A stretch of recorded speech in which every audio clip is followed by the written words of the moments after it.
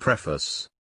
For nearly 40 years, my father, Thomas J. Stanley, studied the affluent in America to discover and highlight paths to financial independence and economic success that did not depend on inheritances or other large monetary gifts. He found in his work some universal components, but also saw that there were many paths to wealth involving many unique career, consumer, and business choices. Despite the evidence-based financial planning principles embodied in his book The Millionaire Next Door and the tried-and-true paths to wealth accumulation that have been documented quite clearly, many people continue to ask, how come I am not wealthy? Whether you're a small business owner, teacher, attorney, or sales professional, a disciplined, methodical approach to building wealth has been proven to work. As my father wrote in The Millionaire Next Door, the millionaires profiled in the book, did it slowly, steadily, without signing a multi-million-dollar contract with the Yankees, without winning the lottery, without becoming the next Mick Jagger. 1. This slow and steady approach applies to many of life's challenges, such as learning a new skill, getting or staying in good physical shape, raising children, or starting a new business.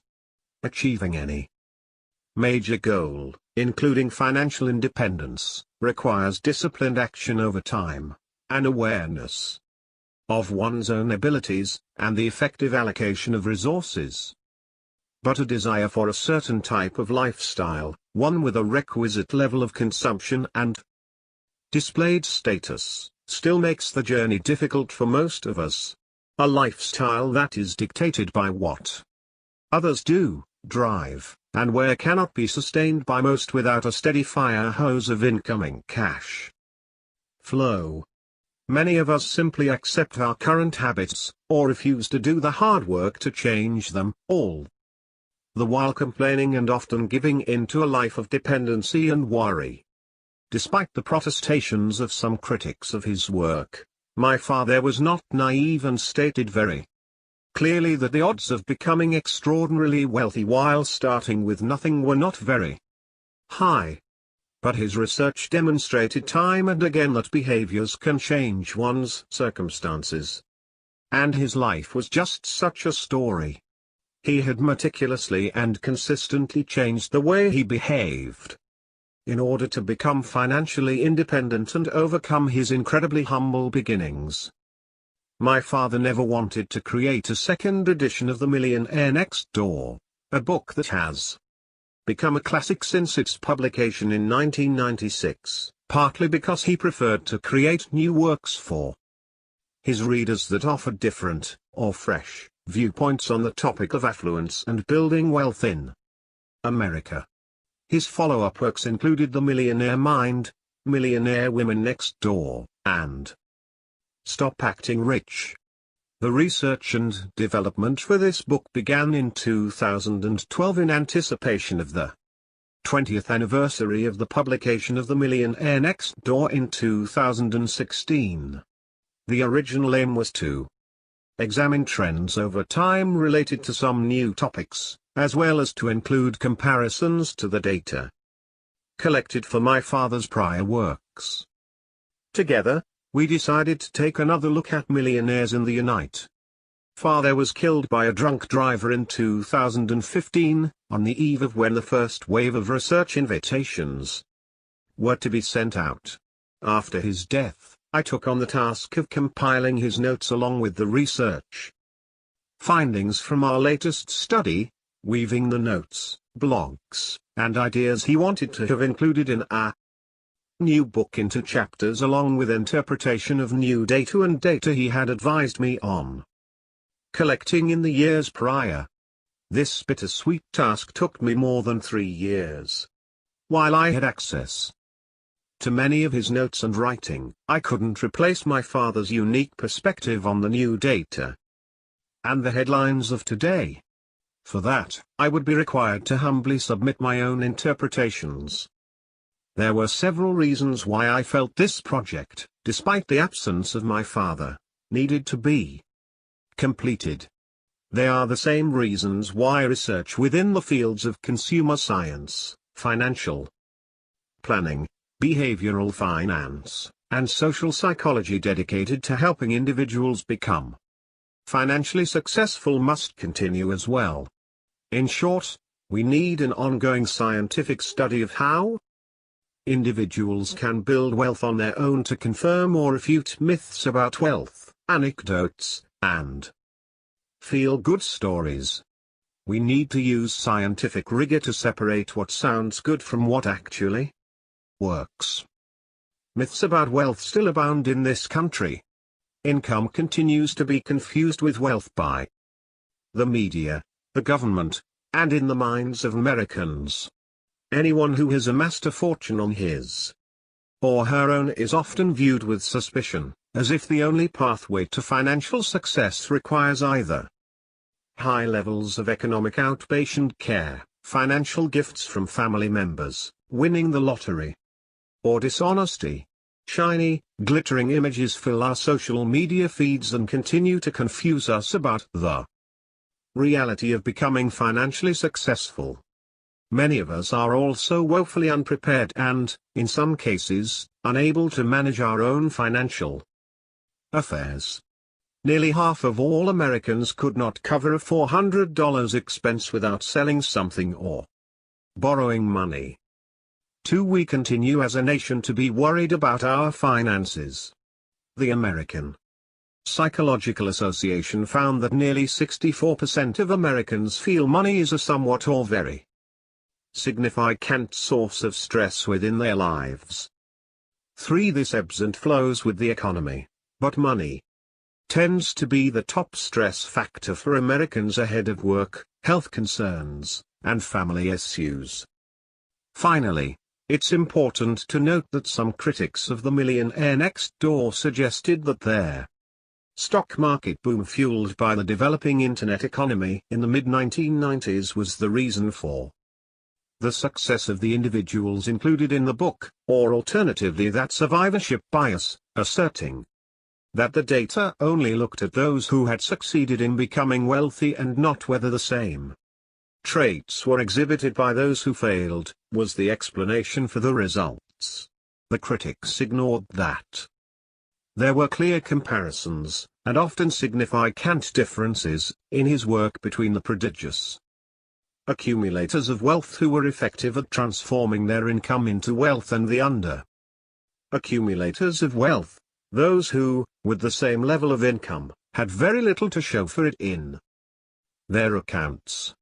The same behaviors and habits examined in the Millionaire next door have also been applied to populations of mass market and mass affluent individuals, that is, those who haven't survived to be wealthy yet, and the data from these non-millionaire populations is consistent in revealing the positive correlation between accelerated wealth building and factors such as making prudent financial decisions, ignoring societal pressures to spend, and being focused on goals.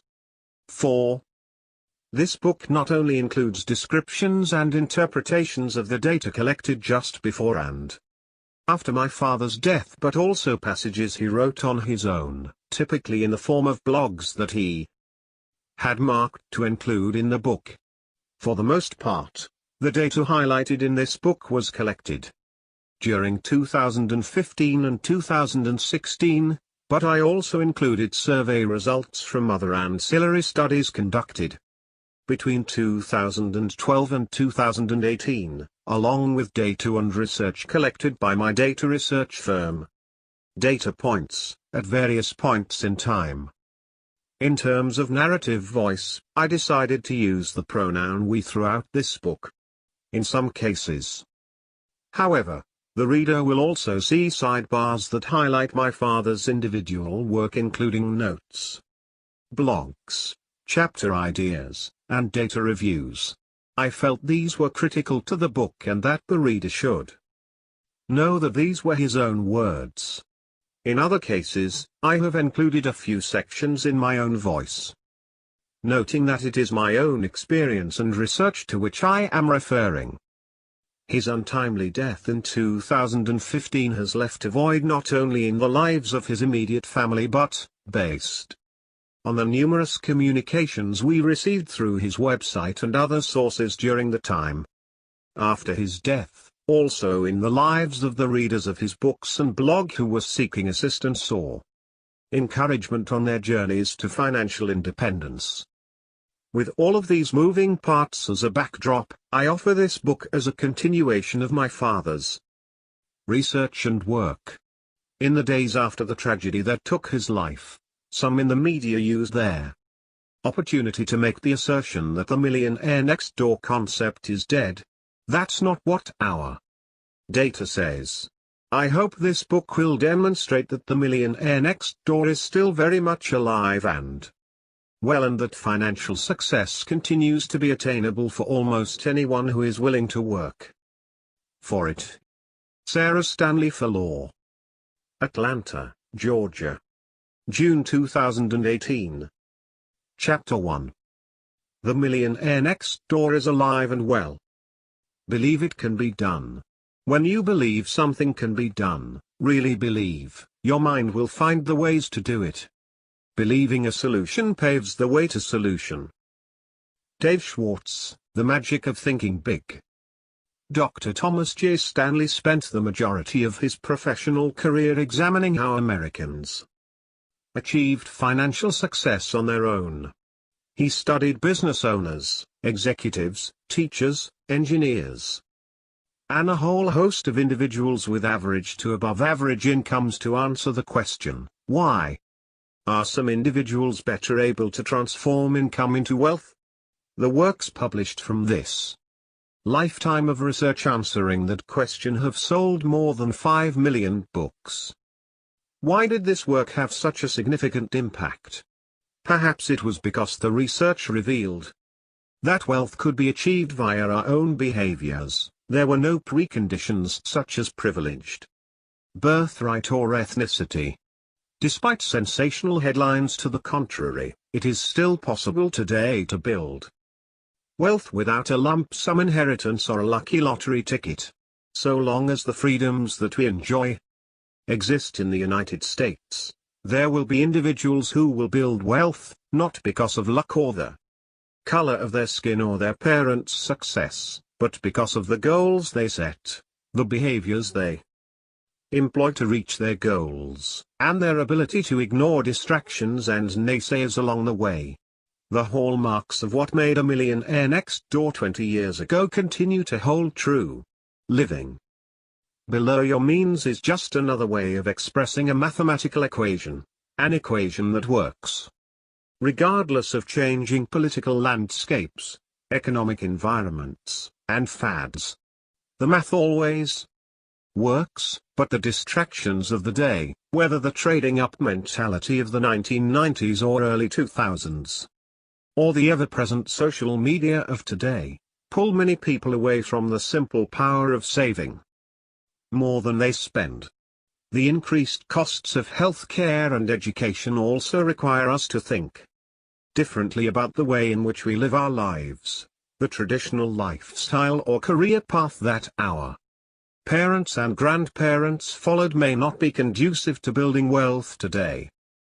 Still, some critics have argued that the very concept of the millionaire next door is dead, that their internet-fueled stock boom of the 1990s led to the success stories my father covered in their Millionaire Next Door, and that survivorship bias was at work in our data set, that is, the idea that we analyzed only the winners and that the economic losers may have shared the very same traits. But fortunately for those who are seeking financial independence, our most recent study and resulting data indicate that the behaviors, habits, and lifestyles that are conducive to building wealth haven't changed in the last 20 years, and they are not dependent on the economic, societal, or technological concerns of the time. We've seen that even in non-affluent populations, the same characteristics separate those who are more successful at transforming income into wealth from those who are less successful. Identifying millionaires next door. There is a science to finding millionaires, but because they are such a small subset of the American population, obtaining large numbers of them for any survey research effort can be challenging. There are massive data sets and addresses tied to zip codes that allow researchers to sample within presumed high-income and high-net worth neighborhoods, even though within those neighborhoods, not all the residents are millionaires. Traditional survey research and target market procedures are not necessarily foolproof methods to find millionaires next door, because millionaires often build wealth by not spending a fortune on their primary residence, thus making them less likely to live in affluent neighborhoods, even though they can be seen in crowdsourcing efforts and financial independence blogs. They typically keep the reality of their financial success to themselves. After all, a willingness to not look rich helped them get there in the first place. But today there continues to be a group of individuals who build wealth on their own and certainly on their own terms. Many of the millionaires next door featured in this book and in prior works wrote to us to share their stories. While this group doesn't take pride in broadcasting their success to the world, they do tend to relish in sharing their experiences, often anonymously, with others who are interested in following their lead. Through our research with crowdsourced samples, we also encountered people who are properly labeled as emerging millionaires next door. These are individuals who are not yet millionaires but most certainly on their way. Identifying those who are adept at transforming income into wealth takes more than an isolated consumer purchase or job title. True, the millionaires next door that my father studied and interviewed in 1996 often worked in what some people might think of as dull or mundane industries, like accounting or scrap metal.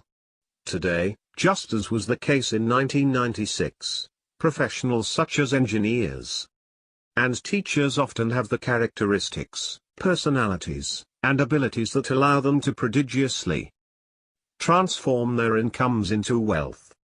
But it has never been the case that all small business owners, scrap metal or otherwise, are successful at transforming income into wealth. It's also never been the case that all owners of older model cars, inexpensive watches, and modest homes have the necessary knowledge, skills, abilities, and competencies to build wealth on their own. These are markers, as my father showed, but not necessarily predictors. No, instead we have to consider a broader pattern of behaviors and experiences versus a single financial decision or lifestyle choice. Someone forgot to tell the financial independence community. Since the publication of The Millionaire Next Door in 1996, an entire community has evolved that focuses its lifestyle and efforts on the ability to retire, or have the option to leave salaried work, at a stage of life that today is mostly unheard of. 30-something. Saving money and being able to do what you want with your life as soon as possible. Many bloggers in the community reference The Millionaire Next Door as a transformative work in their journeys. The case studies and personal journeys of these bloggers are more voluminous than could be covered in one book and include a multitude of different approaches, from doctors and attorneys earning high six figures to other professionals with lower salaries. Some writers have multi-millions accumulated, but have not yet jumped ship from their careers, while some with less than $1 million in net worth have already retired. They preach being purposeful and disciplined in designing a lifestyle that allows you to stop being beholden to a company or organization so you can decide on your own what you want to do with your days. Again, these people are not in their 60s or 70s, but in their 20s, 30s, and 40s. Take 30 minutes and peruse through some of these blogs and get to know these individuals. Note: the lifestyles they describe and the details of how they got there. You may not like how they live their lives, but it would be hard to argue that their behaviors and choices don't work for them. It will become clear that the millionaire next door is alive and well in this particular community. Respect for money, a prerequisite for wealth. Alison Lamar, who grew up in a remote part of the United States, had an alcoholic mother and a father who struggled to make ends meet while taking care of his wife. In the end, it was Alison's grandparents who served as mentors to help her take control of her financial life. When I interviewed Alison, she shared her unique perspective with these words of advice related to respecting money. Take care of money responsibly, and it will take care of you later. When people say they don't care about money, I believe that is an excuse not to deal with it. Alison is now 54 years old, the mother of 2 college-aged children, and a homeowner. She's happily engaged to be married and has lived in the same town for 20 years. She told me it was her early experiences and corresponding behaviors that allowed her to build wealth and become a millionaire twice over. I was the oldest, and I was going to help figure out how Mom was going to live. There were things I wanted as a 13-year-old, and it wasn't a pity party that I couldn't have them. I got a paper route, even when it was -40 degrees, I was there. I'm naturally a doer and worker and a problem solver. There was no extra fluff in our life. I spent a lot of time with my grandparents. My grandfather worked hard all his life and built wealth. I saw how disappointed he was in some of my cousins who felt entitled to his wealth. Now you see this instantly on Facebook. You see all of these people with what look like incredible lives, but in reality, it's not that way. My dad constantly told me to save 10%, and so did my grandparents. Even when I was in college, making $6.50 an hour, I saved 10%. My friends would laugh and say, "Why don't you wait until you have a real job?" It was the habit. I started this habit and never stopped. It wasn't a sacrifice to me, it was just a habit. I also felt like I was honoring my grandparents in saving to become a millionaire. I was content with the process of becoming a millionaire, hit one goal, then I wanted another one. I always knew I would be a millionaire. It wasn't a big deal. I just worked for it. Working hard, it's okay to work a 14-hour day sometimes. Those sacrifices are worth it. And, you look back and they are sweet in a way. Driving a car without air conditioning, for example, they're sweet. First became a millionaire when I was about 35 and now have about $2 million in net worth. I'm 54. My friends would never suspect that this is the case, as I act pretty average.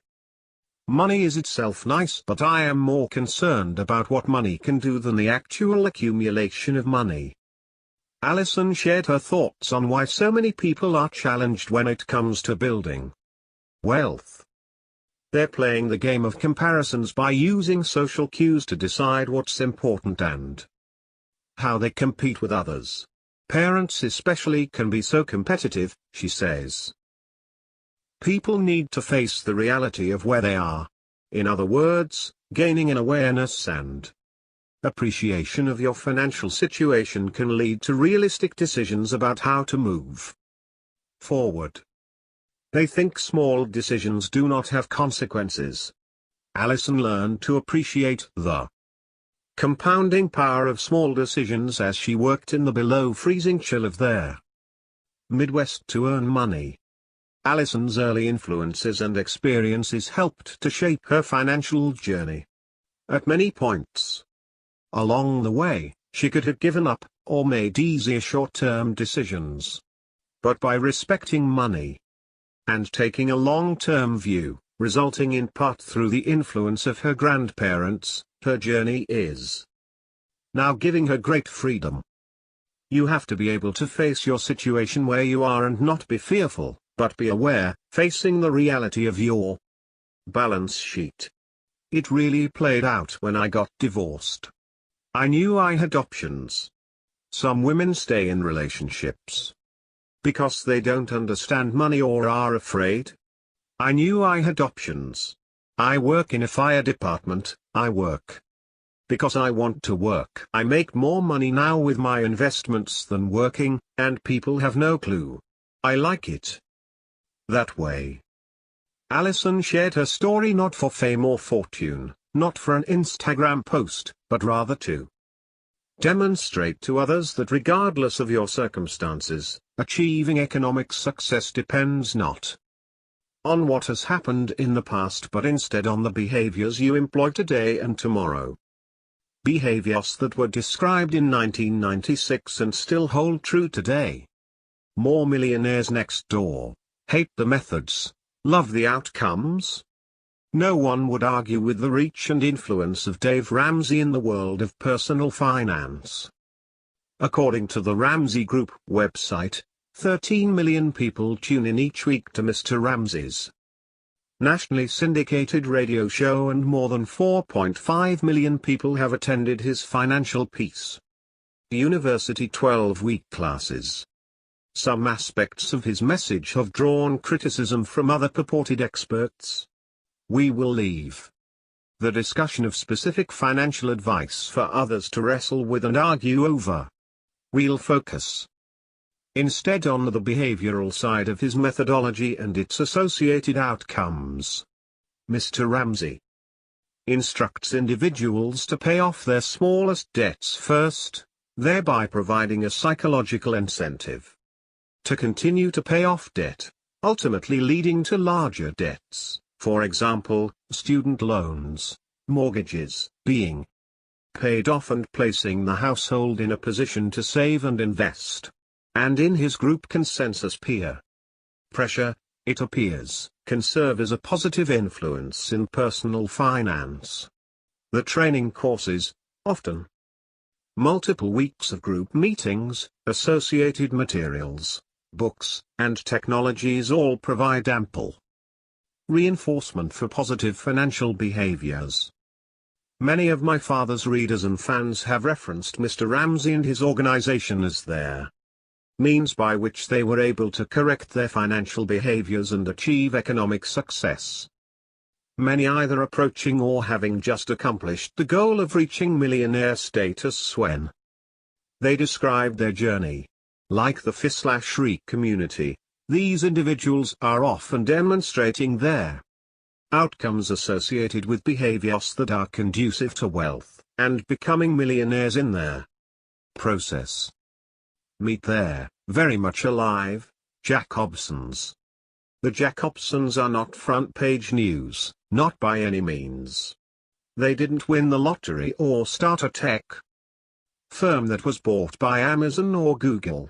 Their fortune came from a steady, simple lifestyle and decades of choices that were conducive to building wealth. Their 1,900 square foot home is more than likely not in any zip code dataset that includes America's top wealth holders. They followed what could be described as a typical millionaire next door path. After amassing that wealth, they continue to spend in a way that ensures that their wealth will be sustained and grow, as Mrs. Jacobson described in a letter she sent to my father, which he referenced in the updated preface to the Millionaire Next Door in 2010. 3. I married the right spouse and have a simple lifestyle. We've been married 22 years, 3 children, 3 dogs, 2 horses. We have lived in the same, modest 1,900 square foot, 1975 era home, for 20 years. I have an MS in chemical engineering. My husband has a PhD in chemical engineering and is now a VP at a chemical company. I made all A's in high school, 1,170 SAT. I was the first person in my family to go to college. I was born in there. backwoods of Arkansas. After college, my husband and I both got good jobs. We lived on one income and saved the other. Anytime we got raises we just saved more. I am now a stay-at-home mom. We are already millionaires. However, we still have 3 kids to put through college, so we don't feel rich. Sometimes my kids ask me if we are poor because I make them order from the $1 value menu. It's worth mentioning here that the average single-family home in America is approximately 2,400 square feet, about 500 square feet larger than the Jack Hobson's house. But even though this family is below average in terms of home size, they are in the top 10% in terms of net worth. Statistically speaking, the larger the home, the less the owner has to transform into wealth. Approximately 92% of homeowners are not millionaires, but a whole lot of them live in homes larger than 1,900 square feet. The Jack Hobsons don't have to worry about the $400 trillion shortfall that is expected to hit retirement savings in the next 30 years. Because Americans now live longer and fewer pension options are available, the burden to ensure financial independence and comfort in retirement is likely to be mostly the responsibility of the individual, and the Jack Hobsons aren't taking any chances. Regardless of headlines to the contrary, they are millionaires next door, and they are very much alive and well. But it's not for me. Some cannot imagine the early career experiences of Alice and Lamar. And the Jack Hobson's lifestyle isn't for everyone. Some people may not want to order from the value menu. Some people may want a bigger house for any number of reasons. And retiring at 35 but having to live a frugal lifestyle isn't attractive to everyone. It is understandable that not everyone can or wants to live this way. But consuming today in anticipation of higher levels of future income and trying to keep up with the arms race of gadgets, cars, and accessories are universal problems that derail people from their economic success path, and certainly the millionaire next door path. Individuals adopting this strategy are easily targeted by marketers, making it even tougher for them to stay focused on a goal of financial independence. The consumer arms race, and the reality that large populations are engaging in such battles, are often neglected in politically charged commentary on the state of wealth accumulation. But, as we've seen time and again, behaviors drive wealth. Consider how many people you know who may live in a house they cannot afford without their current level of income. In a neighborhood filled with conspicuous signs of wealth. With friends or family who do not want to take responsibility for their financial future. With little saved for either retirement or other life events, for example, college, and with constant worry and concern that their lifestyle is in jeopardy. People who are stuck in these kinds of scenarios don't have the freedom to do something outside of the norm, like start a new business, or weather an economic disaster. You may not want the frugal lifestyle described by our millionaires next door above. But if not, you will need a high income to fuel consumption and be prepared for what may come your way in the future. Income is not wealth. There is great freedom in the United States to choose the kind of life we want to lead and the way we build or maintain wealth. Whatever path we choose, generating income for our household will be of paramount concern at some point in the process. But income isn't the same as wealth. Income is what you bring home today. Wealth is what you have tomorrow, and the next day, and the next day. Wealth is not income. Income is not wealth. Wealth is how much you accumulate. Net worth is your balance sheet, the net of your assets less your liabilities. Income is what you bring in over a period of time, and you report it on your annual income tax return. Periodic income certainly affects your net worth, balance sheet, but doesn't define true wealth. Consider an individual who makes $1 million in wages in a year and spends $1.2 million in consumption during that same year. The wealth, balance sheet, impact would be negative $200,000. The media often portray wealth as income instead of net worth, creating the erroneous perception that simply receiving a big paycheck necessarily leads to wealth. One similarity between the high income and high net worth crowds is that most of these people are economically productive as a result of their own efforts. And personal wealth in the United States is rising over time. In 2017, there were approximately 11,500,000 millionaire households. Roughly 9% of of all U.S. households. 6. By comparison, in 1996, there were 3,500,000 millionaire households, representing 3.5% of all American households at that time. Personal wealth in the United States was $22 trillion in 1996, but nearly one half of this wealth was owned by 3.5% of households. The distribution is similarly disproportionate today, with personal wealth at approximately $84.9 trillion in 2016, nearly 76% is held by 10% of households. 7. We are by any definition a very affluent country. But most people in America today are far from wealthy. Don't be confused when you learn that the average, mean, net worth of an American household is $692,100. You may think that even if a typical American worker loses his job, he will be able to live off his wealth for 5, maybe even 6 years. But there is a problem with this figure. It is very misleading. The presence of high net worth households, think billionaires such as Warren Buffett or Bill Gates, skews the average disproportionately. The median measure of household net worth paints a much more accurate picture of the character of wealth in America. The median is that of the typical household, the midpoint range of the more than 124 million households ranked from bottom to top along the net worth scale, with few exceptions, and where noted, we use the median figure when we discuss dollars in this book.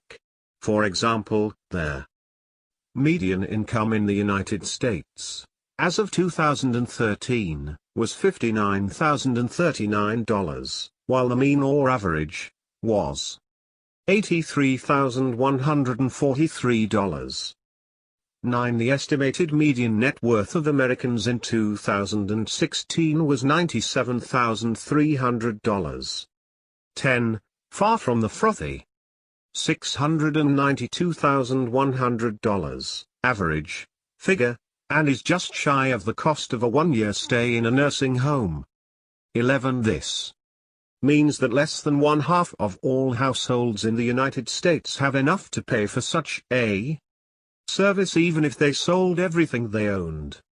Most American households are nowhere near being financially independent, which we define as being able to live for some period of time without a paycheck from an employer or other earned income, nor will most be able to retire in comfort. And there is more bad news. What if the equity in homes is factored out of the median net worth figure? Then the median figure drops to roughly $25,116, or about half of the annual median income generated by a typical American household. Who will care for these people when they are no longer able to support themselves? Don't bet on their government.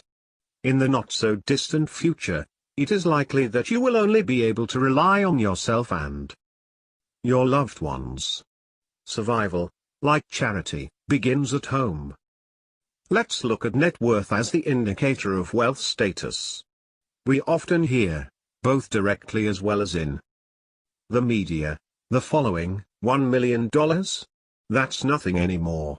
So while $1 million is certainly worth less today than 20 years ago, $1.5 million today would equal approximately $1 million in 1996.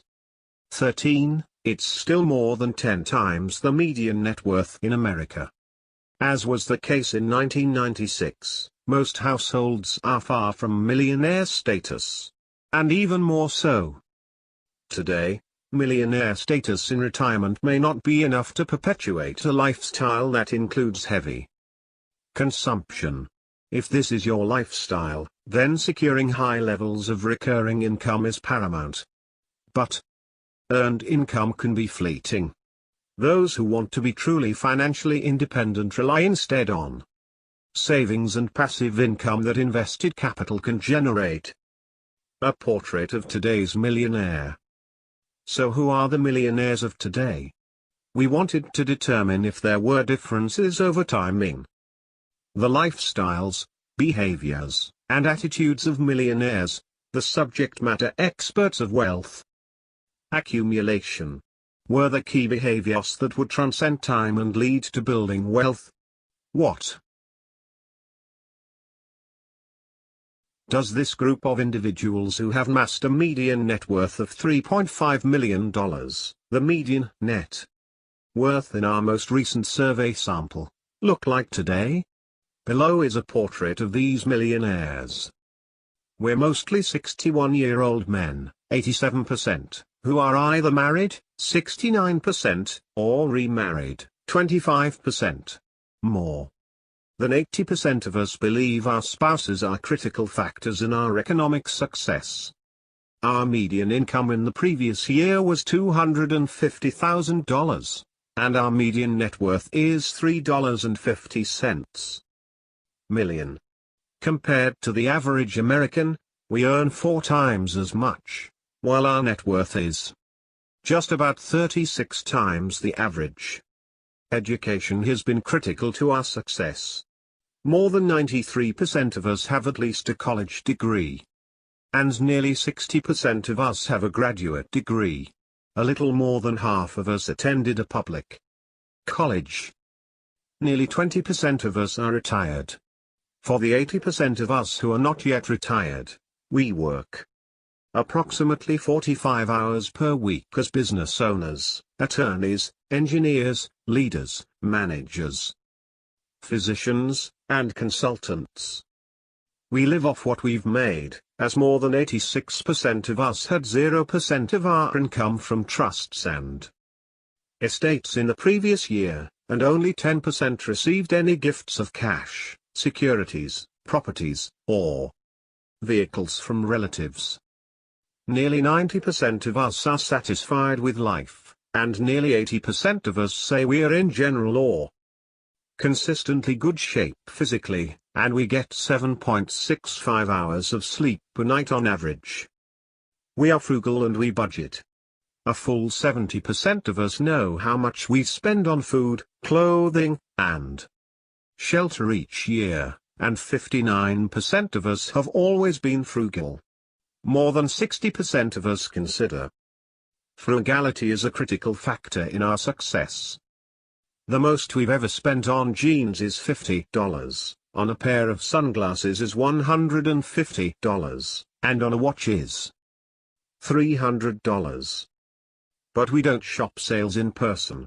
Roughly 77% of us haven't stepped foot inside a store for Black Friday in the past 5 years. Luxury cars? We tend to drive Toyotas, Hondas, or Fords that are at least 3 years old. On average, our most recent car purchase was $35,000. The most we've ever spent on a car? $40,000. Approximately 70% of us said our parents were very frugal.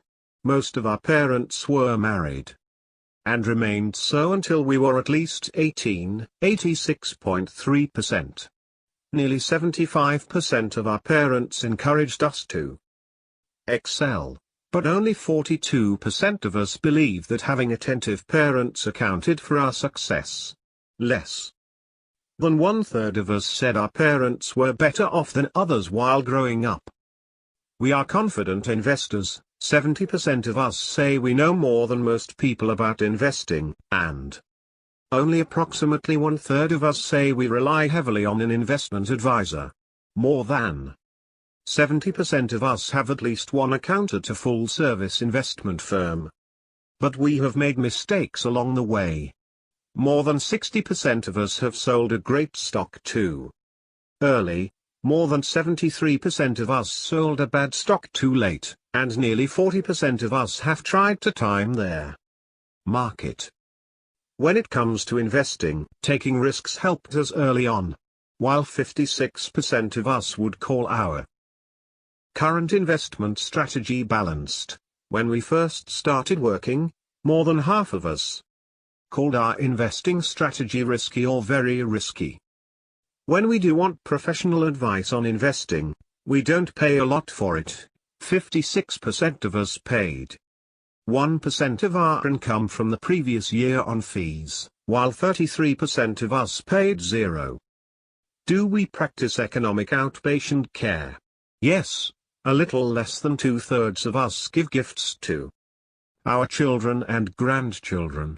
Roughly 34% of us give 1% of our income, and 23% of us give 5% of our income as gifts to relatives. This portrait of what a millionaire looks like in America today is just a starting point. The real value in studying the wealthy is to understand what they did along the way to achieving financial success, that is, the patterns of behaviors that led to success. It is also critical to highlight case studies shared with us over the past few years of other millionaires who provided detailed accounts of their attitudes, lifestyles, and behaviors. The research. Most of the data in this book comes from the survey we conducted of affluent Americans between 2015 and 2016, see Appendix A. This allowed us to make comparisons across time of the behaviors and habits of millionaires. We also used data collected at various times by the Affluent Market Institute and data points. Much of this information is featured in the tables that appear throughout their book. In many cases, we describe the findings for millionaires in our latest sample, that is, individuals with a household net worth of $1 million or more. In other cases, and specifically to help guide their review of economic success, we divide the sample into two groups using the expected net worth formula first described in The Millionaire Next Door. We calculate expected net worth by multiplying age by income, and dividing that product by 10, or expected net worth equals age x income x 0.10. The primary purpose of this approach is to empirically, and numerically, demonstrate how well an individual or group has been able to transform income into wealth.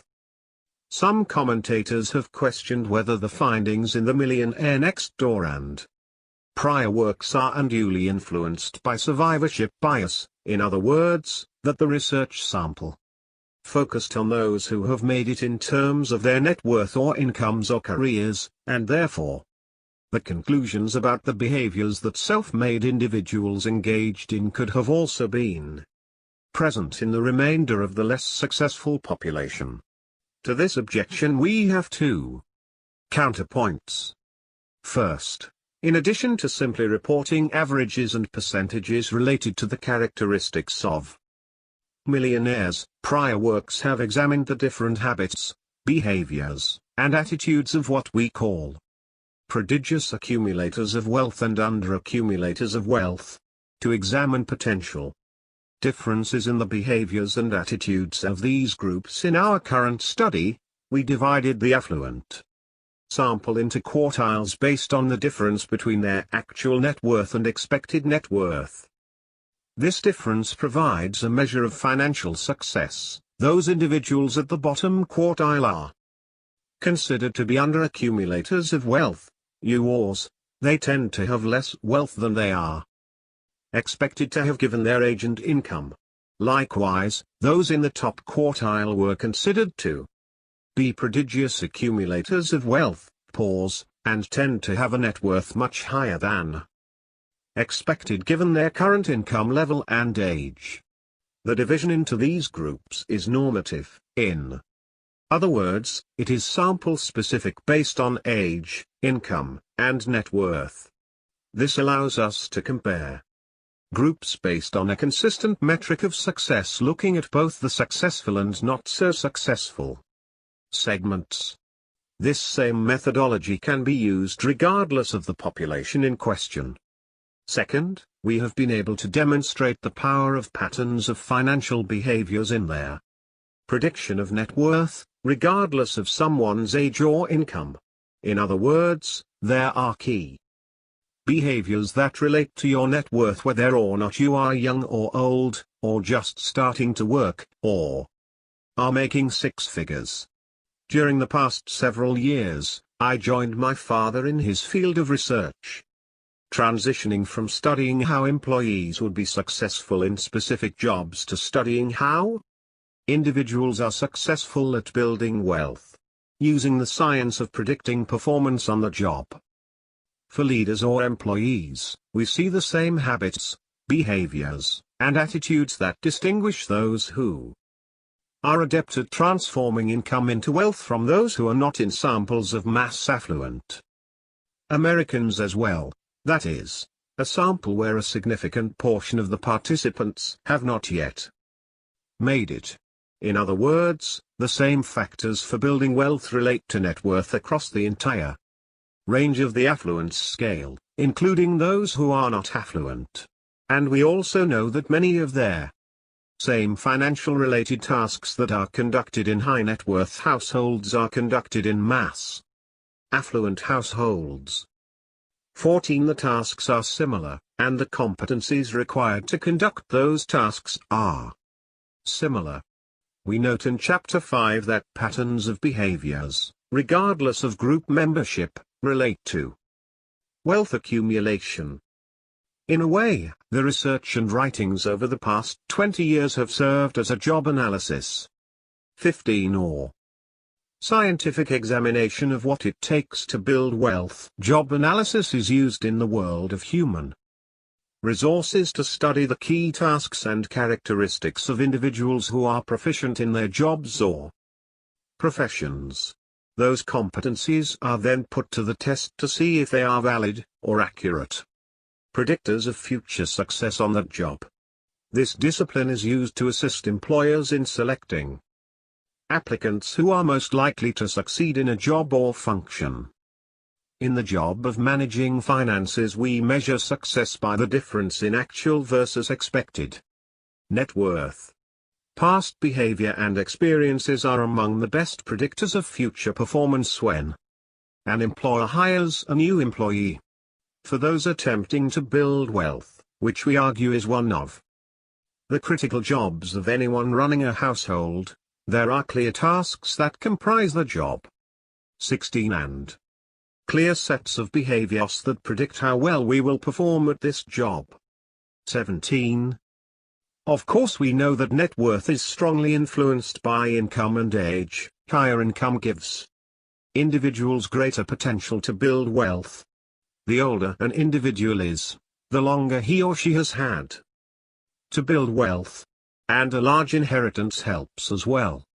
Despite these factors, behaviors and experiences matter when it comes to building wealth, regardless of whether we're studying their affluent, as is the case in this book, or studying those in the mass market or mass affluent segments. Patterns of behaviors and experiences matter when building wealth, and the same behavioral patterns, including discipline in spending, saving, and financial management behaviors, differentiate under accumulators of wealth from prodigious accumulators of wealth regardless of age, income, or percentage of inherited wealth. What conclusions were reinforced by our research? The overarching lessons of financial success are universal and clear. They do not change because of elections, technology, or cultural norms. Nor do they change because of a boom or bust economy. The same skills, abilities, and competencies that are required to become financially independent and successful on your own are timeless. Regardless of your status, age, and income level, you can find your path to wealth and financial independence. We have a choice in our lifestyles and whether or not we pursue economic independence. We can either play the part of mimicking those around us, and be easy targets for marketers and salespeople. Or we can pursue our economic freedom quietly. What does being financially independent, not being beholden to debt repayments, an employer, or a paycheck, allow you to do? It grants you freedom. You are free to solve problems the way you see fit, free to volunteer or spend time with family, free to take a job that perhaps pays less but gives you more satisfaction, free to create your own economic opportunities. And add to this list, free to leave behind the cubicle and regular paycheck at age 35 or 40, as many in the F/RE community discuss in their stories of economic freedom. Still the land of the free. My father often reminded us that we have great freedoms in our country to, put bluntly, do what we want. He often talked about his grandmother, who immigrated to America from Hungary with little more than a sack in the early 1900s. He wrote this piece in 2013, focusing on the nature of freedom and finance. In the Declaration of Independence, Thomas Jefferson succinctly specifies the rights of individuals. We hold these truths to be self-evident, that all men are created equal, that they are endowed by their Creator with unalienable rights, that among these are life, liberty and the pursuit of happiness. We as Americans have been given the opportunity to grow, to achieve, to prosper, and to build financial independence. Given this blueprint, it is no wonder that so many people in countries all over the world have lined up to immigrate to America throughout her history. Professor Denise Spellberg's research about Jefferson was highlighted in the Chronicle of Higher Education. 18 Jefferson was a strong advocate for religious liberty, having been strongly influenced by John Locke. In 1689, Locke wrote a letter concerning toleration. Professor Spellberg quotes Locke, "Neither pagan, nor Mahometan, nor Jew ought to be excluded from their civil rights of the Commonwealth, because of his religion." But that is not all that Jefferson read in preparation for writing the Declaration of Independence. He read the Quran, which is still in his library today. Jefferson's blueprint for freedom provided a base for the development of our great nation. For it is the many opportunities to achieve that result in our society's millions of success stories. Some countries may call themselves democracies, but a real democracy is evidenced by its people's behaviors and outcomes. It's interesting that countless immigrants and their children have prospered in our country while they barely eked out a living in their homelands. Economic freedom, like the freedom we experience in the United States, has a cost, the discipline and work it takes to get there and then to maintain it. Not everyone is willing to pay this price. Opportunities to prosper. Financial success in this country is not commonly the result of being handed money, despite the increasing number of large-scale wealth transfers from the baby boomer generation to their offspring. Lottery winners, and celebrities who capture the public imagination. And there will always be stories of people who have squandered their riches. In fact, the likelihood that even self-made millionaires' children will have the same level of economic success is low. As our research has shown, the path to becoming economically successful requires thinking differently about life and money, as illustrated for example by those in the F/RE community. It requires discipline and hard work. It requires knowing one's own strengths and weaknesses, environment, and markets. It takes great skill in allocating resources, financial, emotional, cognitive, and time, to name a few. For many this means being frugal while building wealth, not being susceptible to fads, and not buying into myths about how to act rich. In other cases, it's managing a high income now in a way that allows for freedom later. In other words, not buying a house that requires a continued 6 or 7-figure salary and generally living in a manner that allows above average saving and investing. For others, it is spending one's emotional and cognitive resources to create a working life that allows for financial independence and freedom. All of these paths require courage and perseverance. Sadly, because only 28% of Americans feel extremely or very prepared for retirement. 19, and only 54% of Americans could manage a $400 emergency expense. 20. The experiences of Alice and Lamar, or families like the Jacobsons, seem extremely out of the ordinary.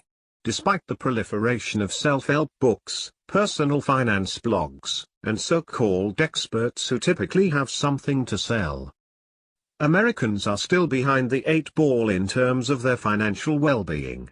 Maybe this is because adopting a simple lifestyle and building wealth over time are too simplistic to sell advertising and apparently too difficult for most Americans to do. The expense side of the ledger is typically their challenge, particularly for those with higher than average incomes. Paths to wealth. Despite this somewhat dreary national outlook, there are many roads to economic success. What paths to wealth are available in America? Consider the latest survey we conducted, targeting some of the wealthy zip codes in the United States. As we discussed earlier, the ability of simple geocoding to find millionaires next door is limited. The moonlighter or the millionaire who is living in the original house he purchased when he first started working is not represented here, though in this sample of high and ultra-high net worth Americans we are able to discern distinct paths to economic success. The truth of the matter is, there isn't an exclusive path to financial independence. If there were, the cottage industry of personal finance blogs, books, publications, podcasts, and financial planning in general surely would not exist.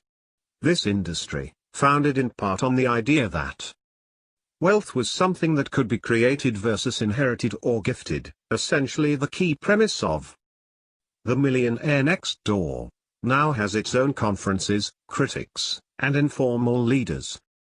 But even The Millionaire Next Door described only a few paths to wealth in detail, typically defined by disciplined spending, focused savings, and a diligence in money management. In reality, achieving economic success is an individual endeavor, but commonalities have emerged from there. More than 16,000 case studies, interviews, and surveys we have conducted and letters we've received. In this book we highlight those commonalities while also demonstrating how, in more than 20 years since the first publication of The Millionaire Next Door, many of the same behaviors and success factors that led to independence and wealth endure today. Here we look at how specific decisions and behaviors relating to consumption, budgeting, careers, investing, and financial management in general can affect wealth building. We focus on how the areas of technology, media, and consumerism have changed between the 1990s and 2000s when we conducted research for the previous books and today. For example, we were interested in how their very same technologies that give freedom to those wanting to manage their own finances, create their own businesses, and educate themselves can also serve as a distraction from financial and other goals. We wanted to understand how rising costs, such as in education and healthcare, would impact individuals who were frugal in nature. How would the behavioral finance biases in investing, which have captured the attention of many in the financial services industry, impact prodigious accumulators of wealth? Would they make the same mistakes? Above-average earners. While the Millionaire Next Door included other examples of self-made, economically successful Americans, the prototypical millionaire next door in this book is an individual in a somewhat boring occupation with an above-average income, who is frugal and unaffected by trends and social norms. But this is a path that may ultimately not suit everyone. The strategy is good defense, and their lifestyle is typically simple and unassuming. 70% of millionaires state they have always been frugal. This behavior transcends job types and income levels. High-income producers. The often prone to being income statement affluent group, or EAG group, referring to those with big incomes but low net worth, typically includes the executive leadership of larger organizations as well as professionals such as investment managers, doctors, dentists, and the like. If surrounded by exuberant consumption, this group is often tempted to look the part of their cohorts by buying big houses, luxury automobiles, and other expensive consumer goods. To build wealth with a high income takes considerable discipline in the consumption arena. To have economically self-sufficient children, this group must apply and teach a steady dose of frugality. Small business owners. Assuming they have creativity, courage, and determination, along with a clear ability to target market opportunities, small business owners tend to have a higher net worth than those who work for others. For the small business owner, his source of revenue is derived from a business he created which funds all of his other investments. But self-employment does not automatically translate into big income and wealth.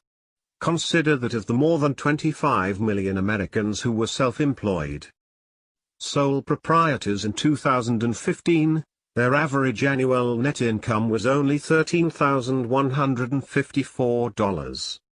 21. Moonlighters, gig workers, and the FI/RE community.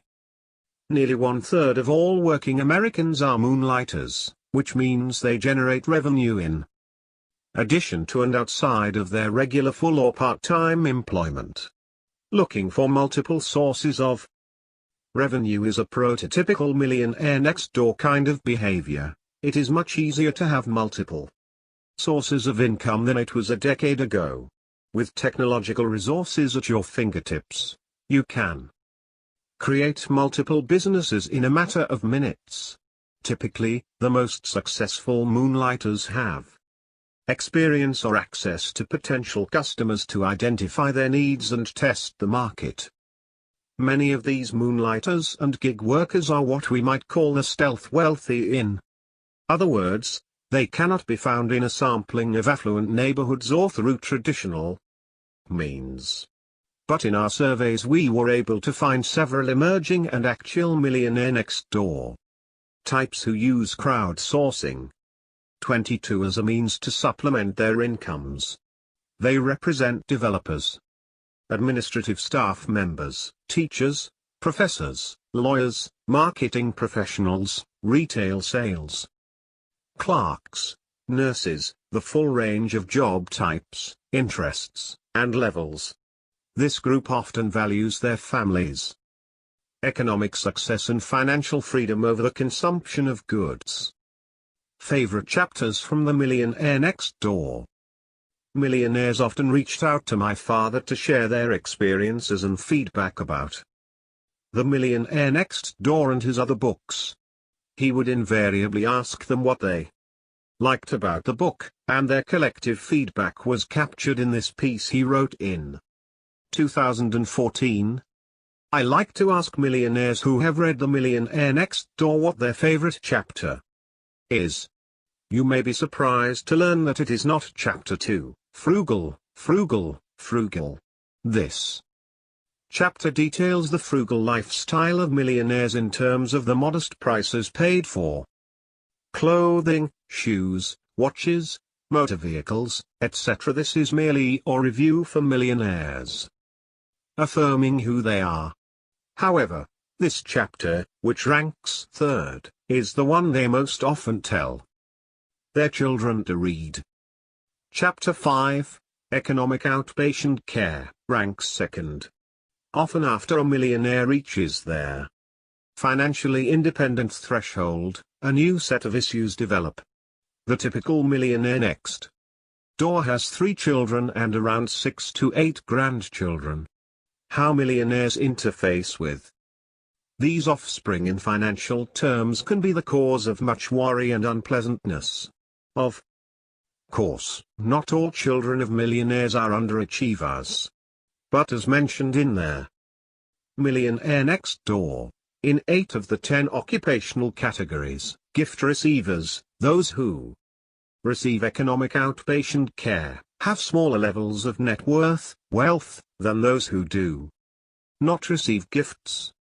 These occupations include accountant, attorney, marketing professional, entrepreneur, senior manager, engineer, physician, and middle manager. Of course, these data do not account for economic inpatient care. Keep in mind that 1 in 4 sons, ages 25 to 34, of high-income parents live with them. Chapter 6, Affirmative Action Family Style, ranks first in popularity. The subtitle of this chapter, Their Adult Children Are Economically Self-Sufficient, succinctly summarizes the chapter. Yet parents often distribute their wealth in ways that instigate friction among their adult children. Those children who are the least productive in economic terms often receive their lion's share of their parents' capital. The results of this inequity of distribution are predictable. It further weakens the weakest child and strengthens the strongest child. Or as a millionaire told me, the children who achieve do so by conquering obstacles. They were never denied their right to face some adversity. Others were in reality cheated, sheltered, and never really inoculated from fear, worry, and the feeling of dependency. Another visit with Ken. Those who are economically successful often have a guide, a North Star, and a plan to build wealth over time. They make decisions that are conducive to their financial goals, versus what might seem easier paths. Pursuing economic independence can begin at any time, but the earlier the better, as in the case of Ken, whom my father first interviewed and profiled more than a decade ago in their Millionaire Next Door. To be sure, Ken's father was an economic success story, but Ken and the rest of his family didn't know this until after his death. So with no knowledge of or benefit from his family's wealth, Ken started on his financial path. We present Ken's experience as a good template of wise yet tough decision-making related to lifestyle and wealth.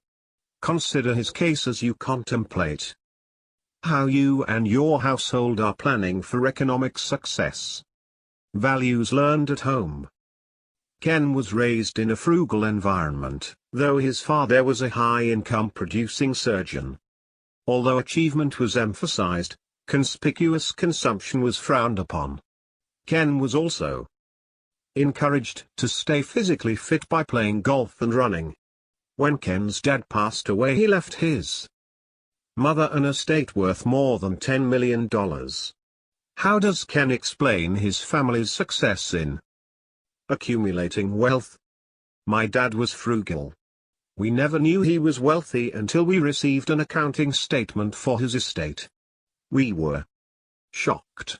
He used to buy a new car, a Buick, about every 8 years. That's when the wheels would likely fall off. I get a tremendous amount of satisfaction from saving and investing. That's what Dad did. Like father, like son. I am frugal. My wife is even more frugal. I buy my cars used from small-size leasing companies, often undercapitalized, that take back vehicles from lessees who can't make the payments. I recently bought a car for $22,000. A year and a half old. It listed for $35,000. The leasing company had 4 of the same model. I just call the leasing companies listed in the yellow pages. Now in his early 60s, Ken is on track to exceed the considerable wealth accumulated by his father. Ken's dad often told him, "I am not impressed with what people own. I am impressed with what they achieve. Always strive to be the best in your field. Don't chase money. If you are there, best in your field, money will find you." In Chapter 3, we'll talk about the influences on how we build wealth, including early experiences. Strategic location. Initially, Ken and his wife lived in a nice part of Manhattan within walking distance of his job. But when the couple began putting together a 30-year financial plan, yes, a 30-year plan, they quickly realized that it would be difficult to accumulate wealth in one of the most expensive cities in their world. Ken then proposed to his boss that he be allowed to work out of a southern city. When his boss agreed, Ken and his wife purchased a house in suburban Atlanta for about $300,000, which they still live in 30 years later. A similar home would have cost them $1 million in the suburbs of New York City. In Chapters 3 and 4, we discuss homes and other consumption factors in building wealth, capitalizing on strengths and early work experiences. Ken used his skills in working with others to network at the State University where he got his MBA. He sought out a faculty member to sponsor a field project related to his chosen field of interest, which was sports broadcasting. After graduate school, Ken landed a job in sports television broadcasting, primarily because he had the experience of a field project. His starting salary was around $100,000. In this job, he was responsible for one of 4 regions in the country. The 3 other managers were all Ivy League grads. So why was Ken hired at the same level?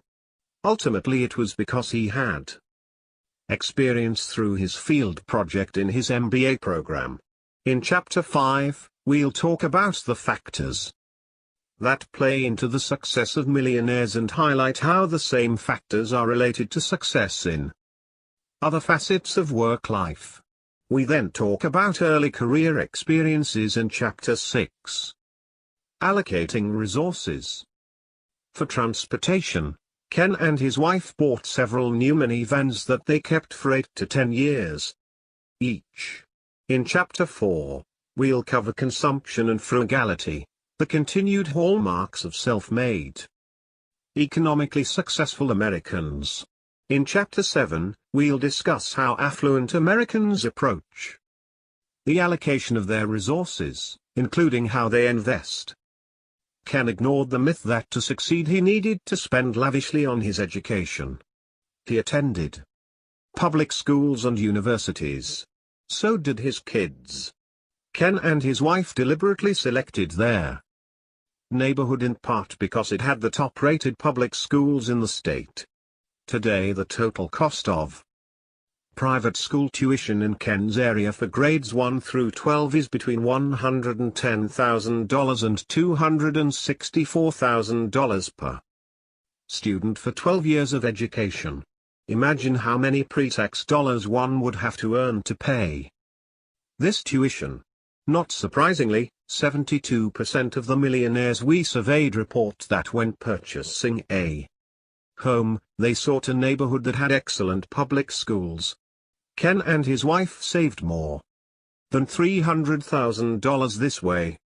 This one decision alone earned Ken and his family a small fortune when considering that this avoided annual expense was able to grow in the form of invested monies over the decades. We'll talk more about the myths of wealth, and the myths surrounding education, in chapters 2 and 5. The outcome? Ken retired at age 55 as a millionaire. Requirements for self-made economic success. What about those with average to better than average incomes seeking financial independence today? If you were to simply explain how an individual can build wealth over time, and you believed it was still possible, how would you do it? You might explain that the way to do it is to spend less than you earn, and then save and invest the remaining money in a way that allows it to grow on its own. It's simple, but not easy. The real difficulty lies in the external pressures that are telling us not to take these simple steps. In conjunction with the most recent survey research, this book attempts to focus on the key habits, traits, and behaviors of self-made Americans based on data spanning 40 years to see if these patterns have changed over the decades. What we see is that they have been constant regardless of a dot-com boom or a housing bubble crash. The behavioral components of economic success have even been consistent regardless of who's in the White House. Whether it's the Jack Hobson's value meal perspective or Ken's 30-year financial plan, there are key factors that separate those who are able to transform income into wealth from those who are not. Do environmental changes impact wealth building? Much has changed since The Millionaire Next Door was first published in 1996. Undoubtedly the biggest change is the proliferation of personal technology. These advancements gave us social media, which allows us to easily establish or keep relationships with an almost infinite number of family members or friends. On the positive side, social media provides a way to stay connected with others virtually. On the negative side, it is also a way for marketers to constantly remind us of the consumer goods we need and consumer-related experiences that our friends and family members are having. Purchases, parties, events, entertainment, and even high-priced educations. Even if you can somehow avoid the marketing side of social media, you may find it hard to avoid being influenced by the behaviors of your friends and family, as nearly 70% of Americans are on social media. 23. This steady inundation of what other people are doing, driving, and buying has made it increasingly more important to be disciplined in deflecting the influence of the proverbial Joneses. Next, an individual investor's ability to make his own securities trades was in its infancy in the 1990s, but today the tools are available to anyone. This has pushed down the costs of hiring financial advisors, and it's changing the nature of investing and financial planning, both for average Americans and for those with a significant amount of wealth. We'll discuss this more in Chapter 7 as our focus shifts to investing. Finally, the boom economy of the 1990s had some critics and people in the academic world assuming there were more chances for increasing wealth on one's own than there are today. Living expenses in general have increased since 1996, of course, but nowhere more so than in healthcare and education. The cost of higher education, in particular, has been rising well above inflation, and recent articles and books question what value a 4 or 5 or 6-year degree has today. 24. Do these costs mean that building wealth by following the behaviors and habits of self-made individuals is out of reach for most? We cannot argue that these rising costs have no impact on your ability to become wealthy on your own. Instead, based on our research, we simply see that the very characteristics that made the original Millionaires Next Door that way in the 1980s and 1990s can be applied to the changes. Frugality, discipline, and thinking differently continue to allow those with the desire and drive to build wealth to do so. The wealth discipline. Throughout the course of our study of the affluent, there is a common theme that is celebrated by some and reviled by others: discipline. Our millionaire sample rates this as the top success factor. In 2000, 95% of millionaires agreed it was critical to their success, and in 2016, 91% of millionaires rated being disciplined as an important success factor. Specifically, discipline is required to take income and transform it into wealth. This discipline includes knowing A. how much you bring in, B. how much you spend, and C. creating a budget, or spending plan, to ensure the difference is in the positive camp. The mathematical equation involves basic addition and subtraction. Discipline is the component of building wealth that allows for their math to work. The more you save, presumably, the more opportunity there is to invest. Then we can apply another mathematical equation, compound interest. Here, too, discipline comes into play. The magic of this math cannot be seen in frequent trading, market timing, or exotic investments, unless you are in the vanishingly small population of investors who can reliably and consistently beat their market. Discipline is the factor that trials those who are looking for excuses why they cannot amass wealth, particularly among the hyper-consuming, high-income crowds. These people perhaps live in expensive urban areas and have amassed high college debt because they thought they had to. Does the D word trip some of us up because it requires us to make choices and not have everything we desire? Discipline often requires going against the tide, including the tide of your social influences, and perhaps even how you were raised or your long-held beliefs about what you are entitled to today. Discipline and awareness. The millionaires in our latest study, similar to those we've studied previously, tend to be attuned to their financial health. They are keenly aware of the small, perhaps mundane aspects of their financial lives, even though they have both income and net worth levels much higher than the average American. In our latest study, 70% of millionaires know how much they spend on food, clothing, and shelter each year. More than 65% of them, despite their high net worth, continue to operate their households on a budget. They engage in activities that align with building and sustaining wealth, such as studying, investments, reading trade magazines, and working. Most economically successful Americans have or gain an awareness of their own abilities, skills, and competencies, and how those can be transformed into careers, jobs, and businesses. They have their ability and foresight to examine trends in the environment, the market, and their communities, and target future or growing needs with their services or products. Typically, this awareness is gained through parental guidance, early career experiences, and trial and error.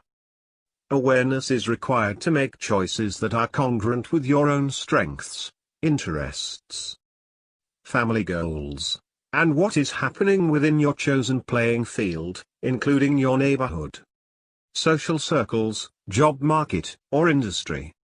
Allocation of resources. Critical to all goals, financial or otherwise, is the allocation of time, energy, and money in an intentional, disciplined manner.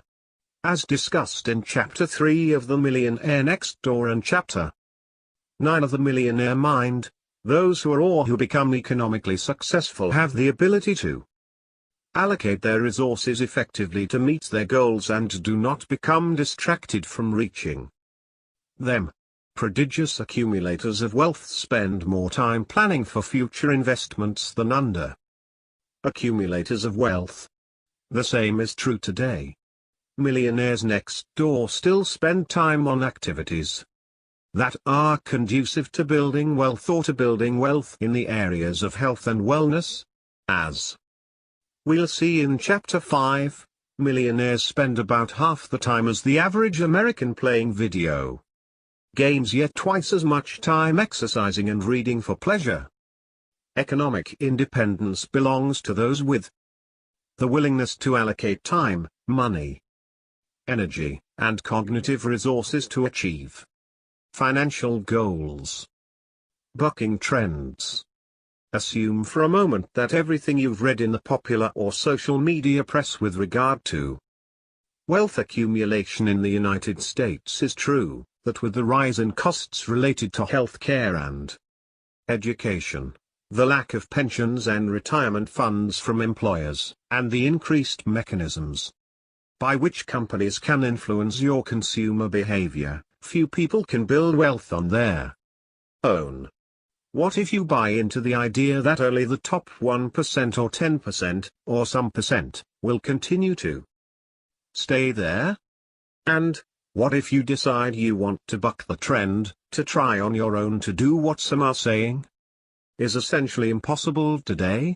My hope is that you will read the following chapters with some glimmer of hope in a world where many say doing anything on your own isn't possible without their help of government, handouts, or incredible good luck. What might it take for you?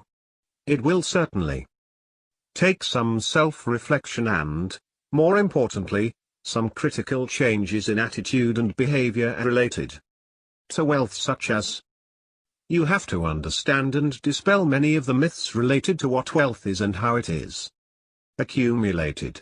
You will have to stop blaming those who have achieved economic success and instead examine how you can succeed based on your own unique background and talents. You will need to examine how everyone around you today, and those who were around you while growing up, faced financial matters. You will need to recognize that the errors of your parents and caregivers don't have to be yours. Perhaps more importantly, you will need to recognize the level of influence those around you are having on your financial behaviors and make conscious decisions as to whether or not you will allow those influences to persist. You will need to consider your consumer behavior, starting with major purchases including your home and car, as well as smaller purchases, where you plant yourself or your household, will have considerable influence on other major financial decisions.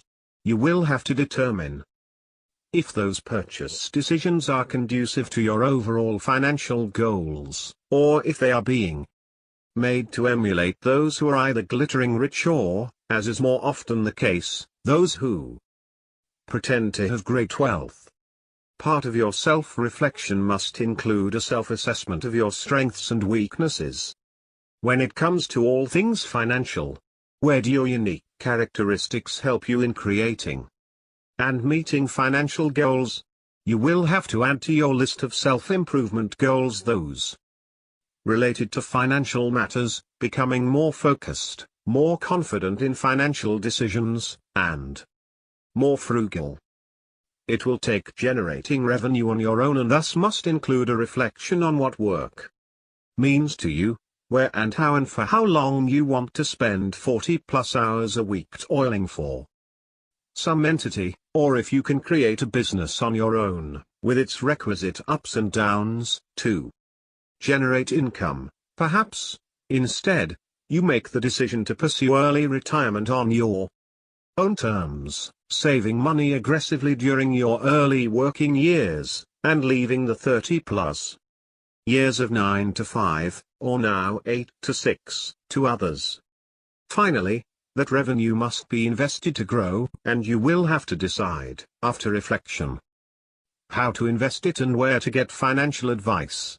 You will have to make intentional decisions about how to spend cognitive resources as well.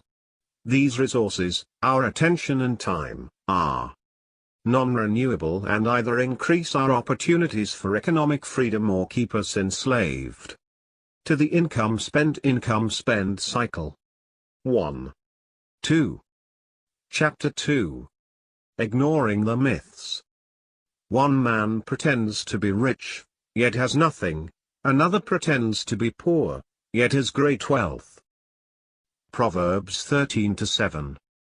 Despite significant changes in government, social environment, and economic markets in their United States, the advice over the last 20 years to those in early adulthood can be summed up by this statement: to build and maintain wealth over time, it will be necessary for you to approach all financial management, spending, saving, generating revenue, investing, in a different, more disciplined approach than anyone else around you. That requires action on your part, as opposed to mere belief, attitude, or personality. While the latter three can impact your behavior, ultimately your ability to build and grow wealth over time will be shaped by what you do, not what is in your head. What does it mean for the current millionaire next door, and those of the future, that they have been significant increases in healthcare costs, or that college costs have increased 153% between 1984 and 2016? 1. It means that current and future generations that desire to build wealth on their own and on their own terms will have to shift their mindset in relation to these expenses. They will have to change their way of doing things, even where, or if, they go to college, or how they chart a path for a career. We cannot control costs or governmental policies or the financial markets. We can control what we spend, how we invest, the opportunities we seek, and other aspects of our financial lives, for better or worse. What does it take? What does it really take to build wealth? Can you still build wealth in America today? My father wrote the following summary of economic success in 2014, outlining what it still takes to become financially independent. Contrary to what is often touted in the media, there are greater affluent opportunities in our economy today than ever in our nation's history. But in order to take advantage of these, it is important to appreciate the 8 key elements of the economic success equation as given in my book, The Millionaire Mind. Understand the key success factors our economy continues and will continue to reward: hard work, integrity, and focus. Never allow a lackluster academic record to stand in the way of becoming 3, 4, 5, 6, 7, 8. Economically productive. Have the courage to take some financial risk, and learn how to overcome defeat. Select a vocation that is not only unique and profitable, pick one you love. Be careful in selecting a spouse. Those who are economically productive married husbands or wives who had the characteristics that are compatible with success. Operate an economically productive household. Many millionaires prefer to repair or refinish rather than buy new. Follow the lead of millionaires when selecting a home. Study, search, and negotiate aggressively. Adopt a balanced lifestyle. Many millionaires are cheap dates. It does not take a lot of money to enjoy the company of your family and friends. These are basic truisms founded on incontrovertible principles. But the fact remains that many people continue to buy into the myths of wealth, thus decreasing the likelihood of taking on their responsibility of building wealth on their own. Myth 1. You are your group. Believing that you have the same likelihood of success as others around you with similar demographic characteristics ignores the unique characteristics and drive that actually allow you to succeed on your own. If we look back at the not too distant past, there were laws in place that held back certain groups based not on their abilities or knowledge or skills, but rather on the color of their skin or gender. This wasn't 500 years ago, this was just a few decades in the rearview mirror. Even today, some of us in different generations, again, a group by year of birth, laugh about millennials with their lattes and avocado toast, or perhaps more positively, say that the baby boomer generation was one that will never be seen again. In many ways these general conclusions about groups of people, while convenient and perhaps useful at a marketing and policy level, are less helpful when we want to discover what it takes to build wealth. The obvious outcome of such thinking? It gives all of us an out. Blame the fact that I'm in this or that group for why I cannot get ahead or why I act the way I do. I see you're a Gen X female. White, with 3 children, married, and you live in this zip code. I'll put you here. A wise professor once reminded her graduate students in psychology that there is more variation within a group than between groups. In other words, there is more variation in our psychology and behaviors within a group, for example, variation in our interests, personalities, and abilities, than between 2 demographic categories. Instead, as we will see in Chapter 5, our behaviors, not the color of our skin or when we were born, can significantly impact our ability to build and maintain wealth over time. Ethnicity and drive? One of the areas of focus in the Millionaire next door related to ancestry, or where your parents and grandparents came from. When I joined my father in his research endeavors several years ago, I started to guide the focus more toward characteristics that could change over time and behaviors that could be altered. Group membership, while interesting and easy to report in articles and survey results, does little to help us change and grow and succeed. In that same vein, though, it is difficult to imagine that the experience of immigrating to the United States, spurred on by a desire to improve your family's life, does not have an effect on the ability of first-generation Americans to build wealth on their own. That desire and drive to reach our shores or borders may explain more about success within immigrant populations than their ethnicity. Consider the following example of a millionaire next door who came to America and his behaviors and choices that allowed him economic success despite the challenges of starting over in a new country. I'm a first-generation immigrant who moved to the US when I was 7 years old. For the most part, our family was poor but not destitute. The high school I attended had no advanced placement classes and about half of the freshman class did not graduate.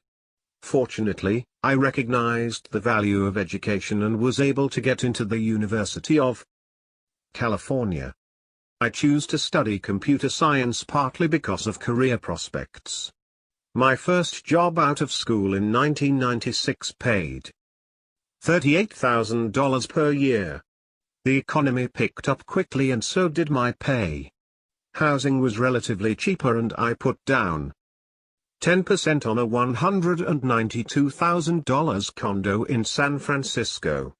In 2000, I had a good career opportunity in New York City for a large investment bank. I would eventually work 12 years in New York. My pay was fairly good but nothing insane, average. Total comp was maybe $200,000. I invested wisely and last year decided to retire and move to Oregon. I generate about $3,000 per month in rental income and another $3,000–$4,000 per month in dividends. I have IRAs that generate another $1,500 per month in dividends. At 41, I can no longer work if I choose to do so. Other notes: I don't own a car now and the most expensive car I've ever purchased was for $2,200. I have never owned a watch. I have never spent over $200 on a pair of shoes. It is hard to imagine that this individual's history did not significantly impact his work ethic and spending behaviors, and ultimately his financial success. Immigrating to the United States? Just the first step. It's not enough, of course, to get to America. Not all of those who arrive, just like not all of us who live here, realize that the freedom we have in the United States gives us their opportunity to work hard, create businesses, and live our lives the way we want to.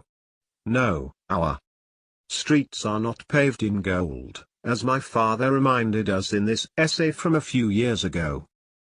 It took Natasha 30 minutes of non-stop talking to answer the following question: how do you like living in America?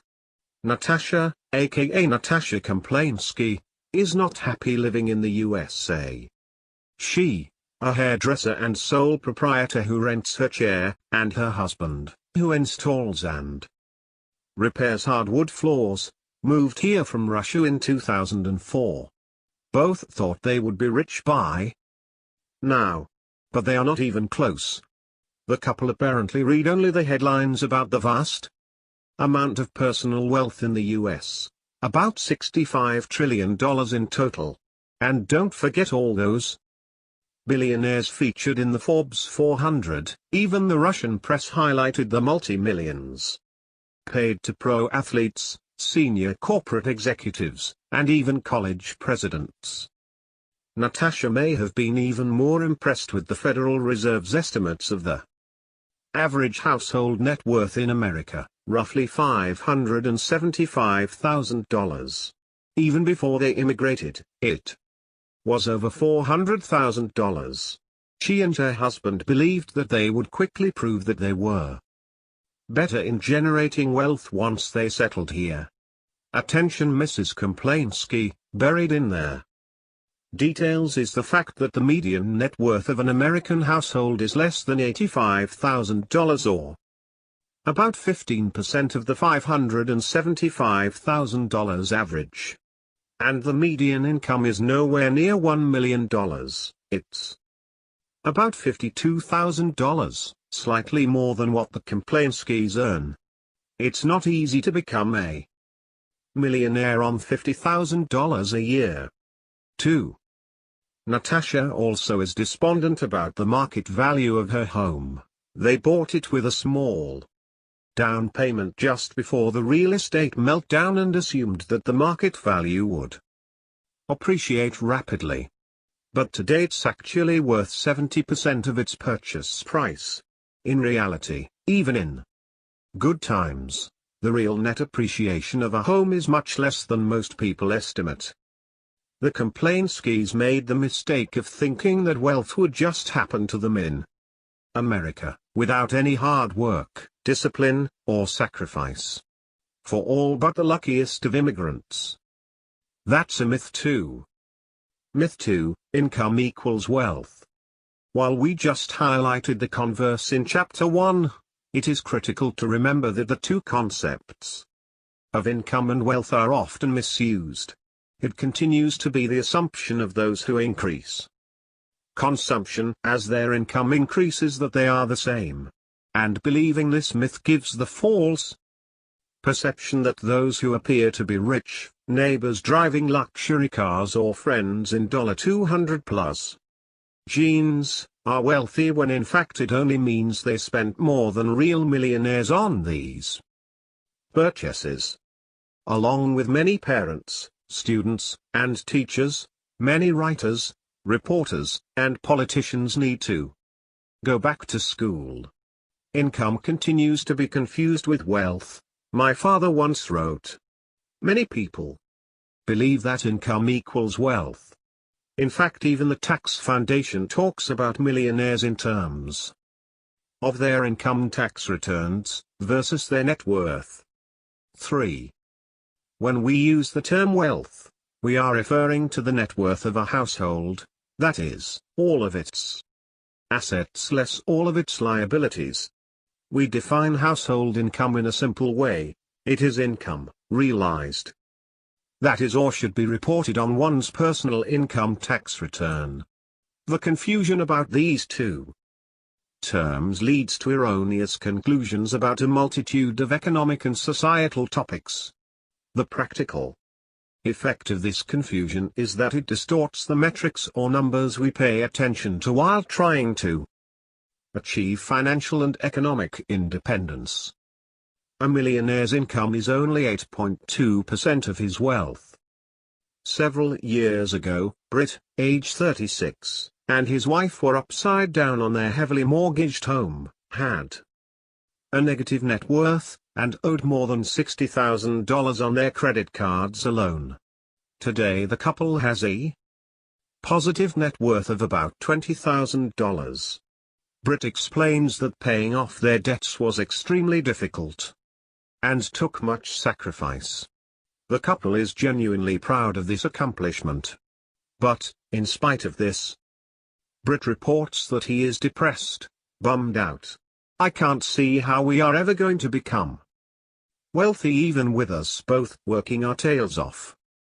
People who believe that they will never become wealthy generally fulfill this prophecy.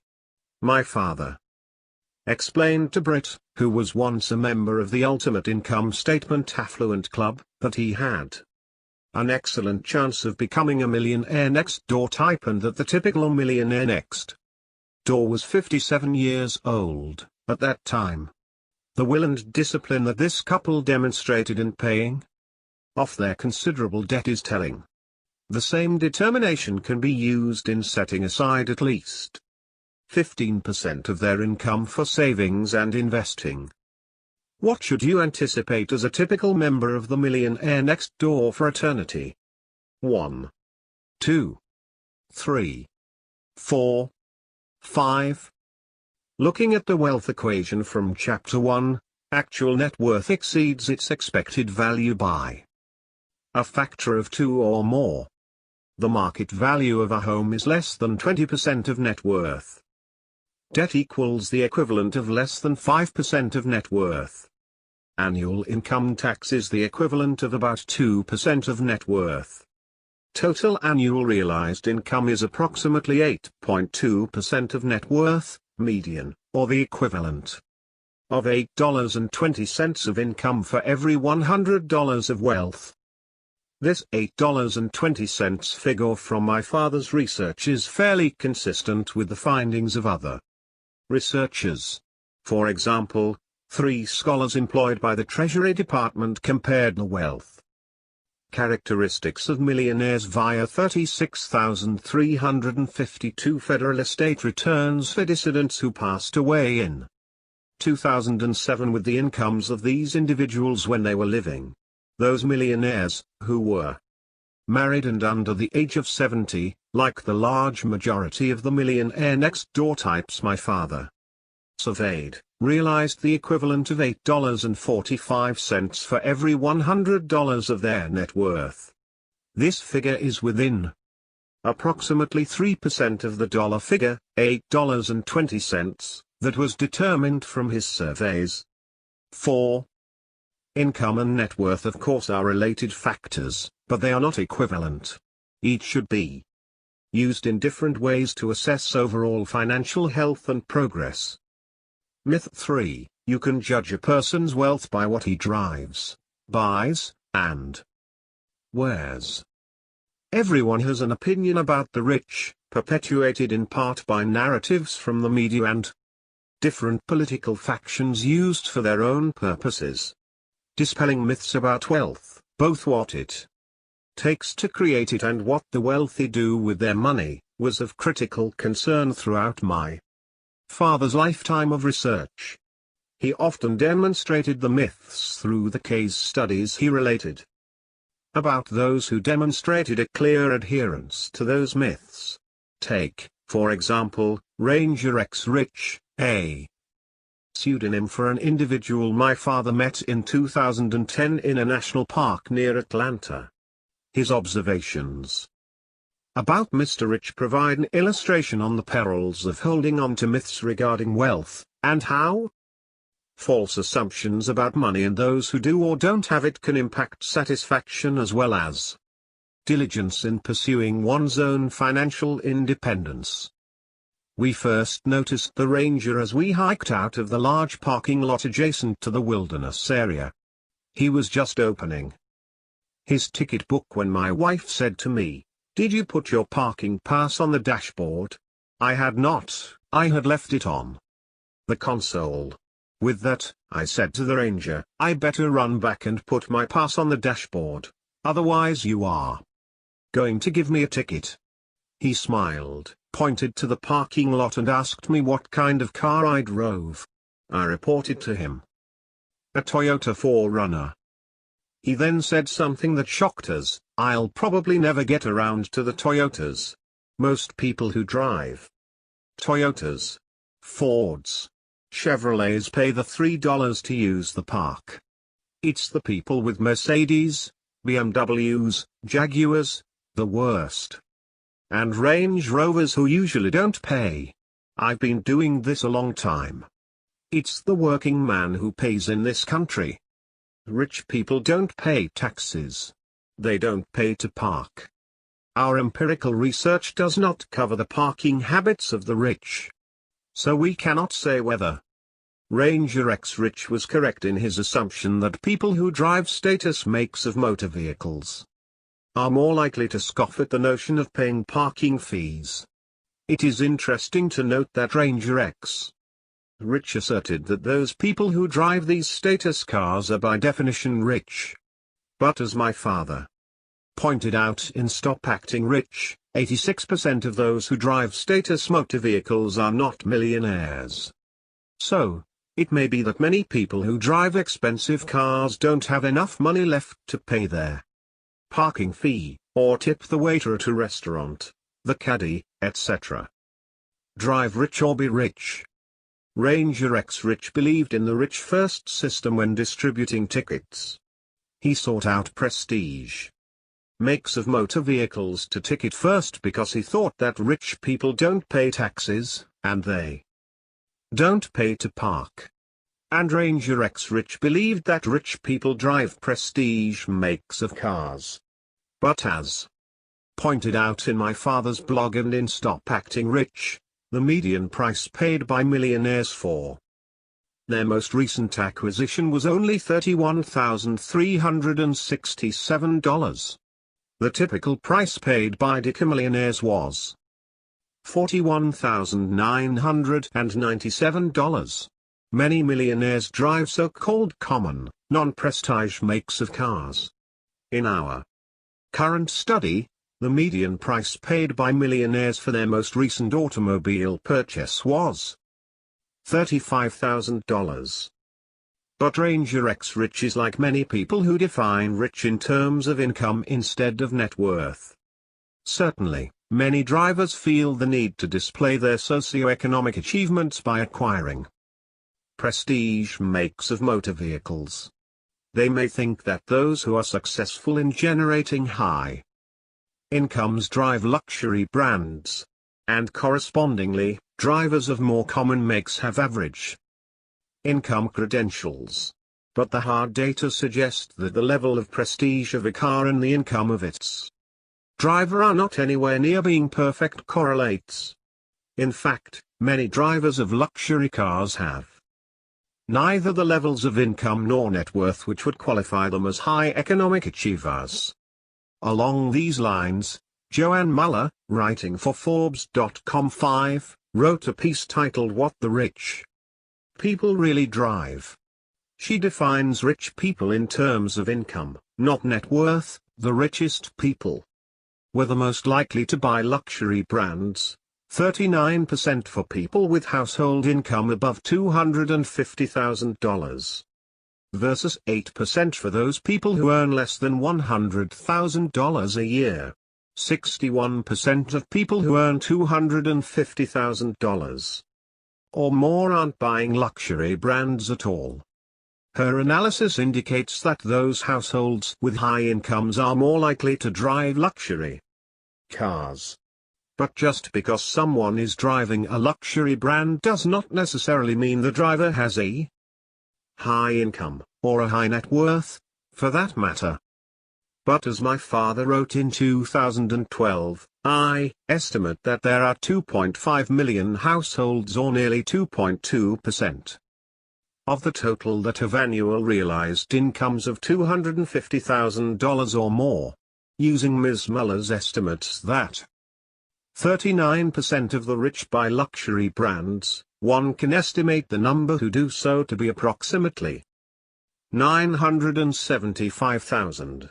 But this population is much smaller than those households who drive prestige makes but have annual incomes under $100,000.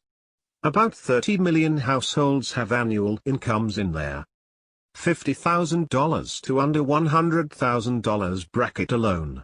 Translation: 8% of 30 million equals 2.4 million who are buying luxury cars but are not in the so-called rich category. This population is nearly 2.5 times the size of the high-income, luxury vehicle buyer population. Not in my club. Perhaps the most timeless takeaway from The Millionaire Next Door is the idea that a millionaire doesn't act rich. My father wrote this piece in 2011, highlighting, once again, the concept that millionaires often don't dress the part. Targeting affluent, Millionaire Next Door types continues to be an objective of those in their professional advisory services today. But not everyone who sets out to market and serve that population will succeed. Who are among the best at serving the needs of the Millionaire Next Door types? Often, they are those who have had experiences with these types of people during their formative years. Tony Schumann, a successful investment manager, was sensitized early in his life to the significant differences between the low-profile millionaire next door and the pseudo-affluent. Tony had a newspaper route when he was 10 years old. He reports that the blue-collar people always paid on time and tipped. In contrast, for example, one woman, an attorney, would run around her house for 20 minutes or more before she would think of giving me 55 cents for the paper. Both she and her husband worked but would never tip. Later Tony became a caddy, as I did. His early impressions were similar to mine regarding the characters who can be found at golf clubs. I mentioned in Stop Acting Rich that the blue-collar, self-made millionaires for whom I caddied at a public course were significantly better tippers than most of the aspirationals for whom I caddied at a private country club. But those who did tip offered a very generous gratuity. Tony shared the following observations. I look back now and realize that I learned more about business working there than all my time in business school. There. Self-made men all tipped well and continued to encourage me while I was working my way through college. One mentor, Mr. R, owned a large general contracting business and had bankrolled more than half of the club's construction. Because of the cold Connecticut winters, he had to double his work time during the summer months. He couldn't play golf on Saturdays with the rest of the members because he was working. Mr. R would come to the club Saturday afternoon for a beer on the patio, wearing his Millionaire Next Door uniform of work khakis and steel-toed boots. One day a new member's wife who had designated herself the club's doyen saw Mr. R drinking his beer and smoking a cigar on the patio. She screamed at him that he, as a mere workman, had no right to sit on the patio to drink and smoke. Her final bombshell. Who do you think you are? Do you think you own this place? Mr. R calmly answered back, almost, lady, almost. Naturally she ran screaming to the manager, who proceeded to inform her that Mr. R actually owned about 75% of the club equity, and if she had any more questions, she should talk directly to him. Both from our current study, as well as research from 2007 in a survey of 1,594 high-income, high-net-worth households, we see that annual realized household income is a superior predictor of the price paid for motor vehicles than net worth, wealth. In the 2007 study, 48.5% of respondents with incomes of $200,000 or more paid less than $32,000 for the vehicle they most recently acquired. More than 1 in 3, or 35.9% of those in the $500,000 and over bracket paid less than $32,000. More than 1/2, or 54%, of those in the $200,000 to under $500,000 bracket paid under $32,000. Myth 4, the rich don't pay their fair share. Ranger X Rich disliked the rich for other job-related reasons. He believed that the rich don't pay their fair share of the taxes in America, and that they were responsible for the decline in tax revenue collected by the state that employed him, which in turn necessitated cutbacks and the change of his job. Description: the myth regarding income and wealth is helpful here in understanding why Mr. Rich would believe that the rich don't pay their share of taxes. First, Mr. Rich was confused by luxury cars and wealth. He instead might have talked about income, and in that vein, he was wrong again. Ranger X Rich would have been wise to consider the taxes paid by those high-income, glittering rich, those who can purchase the luxury automobiles with an amount that serves as just a drop in their coffers or yearly salary. Income taxes, the other big-ticket item. Chairman and CEO of Berkshire Hathaway Warren Buffett is the best of the best at transforming income into wealth. How did he do it? Wise investing, you might say, combined with his reputation for having enormous integrity and his well-publicized frugal lifestyle. When it comes to consumption, he seems to possess traditional Midwestern values. Despite his substantial wealth, he lives in a relatively modest home and drives American makes of cars. But there is something else. As my father stated in The Millionaire Next Door, millionaires know that the more they spend, the more income they must realize. The more they realize, the more they must allocate for income taxes. So, adhere to an important rule: to build wealth, minimize your realized, taxable income and maximize your unrealized income, wealth, capital appreciation without a cash flow. The benefits of continued supercar consumption. In Stop Acting Rich, my father profiled a man he called Mr. Multiplinsky, who had scrawled the following notes in the margins of one of my father's research surveys: I don't own a Ferrari, I own 3 Rolex. I have 3 Plus. Breitling, Cartier, Movado, Omega, Tag Heuer. Wine collection, 2,000 bottles. My father explained why Mr.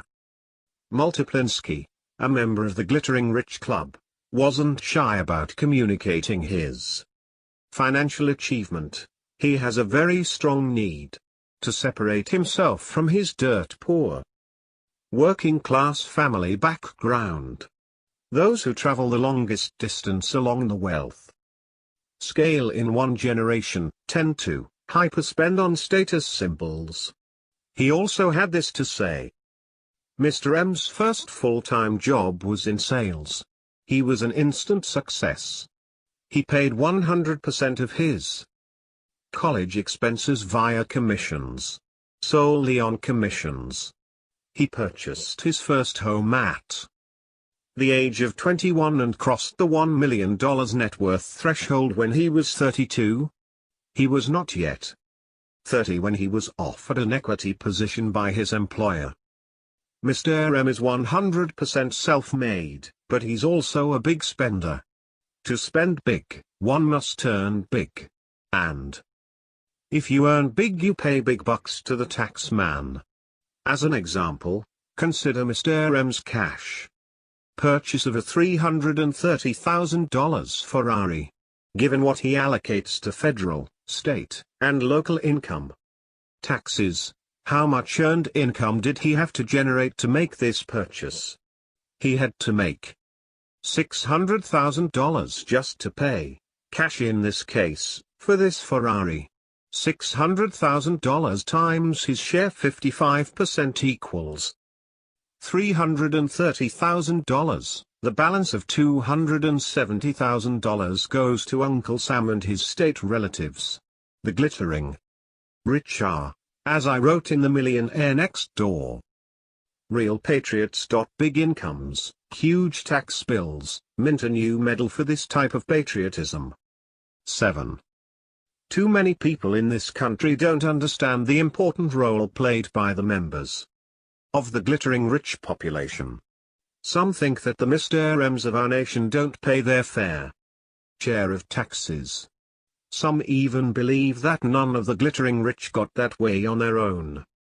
Rather it was via hook, crook, or inheritance. It is this belief that can be ammunition for some ambitious politicians. For a moment, consider the following scenario. Imagine that a glittering rich couple decides one day to spend a long weekend at a plush mountain retreat. It is a great drive in their top-off-the-line Ferrari. As reported by Justin Berkowitz in 2013 for Car and Driver magazine, just as the couple approaches the resort, their car and several other high-end cars were pulled over, and their drivers were asked to sit tight while the Home Office checked tax records. 1 in 6.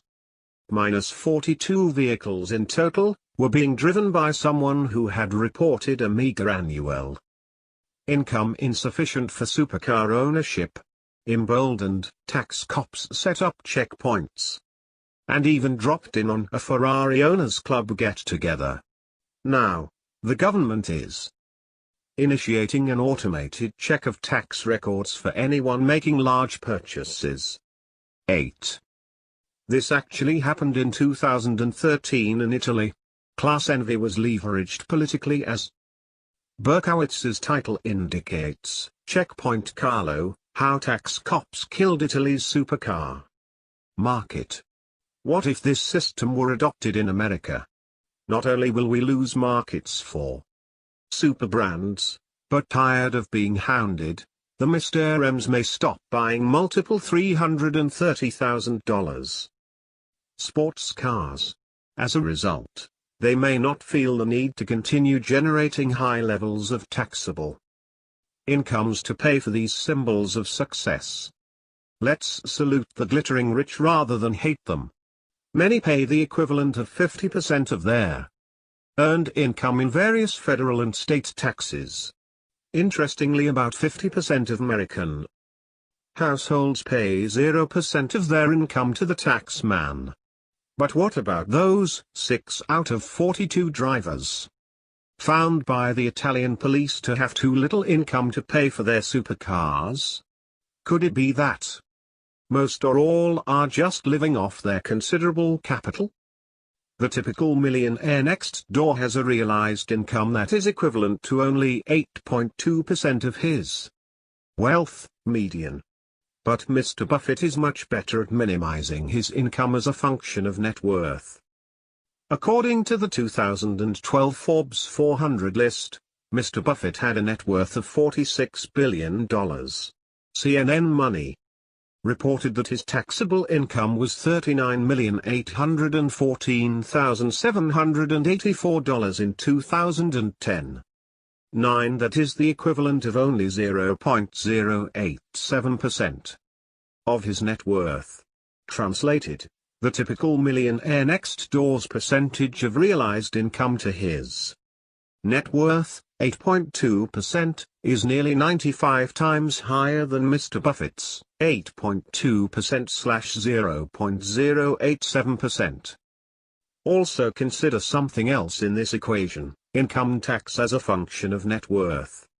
The typical millionaire next door pays the equivalent of approximately 2%, median, of his net worth in income tax annually. But here again Mr. Buffett is far far better at minimizing his income tax. According to Reuters, he paid only $6.9 million in federal income taxes in 2010. In a nominal sense, $6.9 million in income tax might appear to be a significant amount of money.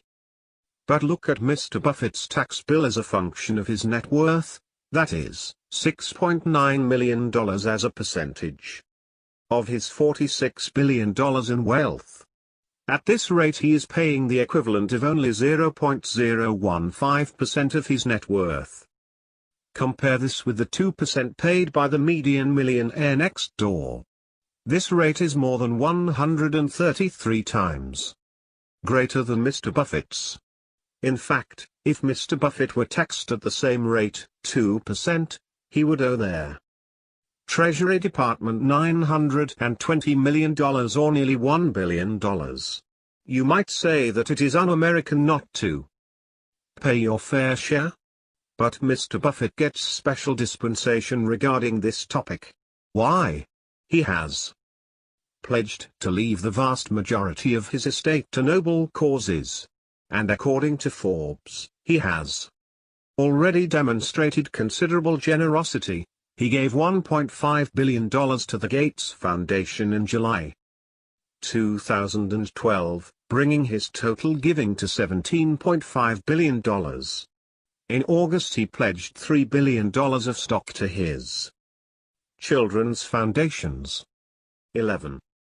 And it certainly helps his cause that most if not all of his taxable income comes in the form of long-term capital gains, realized upon disposition of capital assets held for long periods of time, that carry preferentially low federal income tax rates.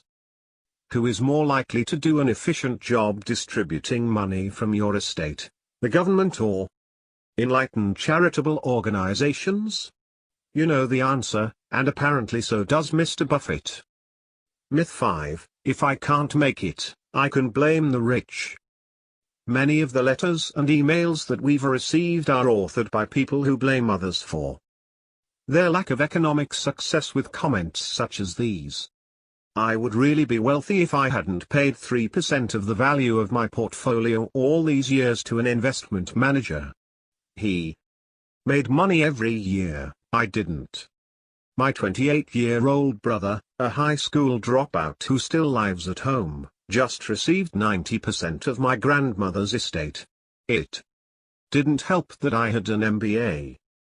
If I had only majored in business, not fine arts, as Mum and Dad insisted. Most economically successful people know how to leverage adversity. They have learned how to capitalize upon disadvantages, reversals, biases, nepotism, bad calls, and lousy luck. They do not dwell on an unfortunate situation. They direct their emotional energy into succeeding rather than resenting. Many a millionaire has told us that their very success was a direct function of experiencing bad calls from relatives, teachers, employers, pricey financial advisors, the press, and a myriad of other so-called unbiased referees. Or, as one disinherited multimillionaire recently said, from proving that my parents bet on the wrong horses. We know that learned helplessness, the belief that no matter what behavior you engage in you cannot impact your success, can be a great deterrent to building wealth. We've seen this concept of who is responsible in our work related to building and maintaining wealth long term, across multiple samples, the characteristic of behaving and believing that our own actions impact our ultimate financial standing is related to net worth, regardless of one's income or age. 12. Those who believe there is little that can be done on their own to impact their financial success tend to engage in less advantageous financial-related behaviors. 13. Indeed, it appears that believing in myths can be very detrimental to long-term economic success. But many of the so-called solutions to the economic conditions in the United States have governmental regulation and control at their core. When we hear from the media, talking heads, and others, their solutions often have control in mind. Whether on the right or the left of the political spectrum, there seems to be an assumption that we can regulate an individual's way into becoming wealthy. Instead, we would argue that achieving goals begins at home and in our minds, shifting attitudes first and then subsequent behaviors, although the latter could change first, challenging their way things may have always been for you or your family, ignoring what others are doing by way of consumer-driven frenzies, and focusing time and energy on achieving goals, both financial and otherwise. More with Ranger X Rich. Back to our parking attendant, Ranger X Rich had always been an outdoor type. This is one of their major reasons he took a job as a natural resources ranger for the state. Before the last recession, he was assigned to patrolling wilderness parks and forests. He loved his job. Pride and enhanced self-esteem were products of the tasks involved in protecting the state's natural resources.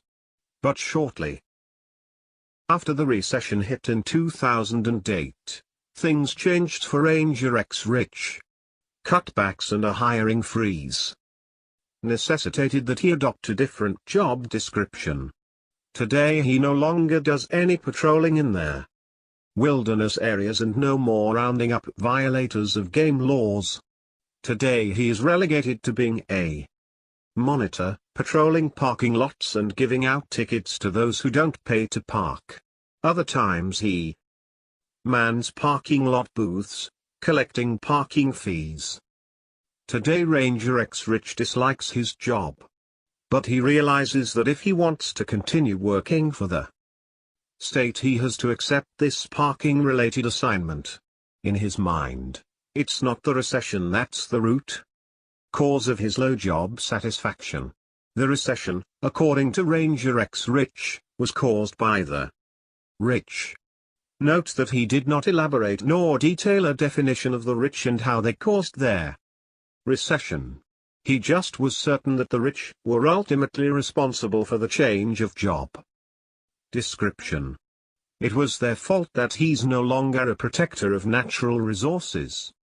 He's become essentially a parking lot attendant and ticketer. Color him unhappy with his job and angry with the rich.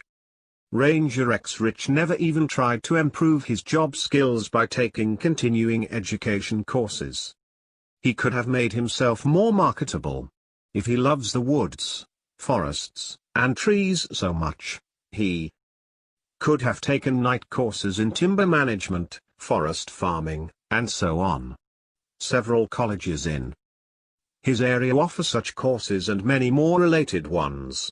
Often, by going back to school, students have a chance to interact with classmates whose employers are looking to fill job openings in these areas. From the time they both started working, Ranger X Rich and his wife had a good chance of becoming part of the blue-collar affluent segment. But instead this blue-collar couple chose to travel down the income statement affluent highway. This working class, two-income household, given their lower middle-class occupational status, education, and related socio-economic characteristics, was not socially required to live in an expensive house in a Tony neighborhood. Nor were they socially required to wear pricey clothes to work. Nor did they feel obligated to dress up for social occasions. Given their low overhead, their family could have easily saved or invested 20% of their realized annual income each year they were working. But they went in a different direction: no budget, no financial plan, and no contributions to the Pay Yourself First fund. Myth 6: I cannot get ahead on my own. For the most part, America is still a country where you can create a business and succeed without regard to your religion. the color of your skin, or whether your family arrived here yesterday or 250 years ago. If you can produce something or a service of value, either in an employment setting or in self-employment, you have the opportunity to prosper in America.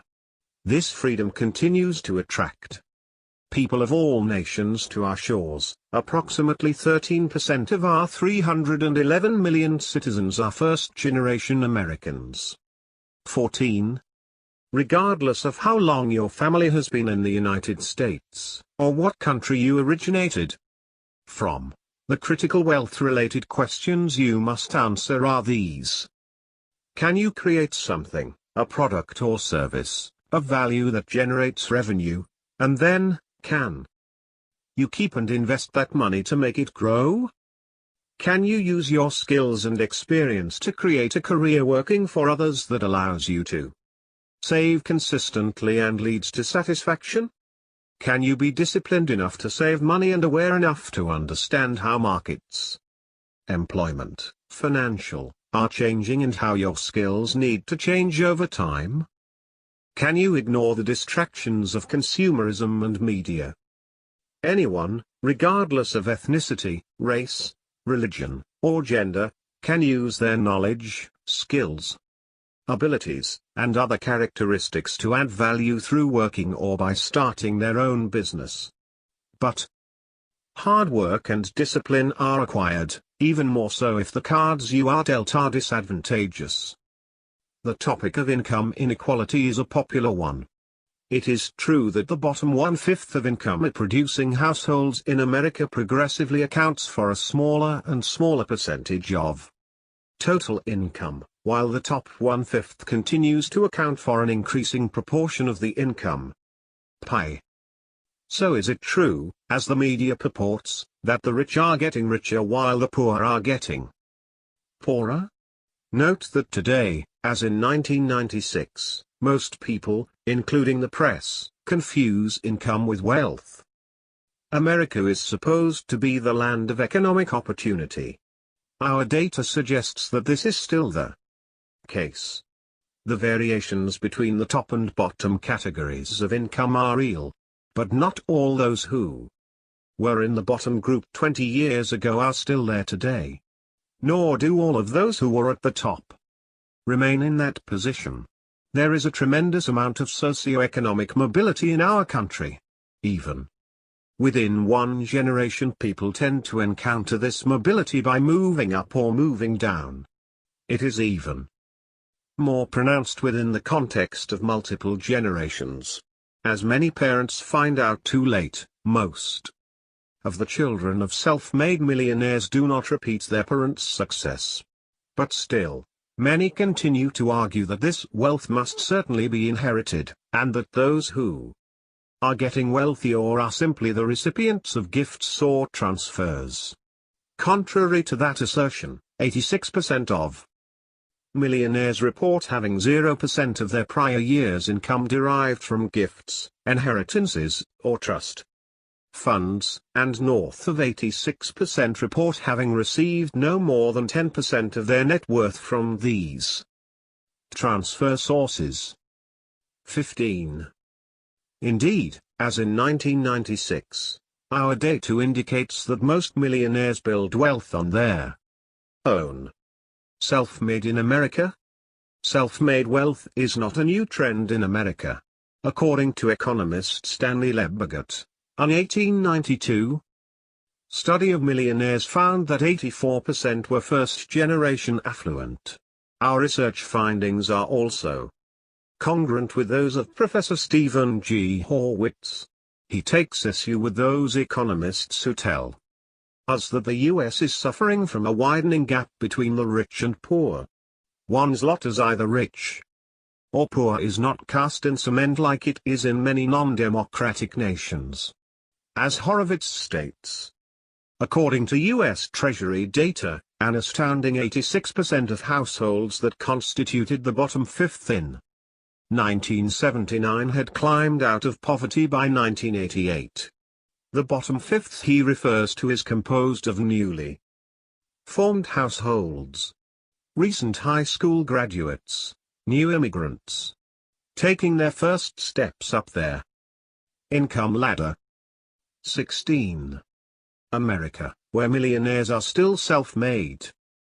One of the most surprising aspects of the Millionaire Next Door was the finding that 80% of millionaires were self-made. We continue to see this trend today, despite some who insist that the era of becoming wealthy without heavy economic outpatient care or incredible luck is long past. My father discussed this in a blog in 2014. In my decades of surveying and studying millionaires, I have consistently found that 80 to 86% are self-made. That also applies to decamillionaires.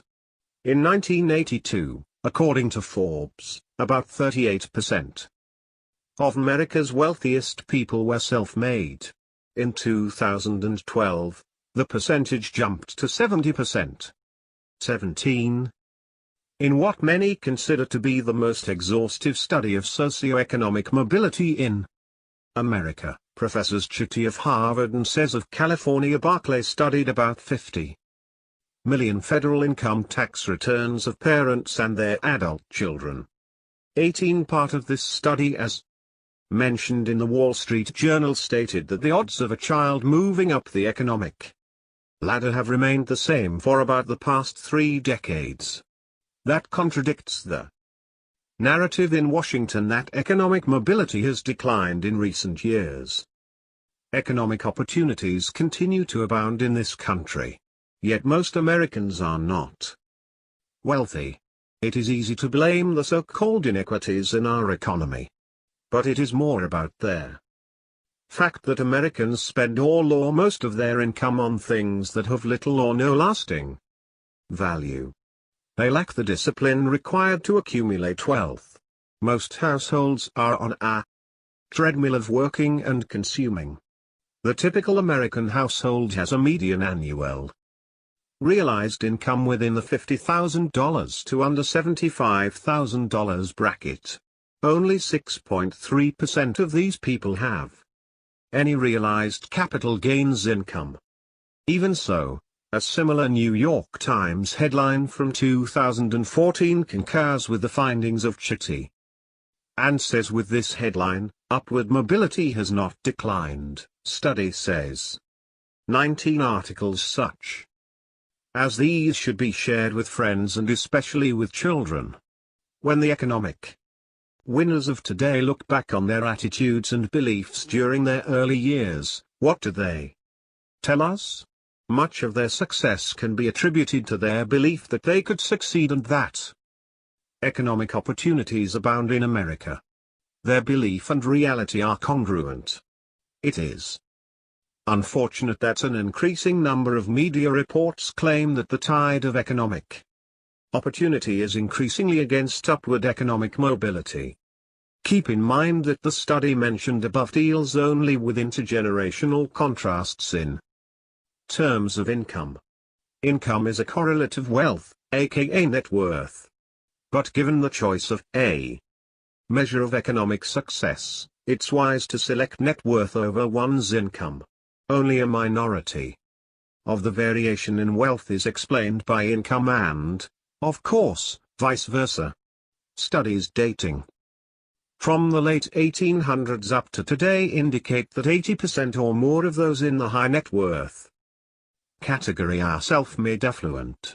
And it matters little whether affluent is defined in terms of millionaires, decamillionaires, top 5%, top 2%, top 1% of wealth holders and so on. In terms of actual wealth, not using income as a surrogate, we have consistently found that at least 80% of America's millionaires are self-made. In Stop Acting Rich, with data collected in 2005 and 2006, about 1 in 4 millionaires, 24%, reported that their fathers were blue-collar workers. The largest occupational category to produce millionaires. 19% were owners of small businesses, 4% were farmers. Conversely, only 9% were senior corporate executives while 3% were physicians.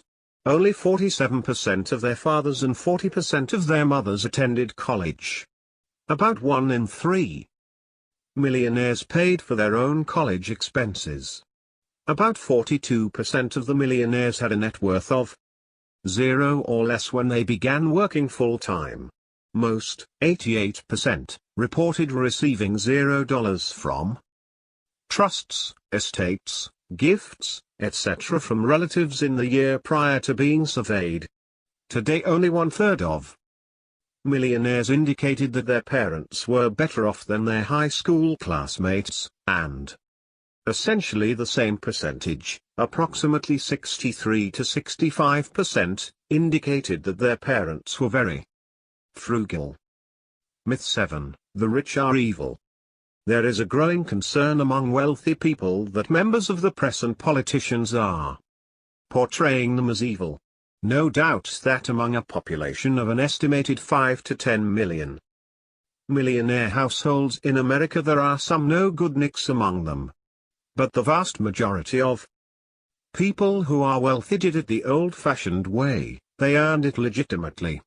In spite of all of the research that we and others have published about the traditional values of most wealthy people, that is not what gets the headlines. My father received the following email from Mr. DP of Texas, who suggested a countermeasure to enlighten our youth about the true nature of the rich.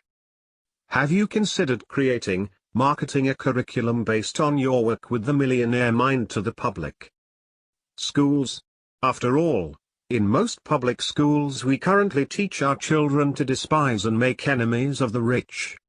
Maybe if we taught them to emulate them instead, we could actually get on top of the situation before they entered their workforce, and make more wealth for everyone.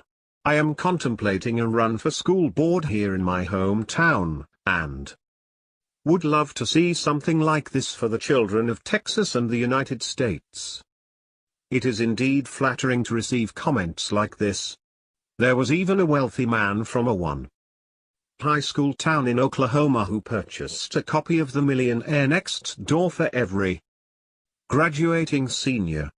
These are just a few of the people who have given their time and energy to teach our children how to become financially independent and to appreciate such a goal. Honesty and getting along. There's much ado about honesty and integrity related to wealth. The concept of the evil Mr. Scrooge seems to be omnipresent through time. Certainly Ranger X Rich believed in this persona. But their research on the personality factor of conscientiousness, and its cousin, integrity, demonstrates their importance in the pursuit of financial goals, as we'll discuss in Chapter 5. And take for example Drive Lawrence in the Pacific Northwest, an optometrist millionaire worth more than $5 million today, and the creation of a business that ultimately used both his interests and expertise, but was founded based upon ensuring his customers came first. He shared this with us. I enjoyed a career enhancing and preserving the human vision system. Optometry is a healthcare career which still allows one to be independent and entrepreneurial. I developed a strong practice by always placing the needs and desires of the patient first and foremost. With a combination of word-of-mouth referrals and advancing technology, I gradually developed a thriving practice. Although my practice was never for sale, a young doctor approached me for their purpose of taking over the practice. At the age of 61, I sold the practice to him and now work 2 days per week for him. My original intention was never to acquire wealth. However, I learned that if one practices with good and honorable intentions, that may happen. Always be sincere, honest, forward-thinking and future-focused. With the exception of our home, all purchases were paid with money which had already been saved. This eliminates those spur-of-the-moment and emotional purchases which are frequently regretted at a later date. The motives of millionaires and billionaires. The perception of the evil rich is occasionally demystified by the very organizations that often perpetuate the myths in the first place. Take these examples from my father about their benevolence of the affluent. In a 2011 article in the New York Times, Andrew Ross Sorkin explored Steve Jobs' motivation for success and wrote, "Mr. Jobs has clearly never craved money for money's sake, and has never been ostentatious with his wealth. He took a $1 a year salary from Apple before stepping down as CEO. 20. Mr. Jobs, who was a billionaire at the time of his death, had much in common with their typical millionaire next door who achieves a great deal but not for the sake of a hyperconsumption lifestyle. For example, Mr. Allen, who was profiled in The Millionaire Next Door, stated succinctly, if your motive is to make money to spend money on the good life, you're never going to make it. Money should never change one's values. Making money is only a report card. It's a way to tell how you're doing." Mr. Jobs is quoted in Sorkin's article as saying, "You know, my main reaction to this money thing is that it's humorous, all the attention to it, because it's hardly the most insightful or valuable thing that's happened to me." The motives of the millionaires next door are misunderstood by most people. Building wealth is much more about becoming financially independent than living in a mansion surrounded by expensive artifacts. In a 2011 article published by the American thinker, Chris Carrado provides an excellent counter to those who advocate increasing the taxes of the so-called rich. 21. He briefly discusses the characteristics of the millionaires profiled in their Millionaire Next Door. Thomas J. Stanley's insightful book tells us that the majority of wealthy people live quite frugally, and about 80% of them are first-generation rich, receiving little to none of their wealth from inheritance.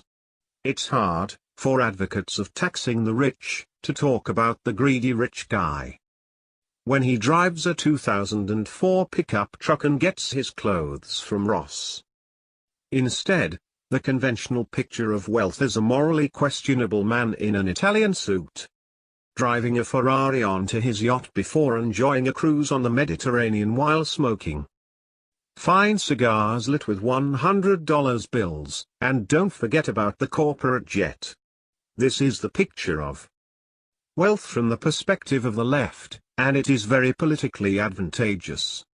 If anyone deserves to be resented and hated for his excesses, it's certainly this oppressive character, no matter how fictitious he may be.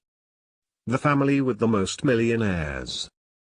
The head of private banking for a large financial institution in New York once shared an interesting case study with my father. An attorney from small-town America referred a very wealthy client couple to this banker. The couple wanted to establish a banking relationship with an out-of-state institution. Like many wealthy people who live in small towns, they did not want the local establishment to know about the considerable wealth they had accumulated. This was especially important because they were anticipating cashing in many of their chips from a variety of businesses that they owned. They also planned to donate anonymously a significant portion of their wealth to a variety of charities. Shortly after the couple arrived at the private bank in New York City, the banker began telling them about all of the ancillary services that clients could access, including hard-to-get theater tickets, endorsements to join upscale clubs, A-list co-ops or townhouses for sale, art and antique purchases, and so on. After about 10 minutes of this, the wife pulled out a copy of a book from her large handbag. She placed it on the banker's desk and pointed to it. Then she said, "This is who we are, there. Millionaire Next Door. You ought to read this if you haven't already." After the banker's red face returned to normal, they all laughed, which cut the tension in the room. The couple had made it abundantly clear that they wanted only the traditional financial services provided by a private banking operation, including anonymity. They weren't interested in hiring a consigliere, nor did they need their egos enhanced by gaining access to the New York social scene. Further, they had no intention of buying a townhouse or any other residence in New York City. Empathy for the needs of others is the key to success when marketing to millionaires. The banker, in this case, should have asked the couple, "How did you go from ground zero to where you are today?"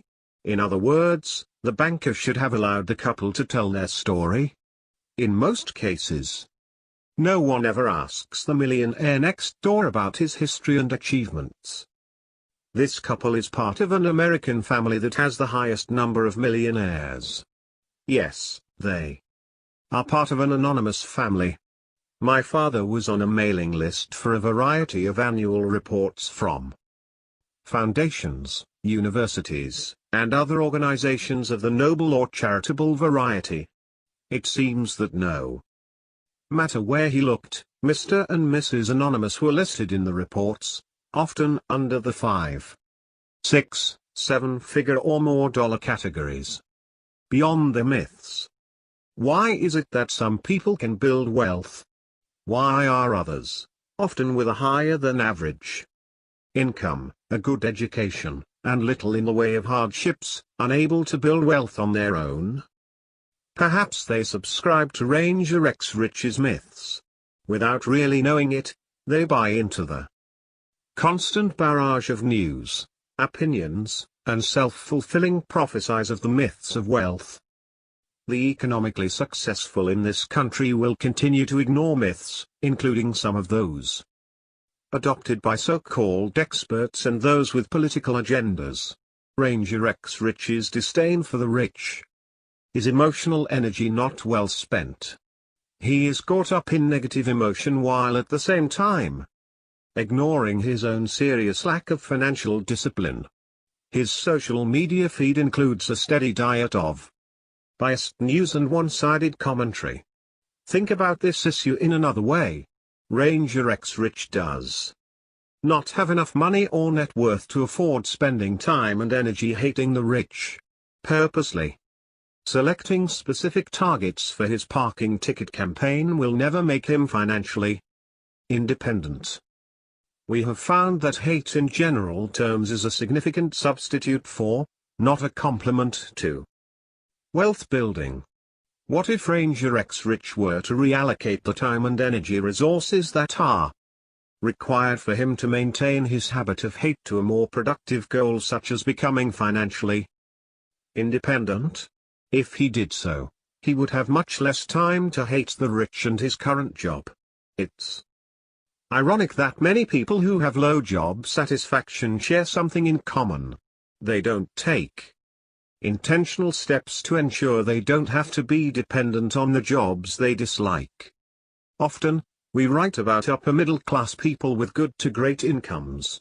Given their social status, many of them feel required to spend on luxury homes, prestige motor vehicles, expensive clothing, luxury vacations at exotic resorts, and so forth. But Ranger X Rich and his family don't have this type of burden, so why is it that they are not close to being financially secure? It's because the Ranger X Rich team is in the hyperconsumption category. Ranger X Rich, and those who buy into the myths of wealth, can learn a great deal from America's millionaires. Most don't hold grudges or hate on their way up the financial ladder. Yes, they have been ripped off at one time or another. But they move on, focusing on the positive. Hate does not build a career or a balance sheet.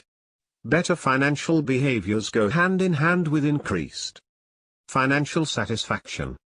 Nearly 93% of PAWs, those who are astute at transforming income into wealth, report being extremely satisfied with life, more so than under accumulators of wealth, 84%. whereas 56% of underaccumulators spend time worrying about not achieving financial independence. Only just over 1 in 4 prodigious accumulators spend any time worrying about that concern. And nearly 4 out of 5 underaccumulators spend time worrying about retiring in comfort, whereas just 2 out of 5 prodigious accumulators worry about the same. Why are some people poor and others rich?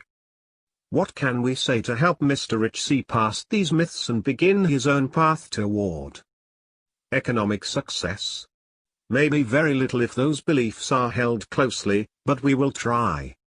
Nonetheless, maybe we can start with this, a blog my father wrote in 2014 which examined the reasons people believed some are rich and others poor. The answer to this question was the focus of a national survey of 1,504 adults conducted earlier by the Pew Research Center. 22 Only about 4 in 10, 38%, of the respondents indicated that the rich are rich because he or she worked harder than others. But how do millionaires, the people who are actually wealthy, explain their own economic success? Nearly 9 in 10, 88%, rate hard work as a very important factor. 23. In the same Pew study, 51% of the respondents were of the opinion that the rich are rich because he or she had more advantages than others, while 50% indicated that the poor are poorer because of circumstances beyond his or her control. Contrast these results with their fact that 80% of millionaires in this country are self-made. Also note that 95% of millionaires rated being well-disciplined as a very important component in explaining their economic success. The wide contrast in the beliefs of the general population as opposed to those of millionaires has many implications, especially within the political arena. Assuming that the Pew study was representative of the adult population in America only, about 4 to 8% of the respondents were millionaires, if that many. How valid therefore are their opinions of those surveyed in this study in explaining the variations in wealth accumulation in this country? The typical American household has a net worth of just over $90,000 and an annual income of approximately $52,000, 2014 figures. What do these people really know about how to become rich? If your objective is to become financially independent, you may find it more productive to follow the ways, means, and lifestyles of America's self-made millionaires as opposed to those of the population in general. Discounting myths to build wealth. What's left if we ignore the myths of how wealth is built in America? The answer is our own behaviors, choices, and lifestyle. Our income, while related statistically to wealth, is not wealth. When we understand this, we start seeing the criticality of our savings rate, something driven not by what we make but instead by what we do, how we consume and save. It is up to us to save more than we spend and live below our means. This is a mathematical truth in building wealth. Once we understand that a lifestyle of consumption, one that is more interested in appearing wealthy, is driving most Americans into a lifetime of dependency, work, and little economic freedom, we can begin to create an alternative plan for our lives and lifestyle. It may look very different than our parents or grandparents, and unless you are lucky, it will look very different than those around you or on your social media feeds. Once we understand that few outside agencies or benefactors exist that will move the needle on our financial independence, it becomes obvious we can only rely on ourselves. Our financial future is up to us, not to our employer, government, or even family members. When we begin to understand that little outside of our own capabilities will allow us to build wealth. We begin to make decisions about how we spend our time, energy, and money. Taking responsibility for our financial future is a critical component of building wealth, as we'll see in Chapter 5.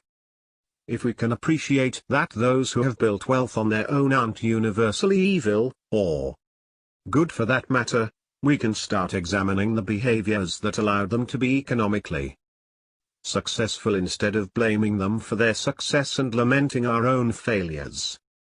If we can move past the myths of wealth in America, perhaps then we can focus on the behaviors and choices that are conducive to building wealth.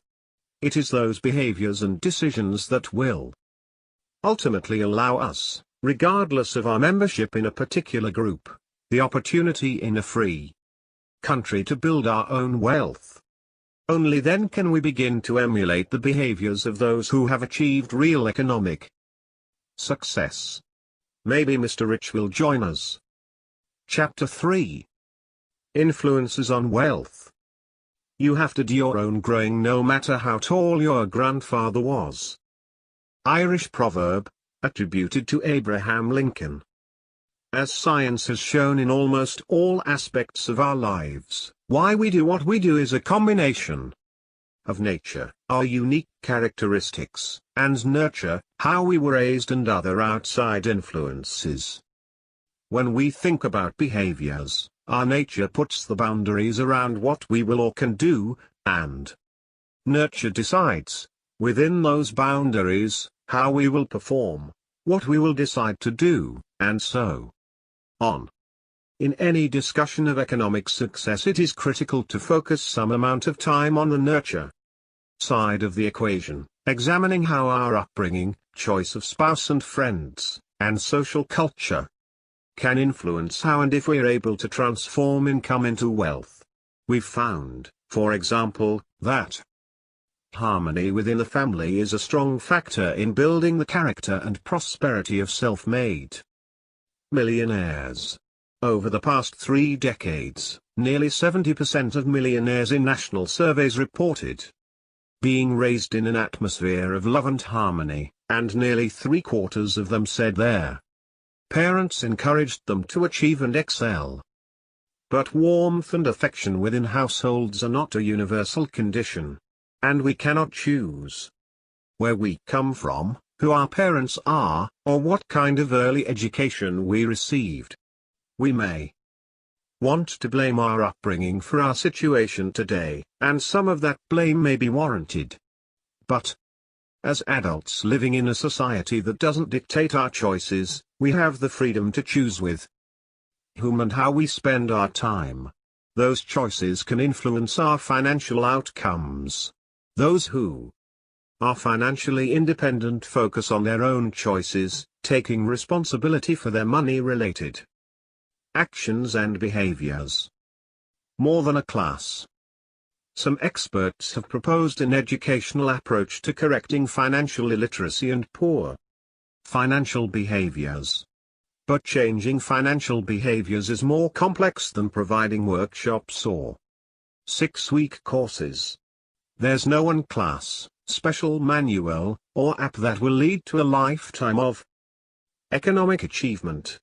Instead, it requires a consistent pattern of financial behaviors.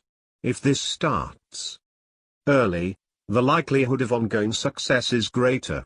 For example, consider how the early experiences of a millionaire next door, John C., paved the way to behaviors that would become the foundation of his success and for the patterns of behaviors exhibited by his children. I was raised by frugal parents. They didn't have a credit card until they were almost 50 years old, and only then because they started to travel and they couldn't get hotel or car rental reservations without a credit card. My dad spent an hour telling all 6 of us why they obtained the card and that you never use one unless you have the money to pay it in full by the first due date. I am the 4th of 6 children, and when I was in 4th grade my dad sat us all in the living room and explained how We all were going to college. He would not be able to pay a dime in tuition for us, and we had to pay for it ourselves. We could not buy a car until we graduated college, but he would have used cars for us to get to part-time jobs that he expected us to obtain once we were 15. All 6 graduated college on our own dime. We 6 have earned 3 associate's degrees, 4 bachelor's degrees, 2 master's degrees, and 2 MBAs. My parents only had one debt, ever. A mortgage that was paid in 20 years. Never a car loan, never an equity loan. Never a balance on a credit card that wasn't paid in the first month. Me?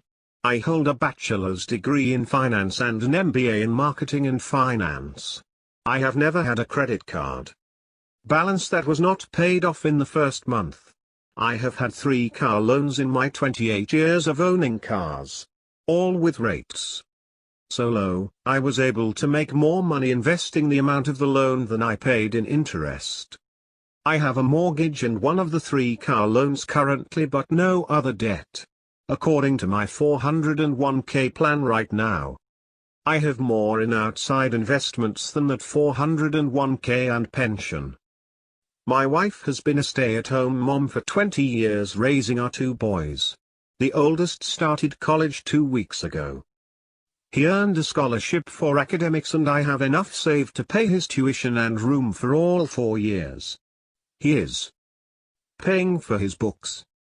My college son's only paying job has been in my side business.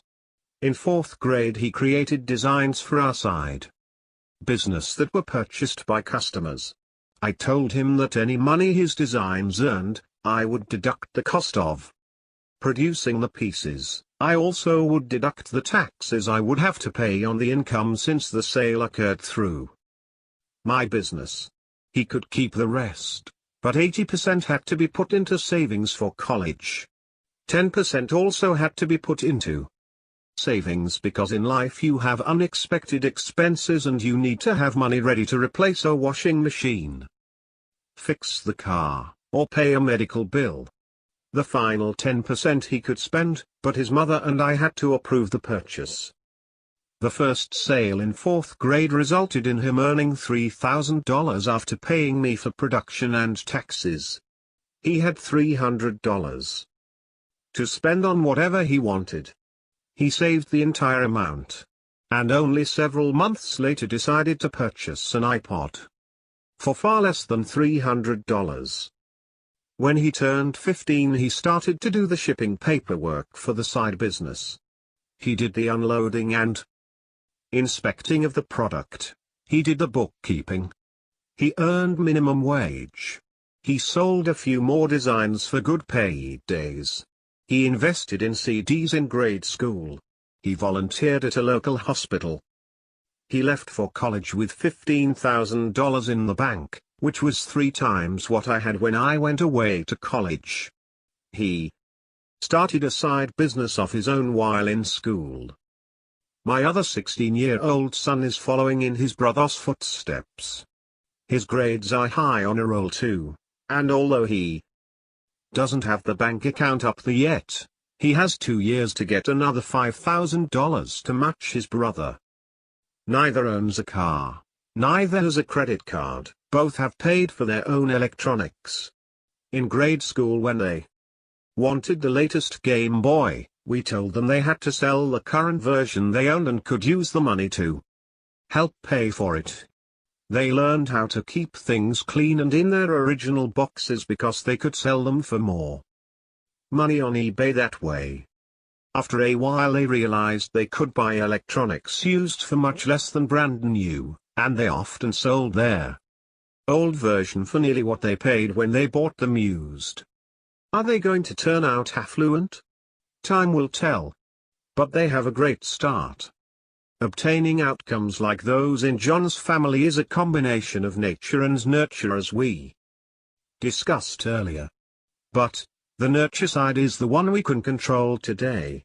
How willing are parents today to do the following in order to have a chance at achieving the outcomes John and his siblings, as well, as John's children had. Encouraging your child to save his or her own money. Encouraging or requiring your children to work. Having your children pay for their own electronics, latest smartphones included. Teaching responsibility with consumer goods and respect for the toys they have. Saving for your child's college education, both parent and child.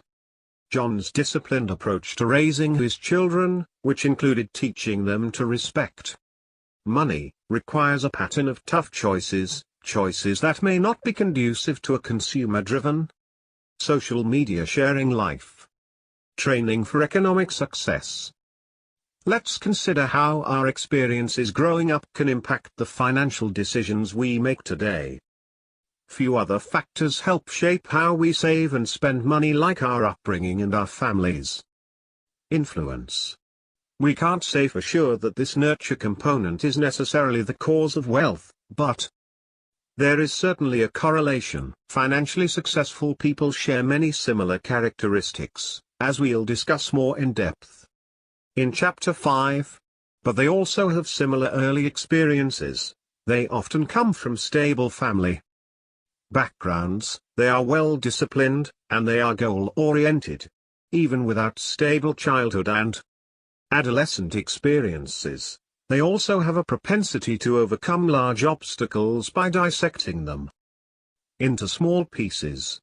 In most cases, a seven-figure net worth begins with the first dollar saved, and then another and another, a pattern of consistent behaviors over time, versus a fleeting season of financial prudence.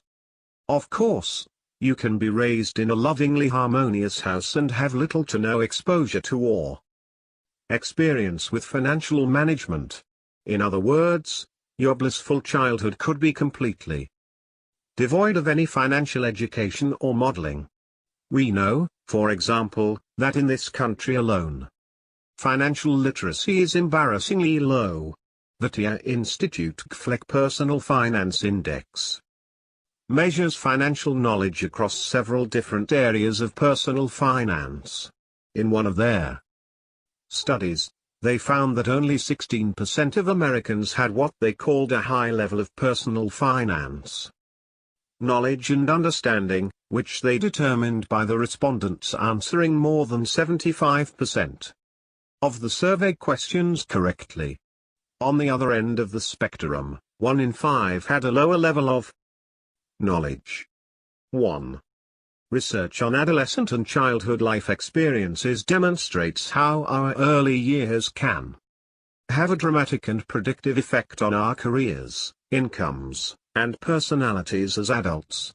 Research started in the psychology department of the University of Georgia back in the 1960s by a professor named William Owens demonstrated the effects of environment and adolescent life experiences on a number of adult-related outcomes. Dr. Owens and his students began surveying college freshmen in the late 1960s and 1970s, and later when they were adults in the 1990s. The researchers found that college freshmen who had similar life experiences, including everything from the number of magazines and newspapers in their homes to the affection shown by their parents, tend to have similar career choices, personalities, and income levels later in life as adults. Of course, some of these experiences are more likely in households with higher socioeconomic status. In one of our studies with mass affluent and high net worth Americans from 2012 to 2013, we asked about patterns of adolescent experiences and behaviors on building wealth. We found that parental frugality and willingness to teach their children money management impact their children's ability to transform income into wealth. Our research conducted with both middle income as well as affluent individuals found that parental frugality was positively related to children's net worth. In other words, if your parents' overall behavior was conducive to building wealth, there's a greater chance yours will be, too. Adult children who reported that their parents were frugal, discussed money-related matters, and demonstrated good money management skills were more likely to be prodigious accumulators of wealth compared to those who did not experience this same type of upbringing. One study from the University of Minnesota provides rich insights on the influence of family, lifestyle and parental influence on children in the realm of finances. 3 researchers found that parents provide 3 themes of financial management to children, including saving, how money is managed, and how financial matters are discussed. The vast majority of children in these studies learned about a family's propensity for saving and financial management through direct observation versus through conversations regarding these behaviors. In other words, parental behaviors tend to stick with children more so than discussions of what ought to be done related to money. Despite these results, when it comes to what contributed to their success, our millionaires tend to rate parental influence as less important than other factors such as resiliency and hard work. See Chapter 5, Table 5.5. Fully 42% of millionaires indicated that having engaged or involved parents contributed to their success, and 59% stated that their success was due to having supportive parents. Moving past early experiences. What other types of early experiences can impact our financial outcomes? In addition to seeing good money management modeled by our parents and caregivers, financial stress can also have an impact on our financial trajectory. In fact, our millionaire respondents had some interesting observations from their childhoods during which they witnessed firsthand how finances can impact families and relationships. Many of these situations highlight the importance of moving past negative experiences. I saw a lot of people my age whose parents threw money at them as if it was nothing, and these people turned out to be some very poor examples of humans. For example, the daughter who received a new Mercedes for her birthday, as her first car, crashed it within a week, and then received another one. Millionaire from New Jersey with a net worth of $1.2 million. My parents were a prime example of how not to manage money. Millionaire from Miami, Florida, with a net worth of $1.9 million. I watched my father struggle with money management. Though he had a white-collar job, no matter how much money he made, he never had money. He spent it. Business owner from Nashville, Tennessee, with a net worth of $1.1 million. I heard my parents fight about losing our home. Wish I would have learned about credit, savings, investments. Managing director from Clearwater, Florida, with a net worth of $1.7 million. The stress of poor money management is not often lost on children, as this emerging millionaire next door, with a net worth of $825,000, from a small town in Georgia, recounted for us. In high school I started to realize how financially stressed my parents were in spite of the fact that they worked very hard. In retrospect, I now realize that my dad was horrible with money. If he earned $50,000, he spent $60,000. All financial decisions were made with a sense of desperation. My mother has suffered greatly due to his financial immaturity, innumeracy. In spite of having millions of dollars pass through his businesses, my parents now live on Social Security. I blame that on my father. Almost all of my financial decisions now are made from the perspective of my father. I simply do the opposite of what he would do. I wish I had learned about the importance of saving money, investing money, prudent credit usage, and net worth accumulation. I got none of this from my parents. However, my parents love my siblings and me greatly. They were great parents, but did not teach us about money. At ages 33 and 31 my wife and I had a net worth of -$40,000. Today at ages 50 and 48 we are worth $825,000. What changed? We started maxing out our retirement plans, 403(b) and IRAs. We also made sure to keep our debt load down. Luckily, we figured out how to manage our money, but we could have easily squandered our financial lives just like my parents did. It is not fun writing about my parents' failings with money, but I hope my insights will help current and future parents realize the importance of teaching your children about money. We are drilling their importance of money management into our 8-year-old son. He will tell you very quickly that family and friends are much more important than money. At the same time, he will tell you that money is important because poor money management can ruin your life. Depending on the experiences you had while growing up, you could have had effective or ineffective practices ingrained in your psyche, but it is your behaviors now that will make their difference in your economic success. Respect for money. Knowledge about finances is critical to building wealth, but discipline often plays an even greater role in savings and spending. The combination of the two, that is, financial knowledge and self-control in spending, can be a powerful mix for future financial success. Financial literacy and personal conscientiousness have been linked positively to holding assets, illiquid and liquid. 4. Researchers in one study concluded that linking financial literacy, discipline, and financial success provided support for early childhood, adolescent, and adult interventions aimed at improving self-control. 5. Wealth is attracted to people who respect money, and respect for money includes the discipline required to manage it effectively. Those who do not budget or account for annual consumption categories demonstrate a lack of respect for money. Children who are raised in such households tend to turn out like their parents and become income statement affluent. About 70% of millionaires in our latest study stated that their parents were very frugal. My father shared that he had interviewed many millionaire next-door types who never had a total realized household income in excess of $100,000, but they could tell you to the dollar amount how much they allocated to every consumption category in their budget.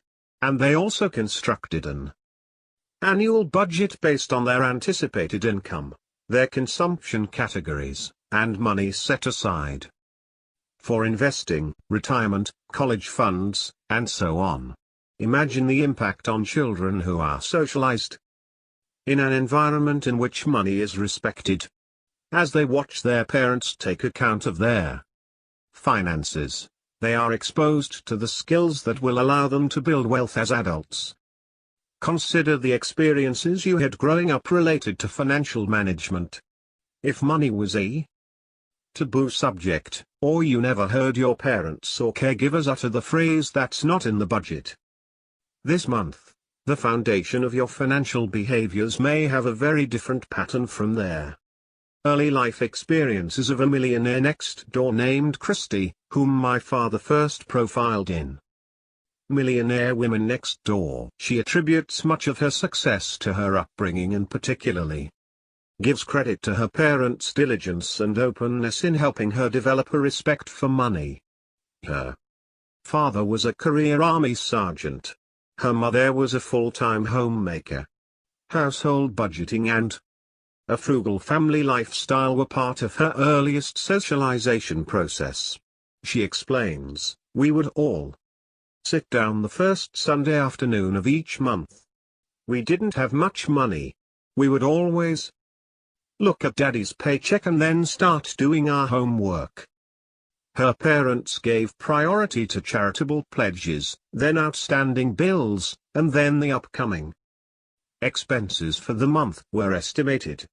Christy recalled her parents smiling while they earmarked a good portion of their household income to their children's college funds, I knew how hard it was for them to save for us to go to college. But each time Daddy wrote a check for the college fund, he would smile and say, "I love writing checks that will pay the tuition bills. You can do this for your kids someday." One of the reasons for Christie's success today is the nurturing environment her parents provided. Christie and her siblings were respected as members of the family planning board. They learned early on about budgeting and planning. They had to justify their requests for a new notebook or new shoes. These experiences prepared Christie for her present vocation as a business leader. Of course, extreme frugality can have a negative effect, especially if it feels like deprivation. In some cases, individuals who experience this during their childhoods may ultimately decide that any caution in saving or spending is not worth repeating in their own households. Time will tell if children in extremely frugal homes will view the frugal lifestyle of their upbringing positively. Some financially successful Americans who had this type of background have been able to take the best aspects of extreme frugality and use them to their financial advantage. Young CPA lives by the principles found in their Millionaire Next Door. The early experiences and continued support of financial mentors can have a significant impact on financial success and can prepare those who receive any type of considerable financial gift from avoiding the trap of increased consumption based on the windfall. Consider the following case study of a millionaire next door who maintained effective financial behaviors despite a considerable gift from her parents. My father wrote this piece in 2014. Many millionaire next door types and those on their way were raised in a nurturing environment filled with harmony, mutual respect, discipline, and frugality. As an example, here is a case study from one of my readers. While still in high school, my parents had both my brother and I read The Millionaire Next Door. The topic was something that interested us both, and we saw numerous similarities in there. Where our parents ran our family. My dad was a long-time state employee who worked 37.5 hours a week and was always present in our lives. My mom was a stay-at-home mum who loved shopping at garage sales. We ate out 4 times a year. My brother and I worked since we were very little because we enjoyed it. My parents gave us each an allowance so we could learn to manage money and not just ask for it whenever we needed it. My brother and I are now in our late 20s, and the lessons we learned when we were young have paid off. We lost my mom 3 years ago, and due to her passing, our family has received a substantial amount of money. My father has kept a significant portion of it, but also passed down approximately $250,000 each to my brother and me. My dad has continued to live in the same house he had before and still drives his 2003 Toyota Avalon. My brother opted to buy a house in the same neighborhood and still works and drives his 2005 Toyota Camry. I still work at a very demanding job as a CPA, and choose to live in a house with 4 other girls, which is great for many reasons, including rent well below the average just outside of Washington, D.C. I have left their inheritance in my investment account and continue to aggressively save 20% of my income for retirement. We are not misers, and we all enjoy some little luxuries. For me it's travel, for my brother it's good food, but it is all within our means. I tell this story because I think my brother and I are anomalies in America today. When most 23 and 26-year-olds, the ages we were when we received the inheritance, receive such a large amount, and oftentimes, when they receive even smaller amounts, The kids quit their jobs, buy a fancy sports car, spend it all on shopping sprees and travel or numerous other activities. My brother and I kept our jobs, kept our same cars, and have not changed our lifestyle one bit, simply because we know how to be content.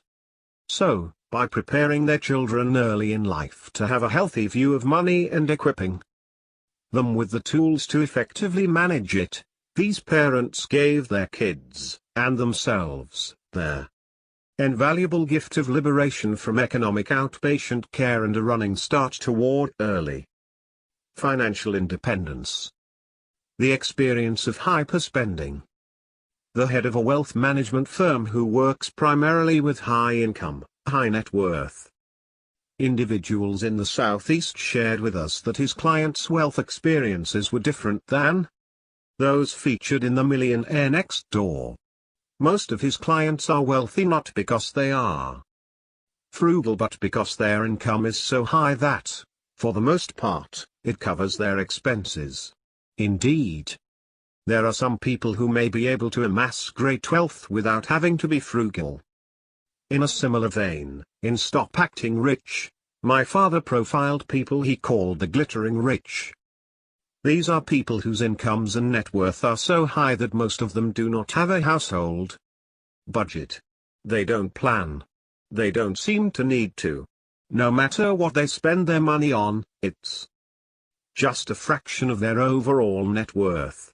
In other words, even the glittering rich spend below their means.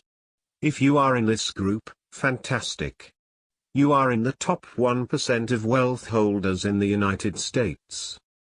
Starting out with a high income, but without achieving that elite glittering rich level, could lead one down a different path. Contrast an upbringing that is steeped in frugality and fiscal constraint with one of profligate spending and in displaying consumer behaviors that are in no way constrained. Yes, the glittering rich can do this with little consequence for generations beyond. But some of the income statement affluent persuasion or under-accumulator of wealth persuasion, likely model conspicuous consumption in what they drive, wear, or accessorize with, or in where they travel and how they entertain. In effect, this is telling their children and others around them that they spend money and what they value. Let's imagine that children of high income, self-made parents experience this type of childhood. Riding in a luxury car on their way to a private school, having the latest in technology and fashion before their peers, taking trips to exotic, foreign lands, eating dinner in restaurants with names they can barely pronounce. Will these children be able to give up such luxuries once they are living on their own?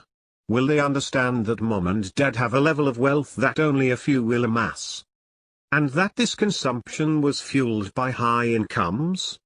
These may be concepts that 10-year-olds cannot grasp. Indeed, economic outpatient care may be on the horizon. In fact, one of the most frequently asked questions from readers of The Millionaire Next Door is, why are my adult children hyper-consumers? The answer is simple and straightforward. Hyperspending parents tend to raise hyperspending children. These parents violated Rule 1 for raising productive adults from The Millionaire Next Door.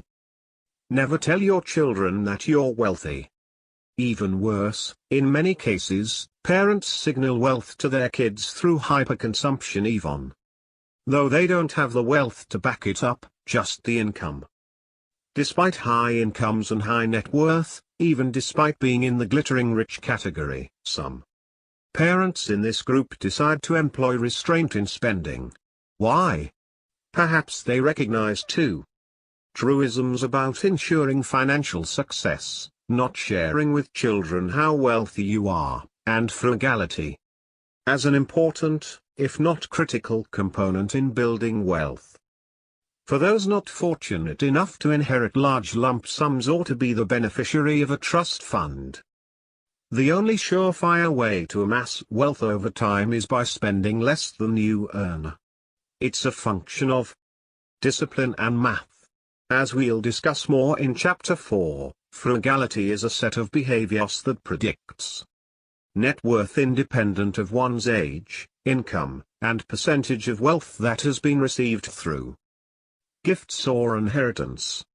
For those building wealth on their own, it is a requirement. As my father noted in The Millionaire Next Door, being frugal is the cornerstone of wealth building. If you're not glittering rich, while you and your children may be taken care of by the wealth you have accumulated, without prudence in saving and spending, that is, being frugal, on the part of your children, it's less likely that it will last to fund your grandchildren. Unless you are glittering rich, your grandchildren will not have the luxury of not planning, at least not without accumulating wealth on their own. And if your parents acted rich, something you may only learn later in life, you may have developed the sense that you can't make it like they did if your sense of making it requires a steady display of consumer goods and luxury items. The upside of veering off course. Your parents and caregivers, your upbringing, and money-related lessons learned while growing up can all influence your spending, saving, and investing behaviors and ultimately impact your financial success. The promising news is that despite the path we're on because of our early experiences, it can be altered, albeit sometimes slowly, through an intentional change in behaviors. It's worth noting that many of the millionaires studied over the past 20+ years succeeded despite earlier experiences of adversity. Even when the odds were stacked against them, they found a way to survive and be successful. We have a choice of whether what we've endured in the past or the way our caregivers behaved will set the tone for our financial lives forevermore. Consider the stories of some of the millionaires next door who share their early life experiences with us. My parents were always big spenders, and never really saved. They appeared to be rich but were not. My father died at age 61 without much money to give my mum. All of this pain has caused me to go the exact opposite direction. Business owner with a net worth of $2 to $2.5 million. I saw my father as a spendthrift, spending rent money, so to speak, on extravagant artwork and other status items that I couldn't understand because my mother would gripe that we never had enough money. I was the one who my dad would make answer the phone at home. At the time my mother was working second shift as a nurse. Several times a month it was MasterCharge or American Express trying to track him, my dad, down. They wanted to get paid, and let's say it made an impression on a 14-year-old. They were divorced by the time I was 16, and I think it saved my mum's life. So the one thing, spending more than you make is a road to ruin. Marketing executive from Ohio with a net worth of $7 million. Many great men and women have been able to ignore the odds in order to beat them. In a way, they display a confident disregard for what is probably going to happen and instead focus on the hope for something better. Think about the failure rates for new businesses, the likelihood of becoming a leader within an organization, the chances of marital success, or the possibility of becoming financially independent. If we paid too much attention to the odds without considering our own behaviors and choices, we might not try in the first place. Consider this example from a soon-to-be millionaire next door, an engineer from Wisconsin. I was 23 years old, newly divorced, with no job skills and struggling to support 2 kids on a minimum wage job. My grandparents were traveling in the area and dropped in unexpectedly. My phone was disconnected, so they couldn't call ahead. My grandfather asked the most important question I've ever been asked: why do you want to live like this? Of course, nobody wants to live like that, but he explained that we live in America and you don't have to be broke unless you choose to. Eventually he persuaded me to go to college and get a degree in engineering. Only in America. Or the case of this executive from Georgia, who now has a net worth of $1 to $1.5 million. My mother, who was close to retirement, lost her job a few years ago. This event put extra pressure on my father, who was 4 years older and working to pay for a new expensive house that they had just purchased with a 30-year mortgage. Throughout my life growing up in my parents' home, it always seemed that my parents were financially strapped. Always paying for things with credit, financing new cars, etc. Looking back on this pattern of behavior, I vowed to not live the same way with my family and have done a decent job of staying out of debt, paying for vehicles with cash except for the big fancy home with a large mortgage that we owned. This is an eye-opener for me. In my family, I was the only working spouse. My wife stayed home with the kids. I became resolute to pay off the mortgage as quickly as possible and have true financial freedom for my family. The cases above represent just a few of the stories and anecdotes collected over the past 20 years that demonstrate there are ways around an upbringing that is less than ideal for building wealth. These economically successful individuals, perhaps because of these early experiences, sought a life that was financially free, and set about achieving those goals. But, the change in trajectory came because they altered their attitudes toward financial goals and, most importantly, their behaviors, aligning them both to be conducive to building wealth. The real American dream? In our hyper-consuming, distracted society, we forget, or ignore, the great freedoms we are afforded.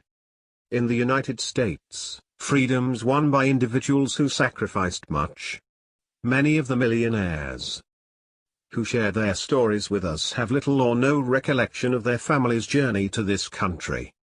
Many of us have no concept of our ancestors' journeys, the price they paid emotionally and psychologically and financially for the voyage to live and work in the United States. Instead of considering the journey and respecting the cost, we take for granted the opportunities afforded in our country. Learning from those who have recently joined us, those who have immigrated to the United States and begun a new life, paints a different type of picture. In the following paragraphs, another reader, Miss H, provides a unique view of how her immigrant mother became a multimillionaire. I was raised by a single mom who immigrated to the US in the early 1980s. She did not speak or write English very well, and was, perhaps, the most frugal person I have ever known. She ran the family household like a miserly CEO. By cutting expenses, the money that her frugal mother saved was immediately plowed back into the family's business ventures, the first of which was a restaurant. Miss H explained that she and her siblings worked enthusiastically in their family-run restaurant beginning in grade school. Miss H's mother also saved money by shopping for her kids' clothing, as well as her own, at a variety of thrift shops, Goodwill stores, and select flea markets. In spite of this, no one in the family ever thought that they were disadvantaged or financially poor. While building wealth, the family perceived itself as being in transition between modest means and wealthy. Thus, they never felt degraded wearing the clothes purchased at thrift stores. Later her mother bought the building that housed the restaurant. Then over time she bought more and more income-producing real estate, eventually acquiring several shopping centers and then retiring a multi-millionaire. Presently Miss H's mother is enjoying a life of leisure, as do most financially independent senior citizens. Keep in mind that not all people who patronize Goodwill-type stores are at an economic ground zero. Some are entrepreneurial commandos and savvy consumers, as we'll see in the next chapter. They are intent on building a business and ultimately wealth by living a Spartan existence. As we've noted, this type of lifestyle isn't attractive to everyone. But it doesn't mean that it isn't a reliable path toward wealth accumulation. Miss H's purpose in writing to us was not to criticize but rather to praise her mother as a loving and nurturing parent. Miss H and her siblings recognized that their mother had the dream of financial independence for her family. Plus, her children recognized that no one worked harder, put in longer hours, or spent less on herself than their mother. Through her mother, Miss H learned the following lesson. She taught me the value of true character was not in how one spent money and allowed money to change them, but how one can do truly great things by accumulating money and treating others fairly. There is no task too undignified as long as it's an honest day's work. What can be learned from Miss H's mother's method of building wealth? The outcomes associated with prudent spending and saving allow for economic opportunities that many can only dream of.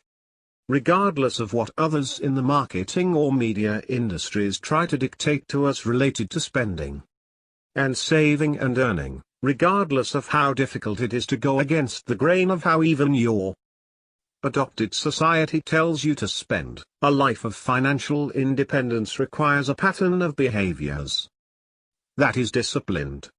Focus with clarity on the goal of becoming financially independent. Think about living a Spartan lifestyle as a temporary step on the path of becoming a socio-economic achiever in America. Experiences matter. Even though we are not child psychologists or parenting experts, the reason we discuss early life experiences is because of a. the dearth of research demonstrating that patterns of life experiences predict future outcomes as adults, and b. the numerous readers who have asked us for advice in this area. Our combined research on the lifestyles, habits, and psychology of those who accumulate wealth on their own has shown the following. There is evidence to suggest that parental frugality and money management habits lead to their children's increased economic success. This has been demonstrated empirically and anecdotally by the stories shared with us over the past 20+ years. Regardless of what type of financial behaviors parents model to their children, ultimately their choice is to continue those behaviors, or not, lies with each individual. Yes, many millionaires start off with frugal parents, but only 32% of our millionaires said their parents were better off than those of their high school classmates. And as is still the case today, few millionaires derive income from the fruits of a wealthy relative. In fact, only 14% of our millionaires' income is derived from estates and trusts, and only 10% derive income from cash or related gifts from relatives. Marriage and building wealth. As we spend, on average, 2.5 hours with our spouses each day. 6. It is easy to understand the influence of marriage on our financial and wealth-related behaviors and success. Millionaires in past surveys and in our latest research have consistently been married or remarried and have consistently cited their spouses as critical to their economic success. In our latest survey of millionaires, 93% are married or remarried, and more than 80% of them agreed that having a supportive spouse was one of the key factors in their economic success. The National Bureau of Economic Research found their median net worth of married couples between 65 and 69 was 2.5 times that of a single person in their same age range. 7. And staying together in a loving, respectful relationship has economic benefits. Ohio State study found that divorce decreases wealth by an average of 77%. 8. Within the roles of a household, as we'll discuss in Chapter 5, someone has to take on the various tasks related to financial management. This is easier if both spouses are on the same page, even if they are dividing the tasks. Financially successful couples tend to work together on their finances and generally agree about goals and methods for reaching those goals. 9. There is even evidence that similar credit scores of spouses are predictors of future togetherness. 10. One retired millionaire shared with us his views on marriage and wealth. I would say meeting my wife was my life-changing experience. She had 100% belief in me. She knew that I would be successful even when I doubted myself. We had similar life goals. We lived within our means and always saved with an eye on our future. We both worked for the first 8 years of marriage. We purchased a home based on one salary, knowing she wanted to be home, at least until the kids were in school, to be with the kids. We knew the benefits. Her continued support of me throughout my career allowed me to take some business risks that paved a way for an independent financial life today. If we consider a typical household as a business for a moment, we can see how the leaders of that household have different roles in managing resources. One wife of a millionaire next door type told us this: "My husband laughs that while I am the COO of our household, I'm also the CPO, Chief Procurement Officer. In his role as CFO, we are often at odds on how to allocate budget well, and whether the budget should be examined, used, stuck to, etc. When there's friction about money, everything else seems to be falling apart. But we work hard to make sure we're on the same page most of the time, even if we have different views on money. In some cases, one spouse has to take on the lion's share of financial management. Again, this is ideal, especially if one of the spouses tends to be on the spendthrift side of the spectrum, which, according to the wife, is the case with this millionaire next door couple. My husband became interested in our finances only a few years ago, as we move into retirement. We've been married 32 years. If it wasn't for me, I do not think we would have any savings to speak of. We had to separate our personal spending early in our marriage to keep the peace. He needed a free spending account, while I've handled the household expenses and savings. In the millionaire mind, nearly all millionaire respondents reported that their spouses were honest, 98%, responsible, 95%, loving, 95%, capable, 95%, and supportive, 94%. Most of these millionaires knew that their future mates possessed these qualities before proposing to them. A Danko millionaire and senior corporate executive told us about how his wife had played into his success. After 2 years of marriage, he had asked her what she wanted for her birthday. She replied that the best gift in the world would be for him to return to college and finish his degree. She offered to downsize into student housing and to work full-time to support them. This gift ultimately bore major fruit in terms of his career and their lifestyle. We were reminded of this case study when we read an email from a senior corporate sales executive named Owen. When he hit the 50-year-old mark, Owen began thinking that his best years were behind him. Whether real or imagined, he had begun to worry. Jobs were being eliminated. His wife would hear none of it. She fervently believed in her husband's career future and spent $5,000 of her own money to hire a top-level career placement professional to help Owen land job offers. A litmus test for the future spouse. Some forward-thinking readers would often ask my father about choice of spouse. Clearly they knew or had read that this could greatly impact their future financial success. Our research doesn't provide us with a crystal ball on this issue. All my father could tell them was that there seemed to be certain qualities in a spouse that contribute to a millionaire's successful marriage. A large majority, 86%, of male millionaires reported in the Millionaire Mind that being unselfish was a major contributor. Also, most of these millionaires told my father that their wives were raised in loving, stable, and nurturing environments. They didn't seem to be driven by the need to hyperconsume to overcompensate for their humble beginnings either. As stated in the chapter Choice of Spouse from the Millionaire Mind, the typical millionaire couple has been together for nearly 30 years and their bond tends to be permanent as well as economically productive. Ask the husband or wife to explain their household's productivity.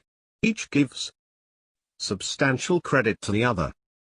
For every 100 millionaires who say that having a supportive spouse was not important in explaining their economic success, there are 1,317 who indicate their spouse was important. Of the 100 who did not give credit to their spouse, 22 were never married and 23 were either divorced or separated. That leaves only 55 in 1,317, 4.2%, who believed that their spouse did not play an important role in their economic success. Spouses. And the 1%. My father wrote this blog a few years ago to highlight the difference between blaming a certain group for one's situation and learning from that group. In a Fortune editorial several years ago, Nina Easton wrote, "Don't blame the rich, a defense of the 1%. Instead of constantly criticizing the 1%ers, most people could learn a lot about accumulating wealth through understanding the habits of these wealthy people." She stated succinctly, "It's entertaining to wail about the fat cats and the greedy rich. But if we're serious about addressing widening inequality, we should figure out what the 1% is doing right, and apply some of those ideas to closing the gap." 11. The original title of The Millionaire Next Door was That's Why They're Wealthy. Stable and long-term marriages, while not a predictor of wealth necessarily, tend to run alongside millionaire status.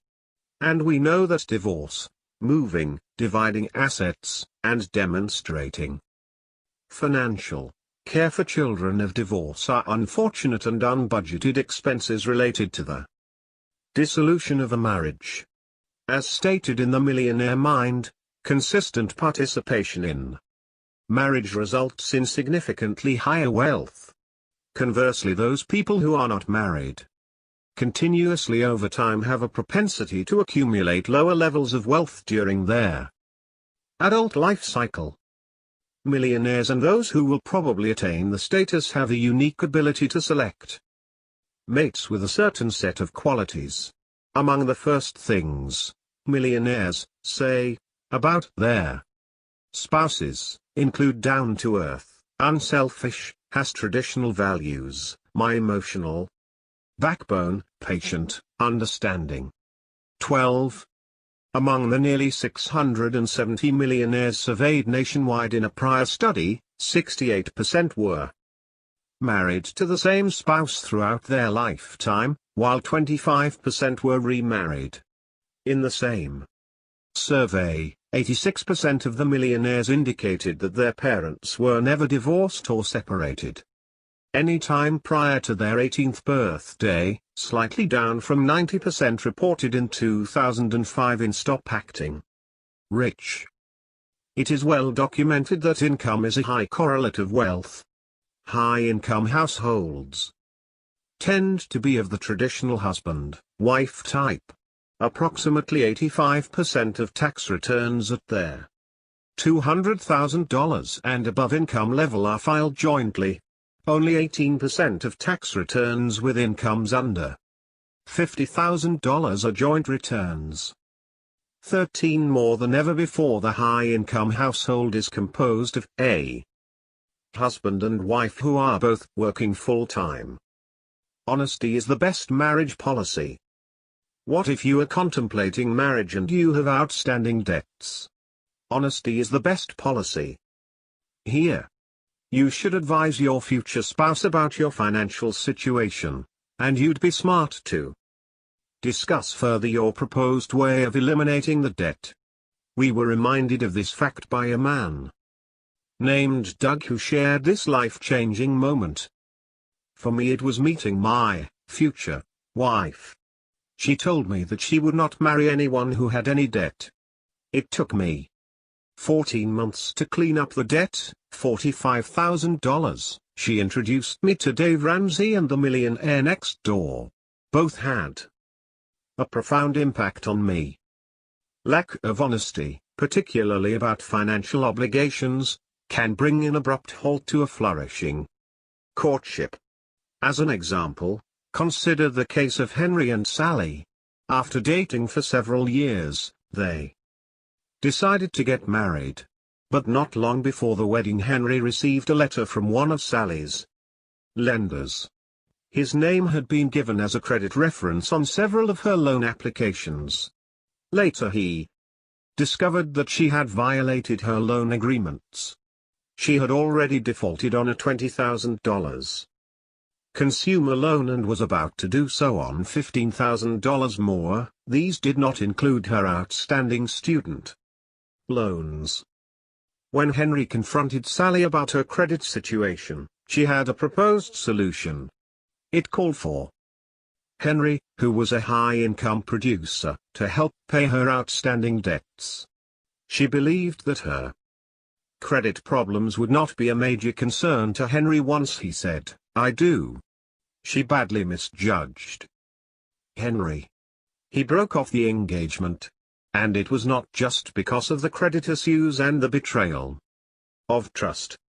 Henry determined that Sally was totally irresponsible when it came to money. The company we keep, regardless of whether your home life was loving and provided some degree of education regarding financial management, and your spouse or significant other shares your worldview on financial matters, there are two other important influences that we have some control over which can impact our ability to achieve financial goals. The first is the game of comparisons, comparing what we own, what we can consume, and our successes with others around us. The field of sociometrics concerns how individuals fit into a group. And much of the focus within this field is how those rankings, that is, where we stand in relation to those around us, influence our behaviors and attitudes. Research has found that your subjective well-being, generally how you feel about yourself and your lot in life, is tied to your sociometric status, rather than your socioeconomic status.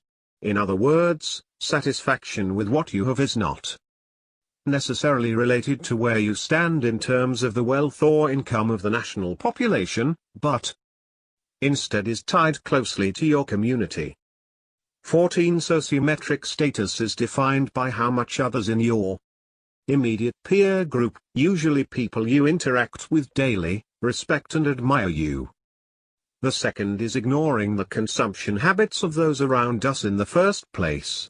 Our research with millionaires as well as other populations has consistently found that the concept of ignoring what others are doing, one of the main themes in the Millionaire Next Door, is related to net worth, regardless of age and income.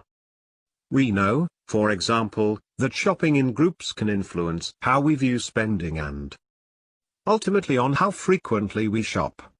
These results are typically found related to in-person shopping. Teenagers are a good example. 15. Even with frugal shoppers, frugality can wax and wane depending on who's around us, as self-perceived frugal shoppers tend to spend more when they're around high-spending friends. 16. We'll focus on consumption in the next chapter, but for now, let's consider a family we all tend to know, the Joneses. Social indifference. Who cares about the Joneses? The concept of ignoring what others are driving, buying, and wearing is what we refer to as social indifference. Those who demonstrate high levels of social indifference across all consumption categories have a better opportunity to build wealth. This indifference to what others are driving, wearing, and playing with, think the latest smartphone, is related to the ability to build wealth over time. 17. Specifically, social indifference can help inoculate us against the competition in life for conspicuous consumption. When measured reliably, we find that an indifference to the trends around us is related to net worth, independent of one's age and income. Those who focus intently on what others buy and consistently want the latest and greatest in consumer goods, such as technology or accessories, are less likely to build wealth over time. Social indifference predicts net worth regardless of age, income, or how much wealth someone inherits or is given.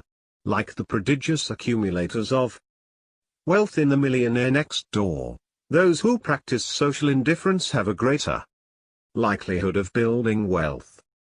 Those who are successful at transforming income into wealth demonstrate a consistent pattern of behaviors related to what others have in their driveway or where to work or post on social media, like this millionaire from Ohio. The first 10 years of building my business my wife and I, would not keep up with the Joneses. My friends had season tickets to sporting events, concerts, nice cars, etc. I worked a lot and we chose not to join them in many of these activities. In retrospect, we didn't miss anything and we didn't truly suffer. We've always been frugal savers, but not cheap. Just that we didn't do much outside of growing our business and growing our immediate family. It's hard work, but we are now able to enjoy some of the blessings we've achieved. In the consumer arms race, you will never win. There will always be a trend, a style, a fad to replace the last. Those who are able to transform their income into wealth are able to ignore their spending habits, new gadgets, and shiny trendy accessories in their quest to build wealth. Take, for example, Mrs. C, whose friend is very much focused on one-upsmanship in the consumer game of life. I didn't notice this pattern until other friends of mine mentioned it. I'd purchase a car. She'd get a bigger, more expensive one. My kids would do well in school. She'd respond with the awards, recognition of praise her kids received. I bought a house and kept my first house as a rental. She'd buy a bigger, more expensive one and rent her other home.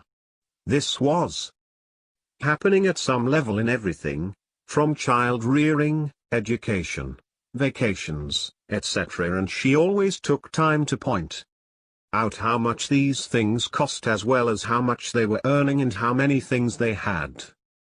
If she was trying to get me to emulate her, she actually achieved the opposite. The more she spent, and bragged about it, the less I was willing to spend on things. When a little girl asked if Mrs. C's friend was rich, Mrs. C told her, having all those things only says how much the neighbor has spent, not how much she is worth. Mrs. C then thought to herself, I am secure with my financial situation and I'm on track to have a comfortable retirement. According to my neighbor, she is waiting for the payday to arrive that will fund her retirement. Keeping success to ourselves. Have you ever wondered why so many millionaire next door types understate their considerable socioeconomic success? They don't have a strong need to display their economic productivity by buying luxury products and expensive homes. In a major way, their Real achievements are the badges of their success.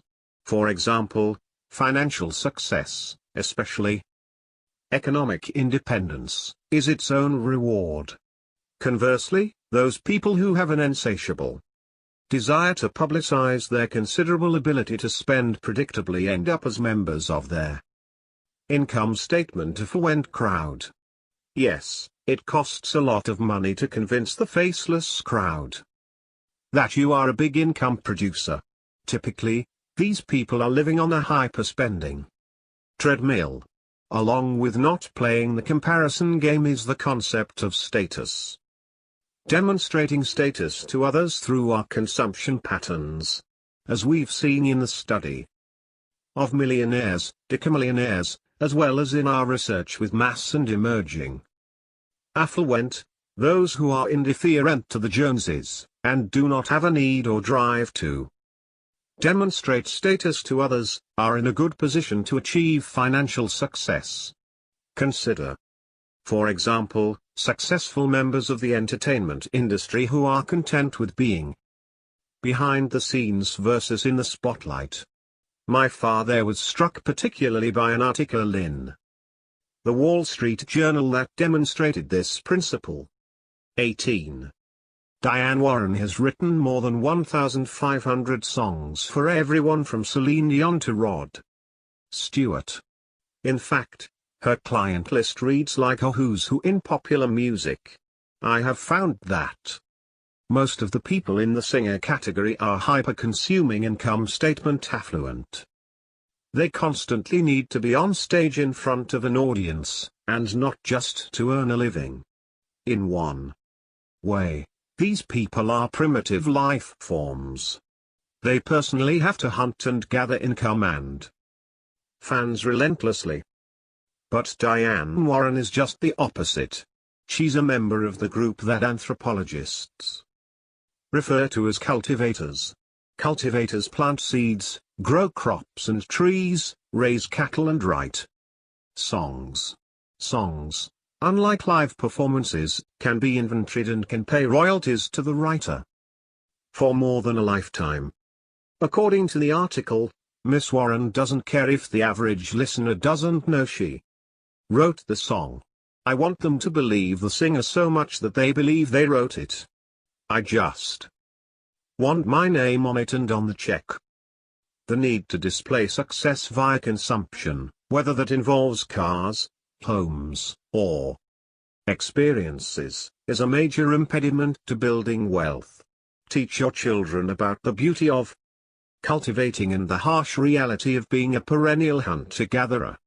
In Stop Acting Rich, this question highlights the impact of consumerism and how one might combat its effects on children. What happens when your children attend school and or interact otherwise with kids who display an abundance of expensive consumer products? Your children are likely to ask you why you do not supply them with the same collection of products. Tell them. Never judge the true quality, the caliber of a person, by what can be purchased. Often people who dress and drive as if they are rich are not. 19. Feeling good about ourselves is tied to our standing in our immediate social groups. Some of us are more influenced by our social group than others. While spending time with friends can have a positive impact, it could be negative if we compare ourselves to others who are consistently spending beyond their, or our, means. You may find yourself unhappy and broke. The trouble with the status of doctors, physicians and surgeons earn more than 4 times as much as the average American each year.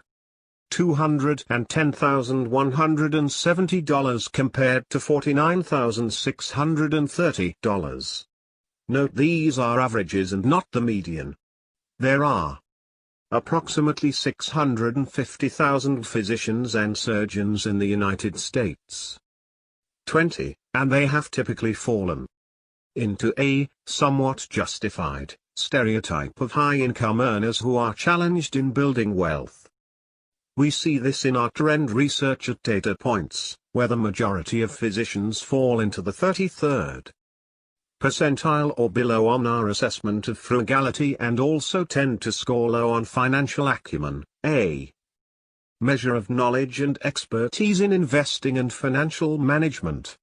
My father addressed their timelessness of high-income producing, low accumulation of wealth individuals in the preface to the 2011 version of the Millionaire Next Door. Are people with high realized incomes today better at accumulating wealth than those say 20 years ago? Not really, is the clear answer. Most of what I wrote 2 decades ago still applies today. Yes, even today high-income producing physicians, attorneys, and corporate middle managers are still below the norm when it comes to transforming income into wealth. And most high-income producing couples in general are more of the income statement affluent types than their balance sheet affluent types. 21. I can't drive that. As we've discussed, in many cases, and perhaps in your case, there is disdain for the financial decisions some people make, decisions that are typically reflected in consumer purchases. While they may be financially advantageous, they may be looked down upon, as my father discussed in 2014.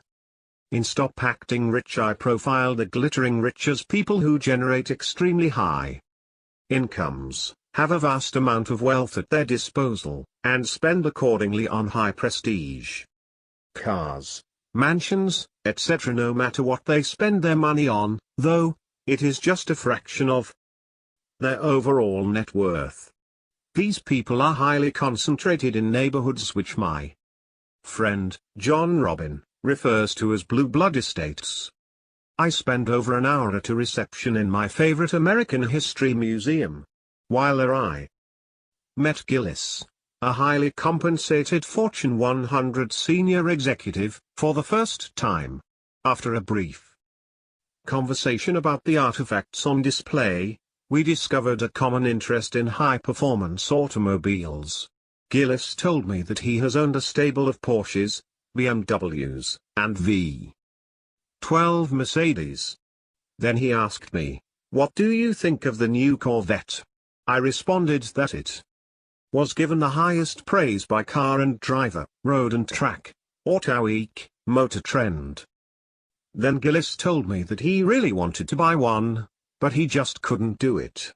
If you live in the center of blue blood estates, you can't drive a Corvette.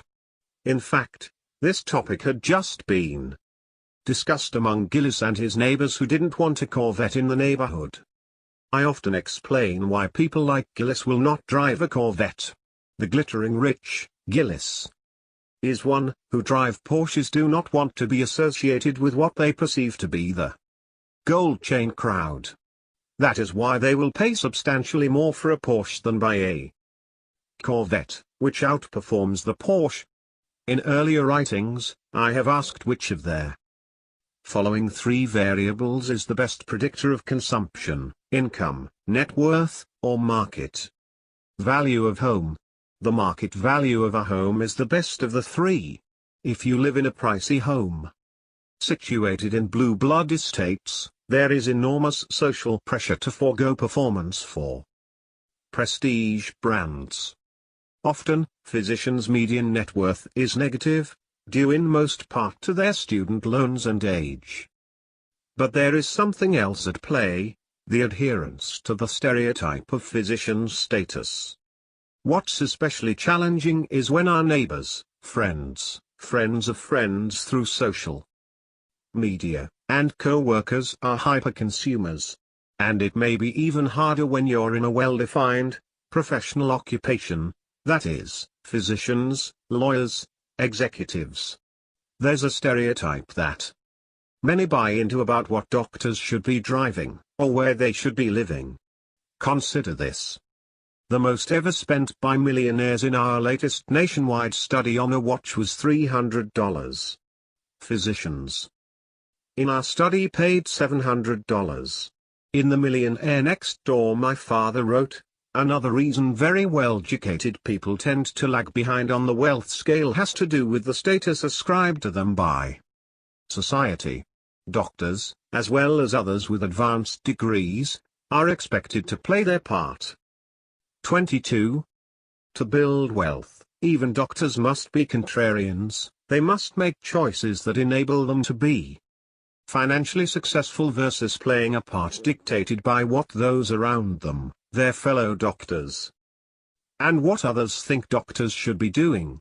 To build wealth, we need to mind our own business and focus on what it takes to transform that high salary into wealth, ignoring what Dr. Jones is driving, where she is living, and that fancy watch she just bought is critical to building wealth.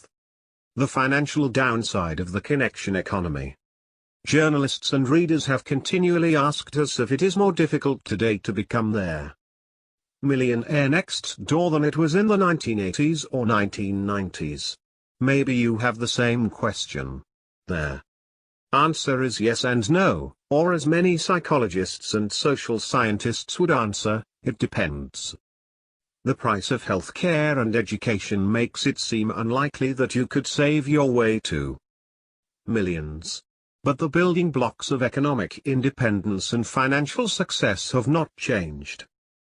As demonstrated throughout the case studies, interviews, and survey research we conducted since their first publication of The Millionaire Next Door. But this goal is made considerably more difficult because of the increased influence and proliferation of technology. Building upon the concepts related to sociometric status, technology now allows us greater connection to friends, family members, former colleagues, acquaintances, and celebrities. These connections, and the ubiquity of them, provide a constant way to check in on their myriad ways in which they spend both their time and money, as our relationships, careers, and their way in which we communicate increasingly include ongoing and persistent connections to others. Through technology, we would be remiss not to include its potential financial perils. Today we carry the influence of others around with us in our pockets and pocketbooks and spend, on average, 2 hours on social media, and 50 minutes per day on Facebook alone. 23. Imagine if these 2 hours were spent developing a new skill, researching a new business idea, or engaging directly with friends, co-workers, or employees. By comparison, millionaires in our latest sample spend 2.5 hours per week on all social media sites combined. We know that social networks can impact their kinds of behaviors we believe are acceptable, and this is no different with shopping and consuming. What our friends are buying, wearing, and displaying can impact us psychologically through our desire to conform. The more time we spend on social media, the more the marketing of products, services, or experiences will affect our buying habits. 24. As one millionaire in a recent interview told us, now you see this instantly on Facebook, you see all of these people with what look like incredible lives, but it's not that way. Another millionaire was more critical: if people spent even half the time they spend on curating their image on social media, we would all be a lot better. Certainly, they would be a lot better off. It's a time drain that leads to nothing, it's ephemeral, it's not a lasting product of any value. All that time is wasted and people neglect to spend time on serious things that matter.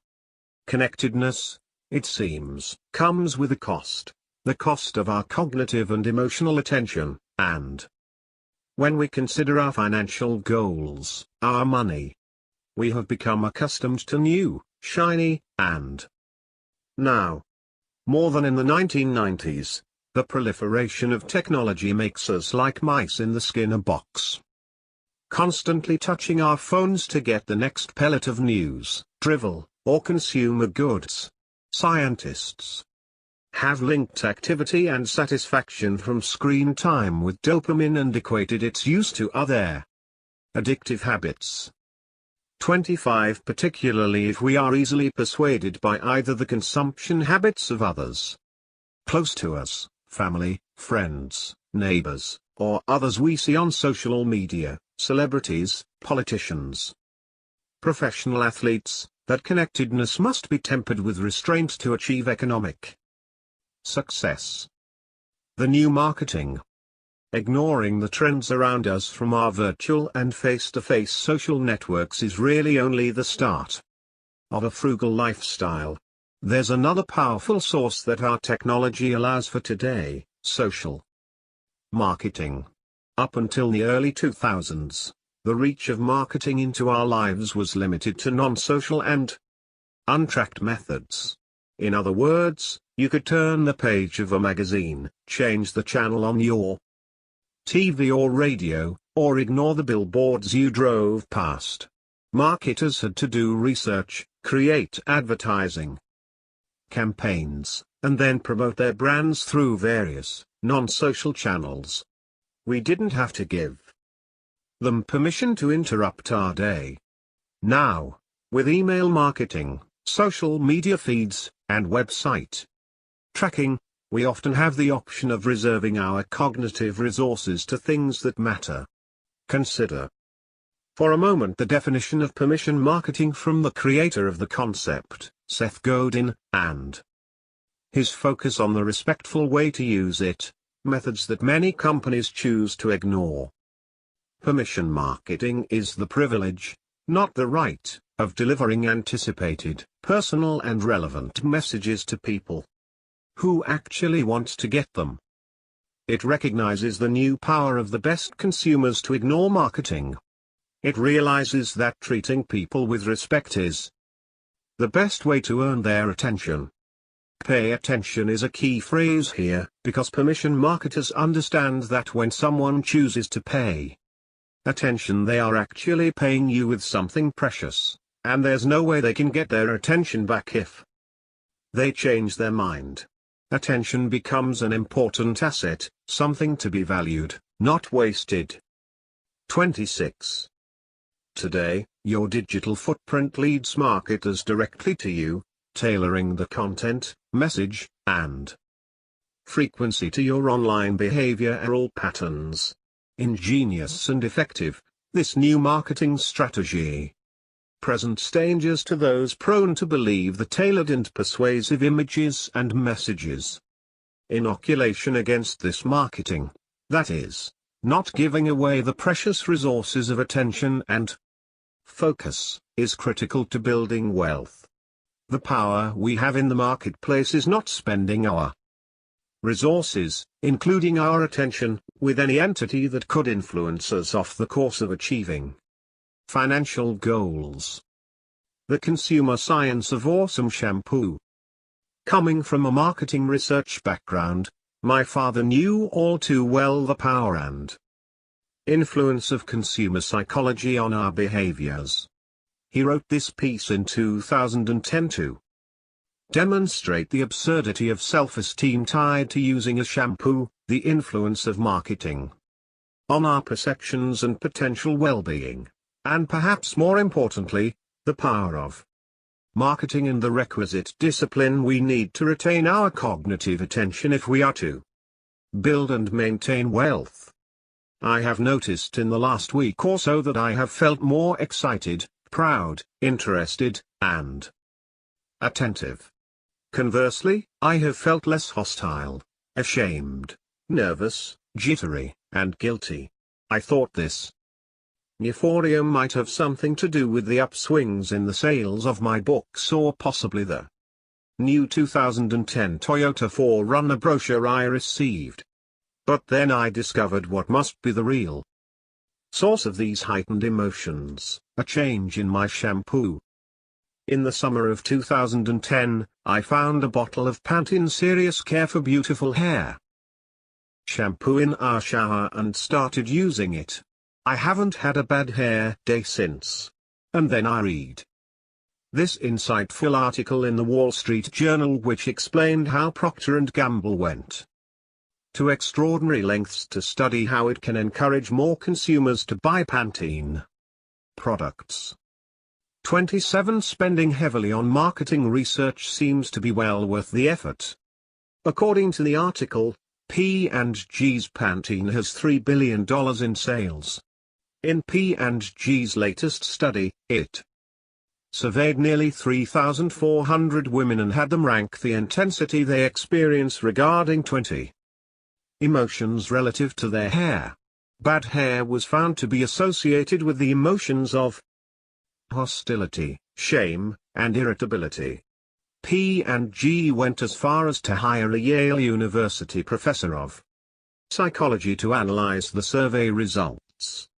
The professor, Dr. LaFrance, found bad hair negatively influences self-esteem, brings out social insecurities, and causes people to concentrate on negative aspects of themselves. 28. Who knew? Of course, I'm sure that P&G's promotional messages about Pantene will promise the end to bad hair days. Consequently, it is implied that users will experience enhanced self-esteem. And I thought that one had to build wealth and become financially independent to do the same. In Stop Acting Rich, I mentioned that my mentor, the distinguished professor of marketing, Dr. Bill Darden, often told his graduate students the following: get ready to compete in their marketplace with some real talent. The really brilliant ones in America don't work for the State Department. Not even in medical science labs.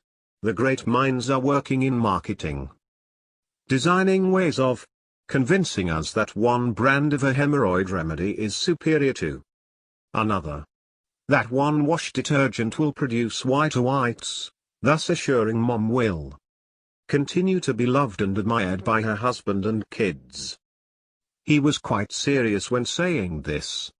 If Bill were still with us today and we could ask him to evaluate the marketing efforts associated with the liquor or hair care industry, he would likely tell us that, clearly, some of the very best minds in America are at work marketing shampoo. Consider this quote from the leader of one of the largest marketing companies in the world, as he explains the power of the data we leave behind, that is, big data, and engagement in marketing. As shopper behavior continues to change and shoppers' engagement expectations increase, advertisers must employ holistic strategies that deliver both mass-distributed offers for reach, as well as relevant, targeted content through both traditional and digital methods. Meeting these growing expectations while delivering value to consumers demands effective analysis of the big data created in the marketplace. 29. The power of data analytics and the footprints we leave online leave little doubt for marketers as to how to cater each product and service to us. The millionaires next door continue to ignore this hype and noise, as they did in the 1980s and 1990s. Those who are susceptible to the constant reinforcement of media and technology will find they need extraordinary discipline to ignore their hyper-targeted ads and pseudo articles that appear side by side with posts of their friends' pictures. Think about marketing today and how you might come to believe the hype about the Pantene shampoo discussed in the sidebar above.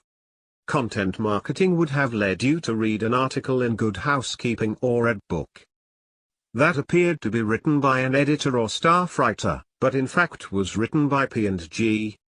Social media advertising would follow you around the web after you searched for shampoo on Google, so that every site you visited that had paid advertising would present shampoo. When you finally decide to purchase shampoo, the ratings provided on Amazon or elsewhere were bought and paid for by clever marketing companies that provided products in exchange for honest ratings of bought and paid for raters.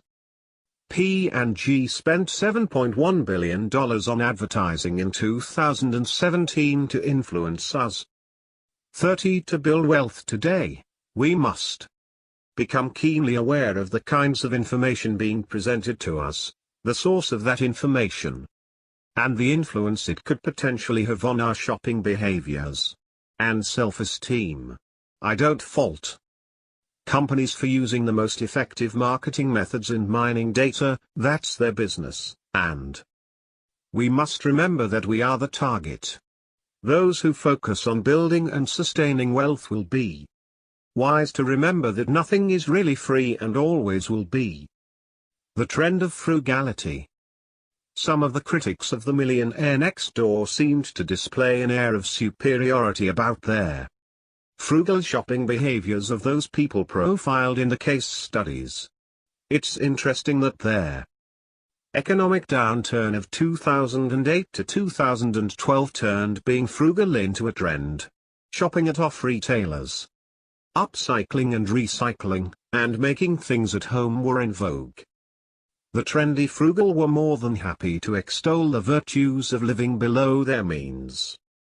Occasionally, when it was convenient, and when they were still able to demonstrate their success via how frugal they were, particularly in buying name brands at offer prices. For this group, and for many of us unknowingly, the fashion of frugality comes and goes with the changes in the economy and trends. For example, like trends in other areas, the use of coupons by Americans is cyclical. Inmer is a global marketing research company that tracks both distribution, how many coupons companies are offering, and redemption, how many people are using the coupons. Their results provide a compelling look at frugality trends over time. In 2011, for instance, 3.5 billion coupons were redeemed. In 2015, only 2.5 billion were redeemed. Does coupon clipping make the millionaire? Not necessarily, and certainly not if the use of coupons is cyclical and the only method applied in their pursuit of financial independence. Those who are astute at building wealth demonstrate spending patterns that are more consistent and disciplined. So, the question of who can be frugal today is really, instead, who can be disciplined about spending regardless of the economy, trends, or where they are in life. Consistency and discipline are the frugal behaviors that are most important, versus simply following the trend with your temporarily pseudo-frugal neighbors. It's a consistent pattern of behaviors related to spending, not seasonal frugality. This idea is particularly relevant again today, at the time of writing this manuscript, as a robust economy, full employment, and a hot stock market have made frugality, once again, uncool. To be happy, stop acting rich. The pursuit of wealth in and of itself is a hollow one. The ability to spend with abandon and consume with little regard for what that consumption means for future freedom. Freedom, meaning not being a slave to work and perpetual revenue generation, is rife with shallowness. My father would frequently comment that money did not buy happiness, and that faith, relationships, helping noble causes, and creating meaning in one's life were the 1, 2, 3, 4, 5, 6, 7, 8, 9, 10 pursuits that led the millionaires he interviewed to greater satisfaction than their portfolio performance. In 2010, he wrote this regarding satisfaction and happiness in relationship to money. What explains happiness in life? I don't have all the answers.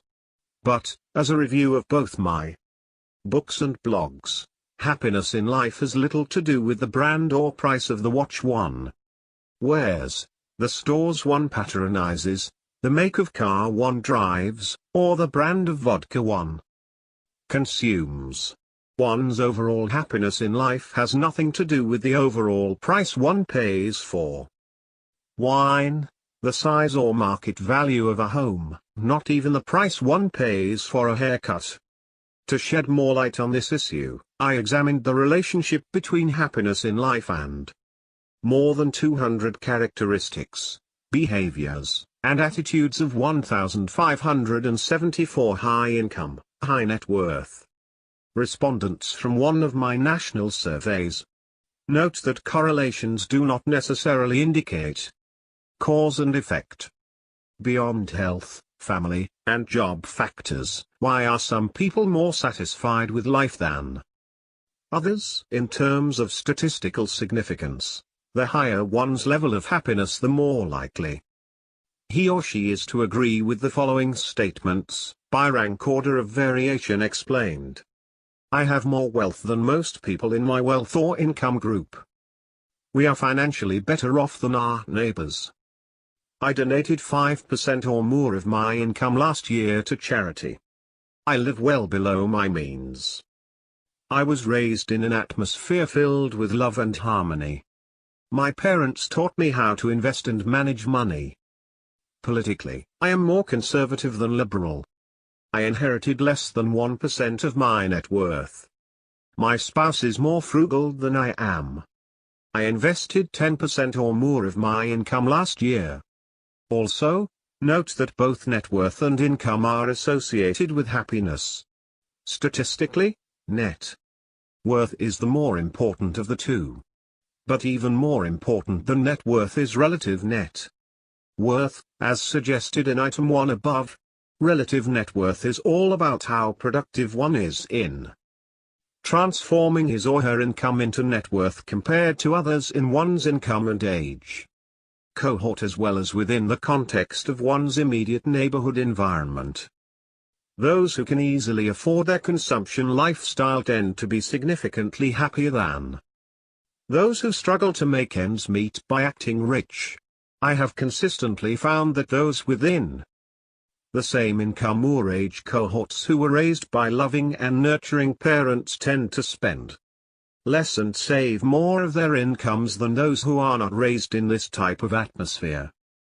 There are opportunities to succeed financially for those who make choices based on tried and true methods of building wealth.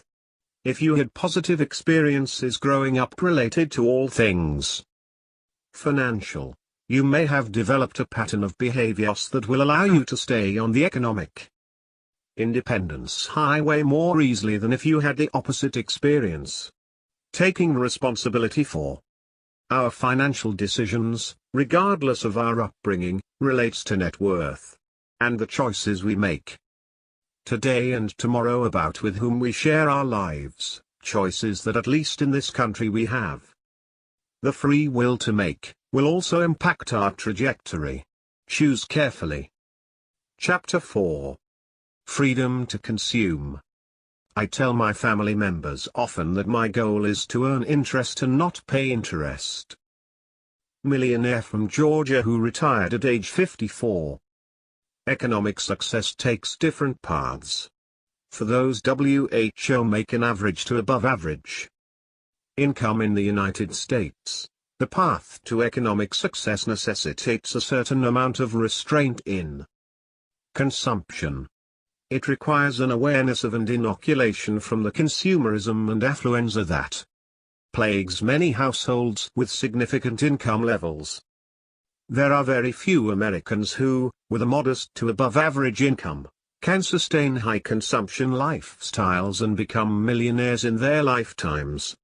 We've seen that the majority of those who have become economically successful chose a path of moderation or simplicity in consumption while they were working toward economic success, like the Jacobson family in Chapter 1. In many cases, they continue this practice even after they become millionaires.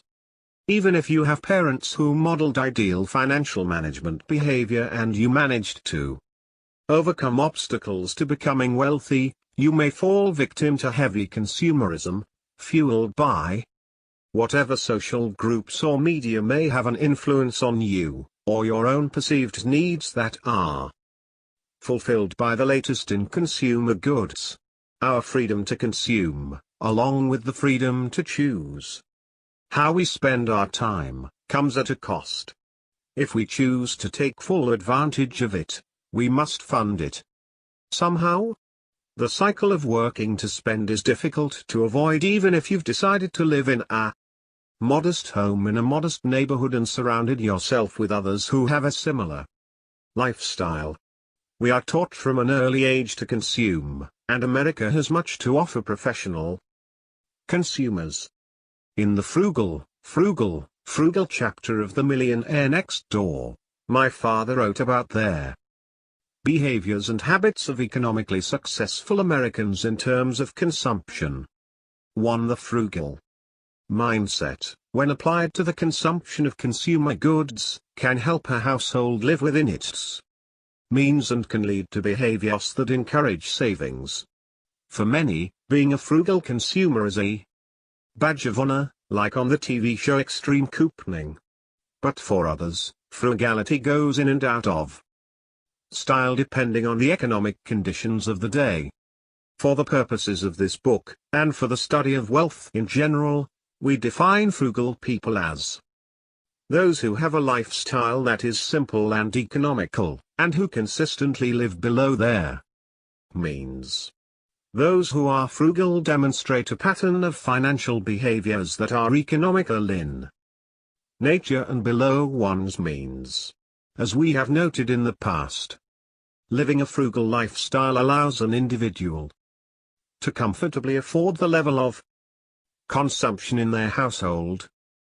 Throughout the past 20 years, our research has demonstrated that millionaires report being frugal, and that when we split affluent samples into prodigious accumulators of wealth, pause, the top quartile, and under-accumulators of wealth, UORs, the bottom quartile, these groups differ in terms of their agreement with statements related to frugality. In samples of mass affluent and emerging affluent heads of households, there is a clear relationship between a consistent pattern of frugal behaviors and net worth, regardless of age or income. 2. This is true for those in the high net worth camp, as well as those in the median income camp. Being frugal or at least having a simplistic consumption lifestyle requires equal doses of discipline and social indifference to trends. At its heart, a frugal lifestyle is highlighted by budgeting, planning, setting goals, simplicity, and discipline. Being frugal requires knowledge, ability, and personality, but most importantly, a certain set of behaviors that create a lifestyle that not everyone is willing to experience. Regardless of whether you earn your revenue as an executive, a teacher, or scrap metal dealer, frugality doesn't go out of style for those who are committed to becoming economically successful and financially independent. Our studies have shown that 57% of pores indicate that they have always been frugal, while only 41% of yours agree with the same statement. This is consistent with our findings from 1996. Home is where the spending starts. Where else do we find influences on our financial decision-making? We know that our choice of neighborhood influences attitudes toward work. 3. But it also influences our spending. We compare ourselves to those in our neighborhood and community. Recall the concept of sociometric status. In Stop Acting Rich, my father wrote, the greatest detriment to building wealth is our home, neighborhood environment. If you live in a pricey home and neighborhood, you will act and buy like your neighbors. The more affluent the neighborhood, the more its residents spend on almost every conceivable product and service. We take our consumption cues from our neighbors. Most self-made millionaires were able to build wealth precisely because they never lived in a home or neighborhood environment where their domestic overhead made it difficult for them to build wealth. For as we discussed in the previous chapter, this is due in part to both the comparisons we make to those around us and the influence that others have on our consumption behaviors. 5. Does your neighborhood consist of high-income producing, high-consuming, income statement affluent types? If so, take a moment to consider your own patterns of consumption. Are they your own or based on someone who is more in line with an under-accumulator of wealth? More than a house, it's a lifestyle. In addition to the influence of our neighbors, our home's price relative to our income also has an impact on our ability to accumulate wealth over time. For most people in this country, owning a home is preferable to renting, but the key to building wealth is to live in a home that one can easily afford. Most millionaires next door whom we have studied report that they never purchased a home that was more than 3 times the amount of their annual income. The median home value for millionaires in our latest study is approximately $850,000, or 3.4 times their current income, and the median original purchase price was $465,000. Note that most millionaires in our study, 66%, haven't changed locations in the past 10 years. Given that moving costs on average in the United States are more than $12,000. 6. Staying put is economically advantageous. What factors led to making a new home purchase? Of the millionaires surveyed in our latest study, none indicated that they changed homes because they received a cold call letter asking them to sell. And only 3% of them said their realtor proposed they upgrade because of their financial success. Instead, a new home purchase for this group was typically driven by quality, appearance, public schools, and neighborhood. See Table 4.1. A little less than 60% of these millionaires were motivated by an increase in income. Both professional and societal marketing tactics related to home ownership had little influence on millionaires in our study. Stretching for a home. When we talk about social pressures of home ownership, we could mean the broad pressure from your peer groups or family to purchase a home in a specific location, community, or neighborhood. Springfield has the best schools, and the Hampton Heights neighborhood has a lot of young professionals. We also refer to the pressure put on certain professionals, for example attorneys, who within the walls of high-paying law firms refer to an extra-large mortgage as an associate retention policy.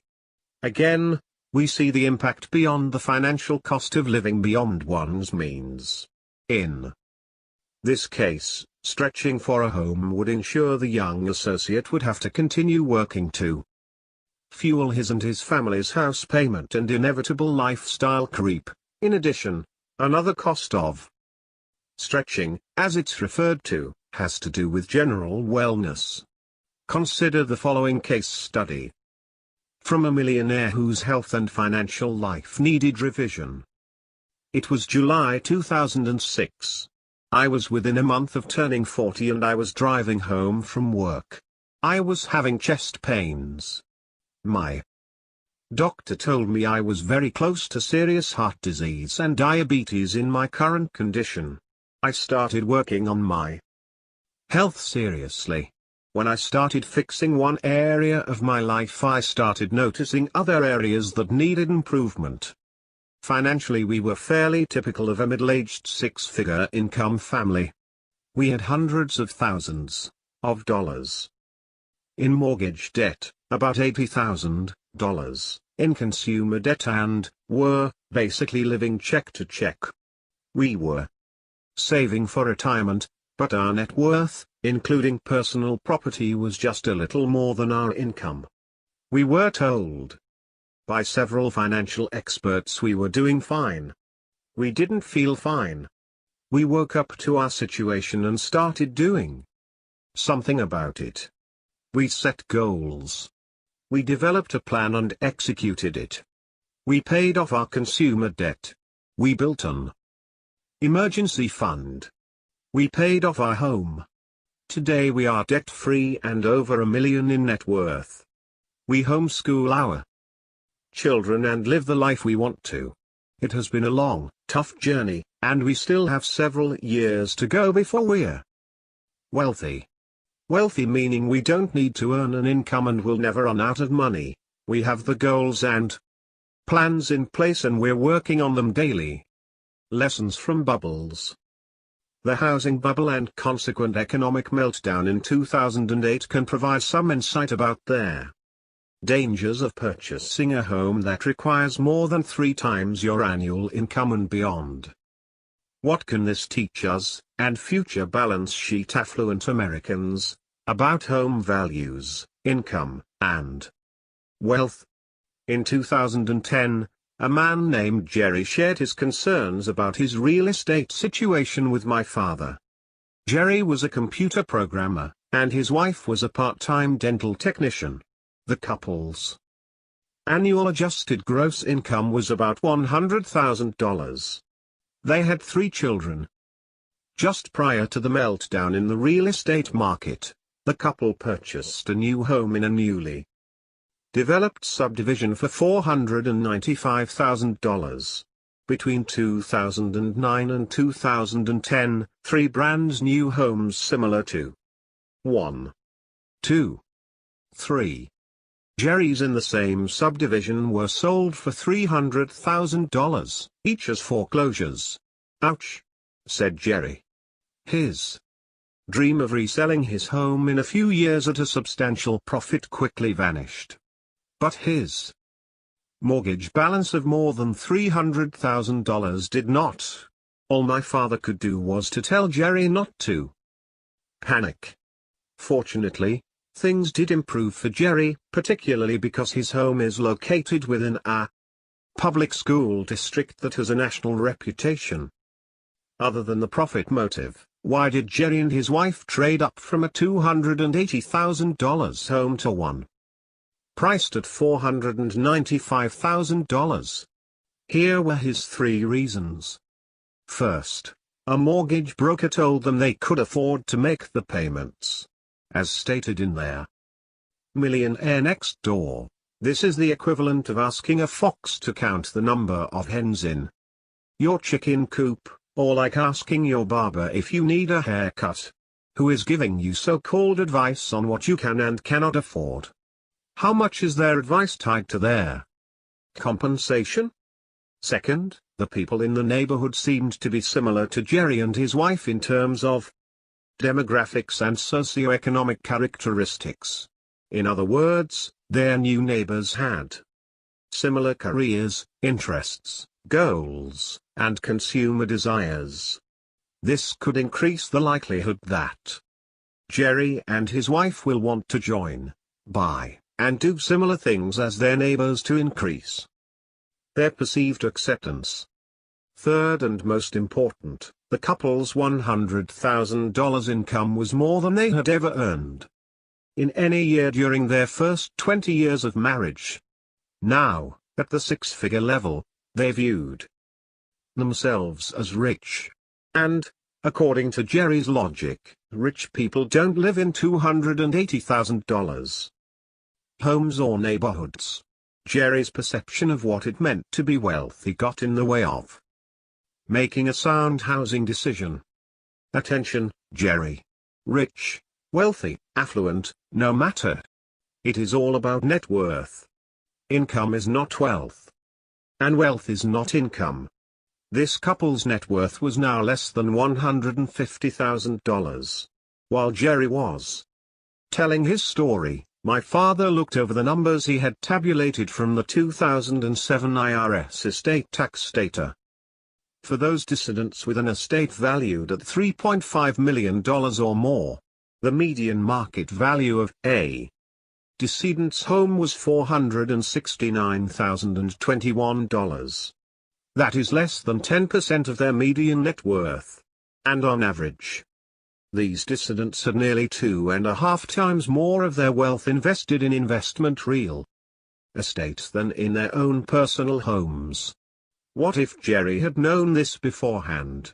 Would he still have bought a home priced higher than the value of the typical millionaire decedent? It would depend on whether Jerry wanted to act rich or actually be rich someday. Affluent neighborhoods as requirements. Economically productive home buyers have a distinct advantage in their home search, primarily because they have fewer restraints related to the show, or status, of where they live. They do not have Jerry's mindset of my high income now requires that I live in a rich neighborhood. But, there are more Jerrys, especially so many years after an economic decline. Deb, a soon-to-be millionaire next door, shared her thoughts about buying a home. She had just read Stop Acting Rich, and it reminded her of the following. My husband and I bought a house. The housing market was down, and we were looking in a blue-collar area because he needed to move into a specific school district. There was a tiny development of new construction, and we got a new 4-bedroom colonial. Later, a co-worker of mine started to look for a house with her fiancé. She showed up for work in tears because they couldn't afford a nice house. I want a house like yours, she said, but she was only looking in upper-class neighborhoods. I told her that she could afford something better if she would buy in a blue-collar neighborhood like mine. She was so offended by this prospect that she refused to speak to me for a week. Maybe Deb hit too close to home with her recommendation. Perhaps Deb's friend would have more realistic perception of the so-called upper-class neighborhood if she had known that the rock star Bruce Springsteen once said in an interview that he had found some jerks in every neighborhood he had lived in, from the bluest of the blue-collar to those filled with expensive mansions. A top realtor of mansions in a major metropolitan area has found that these neighbors can be just as noisy, disrespectful of property lines, or neglectful of property as their blue-collar counterparts. Terrible neighbors, it seems, are normally distributed. Deb's friend, though, was not alone in her reaction to economy in housing choices. As we've said before, frugality isn't for everyone. Consumption in moderation is not for everyone, either. One type of The Millionaire Next Door reader had quite a different reaction to the book than typical fans. Even going back to the late 90s, when the economy and stock market were booming, copies of The Millionaire Next Door were found shoved in the toilet of the airport bathroom in Atlanta, or given away. There could be several reasons for this behavior, but clearly the reader did not expect a lesson in consistency and discipline. Perhaps they were looking for a get-rich-quick plan, or maybe a pat on the back for achieving a $180,000 per year income to pay for their home that stretched them and private schools and a luxury SUV in the garage, but little in the bank. They were sorely disappointed to learn that not only did the data not applaud this type of behavior, but in fact indicated that they were impairing their economic future. Your neighbors and income from estates. Just over 35% of millionaire homeowners in our most recent study live in homes currently valued at the $1 million mark. When we look at how they generate revenue, we see some surprising, or not, statistics. First, when we examine the differences between millionaires with any amount of income coming from trusts and estates, approximately 14%, compared to those with no estate, trust income. 86% of our sample, we see that there is a larger percentage of millionaires with income from trusts and estates living in million-dollar homes than the general millionaire population. That is, 55% of millionaires with income from trusts and estates live in homes worth at least $1 million. The higher the market value of the typical home in a neighborhood, the higher the proportion of homeowners in that neighborhood who have inherited wealth.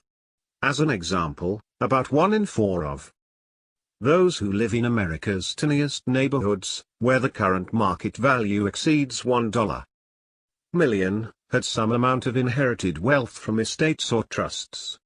Contrast this with millionaires who live in neighborhoods where the typical home sells for less than $500,000. Only 8% of these homeowners received any income from estates or trusts. If your explicit or implicit goal is to emulate and fit in with those around you, you may be playing a game that's difficult to win. Keeping up with the Joneses who earn enough to live in a $1 million home is difficult by itself. But it is more difficult if your competition next door was heavily subsidized by their wealthy relatives. Homeownership does not equal millionaire status. A couple once asked my father about the relationship between homeownership and net worth. They were contemplating buying their first home. In your books, Tom, you mention that nearly all millionaires are homeowners. Approximately 95%, they pointed out. But homeowners are not millionaires. And no one is going to hand you a check for 7 figures when you close on your first home.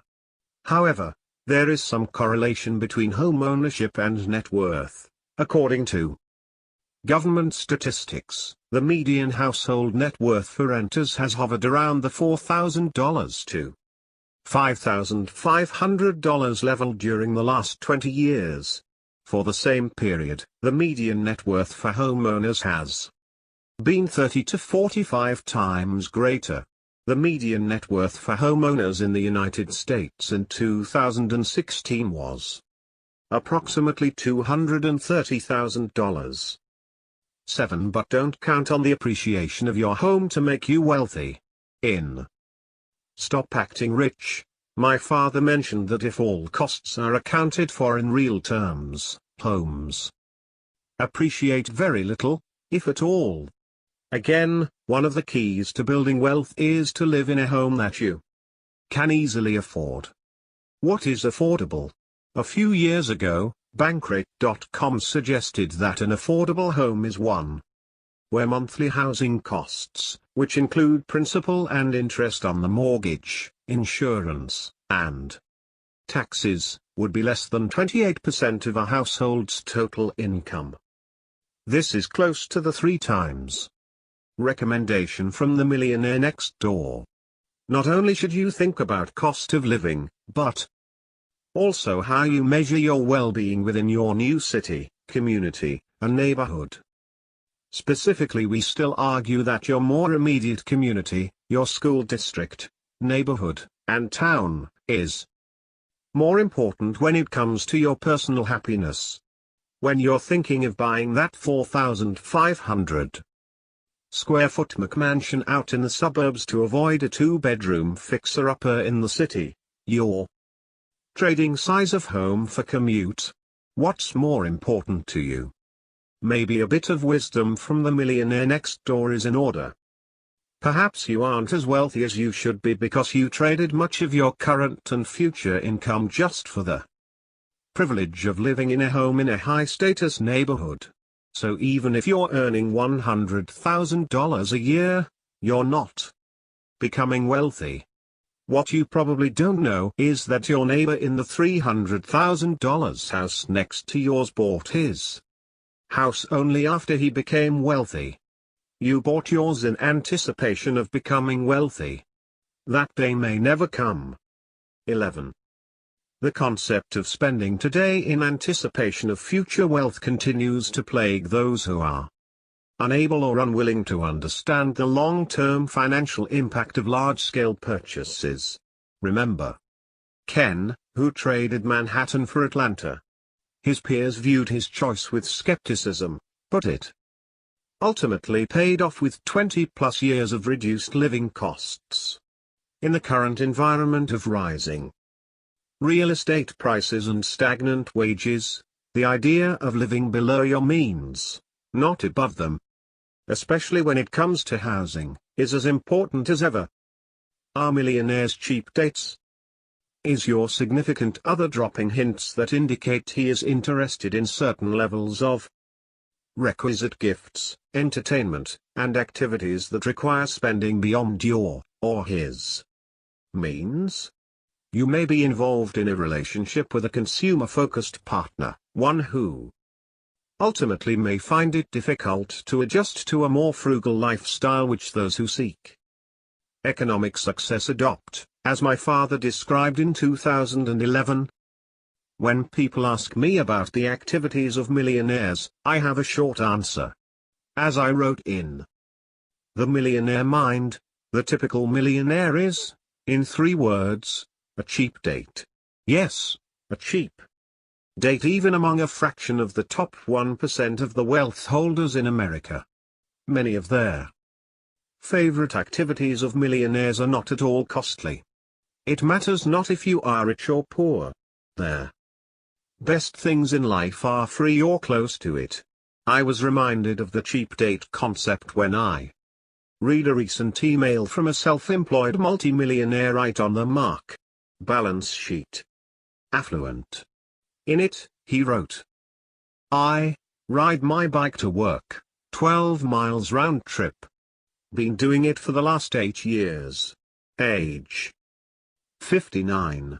Married 38 years, no inheritance. 3 adult children, all successful. We paid for 3 private colleges. No mortgage. Own a business. No debt. My career is demanding. 60 hours per week, but I have coached kids' sports, I sing in the church choir. Have a garden.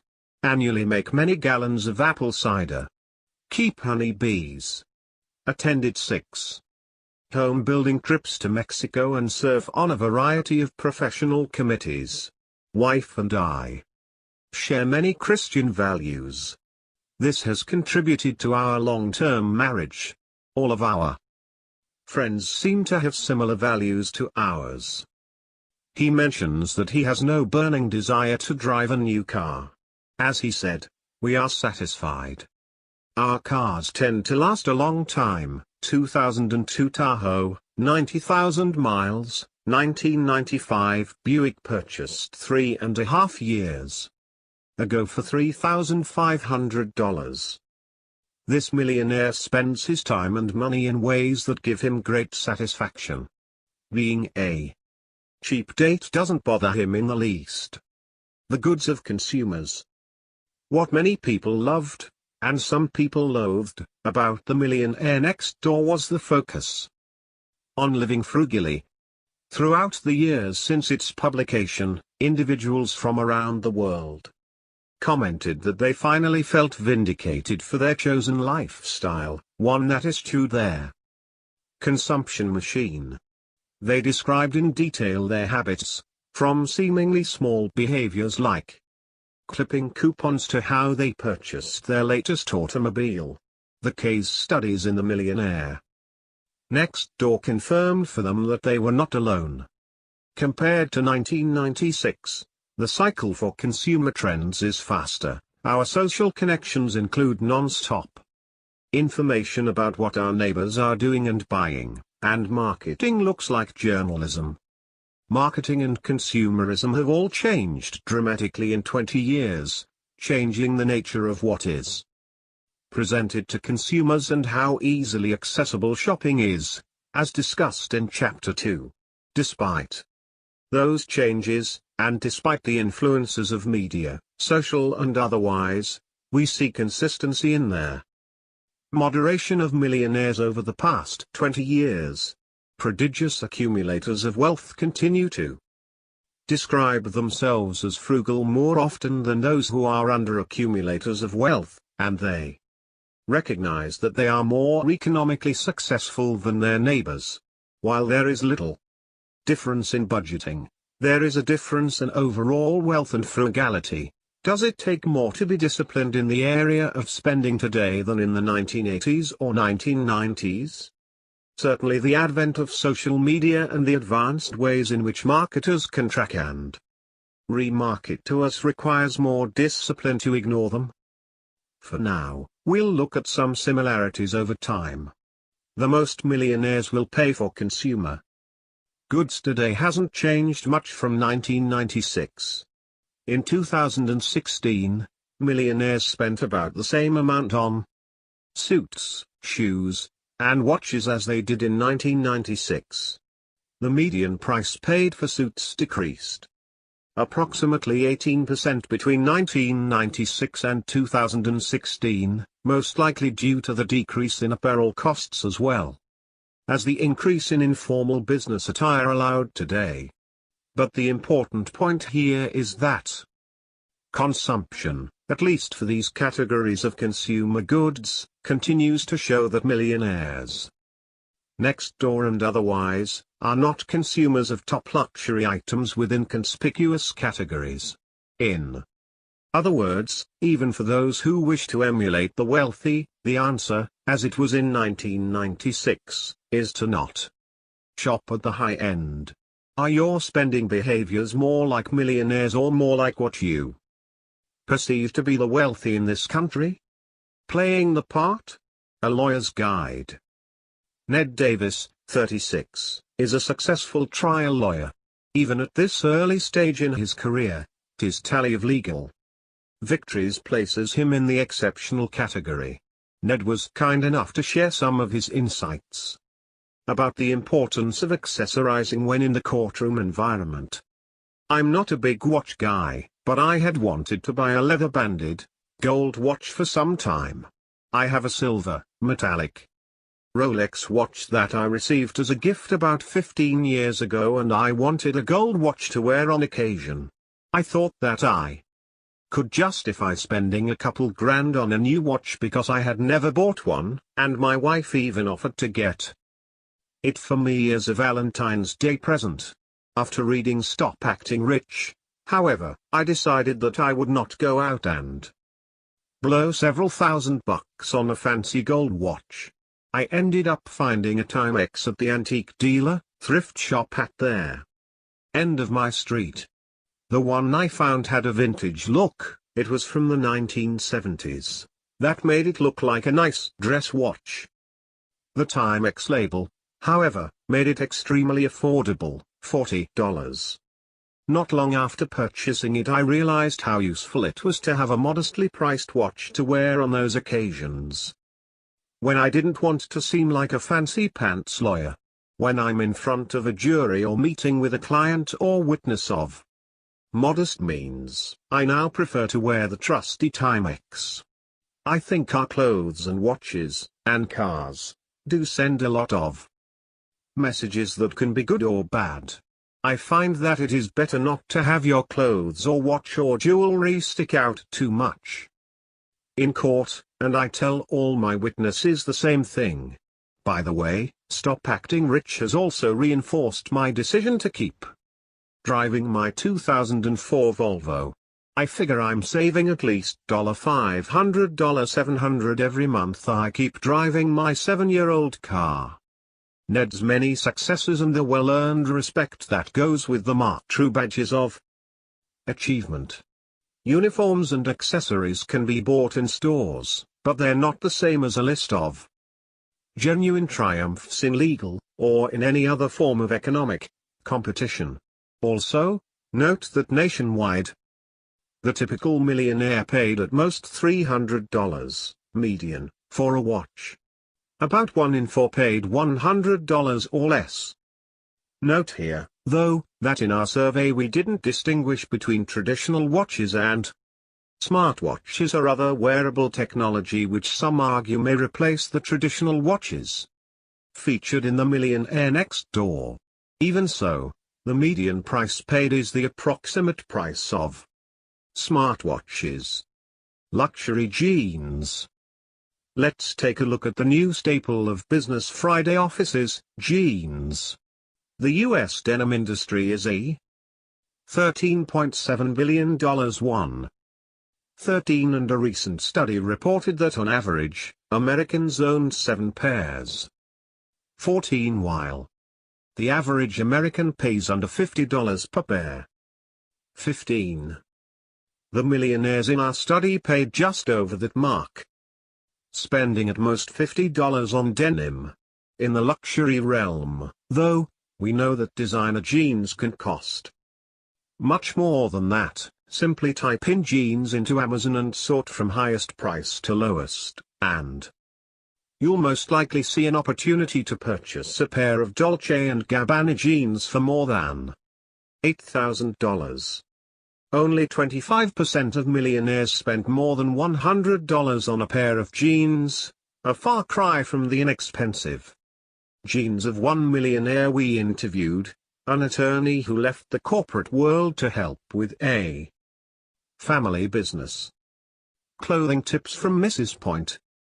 Today Americans go through clothing faster than ever before. In 2015, the per capita consumption of apparel was 67.9 garments and 7.8 pairs of shoes, returning to pre-recession levels according to the American Apparel and Footwear Association. 16. We also throw clothing away at a breakneck speed. According to the Council for Textile Recycling, every year, every man, woman, and child in the United States throws away 70 pounds of clothing and other textiles. 17. High-quality furniture, less costly in the long run. There are certain quality consumer goods that can be used, passed down, resold, and used again for years to come. In many cases, they are often higher in price but ultimately are only purchased once. My father wrote this piece in 2013, highlighting his lifelong hobby of woodworking and the concept of quality in consumer goods, quality that perhaps doesn't lend itself to a room redesign shopping spree every 2 years. Omitted from my online resume is the heading at Hobbies. Avid woodworker since age 12. Builds rustic tables, cabinets.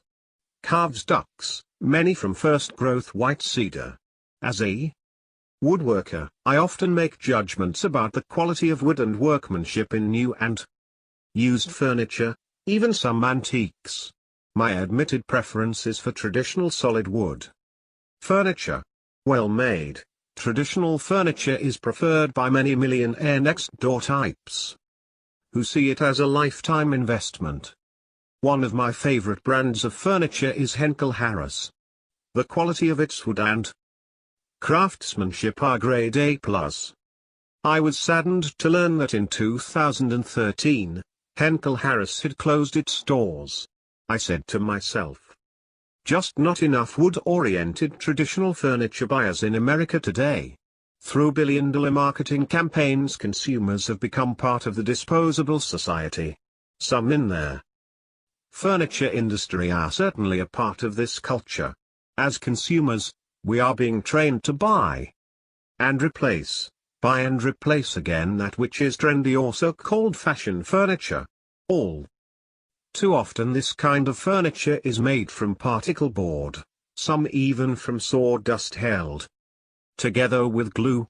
And don't forget brand decks, which is composed of cheap veneers with painted stains nailed together instead of baked. How long will this furniture be trendy? Because we are the world's greatest economy, it shouldn't surprise anyone that we have the very best and most aggressive marketers in the world. They are successfully convincing more and more people that furniture is no longer really a durable good that might last through several generations, but is a disposable consumption item heading in the direction of plastic razors. Admittedly, high-quality furniture is expensive, but because of quality, previously owned. Henkel Harris, for example, can be a great value for those on a limited budget.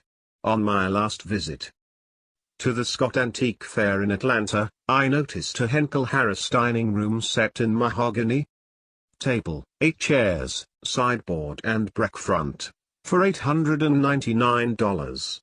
Today the raw wood alone that would be required to construct this set would cost at least that much.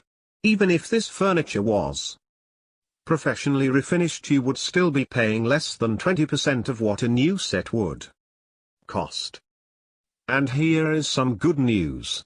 By chance I googled Henkel Harris and found their following message: "We at Henkel Harris are delighted to say, Henkel Harris is back." After only a few months of closing the Henkel Harris stores in early 2013. First interviewed for the Millionaire Mind. 18 Mrs. Point and her husband live in a 4-bedroom home in one of Austin, Texas's nicest neighborhoods. "I believe in living in the best section of the city. Location, location, location.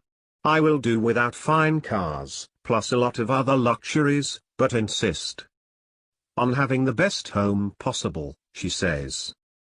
Mrs. Point understands the value of clothing. She never wants to spend big dollars on clothes.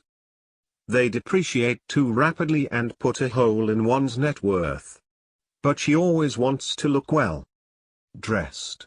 Here is her solution: "Oh, yes, I wear couture clothes, previously owned, that I buy at their Junior League shop. Yes, there is even a hierarchy among thrift shops. Many of the clothing items she purchases still have the original sales tags attached. In other words, they had never been worn." It seems that Mrs. Point's clothing expenditures are being subsidized by some of Austin's glittering rich. Unbeknownst to them, these aspirationals are also enhancing her ability to transform income into wealth. If some of the clothing doesn't fit perfectly, she and Mr. Point do what about 4 in 10 millionaires do: they have their clothes altered instead of buying new ones. Mrs. Point uses the money saved to purchase quality stocks. "I am mindful of the fact we live in a time of medical miracles. I invest in stocks related to medicine. We have land and mining operations and oil leases. We do not tell our friends about our holdings because many of those we associate with do not have as much as we do." Could she be talking about the income statement affluent? Cars, the ultimate test in consumption? It's not often that one consumer decision makes or breaks one's ability to build wealth over time. Patterns of behavior are a better indicator of the likelihood of building and sustaining long-term wealth. But buying a car is a major financial decision that can have a significant long-term impact on wealth. In 2016, the median amount our millionaires paid for their most recent car purchase was $35,000. The median high price paid for a car was $40,000. Most millionaires do not drive luxury automobiles. Rather Toyota, Honda, and Ford top the list. These 3 manufacturers were reported by nearly 1/3 of all millionaires in our sample. Note that some of the top manufacturers from 1996, Oldsmobile, Cadillac, Lincoln, Jeep, aren't represented in the top 15 for 2016.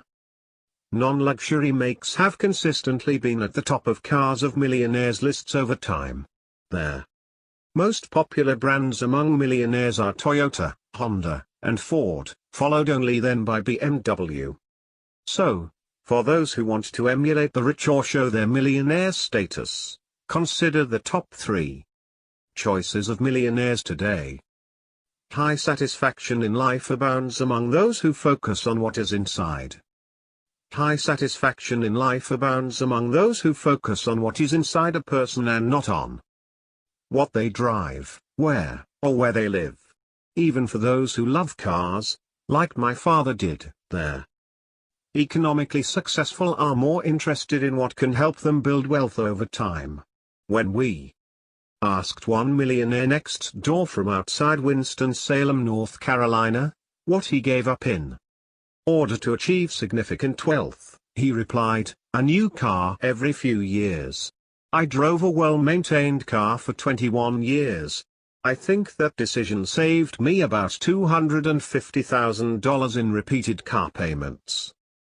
The end game is financial independence. The consistency of quality In order to drive a car for 20 plus years, it will need to be of the highest quality.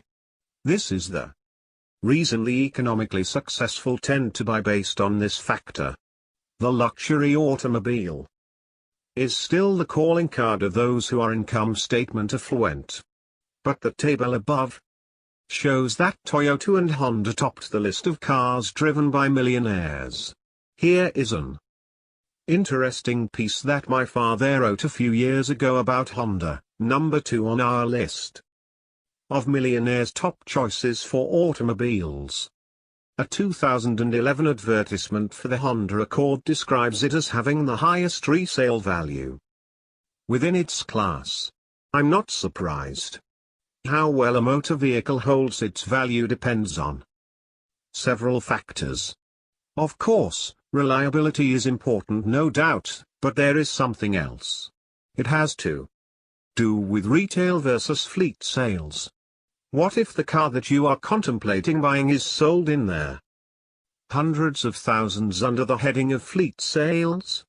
Most of these fleet purchases are made by rental car companies who demand very deep discounts from manufacturers. Later, these 1, 2, or 3-year-old cars are dumped on the used car market.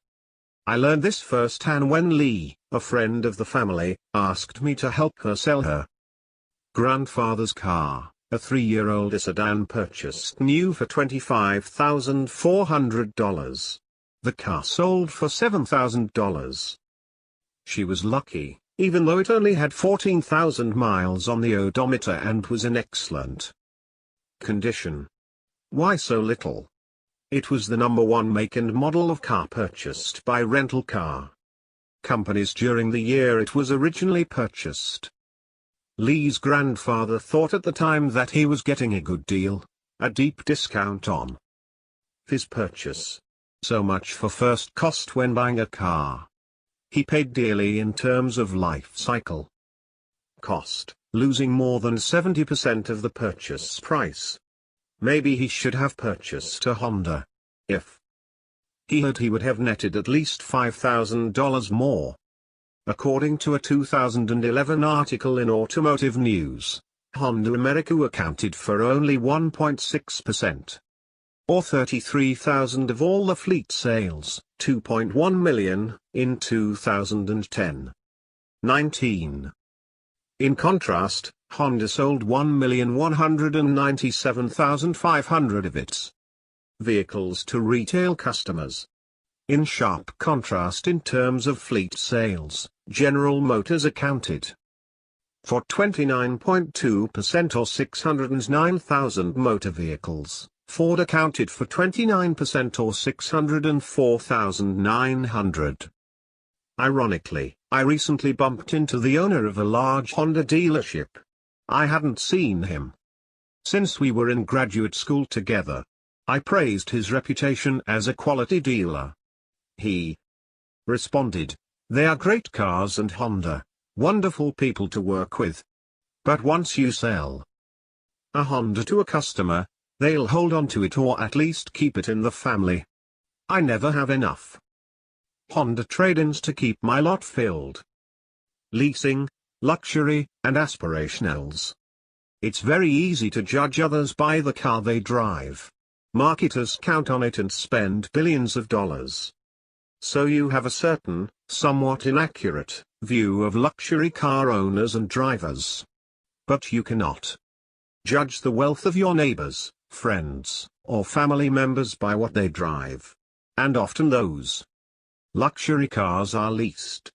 Income statement affluent consumers are especially prone to leasing during periods of economic prosperity. In 2010 Automotive News reported that the vice president for Mercedes-Benz Financial Services indicated that leasing accounted for half of all sales of new Mercedes-Benz vehicles. 20 further, this 50% figure is rather consistent in good times and in bad. How does this 50% figure compare with the lease versus purchase ratio for all those passenger vehicles acquired in America? It is much higher than the norm. Over the past decade, leasing accounted for approximately 20% of all new passenger vehicles that were acquired. Aspirationals, people who aspire to be rich and play the part by consuming as if they are already wealthy, are much better at spending income to look wealthy rather than actually accumulating wealth. If this group was really interested in emulating those who are truly rich, they might wish to purchase instead of lease their motor vehicles.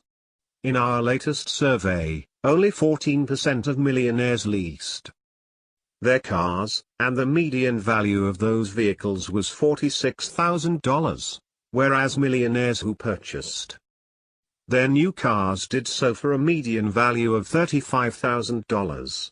Of those who leased, 25% of the cars leased by millionaires in our latest study were luxury cars, whereas 75% of the leased vehicles were non-luxury cars, for example, Honda, Toyota. Who buys a 13-year-old Toyota? Nearly 28% of millionaires in our latest study drive a car that is at least 6 years old, and of course, we know anecdotally that many millionaires drive cars into the double digits of years.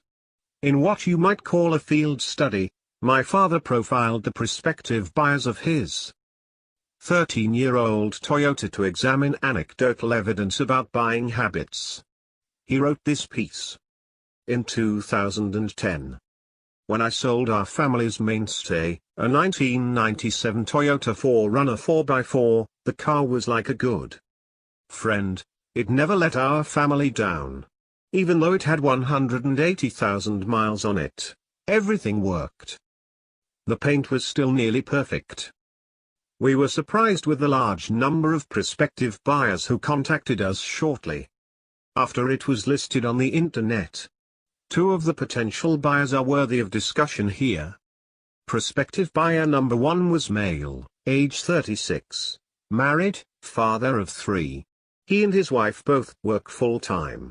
The couple was in the process of discarding the 2 late-model vehicles which they currently owned. Why were these people interested in buying a 13-year-old, $5,000 used Toyota? It was not because they were in dire financial straits, nor were they depressed about their prospects of downsizing. As the young man explained, he and his wife had good-paying jobs, but they were on a treadmill making loan payments, including one on each vehicle. At the end of each month, after paying all their bills, they had little or nothing left to invest. The couple was determined to become financially independent. Selling their 2 expensive vehicles and investing the more than $30,000 in equity that they would receive was a start. According to the couple, the encouragement and method for doing this came from the Financial Peace University program they attended at their church. Prospective buyer number 2 was a male, age 26, engaged, who had just sold his late model, fully loaded pickup truck. He walked away with over $20,000 equity in the truck that he wanted to enhance his nest egg for his upcoming marriage. He was a civil servant for the federal government and a moonlighter. He felt that in the small college town where he lived he could get all or most of his money back on the 1997 4Runner even if he sold it in 2 years. Prospective buyer number 2 bought the car within 5 minutes of seeing it. The first prospective buyer did not buy the car because he wanted a 7-passenger SUV for carpooling use, and he bought one. Not all people who trade down like these 2 buyers feel ego-deflated or encounter loss of self-esteem. Those who plan to build wealth by downsizing and investing encounter enhanced pride and new confidence. It is all part of taking control of our lives and not being controlled by consumption and the hyper-use of credit. It took billions in advertising and marketing dollars to convince us that happiness and self-esteem can be purchased in stores with loans and credit cards. And such beliefs cannot be changed overnight. It is important to have a mentor who can help you change and then guide you to financial freedom. My father profiled aspirationals in Stop Acting Rich. Perhaps Shakespeare was referring to these people when he wrote, "All that glitters is not gold." Yet many Americans are guilty of judging their wealth of others based on whether they drive prestige makes of motor vehicles. Judgments of this type are often inaccurate and can have a dampening effect on prudent consumption behaviors. My father received an email from a man who expressed cynicism about the subject of consumer purchases and wealth. Having a hard time not being cynical about people based on where they live or what types of car they drive. We go to a church that is considered rich. A lot of people drive the nicer vehicles, Escalades, BMWs, etc. We jump to the assumption that they are hyperspenders, not wealth accumulators. Our children go to the church's school. Hard to tell them that they don't need all the status items, North Face, Abercrombie, expensive shoes, etc. that the other children have. My wife looks at these people and wonders where they get all their money to purchase expensive items. How do you not become cynical? My father's advice to him: first, never judge the true quality of a person by what can be purchased. Second, as the reader suspects, often people who dress and drive as if they are rich are not. In our latest study, across all respondents in our affluent sample, not surprisingly we found a correlation between purchase price of one's latest vehicle and net worth. And the combination of age, income, and net worth accounted for almost 25% of the variance in purchase price. From a practical perspective, the price of our cars has more to do with factors beyond how much we make, how old we are, and our wealth, including attitudes, influences about luxury, and what our neighbors are driving. These sociometric and psychological factors may be at play. And we found that income did a much better job at predicting how much you would pay for your next car than your net worth. This is particularly true for leasing. We found that net worth added very little when trying to predict the price of the leased vehicle above and beyond income. For our cynical reader, the answer is clear: the purchase price of cars, and therefore the makes and models he sees in his community, has more to do with factors other than wealth or income than most of us believe. And if we are considering the financial side of why we drive what we drive, income level, not wealth, is more important. Perhaps it is best said in the Old Testament, man looks at the outward appearance, but the Lord looks at the heart. -1 Samuel 16-7. How to buy used luxury. What if you want to drive luxury? The used vehicle-prone shopper category of the millionaire next-door population provides a guidebook to those who choose to have luxury in a pre-owned state. 1. Engineering professor detailed his latest car purchasing experience with my father. The sight of cash has a powerful effect on some people. Accordingly, I took $2,000 in $20 bills from my emergency cash reserve. I put $500 of it in my right trouser pocket and the remaining $1,500 in my left shirt pocket. After arranging to come and see the car, I got an old Navy shipmate of mine to drive me to the appointment. The seller lived in a pricey neighborhood with equestrian trails. He had a new Jaguar sedan, a Toyota sedan, and a Cadillac Escalade SUV in the 3-car garage. His oldest daughter had been using the Mercedes to drive to her college classes. She was moving out of state, and he had just bought her a new Toyota. He also said, "I don't need 4 cars for just me and my wife." This passed the smell test and it indicated that this was probably not a lemon he was trying to unload on someone. After test driving the car, I took out the wad of $20 bills from my shirt pocket, laid it down on the hood of the Mercedes and asked, "Would you be willing to entertain an offer of $1,500 cash?" He was. Thus, it came to pass that I drive a 1980 vintage luxury Mercedes-Benz, every day, to work and back. It runs quite well, gets 25 miles per gallon, and I enjoy driving it. This car was made back when Mercedes-Benz had a well-deserved reputation for exceedingly high-quality manufacturing standards and for designing their cars to last.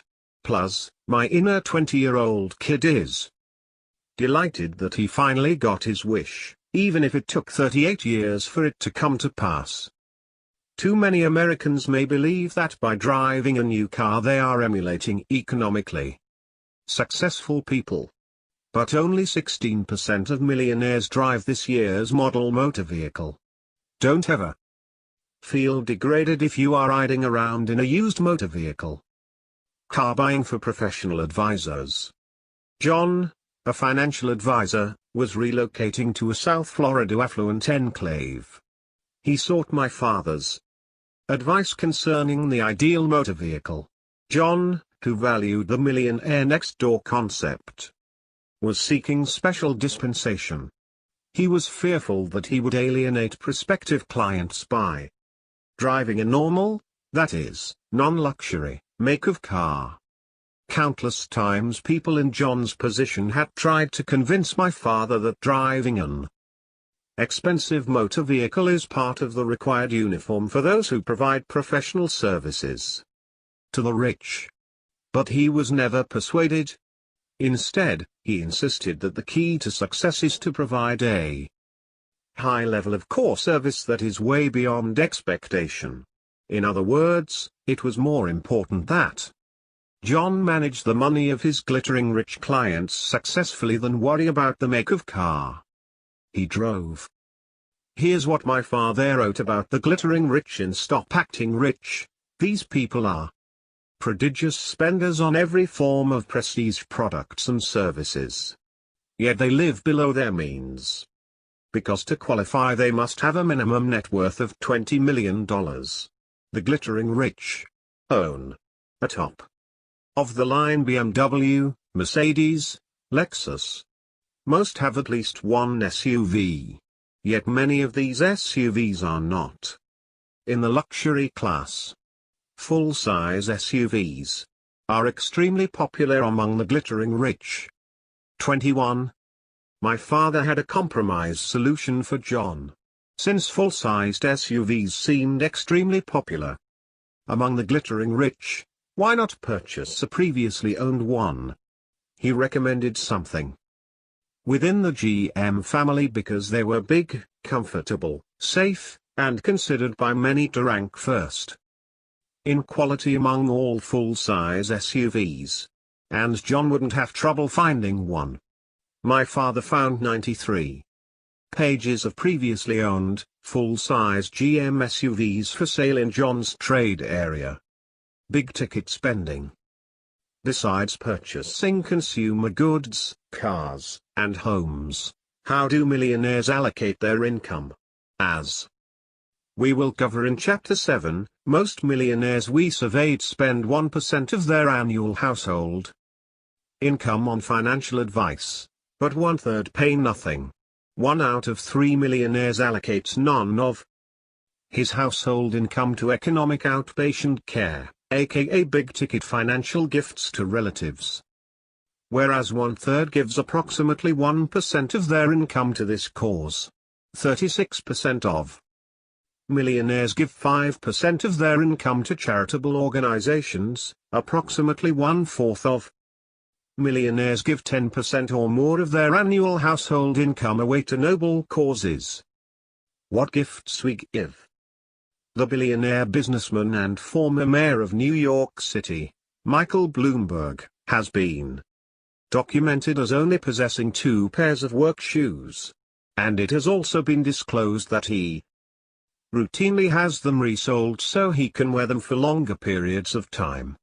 Our data indicates that of the top 1% of wealth holders in America, 70% regularly have their shoes resoled or repaired. This supports our general thesis that people who have a propensity to build wealth tend to be quite frugal in allocating their dollars for consumer products.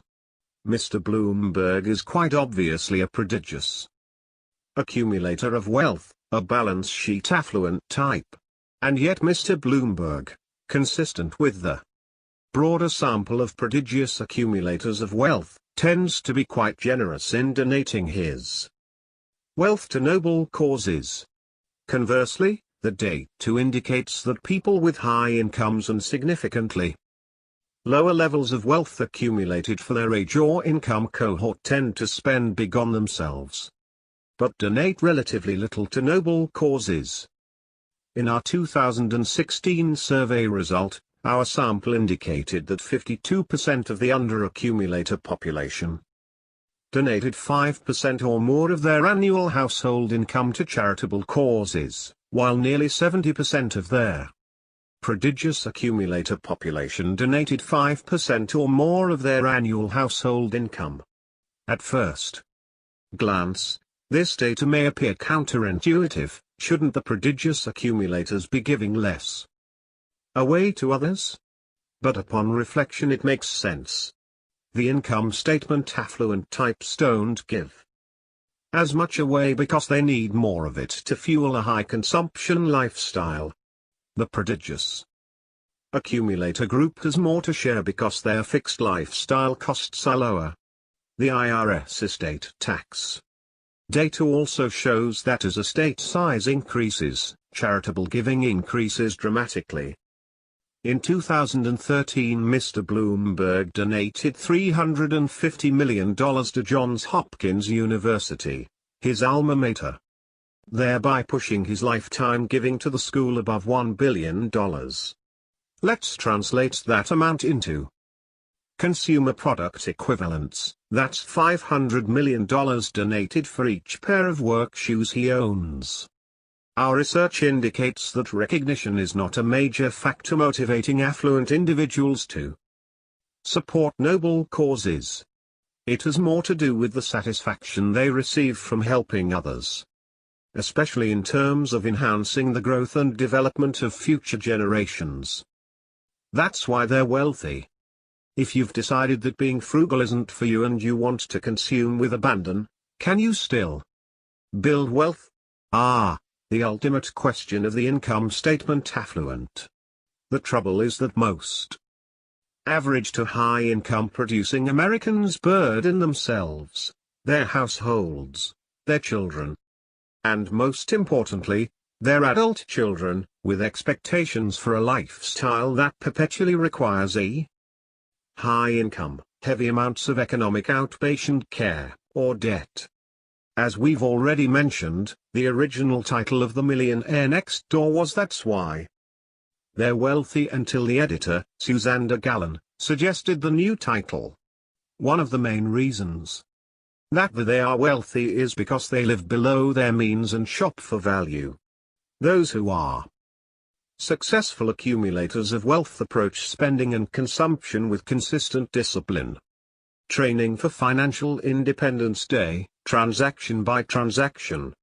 This allows them to build wealth in good economic times and bad. They research, evaluate, and scrutinize their purchases over a lifetime. As my father wrote in The Millionaire Next Door, how did the wife of a millionaire respond when her husband gave her $8 million worth of stock in a company he recently took public?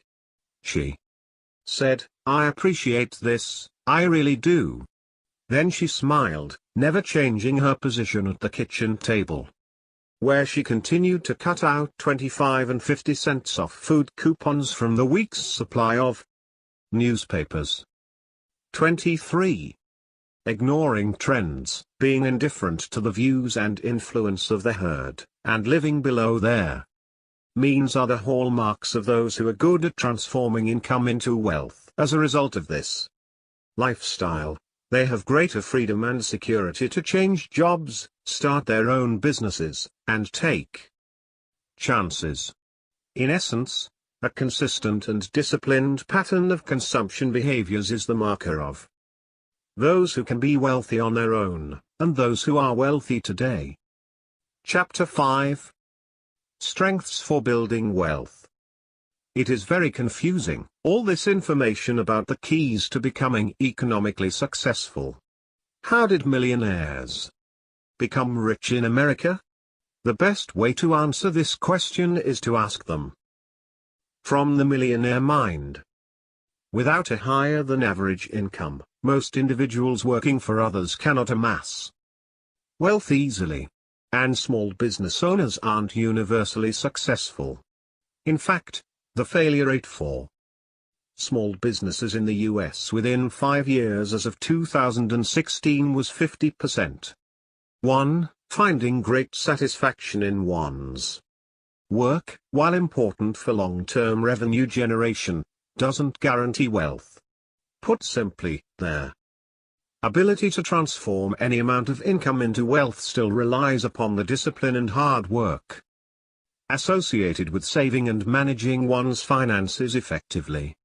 This includes the mundane, for example, creating budgets, paying bills, and the more complex, for example, filing taxes, investment analysis. To achieve financial independence, someone, or more than one someone, which is more often their case today, will have to assume the role and responsibility of household CFO for budgeting, planning, and overall leadership related to all things financial. Just like the millionaires who are proficient in targeting market opportunities, most economically successful households have in them a leader or a team that is able to capitalize on their strengths for building wealth. They run their households like a business, assigning key tasks to the team member who can effectively do that job. So the question becomes, what competencies or characteristics allow for better personal financial management than others? Studying the habits and characteristics of the affluent was the main focus of my father's lifetime of work. As I began to join him in his research efforts, I had to apply the type of science I had been trained to use to help understand if the characteristics of the wealthy were, in fact, related to net worth. Was it really the case that frugality always led people to be more financially successful than their peers, or was luck at play? Was it really possible that confidence and discipline could impact one's ability to transform income into wealth, or were there millionaires featured in 1996 financially successful because of the times and a few good choices along the way? Much of our work examining the affluent had focused on demographics and consumer-related data, what they buy, where they live, what they drive, and how they spend their time.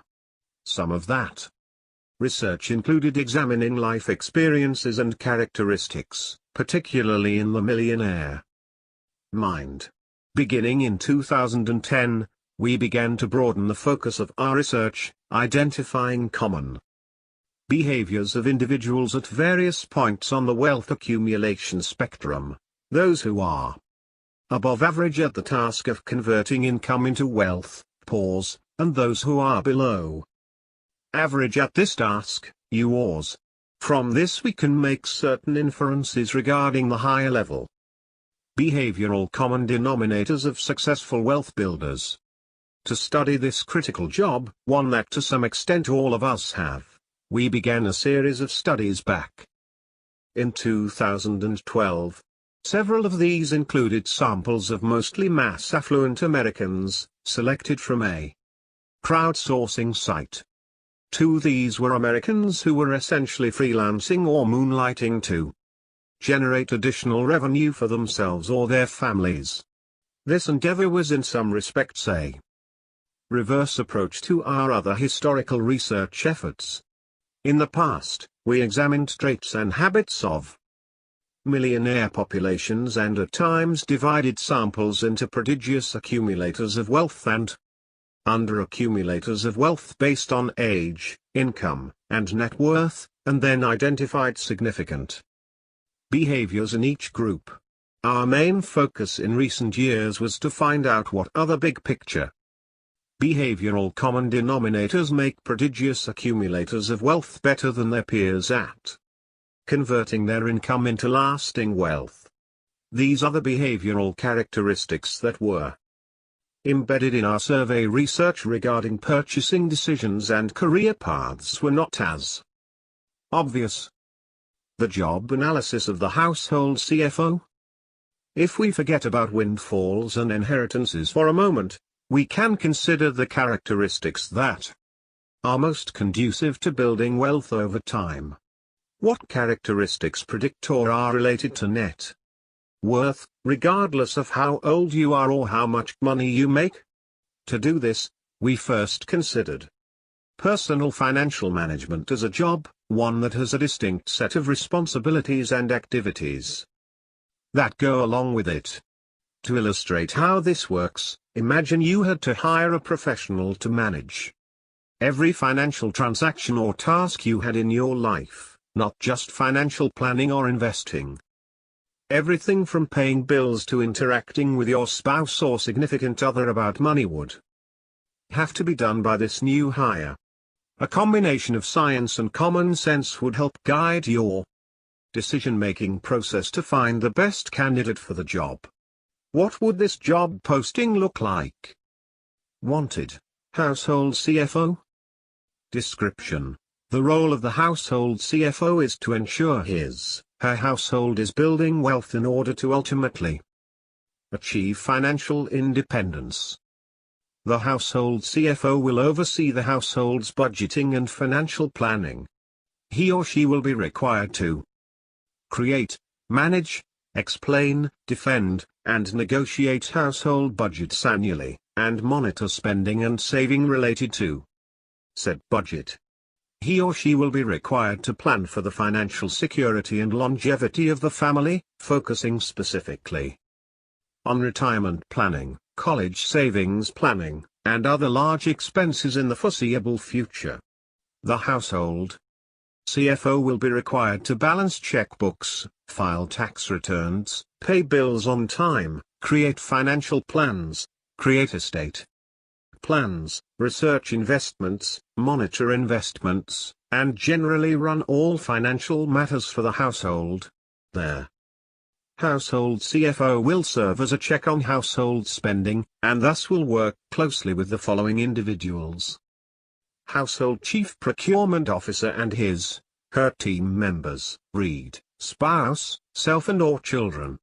The household CFO may choose to outsource any number of her responsibilities to trusted advisors, and therefore, part of their household CFO job may include the ability to research and hire quality professionals who act in the household CFO's household's best interests. After a thorough search and finding no suitable candidates, you decide that you or your significant other will take on the role, regardless of the nominee's qualifications.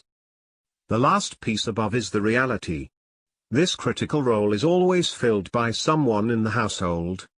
Even if partially, for example, some of the tasks are outsourced to professionals, and even if not effectively on with any great attention, regardless of whether there is interest, ability, or personality well suited for it, someone is in the role, even if they are not actually doing the job.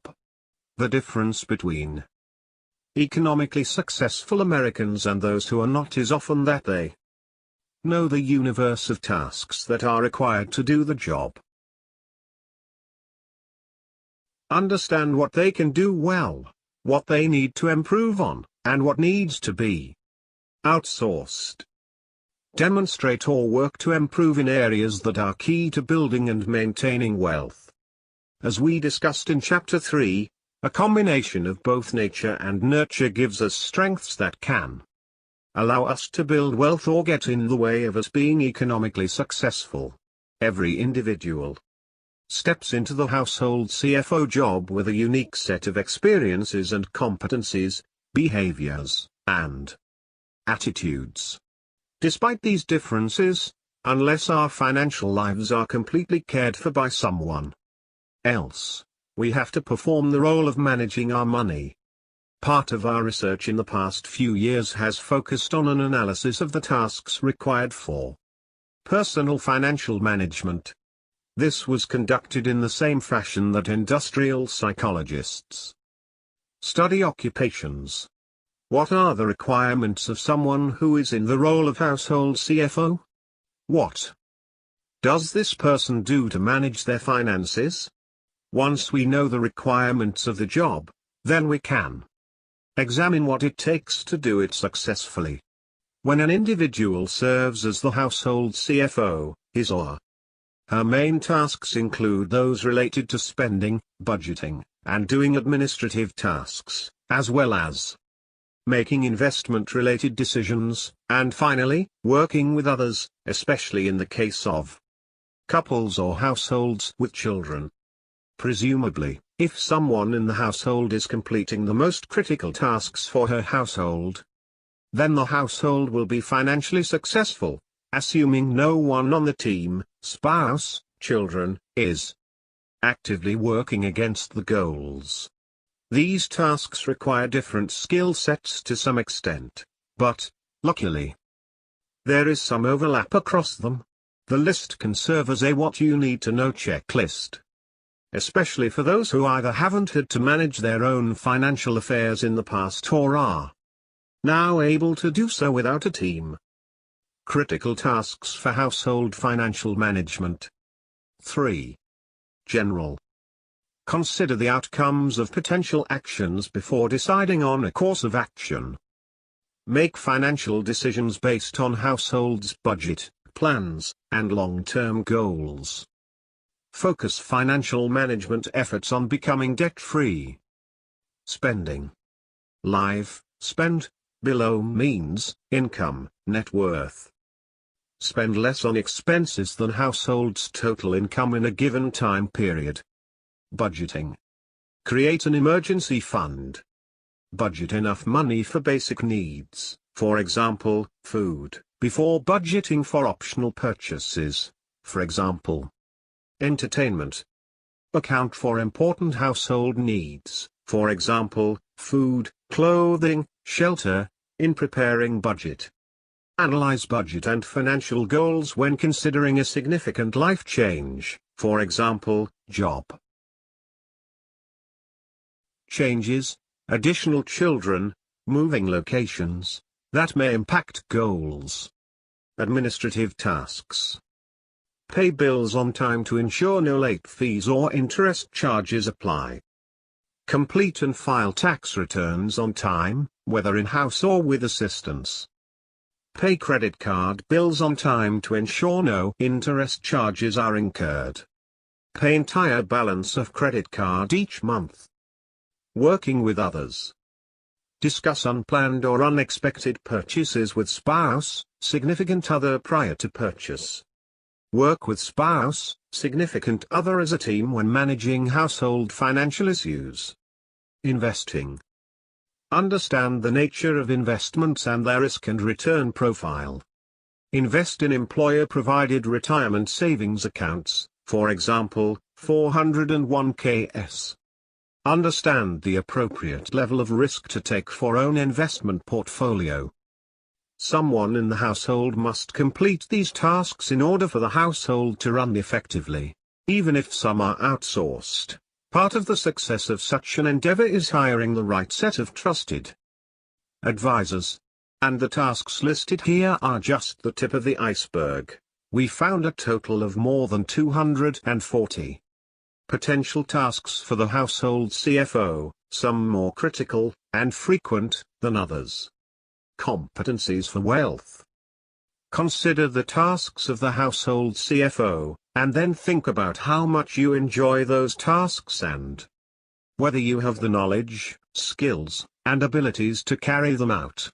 Now we're not discussing what the job of financial management entails, but instead the characteristics of how they are completed. Perhaps one of the biggest steps to building wealth involves recognizing how one wants to live one's life, evaluating one's values and interests, setting goals, and achieving them. All of us have a wide range of competencies. These are personal characteristics that range from being detail-oriented and organized to leaving the details and organizing to others. They include interests that span from artistic endeavors to those focused more on conventional concerns like making lists and keeping track of daily routines. They also include values that are highly individualized to those that are more collective and team-based. We know from years of research in predicting job performance, from the field of industrial psychology, that some of these same success factors predict future job performance as well as financial success. Conscientiousness, among the best personality-based predictors of job performance in almost any role. 4. Is also related to financial success. Particularly, self-control tends to be positively related to illiquid and liquid asset holdings, as well as net worth. 5. The importance of responsibility. Assuming responsibility for the financial success or failure within a household relates to financial success. 6. In other words, individuals who view financial management as something they can impact and have responsibility for tend to have a higher net worth than those who believe that other factors, for example, government, financial markets, play a large role in financial success. This is similar to the concept of locus of control in psychology. Those with external locus of control often assume that they cannot control or impact the outcomes in their lives, while those with internal locus of control view themselves as the ultimate source for success and failure. While living on either side of that continuum can have downsides, taking responsibility for financial outcomes, and acting accordingly, can positively impact wealth.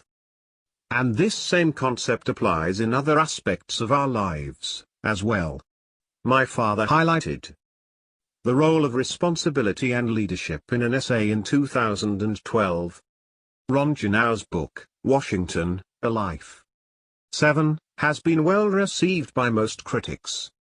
In an interview published in the Wall Street Journal in 2012, Mr. Janau said of President Washington, "You don't have to be the brightest or the most original mind on the block.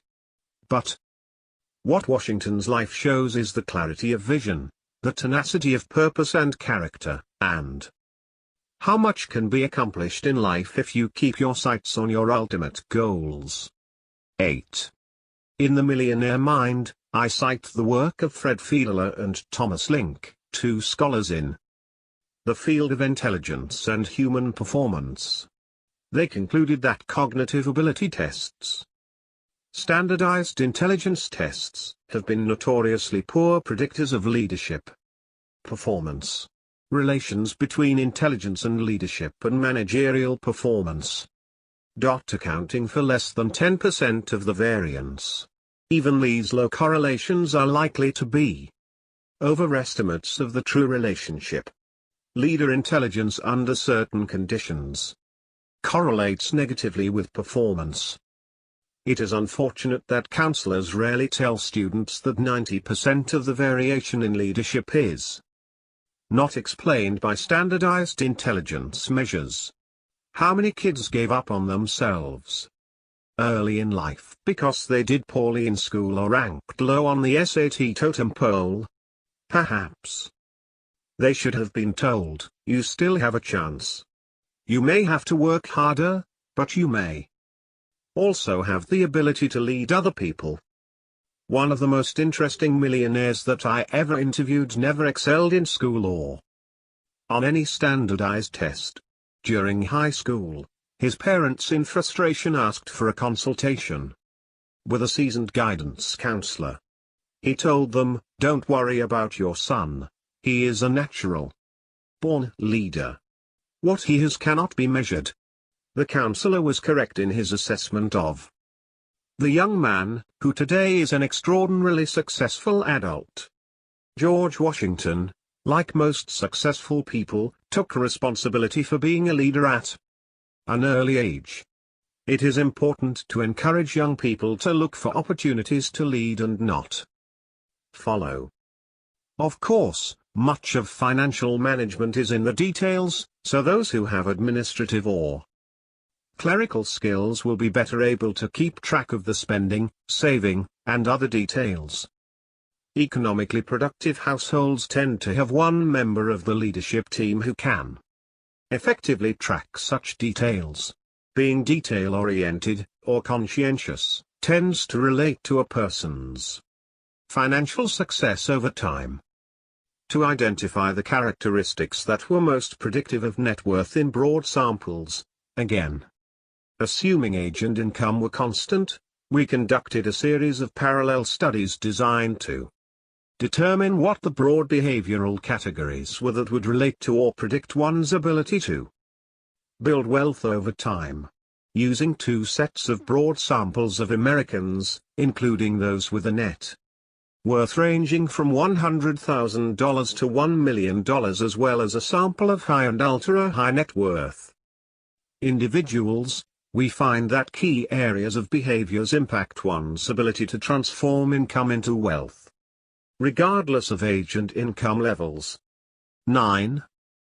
Those behaviors and experiences tend to fall into 6 categories, both statistically and practically. Specifically, we find that the competencies related to discipline and conscientiousness, including frugality and social indifference, or not being influenced by trends, are positively related to net worth. In relation to discipline and conscientiousness, we see that financial planning behaviors and the ability to focus and not get distracted also impact net worth. Confidence in financial decision-making, and taking responsibility for one's financial success, also relate to net worth at any age or income level. It's never too late to learn, as one retired millionaire told us. "I lost my job in 1982. Made me realize I was responsible entirely for my family and financial well-being. Became interested in my 457th state of Illinois employment and learned the concepts of investing in mutual funds and buy and hold. We were prodigious savers and over time realized a $1 million net worth. Taken together, these wealth factors are related to net worth regardless of your age or income. In our research, we divided our samples into groups of high, medium, and low potential for wealth accumulation and gathered relevant data for each group. Probably the most significant difference between these groups was the median savings rate for each, that is, the amount of their monthly and annual income they were able to save rather than consume. The savings rate of the high potential group was nearly 2.5 times that of the low potential group. Let's say that again, the high potential group saved 143% more every month and year than the low potential group. Consider the power of this difference applied over a 30-year working career.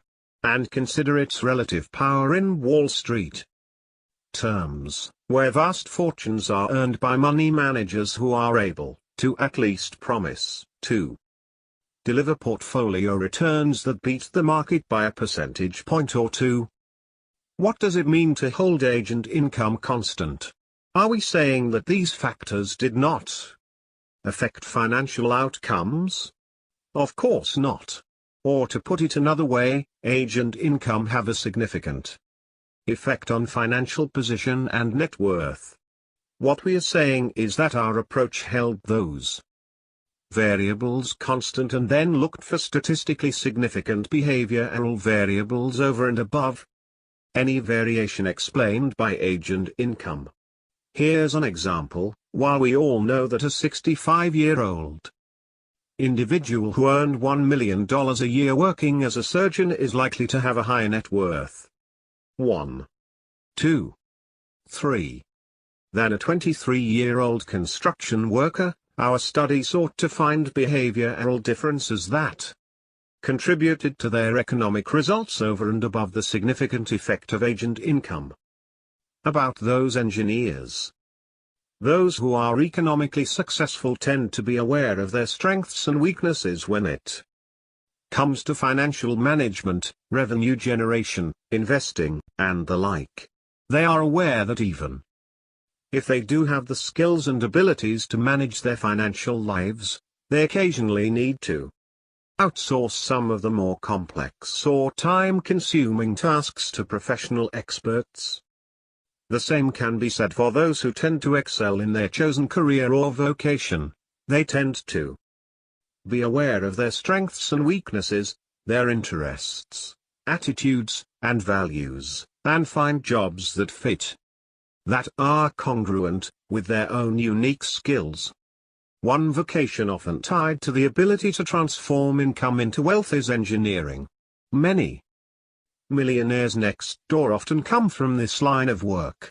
In Stop Acting Rich, the frugality associated with engineers was explained this way. The frugal nature of wealthy engineers is certainly reflected in their demonstrated superior ability to generate wealth from income. On average, engineers produced about 22% more wealth per dollar of realized income than did millionaires in general. They have a higher than average propensity than others in their income age cohort to accumulate wealth. They are less likely to favor expensive status-denoting products and brands than others. 10. What is it about the engineers that makes them astute at transforming their income into wealth? Is it their interest in engineering? Their attitude? Answer: it is the same critical skills that led them to be engineers. For example, think of the key work competencies required for a shipping engineer. 11. Dependability, attention to detail, analytical thinking, independence, and integrity. Many of these same or similar competencies impact one's ability to build and maintain wealth over time. When we examine our own financial competencies through the lens of job-related behaviors, a few things happen. We recognize that one good decision or even a few good decisions doesn't a millionaire make. We can identify where we fall short or where we need to improve. We can change and improve over time. These wealth factors, behavioral characteristics that are related to net worth, can be improved. It's possible to become more frugal over time. You can increase confidence in financial matters through building knowledge and having some small successes along the path to financial independence. Through those successes, you can begin to see the effects of your own financial behaviors playing out, slowly increasing your savings rate, adhering to a budget, and having more left over at the end of the month. Millionaires next door. Today, we see the value in adopting a pattern of behaviors play out in real-life millionaires next door. In an upper-middle-class suburb of Atlanta, Georgia, live Mike and Holly Wells. Their disciplined approach to location, careers, child-rearing, education, and life has allowed them to achieve their distinction of millionaires next door in their early 40s. They own 2 older model cars, live in a modest home within an excellent public school district, and live a lifestyle on their own terms. They cite the application of many of Dave Ramsey's lessons on their approach to building wealth. Through a combination of setting financial goals, tracking expenses, and focusing on controlling debt, they have been able to become financially successful amid the hyper-consumerism all around them. Even with that, Holly shared her surprise about the likelihood of becoming economically successful via a slow and steady path. I didn't know you could be a millionaire this way. I thought only if you inherited it or were in Hollywood or a CEO. This was such a surprise. Indeed, I saw firsthand that high incomes were not necessary for achieving millionaire status. Mike's planning and intense focus on the family's financial goals set the family on a course to build wealth by finding a home they could afford, even in a sought-after school district. Mike was able to ignore some of the trappings that come with suburbia. Unlike his cohorts who hired a real estate agent to find their home, he ignored the trend and handled the sale on his own. He said, "We moved into an area without an home and not near the golf course. I didn't want to be tempted by the country club. We refused to work with a real estate agent. One of their goals is to empower their children to have some of the same opportunities starting out. This required extreme planning on their part to ensure that each of their 3 children can go to college without the burden of student loans following them. They took on the responsibility for this task, while others in their community assume their children will take on debt to attend school, or just don't think about it at all. Of course, funding education and retirement requires planning and a correspondingly frugal lifestyle. Discipline is also part of their daily lives. To ensure they are meeting budgets and sustain a frugal lifestyle, Holly focuses on consumption in a way that is tied to their financial goals and not on having the latest and greatest. She explains it this way: if it's not on sale or clearance, I don't buy it. I hate paying retail. I'm willing to be patient with purchases. We have boys and a girl, so I usually buy mostly black or neutral clothes and gear so we can pass it along to all of them. We buy sporting equipment second-hand. It doesn't need to be new. We don't compare ourselves. We're not trying to outrun anyone. But we have to balance the children's expectations for wants and needs. Like many of their Generation X cohorts, the Welses tend to save for and spend on experiences with their families, such as traveling internationally to events with their children. The Welses spend in anticipation of market ups and downs that they cannot control, rather than spending in anticipation of future financial success or assumed increases in income. They demonstrate a consistent pattern of behaviors, versus being frugal only when the economy tanks. This disciplined approach to managing the household finances not only allowed them to reach millionaire status in their early 40s, but also allowed them margin when the environment around them was less than ideal. Mike says, when their housing market crashed, we were immediately underwater in 2010, but we kept going with our plan. We used to monitor our balance sheet all the time. Now we don't check and overcheck. I changed jobs in 2013 so I would have more freedom and more work-life balance. I was able to make a change because we had our finances in order. When we asked the Welses for some advice for those who are transforming themselves from income statement affluent to balance sheet affluent, their comments were peppered with the discipline required to build wealth. Don't allow your lifestyle to dictate your financial goals. For the Wells, and others who seek to achieve millionaire status, the reverse must be employed.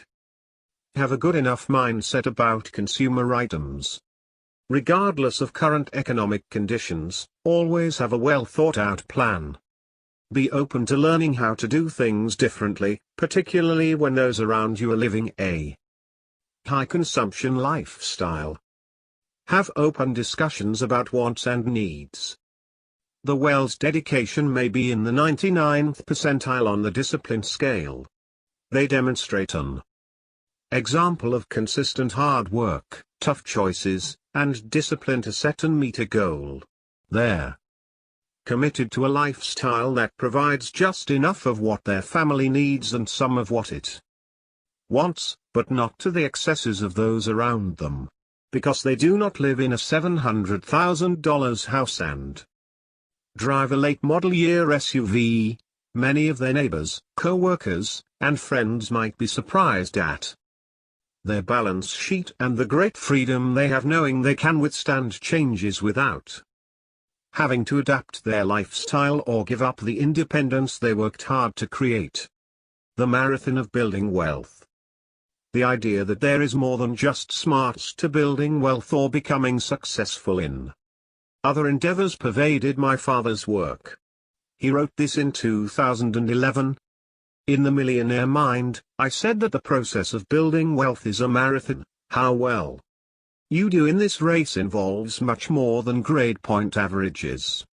Standardized testing, SATs, GREs, etc., cannot be substituted for running the race. Otherwise our government could just redistribute our nation's wealth each year, give it to all those with high IQs. If they're going to end up with it all anyway, why not just speed up the process? I was reminded of this after reading an article about the limitations of using standardized tests to predict variations in achievement over the course of an entire career. The author points out that from the SAT to the NFL's combine the problem is, with short-term tests. 12. It turns out that many of the most important factors for life success are character traits such as grit and self-control. These can't be measured quickly. Grit reflects a person's commitment to long-term goals. And, as I discussed in The Millionaire Mind, Professor David C. McClelland, a Harvard-based distinguished scholar of intelligence and achievement, discovered that traditional measures of intelligence do not account for a substantial portion of the variation in achievement and success in life. What have I found out about multimillionaires who were not A students and didn't generate high numbers on achievement tests? They never allowed academic odds makers to dictate their performance in life. They recognized that their creativity, hard work, discipline, and certain social skills, including leadership, were more significant than grades and aptitude tests. The typical millionaire did not reach the seven-figure net worth threshold until he had worked for 59,800 hours, median. Those are many more hours than it took him to complete his SAT. Intelligence, not quite what makes us. We hear a lot about the importance of discipline in financial management, but typically it's without much research to back it up. The findings over the past 40-plus years of research regarding financially successful, self-made Americans consistently support the conclusion that discipline, for example, frugality, hard work, and perseverance are factors in economic success. From studies of high and ultra-high net worth individuals in The Millionaire Mind to the mass affluent studies conducted by Data Points, we see that conscientiousness, whether in terms of how these individuals run their businesses or how they manage their family finances, comes into play. It's been cited as one of the most important success factors, and a relationship has also been demonstrated between conscientiousness and net worth, independent of age and income. If you look at any publication related to how well we perform on any given job, you will undoubtedly come across the concept of cognitive ability being one of the major predictors or indicators of success on a job. In other words, most research finds that the smarter we are, the better we can perform. Should this be the case for financial management at home? One of the more interesting findings from the study of millionaires featured in The Millionaire Mind was the lack of support for the relationship between wealth and intelligence, measured by SAT scores of the respondents. The average millionaire from The Millionaire Mind had an average undergraduate GPA of 2.92, and an average SAT score of 1,190. Was this a fluke? Some researchers set out to examine the relationship between intelligence and wealth using samples that were broader in terms of their demographic characteristics than those studied in their Millionaire Mind. A study by Dr. J. Zagorski received quite a bit of press at the time of its publication. 13 Dr. Zagorski examined the National Study of Youth 1979, trying to answer the question: was IQ related to net worth? From his review of nearly 7,500 individuals, ranging in age from 33 to 41 years old, he did not find support for the hypothesis that intelligence and wealth were related. Instead of cognitive ability, perhaps we should consider financial literacy, or the knowledge of or ability to use personal financial management practices and methodologies. Approximately 57% of Americans are financially literate. 14, typically measured by answering simple financial literacy questions correctly. 15. The work of Anna Maria Luzardi and her colleagues has demonstrated their woeful state of financial knowledge and education in the United States and around the world. 16. Often, this group of researchers measures financial literacy with a few questions, even with what might be considered basics of personal finance. Just over half of Americans can answer them correctly. Financial literacy is related to a host of financial success outcomes, leading to better decision-making about a variety of investment, debt, and spending-related issues. But to build wealth, financial literacy is not enough. Think about the last time you worked with a brilliant colleague who couldn't or wouldn't show up on time, consistently pushed the boundaries of behavior that are appropriate at work, or missed deadlines. Something else is at play when it comes to success at work: conscientiousness. One of what's known as the Big Five personality characteristics. Conscientiousness includes aspects of industriousness, working hard, confidence, virtue, doing what's right morally or socially, self-control, being cautious, delaying gratification, order, the detail orientation component, responsibility, doing what's right for others, community, traditionalism, adhering to authority and rules, disliking change. It has been consistently tied to job performance and retention in a variety of jobs and organizations.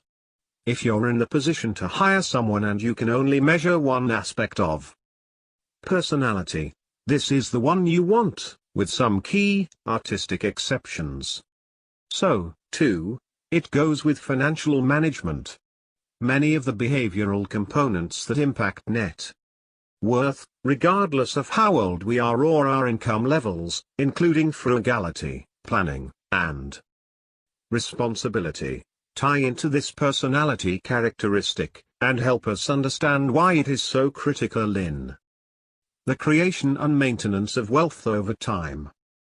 In another study that examined the National Longitudinal Survey of Youth, researchers found that conscientiousness, specifically self-control, was related to illiquid and liquid asset holdings, as well as net worth. 17. Financial literacy had some effect on net worth, but only in relationship to self-control, a key component of conscientiousness. The study found that financial literacy by itself is not significant, but when paired with conscientiousness it seems to help those low in conscientiousness to increase net worth. The authors of this study called on early intervention as well as the financial services industry in general to focus efforts not only on education but also on self-control. Perhaps the concept of financial education should be interpreted more broadly. Interventions to increase conscientiousness and self-control could be more innovative approaches to education. 21. Integrity, the benefit of an open book policy. Another psychological characteristic tied intimately with conscientiousness is integrity. Being honest and truthful with others, doing what you say you're going to do, and generally acting in a manner that is beyond reproach. Integrity is often cited by millionaires as one of the main factors that led to their success, in our latest sample of millionaires as well as those profiled in the Millionaire Mind. My father highlighted the importance of integrity during the housing market crash a few years ago. Mrs. Lang, my first Sunday school teacher, often said, "You should always do your best. Everything you do in this life is recorded in a big book. And someday in the next life you will be judged on how you behaved on this earth." And success often goes to those whose business practices are an open book. I was reminded of this as I read an article in the New York Times about the current state of their residential real estate market here in Atlanta. 18. A dismal distinction in housing, with worst market in 2011. That distinction goes to Atlanta. Luxury homes that never sold. Inundated with foreclosed properties. Atlanta has the most government-owned foreclosed properties for sale. The journalist also highlighted foreclosures not only in the Atlanta area in general but more specifically in Cobb County, Marietta, Georgia. Marietta, that rings a bell with me as part of my research of high-income producing, extraordinary sales professionals. Some suggested that Mr. M, a home builder, be added to my must-interview list of economically successful people. Mr. M's profile is more important today during this down market than it was even when I first interviewed him. There is a special kind of builder who can succeed even in a depressed market. According to an article published in the Atlanta Journal-Constitution. 19. There were 53,410 new homes sold in 2005. In 2011, there were only 7,664 new homes sold. While I was digesting these facts, I thought of Mr. M. On my daily commute with my dog Lily, to our favorite park, I see signs and building permits at construction sites which read, "This home being constructed by Mr. M and Company." How can it be that Mr. M's business is flourishing? Even in a down market, some people have more than enough money to have homes built for them. Mr. M has a reputation for building homes of very high quality. One of Mr. M's competitive advantages is his open book policy. All his prospective home buyers receive more than a building proposal. They are given a complete list of their names, addresses, and phone numbers of every family for whom Mr. M has built a home. Yes, all 163 of his growing list of customers. A long track record for delivering a quality product, combined with his outstanding reputation with those in his open book, explains how Mr. M succeeds in a miserable market. Also, it has something to do with how Mr. M looks at a so-called down market. Call it adversity. View adversity as an opportunity to strengthen your resolve and enhance your reputation. The limits of metrics. In large organizations, schools, companies, government agencies, making hiring, placement, or admission decisions often requires some type of metric to make those decisions more convenient and cost-efficient. Who is succeeding? Who might be leaving next? Who is falling behind? For organizations making decisions about large numbers of people, standardized testing and other metrics, like GPA, are a legitimate business necessity. However, not everything that is critical to future success can be captured by standardized tests. And these tests are not often useful for the individuals who take them. They are used to help the organization, not to propel us to greatness. Often, though, we apply too much to those numerical values, insisting that a high GPA, for example, dictates the rest of one's life, or is an indicator of more than just succeeding in rote memorization and academic endeavors. My father wrote this piece in 2015, highlighting how more than GPA is required in leadership. The archetype millionaire next door is an economically successful self-employed business owner. In other words, he is an employer, not an employee. He is in essence a leader. This fact has much to do with understanding something important about millionaire business owners. There is little or no significant correlation between cognitive intelligence test scores and demonstrated leadership performance. I'm of the opinion that the SATs, ACTs, GMATs, GREs, and the like are essential measures of cognitive intelligence.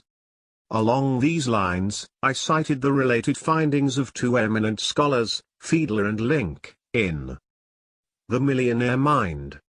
Cognitive ability tests have been notoriously poor predictors of leadership performance, accounting for less than 10% of the variance.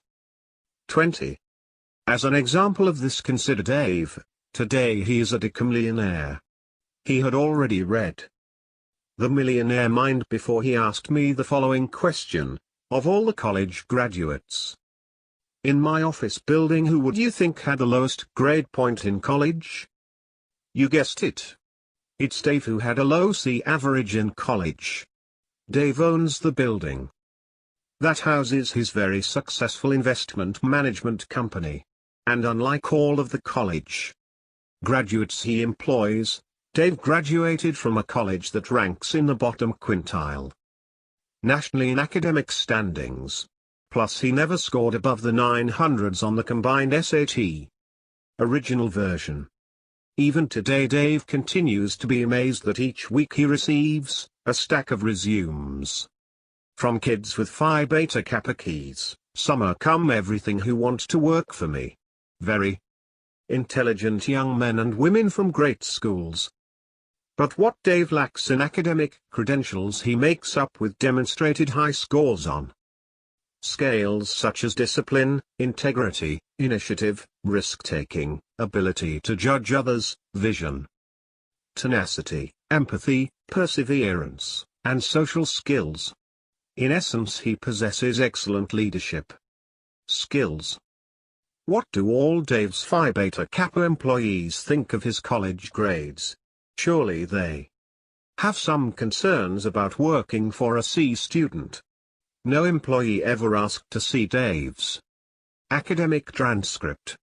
It is irrelevant as long as Dave continues to pay them very well for their work and provide an exceptional work environment. The authors of this study suggested that financial professionals should focus efforts on helping to improve their clients' ability to be disciplined when it comes to spending. They stated, financial planners and educators can serve consumers by making them aware of their self-control shortcomings and providing tips and practices to help increase financial well-being. Suggesting practices such as cash-based spending, automatic savings plans, or automatic bill pay may help consumers rein in some of their negative spending patterns. 22. This counsel is critical to anyone building wealth, not just those providing advice to others. Strength beyond schooling. The national survey, which served as the basis for the Millionaire Mind, represented a fraction of their top 1% of the wealth holders in America. Some of the myths about these people are that they were all straight A students, scored at the top on the SAT, and attended elite private schools. The average SAT score for the sample was 1,190. Their most frequent grade in both high school and college was B. Their GPA in college was 2.9. They typically did not qualify for admission to an elite college or university. Many a millionaire has told us that their experiences with rejection compelled them to succeed. Gaining access to an elite college does not ensure success.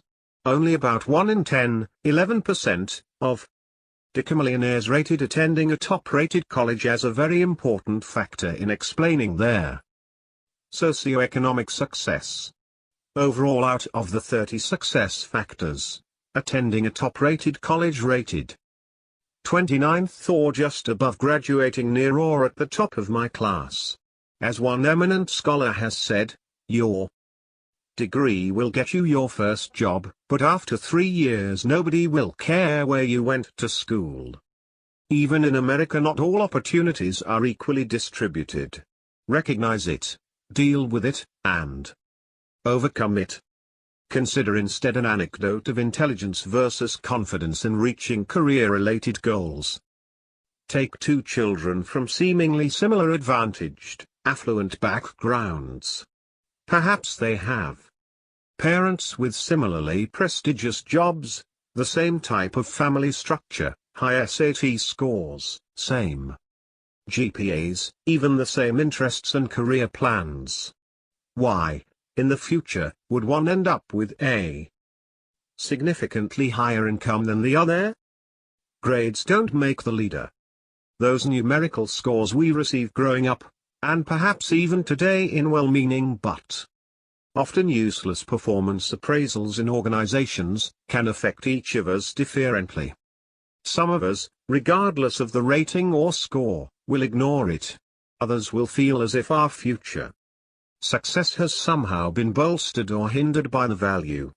Still, others of us will use a negative rating as a means to push us forward, not necessarily ignoring the number but instead using it as a force to do our best work. Millionaires, particularly business owners, often had the latter reaction, as cataloged by my father in 2012. In The Millionaire Mind I wrote that millionaires are often labeled by some authority figure or some standardized test result as being average or inferior. But as the results of this research point out, such evaluations make some people all the more tenacious. Some millionaires thrive upon such judgments, as they have made very clear to me. Where did they get their resolve? It was a direct result of their earlier experiences in deflecting negative judgments. 23. Ralph de la Vega was the CEO of AT&T Mobility. This company had annual sales of $63 billion and employed nearly 50,000 workers. According to an article in the Atlanta Journal-Constitution on March 18, 2012, Mr. de la Vega immigrated from Cuba to the United States. When he was 10, the Castro regime would not allow his family to accompany him. He lived here for 5 years until his family was finally allowed to join him. 24. While in high school and struggling with English, he told a counselor that he wanted to be an engineer someday. The counselor discouraged him from this goal because of his grades and his family's lack of finances. Mr. de la Vega states, "He killed my dreams right there." He dropped out of an academic high school and started mechanics school. But Mr. de la Vega had his dream rekindled when his grandmother arrived in the US and told him, "Ralph, don't let anybody put limitations on what you can achieve. If you want to be an engineer, you can be an engineer." And so, he did. And he continues to offer his grandmother's advice to young people who wish to achieve. It may be self-concept, or more specifically, core self-evaluations, CSEs, a set of psychological characteristics that include a belief in one's worth and one's overall efficacy for being effective in new situations, a belief in having control in the decisions and outcomes of decisions, and lower levels of stress and anxiety. Examining sets of data from the National Longitudinal Survey of Youth, Drs. Timothy Judge and Charles Hurst demonstrated that the advantaged childhood-to-income relationship is not simple. 25 As expected, children from more advantageous backgrounds had higher income levels.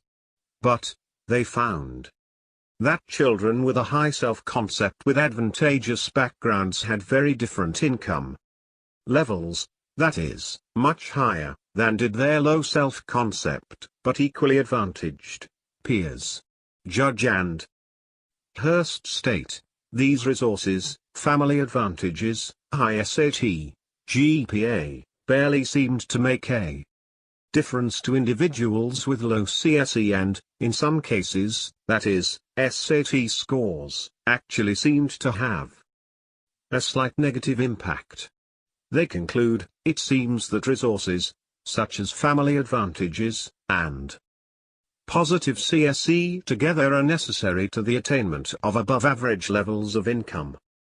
Considering net worth instead of income for a moment, we again see that how we feel about ourselves and our abilities related to financial matters significantly impacts net worth, regardless of age, income, and percentage of inherited wealth.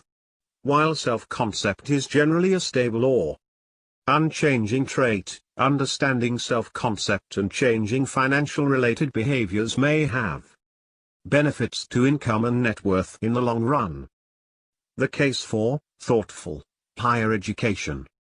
A reporter contacted us wanting to know how educational costs are impacting the ability for young Americans to become wealthy on their own. Can anyone become the millionaire next door today with the high costs of education? Education costs have risen since 1996 by almost 400%. High education debt puts adult children behind the starting line financially. Even well-meaning, planning-focused parents can't often fully fund college. One study indicated that while 43% of parents want to pay for all of college for their children, only 29% will have done so by the time their children are freshmen in college. 26. The value of education still holds. In most cases, higher education still has benefits in building wealth, even if those benefits have more to do with the level of income you can achieve by having certain degrees. The median net worth of a college graduate, approximately $292,100, is more than 4 times that of high school graduates, $54,000. 27. In our current study, those with college or graduate degrees have higher income levels and net worth than those with some college or high school diplomas, although the difference in net worth was not significant. Of course, that income level matters little without frugality, but the relationship between level of education and income persists. More than 75% of millionaires in 1996 and 2016 both had college and/or graduate degrees. In a way, education could be considered a minimum qualification for building wealth, a qualification. Yes, but not a guarantee. It is a factor, even if only to ensure a high-paying job at first. And only 20% of millionaires said attending a top-rated school was important to their success. Alternative approaches to designer education. In 2016, nearly 78% of undergraduate students attended a public institution, while 22% attended private colleges and universities. 28 How does our millionaire population compare? In our latest study, approximately 55% of millionaires attended public colleges and universities, 15% of millionaires attended both public and private institutions, and 30% attended private institutions. Their costs for all institutions are on the rise, as is student debt to cover those costs. Some well-meaning but uninformed parents have decided that debt is an expected and acceptable part of higher education. Unfortunately, in their effort to get their children the minimum qualification of education that they need, they are also setting them back significantly on the net worth scale. Why aren't parents telling kids to find alternatives to traditional routes to a 4-year degree that often require borrowing heavily? Why the push to obtain college degrees and run up hundreds of thousands of dollars in college debt? Perhaps we should consider the impact of sociometrics and the Joneses on the way in which we encourage students to achieve higher education. Colleges, for some parents and students, have to have an Instagram you factor, with echoes of what the Joneses are doing, or where they are sending their children to school. Many an income statement affluent family is feeling the pressure to send their children to brand name schools. Going to a name brand college is a status symbol like wearing designer clothes or owning a luxury vehicle. You can advertise your entrance and matriculation on social media, and friends and neighbors will tell you that it's so great that your daughter is going to a school with an NCAA Division I football team. But if that college comes with 5 to 10 to 20 or more years of debt afterwards, the short-lived rush of telling others you're going to a school you cannot afford is financially dangerous. Many of these same families will tell you that they are frugal or shop only when there are sales for clothes, groceries, and household items, but yet they will set back their children by insisting on a name brand college that leads to high debt. To avoid these costs, it will require a shift in mindset. Are state schools now aspirational like a Mini or entry model BMW? Are any of these luxury schools worth the cost? Is starting behind their finish line worth it?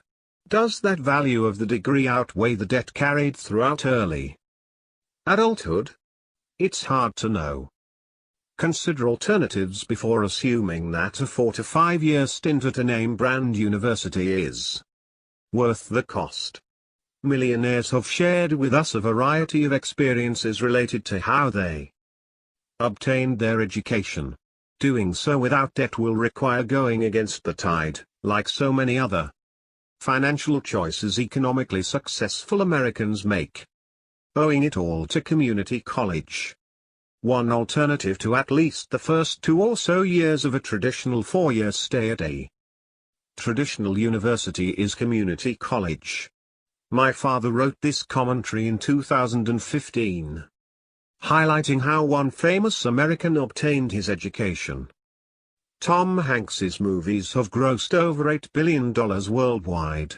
If you read his op-ed I Owe It All to Community College in the New York Times 29, you might understand why he should be nominated for an honorary membership in the Millionaire Next Door Club. So, what if he graduated from a public high school? He describes himself as an underachieving student with lousy SAT scores. I couldn't afford tuition for college anyway. So it was off to Chabot, a community college, which because it accepted everyone and was free, would be my alma mater. According to Hanks, he received an excellent education. All free but for the effort and the cost of used textbooks. That place made me what I am today. Hanks may not have asked the SAT, but he was extremely creative and insightful about gathering resources at Chabot which were used in perfecting his chosen occupation. I stated in The Millionaire Next Door, economically successful people demonstrate an uncanny ability to select the right occupation, that is, one that they love and that is financially rewarding as well. Hanks obviously had a great deal of discipline in terms of selecting specific courses and professors on the basis of his chosen vocation. As evidence of his discipline, he invites the reader to examine Chabot's library takeout slip on the celebrated actor Jason Robards's monologues of Eugene O'Neill's The Iceman Cometh. Hanks listened to these recordings at least 20 times. classes I took at Chabot have rippled through my professional pond," he says. In fact, Hanks gives credit to his history professor whose lectures were riveting for the outline format he adopted for his HBO miniseries, John Adams. If you follow Hanks's lead in taking advantage of the resources available at the majority of community colleges and four-year colleges and universities in America, you can get an excellent education. Subject matter experts, millionaires. When we group some of these wealth competencies from current and past surveys as well as other research, we see similarities between what it takes to build wealth, which could be considered a job, and how successful someone may be in a traditional job. Being aware of our own competencies not only allows us to pursue the right type of occupation, which we'll discuss in Chapter 6, but also allows us to capitalize on those strengths when it comes to managing our own household affairs, or, if we have the means to do so, to hire those who can be trusted advisors. While the Millionaire Next Door focused on targeting market opportunities and selecting their right career, the Millionaire Mind focused on the mindset, or psychology, of high net worth and ultra-high net worth individuals. In the chapter on success factors, 7 different categories of what we might call wealth competencies are featured. The profiled millionaires had a median net worth of $4.3 million in 1998, which is roughly equivalent to $6.3 million today. For this book, the millionaires we've studied have a median net worth of $3.5 million. Despite the difference in median net worth, there are similarities that seem to be timeless when it comes to becoming financially independent. These millionaires serve as subject matter experts in the field of building wealth.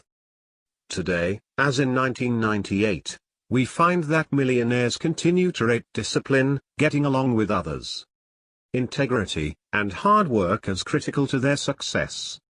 We see the factor of resiliency and perseverance as well, most likely because of what these individuals experienced as they climbed the corporate ladder, built a business, or navigated managing their household affairs through different seasons of their lives. Discipline and wealth. Success in life and work has been consistently tied to conscientiousness, whether it's being disciplined, having and meeting plans, or focusing on details. As we discussed earlier, research in their field of psychology shows a relationship between this personality characteristic and how well someone will perform on the job. 30. The research conducted on those with high net worth the past several decades also provides insight into why they are balance sheet affluent. They have a long-term, disciplined approach to saving, spending, and investing. These individuals are not distracted by what the Joneses are doing. More than 9 out of 10 of the top 5% of wealth holders in America reported that being well disciplined was very important in explaining their socioeconomic success. This finding is consistent over time. From the Millionaire Mind, we are reminded that a disciplined person sets his or her sights on a lofty target, then figures out productive ways to reach the target. Disciplined people are not easily sidetracked. They could live in a French bakery and not gain weight, or they could encounter hundreds of economic opportunities and then select 1 or 2 that are best suited to their strengths and the market's needs. 31. It's no wonder discipline is rated among the most important factors in becoming financially successful. Managing one's financial life to ensure money-related goals are met requires high levels of discipline, routine, and conscientiousness. Discipline in building wealth also means setting our own goals. Take for example graduate education, a gauntlet that requires self-directed study and large-scale, independent project management. Sadly, Half of all graduate students drop out before completing their PhD. 32. How can this be possible? It's not about a lack of intellect. From my father's experience as a professor for more than 20 years, he had his own views about why students bailed out of PhD programs. There are several reasons, but he believed the most important was a lack of self-discipline. As undergraduates, these students were told specifically what to do, what to study, and what tests to take. It was all programmed on the syllabus. Later, in graduate school, these same students did well in terms of classroom assignments. But when it came to proposing and completing a dissertation, an activity that, by its nature, requires those who undertake it to create their own project plans and execute those plans with little external reinforcement, he found that many of these students were unable and possibly unwilling to do it on their own. Completing a dissertation is akin to being self-employed. In both instances, it is the individual who must allocate time and energy in the most productive way. There is no job description or curriculum given by the employer. Most of the millionaire next-door types we've interviewed would not qualify for entrance into the typical PhD program. They did not have A averages as undergraduates, nor did they score high on standardized tests. Yet they had a great deal of self-discipline, which along with integrity is one of their most important ingredients in becoming economically successful. Resiliency and perseverance. Another component consistently cited by financially successful individuals is resiliency. To build wealth, to build one's own business, to ignore critics and media and neighbors, you must have their resolve to keep pursuing your goals past rejection and pain. Millionaires and other economically successful Americans who pursue self-employment, decide to climb the corporate ladder, or strive to create a financial independence lifestyle early do so by perpetually pushing on. It's not for the faint of heart. We see this resiliency illustrated in those who pursue the early retirement, financial independence path, FI/RE as we alluded to earlier. Those who pursue this path to economic freedom meet daily hurdles to becoming so thanks in part to their neighbors, community, both in person and virtual, and companies pursuing them for their financial and cognitive resources. Alan DeMarcus had the resiliency to build a successful refrigerant recovery business, sell that business, and then become a millionaire 8 times over. He is now worth between $8 and $10 million. Starting in his uncle's vac business when he was 14 years old, Alan learned the trade and what it meant to work hard.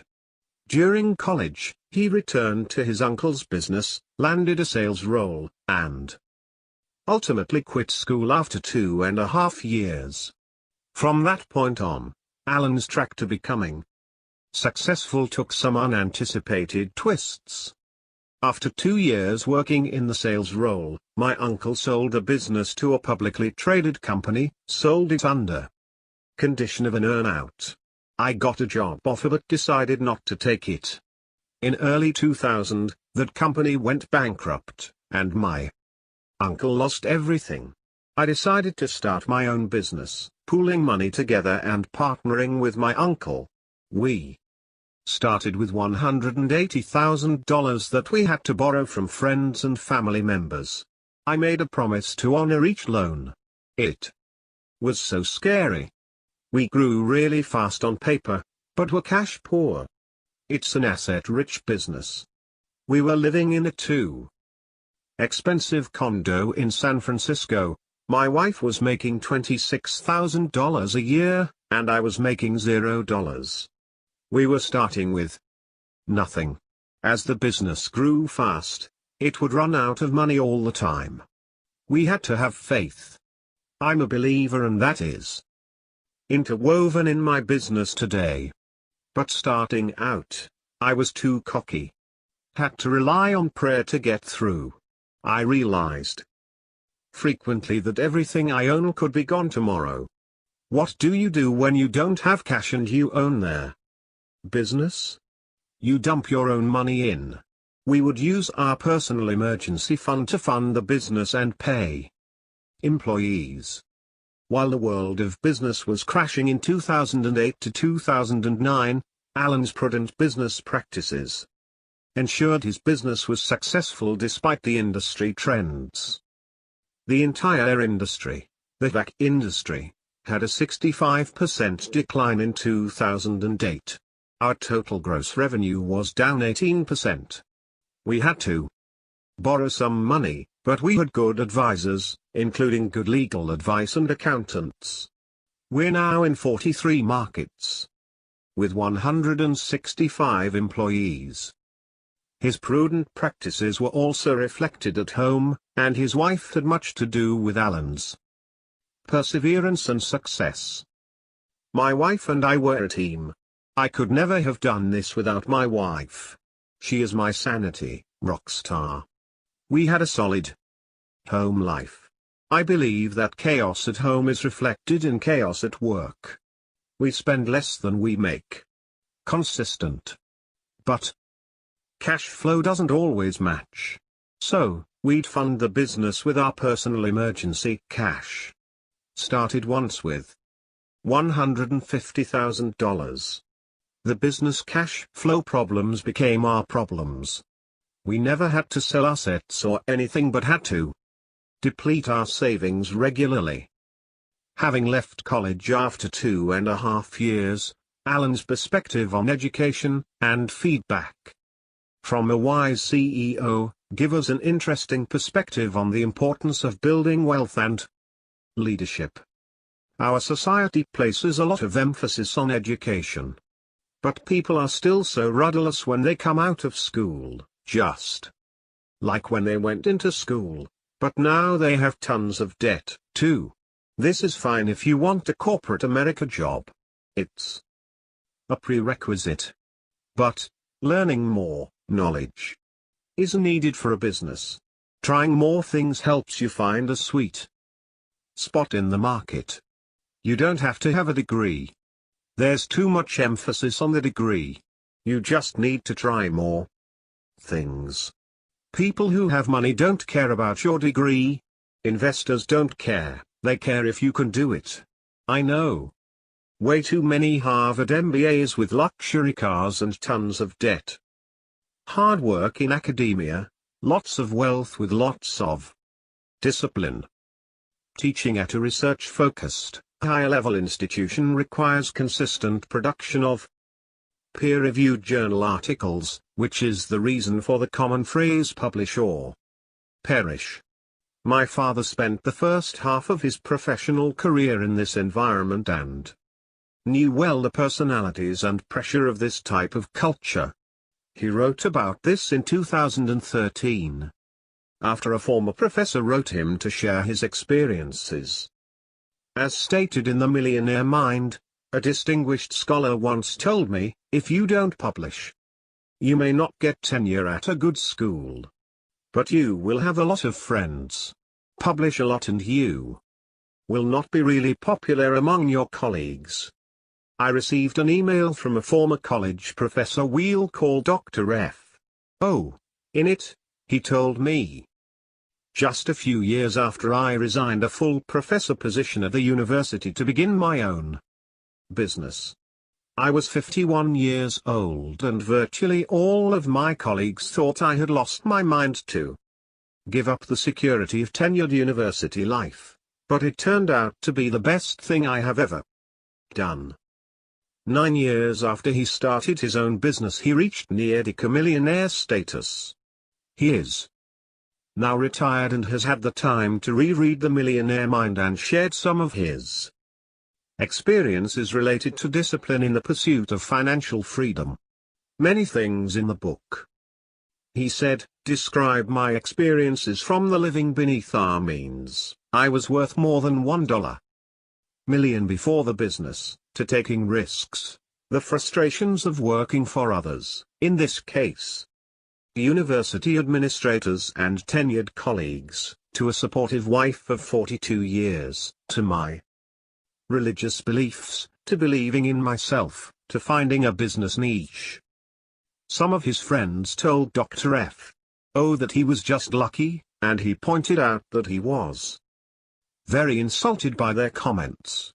In the survey of 733 multimillionaires that was the base for The Millionaire Mind, luck was rated among the least important success factors, while being well-disciplined was at the very top along with integrity. Discipline and integrity continue to top the list of critical success factors in our latest survey. Dr. F.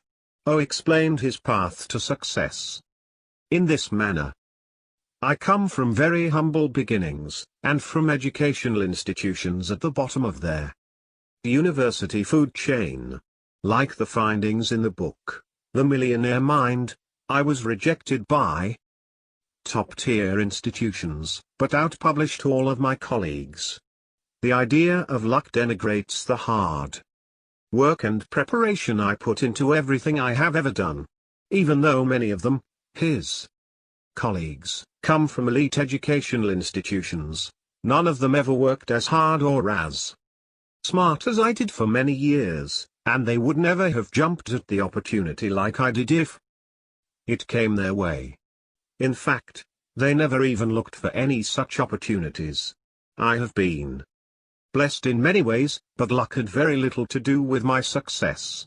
I want you to know just how true I think your research findings are. I made this money in my 50s. It can still be done in America with the right attitudes, beliefs, and hard work. Unfortunately, this is not their message society is sending to our young people. After 9 years in business on my own, I have more money than I ever dreamed of and loved the experience of running my own business. I love a comfortable retirement even more.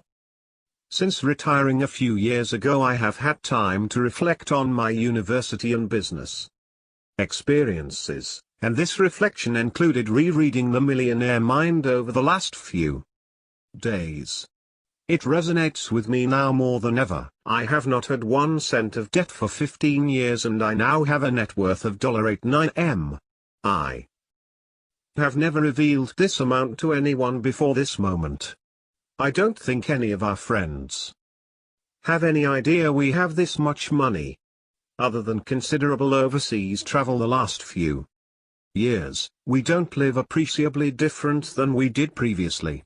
Costco and Walmart are our favorite stores. Dr. F. O used his prolific publishing in academia to create his own business.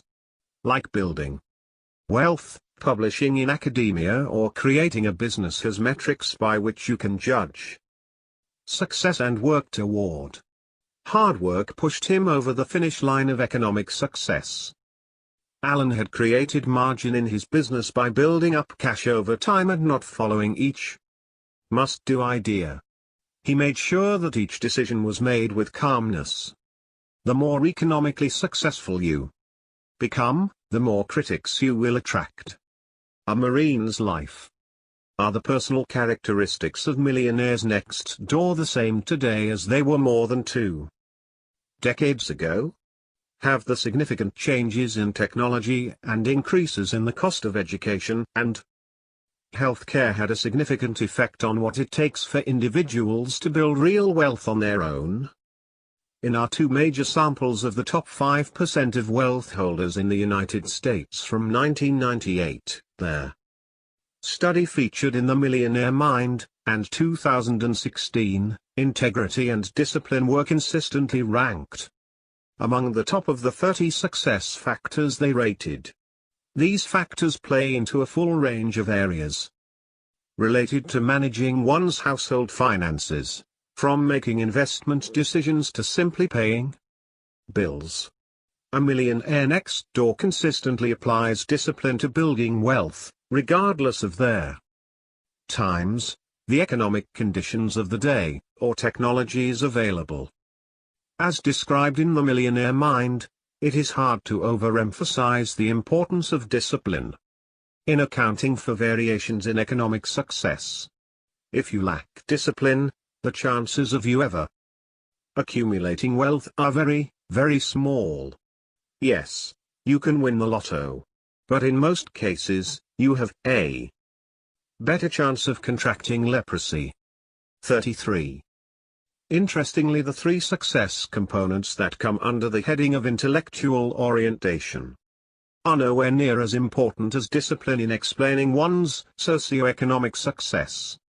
Having a high IQ or superior intellect, graduating from a top college, and graduating near or at the top of the class were consistently at the bottom of success factors.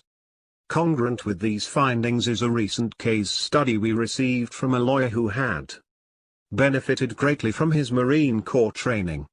Keep in mind that discipline is a major component of the Marine Corps experience. Dr. Stanley. I've read The Millionaire Next Door and The Millionaire Mind, and I loved them both. I just finished The Millionaire Mind. The book spoke to me because although I am not a millionaire, I plan to be. I am like your main character there. Millionaire Next Door.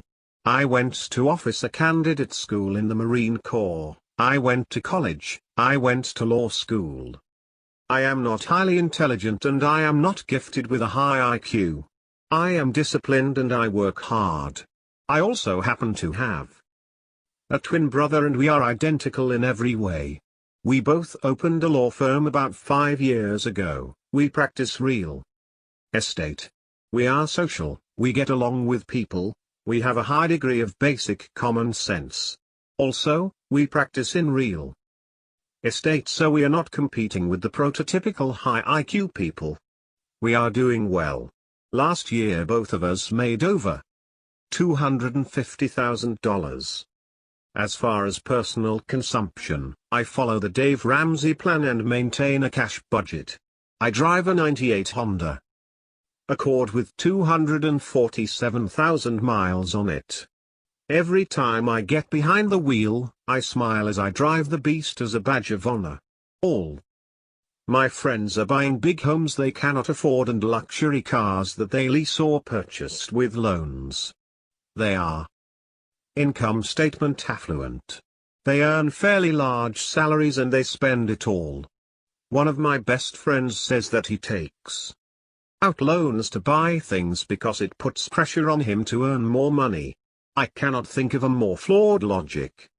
My intention is to do the exact opposite. I am 37 and I have no debt. My goal is to invest as much as possible in mutual funds and to accumulate commercial and residential real estate over my lifetime. I will do this without ever having taken out a mortgage. I love reading your books, so if you keep writing them, I will keep reading them. All the best. Semper Fidelis. Resiliency in Action. My father wrote this piece in 2012 in response to a Forbes online article by Clara O'Connor about Spanx founder Sara Blakely. The article stated that Sara Blakely is the youngest self-made woman to join this year's Billionaires Club, turning $5,000 in savings into a new retail category, shapewear. 34. Miss Blakely once had her heart set on going to law school, but according to the Forbes article, she performed poorly on the LSAT exam for law school admission. So what if she lacked high analytic intellect? Only 9% of decamillionaires, both men and women, indicated that their choice of career was based upon aptitude test results. 35. Like most people who are destined to succeed, she took another route. Before Miss Blakely started her own business, she spent 7 years as a cold-calling fax machine sales professional. She said, I'd get business cards ripped up in my face because I was so soliciting. According to my database, the profession of selling is the most often mentioned first job of self-made millionaires, 14%. Selling is a great way to both enhance and test your self-discipline and tenacity. As a salesperson, Miss Blakely understood that her appearance was a very important part of her profession. As such, she wanted to look her best at all times. She realized, however, that some of the foundation products on the market were lacking both in style and in function. After much trial and error, she invented Spanx, a slimming undergarment. This product, along with her high creative intellect and enormous drive, has made her a billionaire. After reading the full article, I noted many similarities between Miss Blakely and other successful people. As part of my research for Millionaire Women Next Door, 313 women nationwide who own and operate successful businesses wrote an essay, at my request. The title of the essay was Suggestions about how young people might become successful adults. In essence, they actually wrote how I became a successful business owner myself. After completing an exhaustive content analysis of the central themes and components of these essays, I determined that perseverance was the factor most often attributed to success. 51% of these women stated as such. In the book, I wrote, most respondents reported success only after initial failure and after strong discouragement from family and friends. There is a sense in which these individuals seem driven to overcome obstacles and to prove their critics wrong. Most felt that a key subcomponent of perseverance was having strong aspirations, a strong desire of ambition as for advancement, honor, etc. Respondents stressed that staying focused on the desired result, persevering, over extended periods of time is the key to success. 36. Perseverance required. Spirit and ideas abound, but turning those into reality requires a dose of resiliency and confidence that must be present not just in the beginning stages of any type of change, but, more importantly, when a dream seems out of reach. Consider this vignette my father wrote in 2014 on how resiliency and confidence are required for the inevitable challenges one will face in creating a business. Roy is considering a transition from being an employee to a self-employed business owner. He has many of the characteristics which are important for succeeding in business. He is very knowledgeable in his field, he is well disciplined, he has excellent work habits, and he has a stellar credit rating. He and his family live well below their means. Yet I should wonder if Roy's proposed business venture will ever get off the ground. Roy's enthusiasm has dampened since all three of his applications for business loans have been turned down. He has difficulty with those who criticize his business proposal. He found loan officers to be condescending, aloof, and even insulting. Even his in-laws have no desire to lend him money. They told him that it was much too risky and that he lacked business aptitude. I suggested that Roy reread the topic of dealing with critics in The Millionaire Mind. Here are just a few quotes that I hope Roy will find comforting. There are countless examples of critics who try to destroy the dreams of ambitious men and women. But critics are a necessary part of our social system in America. They screen out those who lack the courage and resolve to take criticisms and triumph despite them. Even steel cannot be hardened unless it's hammered, and it's no different with people. Self-made millionaires report that degrading evaluations and comments by certain authority figures played a role in their ultimate success in life. Hammering built the antibodies they needed to deflect criticisms and temper their resolve. Life is not one short race, it is a marathon of marathons. Labels come and go. If you believe that you can succeed in life despite degrading labels that predict your failure, you are likely to win most of the marathons. This is the common experience among millionaires. 37. and Roy needs to understand that the length of the line of his critics will get longer as he becomes progressively more successful.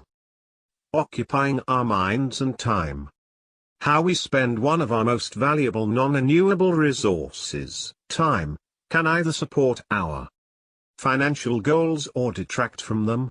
What activities occupy the time of millionaires? How do these activities compare for prodigious accumulators and under-accumulators of wealth? Prodigious accumulators, those who are adept at transforming their income into wealth, spend considerably more time reading business articles and reading in general than their under-accumulating peers, but perhaps it is because our under-accumulating friends are working more than the prodigious accumulators. Our research has shown that under-accumulators must keep the revenue engine turned on to keep up with their consumption lifestyle, leaving little time to plan, read, and contemplate their investments. We see, too, that the under-accumulating affluent in our latest study are spending more time on social media sites, approximately 14 hours, as compared to prodigious accumulators, 9 hours. Could it be that those extra 5 hours could be put to use elsewhere, perhaps toward planning for one's financial future? Time spent. Consider any number of technological distractions today, from social media to texting to gaming. How many hours a day do you spend on your devices? Distractions are a significant reason why many struggle to become financially independent or achieve other goals. We know that the more we are able to focus without distractions, the better we are able to build wealth long term. How much time do millionaires today spend on the so-called excitement of the day? Consider this: most millionaires in our latest study reported only spending 2.5 hours per week on social media, versus the average American who spends almost 6 times more, 14 hours per week. How many hours did you spend thinking about the most recent presidential election and the outcome? Most millionaires spend less than an hour thinking about political elections, and about 10% spend no time at all. That time and worry can be better spent on areas that will allow you to reach financial or career-related goals. We can easily shift our attention to the strife, challenges, pain, and other emotions of watching others compete in politics, sports, reality shows, and even in our social events. By becoming engrossed in ongoing competition, you're necessarily taking time and emotional energy from something else, your business or education or some other productive activity. If that competition lives out on TV, you may be spending more than the average 2 hours that Americans watch. Successful individuals are keenly aware of how they spend their resources, including their emotional and cognitive resources.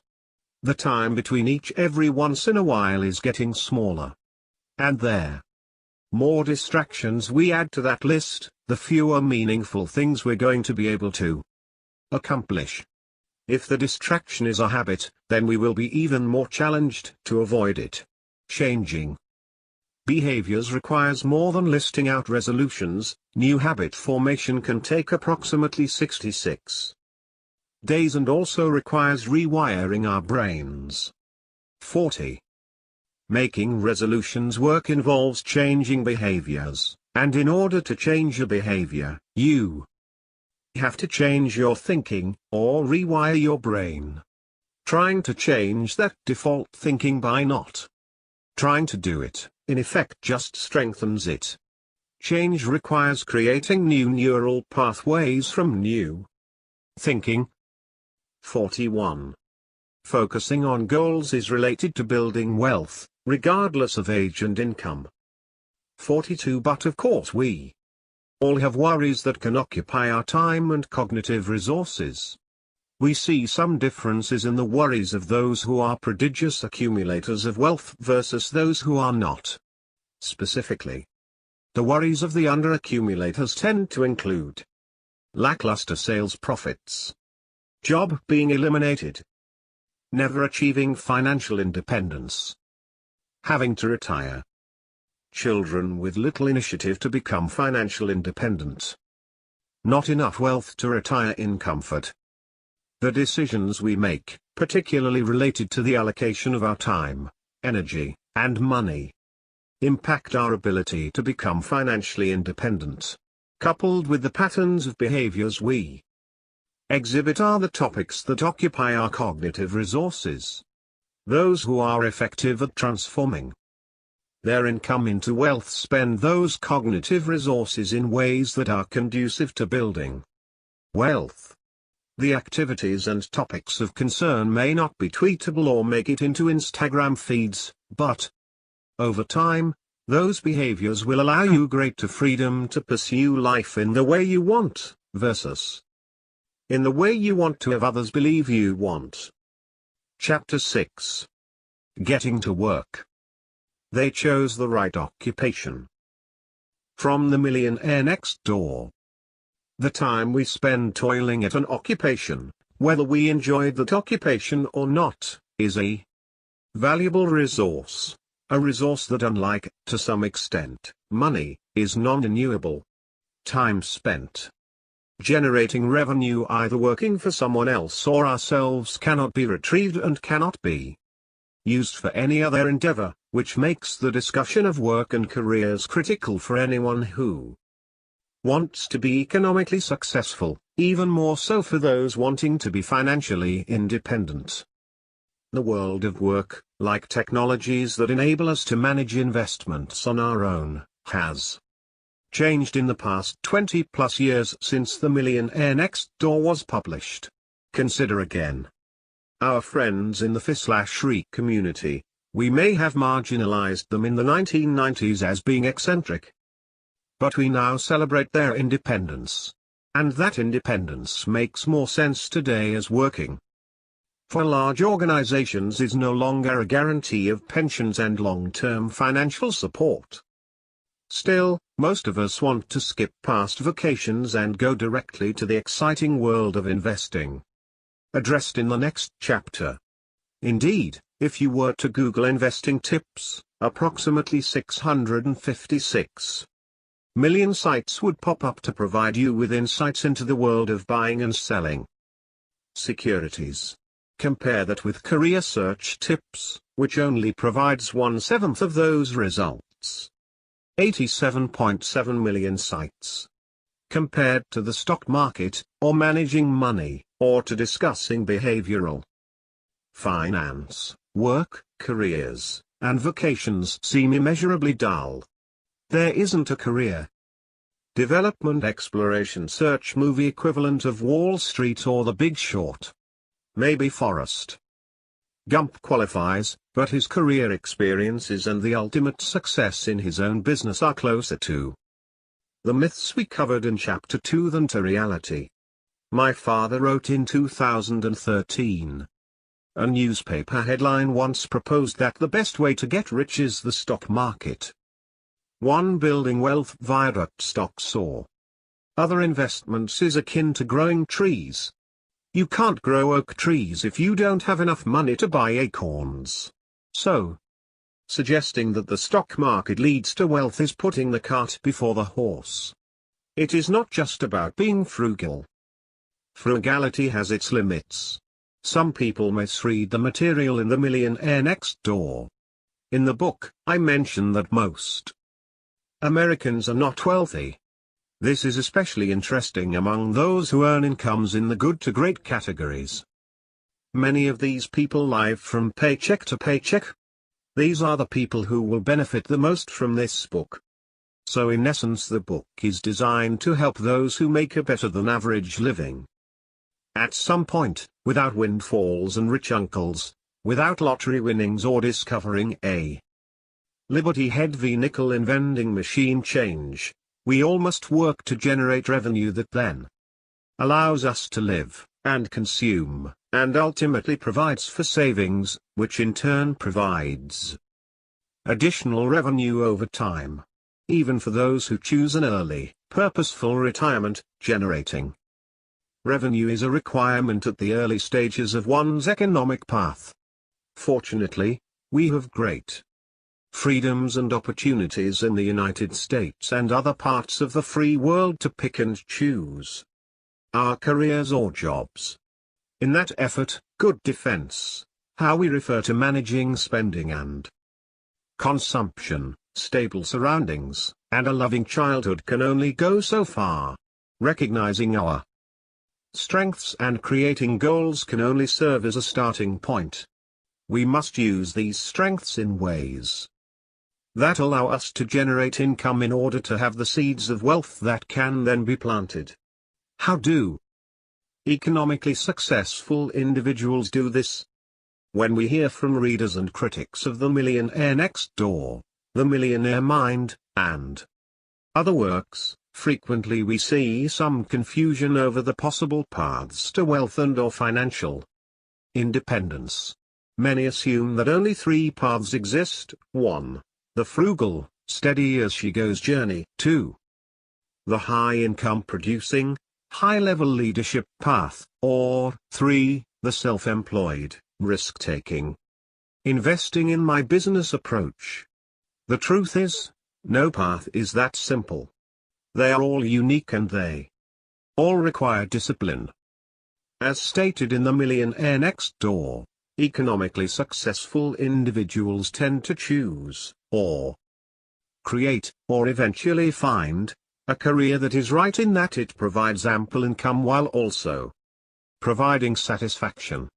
Today, though, we expand this to include those who retire from the world of work relatively quickly by amassing savings early in their careers. The right career may be one that only lasts 10 to 15 years, while a frugal lifestyle ensures a high savings rate that can then generate revenue through investments.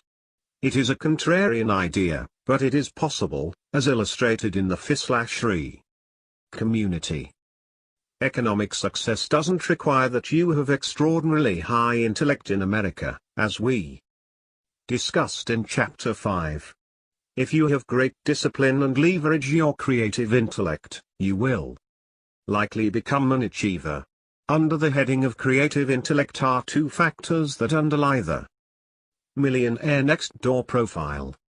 These include two main factors related to vocation from their Millionaire Next Door. Factor 6, they are proficient in targeting market opportunities, and Factor 7, they chose the right occupation.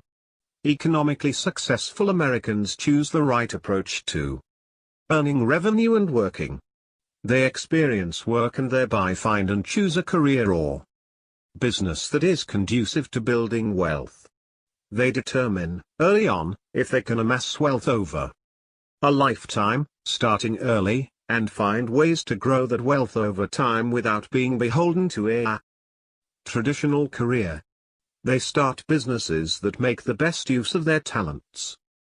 The millionaires profiled in The Millionaire Next Door seemed out of the ordinary because often they were either small business owners in mundane businesses, for example, heavy equipment leasing companies, or they had amassed wealth slowly in careers like teaching or accounting. The word also doctors, lawyers, and other professionals. The typical millionaire next door is given this label because he doesn't appear to be wealthy but is, notwithstanding his vocation. His simple lifestyle allows him to transform household income, an income which is usually above the national average, into wealth. The simple truth is, job titles are better indicators of income than wealth. In a most recent study, we found that millionaires spanned various industries and job types, just as 20 years ago. See Table 6.1. Millionaires, with on average $3.5 million in net worth, included a higher concentration of professional occupations than the millionaire next door population from 20 years ago, but also included job titles outside of what might be expected. The job titles of their Millionaires in our sample included government employees and small business owners, managers and vice presidents, accountants and IT directors. Some millionaires reported owning multiple businesses at once, while others were consultants. The studies of the affluent over the past 2 decades are perhaps most useful to those who make a better than average living. However, as we saw in Chapter 5, successful financial behaviors, those that allow the transformation of income into wealth, transcend income levels. Without a consistent source of revenue, there is little to invest. And having something consistent, or at the very least, relatively stable, requires finding a career in which one's skills, knowledge, and abilities can be put to use, in which one can find a passion, or one that provides income enough to meticulously save and exit the traditional world of work early. Finding a career that makes full use of one's competencies is often a reward in and of itself. And becoming financially independent may also prove to be even more rewarding. Even so, many millionaires today continue to work into their 60s. Millionaires spend on average approximately 38 hours per week working, or 45 hours per week if you exclude retirees. In comparison, about 2/3 of millionaires we surveyed in 1996 spent between 45 and 55 hours per week at work. Overall, non-retired millionaires earned 75% or more of their gross income from their salary. In 1996, 20% of affluent households were headed by retirees, and this number has not deviated much. 19% of millionaire households are headed by retirees today. Of the remaining 81%, just over 42% of these millionaires are self-employed. In 1996, 2/3 of affluent households not headed by a retiree were headed by a self-employed business owner. This difference, 66% in 1996 compared to 42% in 2016, is similar to changes in self-employment in general. In 1996, about 18% of American heads of households were self-employed. In 2015, that number was 10%. This number has been on the decline, partially due to decreases in agricultural self-employment. As we discussed earlier, this is only one path to financial success. If you love your job, if it provides you with the lifestyle and level of freedom you desire, then working is less a chore and more of a pastime. If this doesn't describe you, millionaires next door before you, and today, have alternatives to suggest. Benefits of early experiences. The challenge of careers, and for those in the field of career development, is that rarely do we know everything required to make perfect career choices when we begin working. Many millionaires shared with us that their parents provided them with early and frequent realistic previews of the world of work. The parental emphasis on career exploration in financially successful individuals hasn't changed since The Millionaire Next Door was first published. Early experiences continue to allow self-made Americans to hone their ability to target opportunities and find careers and jobs that give great satisfaction. For example, imagine as a student you had the opportunity to work one summer in mineral engineering, spending time with others in the field, learning what it's like to put in 60 hours a week in the dirt.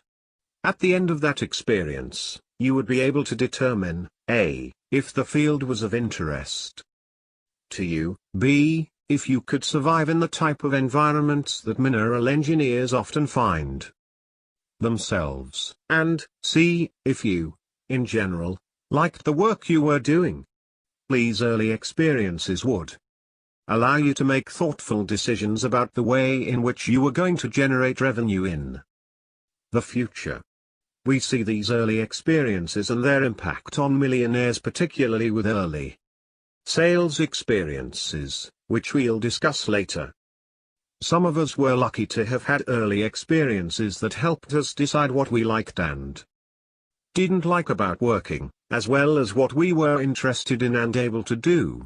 When we asked one of our samples of mass affluent Americans about their career experiences, and what they had hoped for in their career experiences, that is, what would have allowed them to be more successful, here's what they shared with us.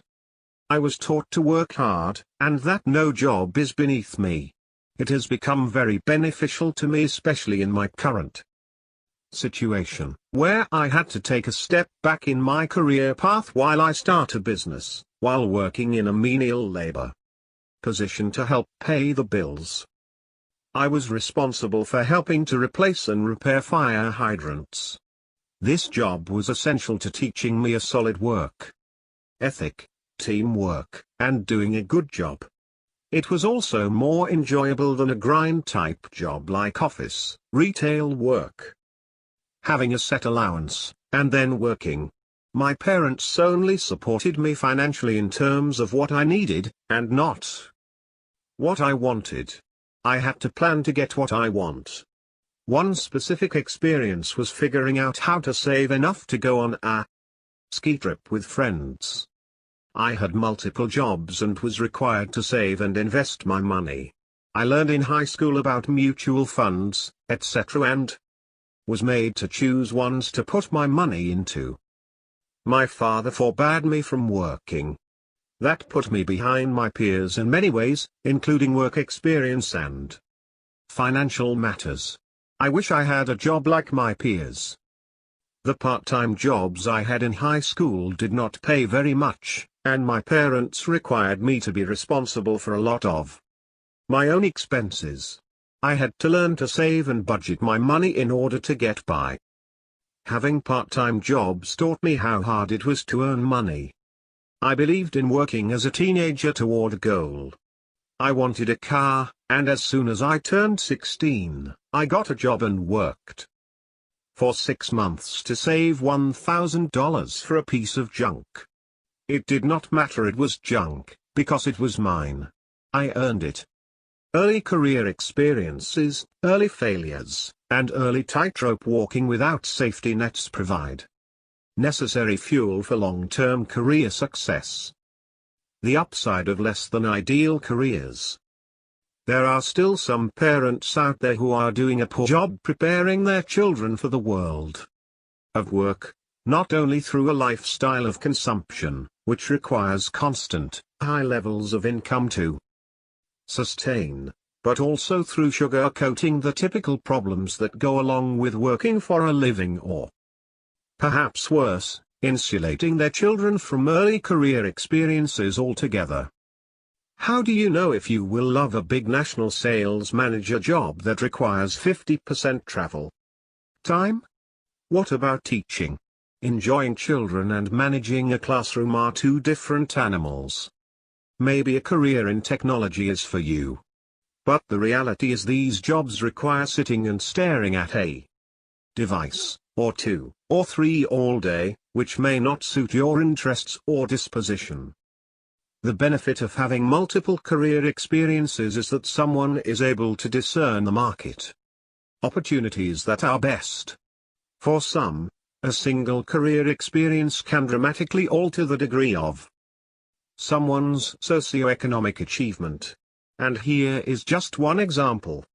I had dropped out of college and was working as a cocktail server at a casino.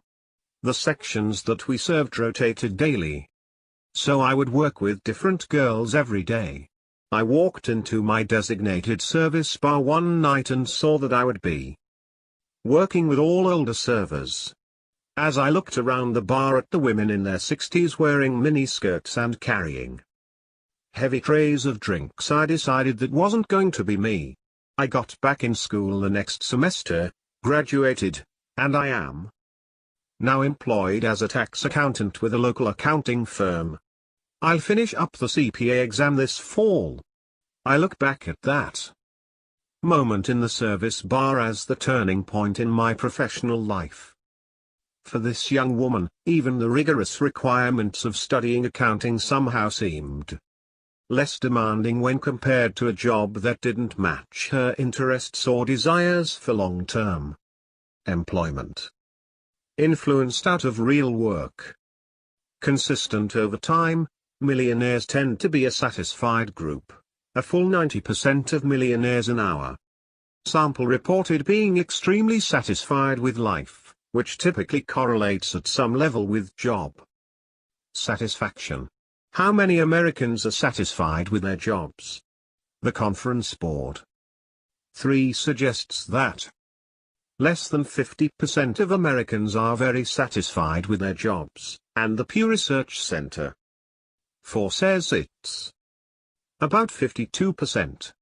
The Society for Human Resources Management suggests the number is higher, reporting that 86% of workers are satisfied, although this number includes those who indicate they are somewhat satisfied.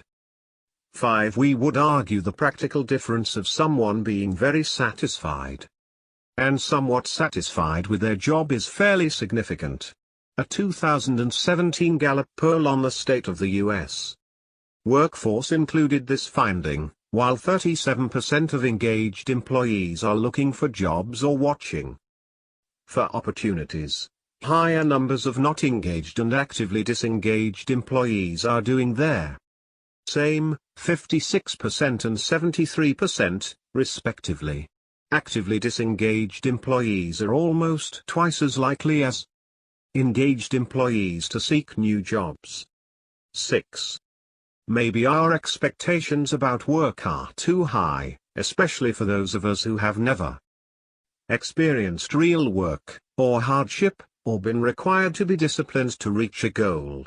As with spending, we are guided by what those around us are doing.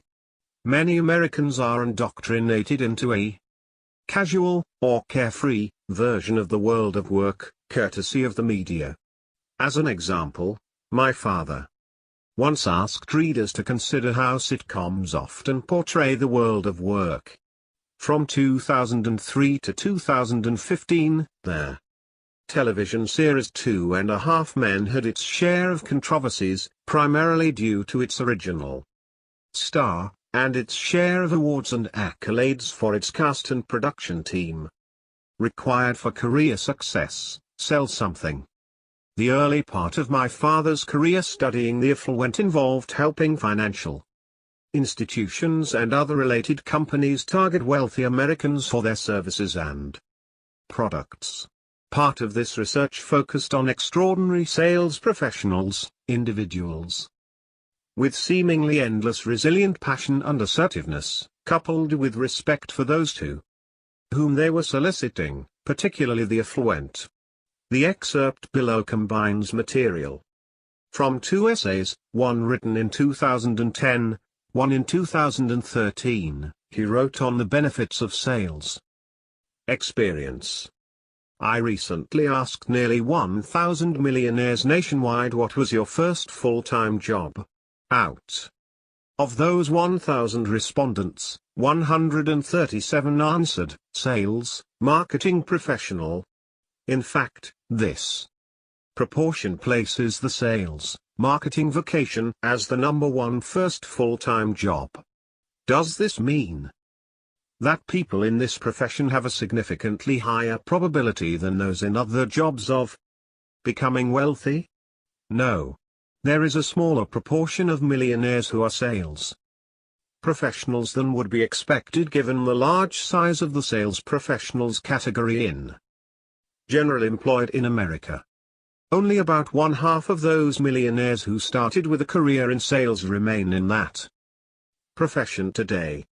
Those who moved on are highly concentrated in 2 areas. They are either owners, managers of successful businesses, or they are senior executives of public corporations. This in no way should discourage people from entering the sales profession. For this vocation is often the incubator for future corporate leaders and entrepreneurs. Given the right Sales position, you may be given the opportunity to interact with possibly thousands of key people in other corporations and businesses. This often stimulates one's creative side in finding opportunities that have not been exploited. One of those opportunities is to be hired by one of the organizations that are among your customer base. If you are successful in selling for others, you may be able to sell your own product via your own company someday. Most millionaires are leaders. And most leaders must sell their ideas to their troops. When considering career paths, one should look at the trade-offs between income and other factors such as responsibilities and growth opportunities. But understand that building wealth is highly correlated with the size of one's income. Ideally, you will find a job that pays well and has great opportunities. I mentioned that the profession of selling was the most frequently cited first job after college by millionaires. And today many are either senior corporate executives or successful self-employed business owners. In fact, according to my calculations, there are more sales professionals with annual incomes of $200,000 or more than there are physicians and surgeons who generate this high level of income. Too many people shy away from the opportunities that are provided by selling. Some fear they will not be able to produce at a level that is required in the job description. No sales, no pay. However, if you can succeed in sales, you are likely to be able to succeed among the ranks of the self-employed. Look at the profession of selling in another way. Some sales positions actually pay you for constantly enhancing your image. In essence, your description is to contact people who may ultimately offer you a great position and/or become patrons of the business that you may start one day. The benefits of experiencing and developing skills in sales transcend a sales job, and prepare the economically successful small business owner for selling his own ideas, services, and products in the future. Over the past 40 years, what have millionaires shared with us about the benefits of sales? Sales roles are unique in their compensation structure. There is no upper limit to what you can make. Sales roles are the ultimate in pay for performance. There are few politics, and numbers don't lie. Pay for performance allows for proof in the pudding. Extraordinary sales professionals are always in demand since they pay for themselves many times over. Sales gets you great exposure. You are getting paid for doing interviews for jobs you may have in the future. Sales roles allow great freedom. In some ways, a sales role is the closest role to that of an entrepreneur. Great sales numbers cover most all other metrics and demographics. With excellent sales numbers, your employer will give little attention to your college GPA, SAT scores, or even if you graduated. Sales roles require less education than becoming a doctor, lawyer, or other professional, but still can provide a high level of income. In sales, you are really an intelligence officer looking for great strategic opportunities. The show, still in syndication, featured a character named Charlie, whose lifestyle suggested that he could afford to hyper-consume without working very hard or at all. He was a composer of advertising jingles, but we rarely saw him sweating at the piano hour after hour to come up with the songs. Somehow, he supported a multi-million-dollar beach house in Malibu, his brother and his nephew, and a housekeeper. Most of the time he could be seen at home entertaining guests and distributing one-liners. Often viewers of shows such as 2.5 Men, as well as other mass media, are unknowingly conditioned to believe that most successful people are like Charlie. Somehow these people are so talented and gifted that they can make a great living working 5 minutes here and there. It is easy to become discouraged if you think that Charlie's method is the formula for success in America. Clearly it is not. Feel-good television, and now social media, is filled with depictions of people who succeed without really working. This, of course, is fantasy land. Excluding heirs, lottery winners, and other folks who receive windfalls, building wealth typically requires that someone starts with a self-generated source of income. Our research on economically successful people differs widely from dramatic fantasy. Most people in America must hunt and gather every day. Without an alternative form of income, which most in America do not have, they rely on their jobs, day in and day out, to provide income to survive, as 78% of American workers live paycheck to paycheck. Even most millionaires we have interviewed or surveyed work nearly 40 hours a week. More than 90% are married and typically have 2 children to support. Most did not become wealthy until their late 40s or early 50s. And very few of them were ever leisurely entertaining throughout the day. Millionaires and working today. One hallmark of those who have become economically successful is that they are congruent or have high fit with their careers. In other words, their skills, abilities, knowledge, interests, and other characteristics match the requirements of their jobs. The income from a career can't last if you cannot last in the career. Without fit or congruence with your occupation or chosen career, the prospects of long-term income are murky, or laden with stress and strife. Today's millionaire next door continues to find opportunities, despite the governmental, social, and economic conditions of the day. Awareness of one's own skills and the corresponding market for those skills is still required. Millionaires and those who become economically independent and successful on their own are able to A. Assess their own skills, abilities, and characteristics and their environment, market, and B. Choose an occupation that makes the most of both. The 733 millionaires surveyed in 1998 nationwide for the Millionaire Mind were asked about their important choice factors regarding their selection of vocation. 4 out of 5, or 81%, indicated that they chose their vocation because it allowed full use of their abilities and aptitudes.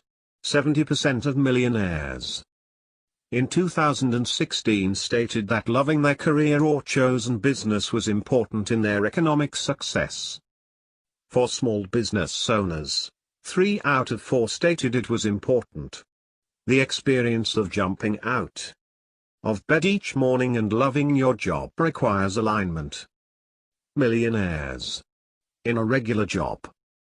Just as in 1996, it is possible today, with an average to higher than average income, to become a millionaire through steady, prudent, disciplined financial management and regular income. Regular meaning not extraordinary commissions from sales roles or extremely high salaries like those of attorneys, doctors, and CEOs.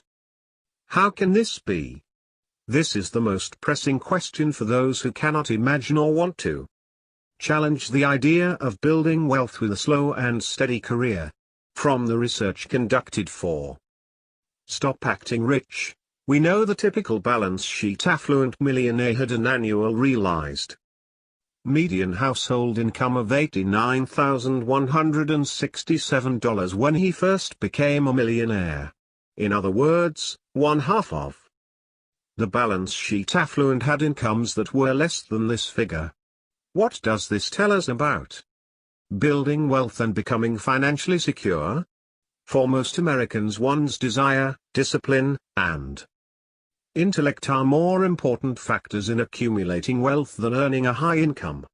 The problem today among many high-income earners is that they think that money, income, is the most easily renewable resource.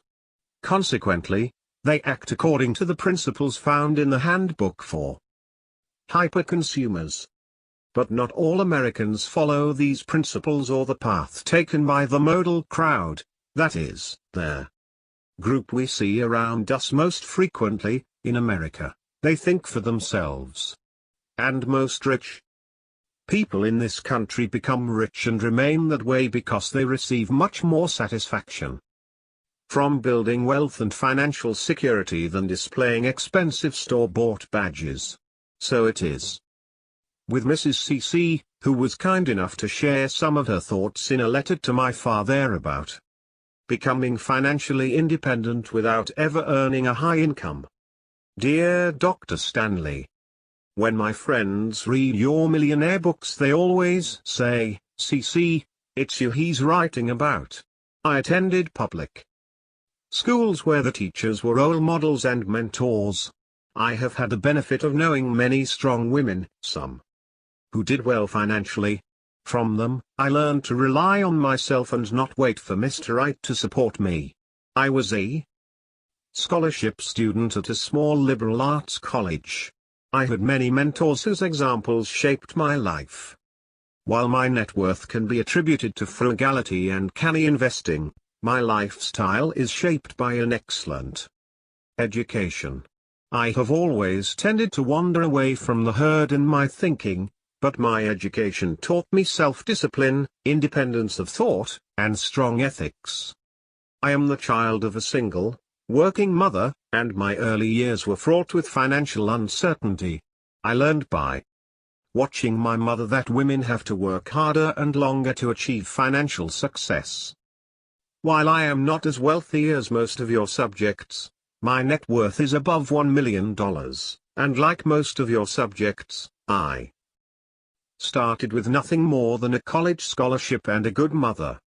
The thing that you may find interesting about me is that I have never earned more than $60,000. I have worked in middle management in state government most of my career. I have accumulated most of my net worth by living below my means. I have everything I want, but I have learned not to want too much. Also, I avoid debt. Midway through my career the state government was being downsized and I was in danger of losing my job. I told myself I wanted to get into a position where I would never again be faced with that uncertainty. First, I stopped giving myself raises. All new money went into investments. Then I paid off my house loan. And the house payments could go into investments. I am fairly conservative in my investment but not afraid of risk. Most years, I saved 30% of my income, if not more. My net worth is my own, separate from my husband's, and I manage it myself. Recently, I semi-retired. It was satisfying to know I could afford the pay cut. While I have no biological children, I have had many foster children. I notice that they have learned from me the ability to manage money well, as I learned from my mother. Sincerely, Mrs. CC. Mrs. CC's story highlights how one can succeed in the creation of wealth despite an income that isn't in the six figures. Her steady source of revenue was transformed into wealth via disciplined saving and investing, and living below her means. If this is the path you're taking, one that is connected to an employer, then transforming income, which is relatively consistent, except in a few cases, into wealth requires heavy doses of discipline and restraint. Enjoy the safety. And always be looking. Working for someone else provides benefits beyond career experiences and income. It affords some level of safety, an office, maybe collegial co-workers, and a 401k. This safety might also include leaders to guide you, equipment paid for with someone else's money, and office Christmas parties flowing with gift cards. Safety is ping pong tables, healthcare, wellness benefits, and on-site gyms. What we pay for those benefits, though, is our time, and as many have come to realize perhaps too late, the majority of our lives. And they don't always stay safe. Obtain and save not only income from your employer, but the skills, opportunities, and experiences that will allow you flexibility and resources in the future. It's still the case that transportable skills and experiences set up a good defense against job elimination, economic woes, and even geopolitical upheavals. When catastrophe strikes, their knowledge, skills, abilities, and other characteristics that someone has can be transferred to new industries, countries, and opportunities. While perhaps the millionaires from a few decades ago knew this well, many having lived through the upheaval and horrors of World War II, even economically successful individuals today recognize the need to prepare regardless of the times. For those who experienced job loss, those memories last, but the experiences can be used to compel action. Consider this Minnesota millionaire next door's experience during college and his attitude toward it. I was laid off from my part-time job working as a blackjack dealer while attending college. It was a large publicly traded company back in 1989. I needed the job to pay for rent, tuition, etc. I asked my supervisor why I was being let go. Since I always volunteered to work overtime, received excellent reviews from customers, and was considered a solid employee based upon my employment reviews. He basically said the other people had families and I was young and could find something else. This was the best thing that ever happened to me. As a result of being laid off, even though I was considered a solid employee, I learned at an early age that you cannot depend on a company to take care of you, no matter how hard you work your job. Since that experience, I have structured my life so that I never have to depend on an employer ever again. I've always been self-employed and could retire today, at age 49, if I didn't have so much fun working on my business. Economically successful individuals use challenges and career setbacks as springboards for greater experiences in the future. They spend little time blaming others.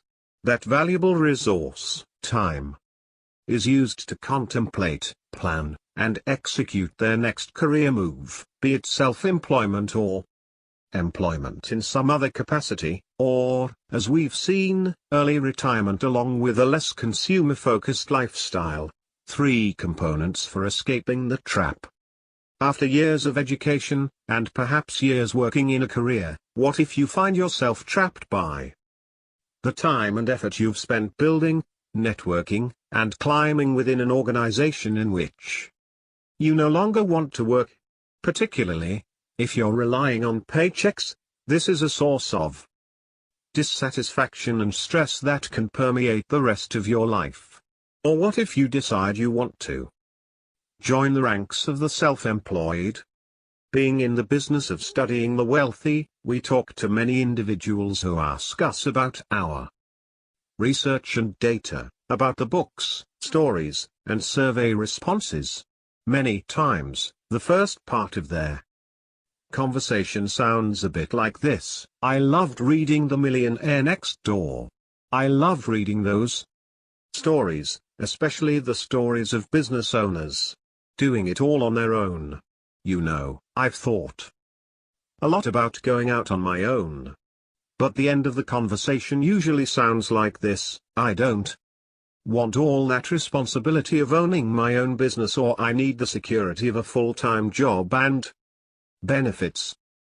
Millionaires have shared 3 themes related to removing yourself from the trap of working to live, creating margin in their lifestyle to allow for career moves, particularly significant ones, for example, living off of savings while starting a business, exploring career opportunities while generating revenue from a traditional job, that is, moonlighting, and making a move to self-employment. Margin required. Most millionaires we interviewed highlighted the great freedom that comes from spending below their means.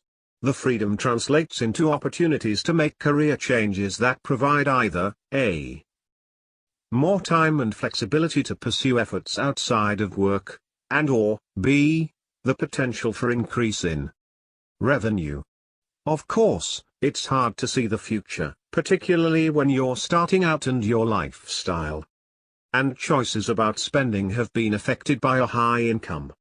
A millionaire biology instructor from California told us, "When I got my first teaching job at the community college, I was hired on a part-time basis.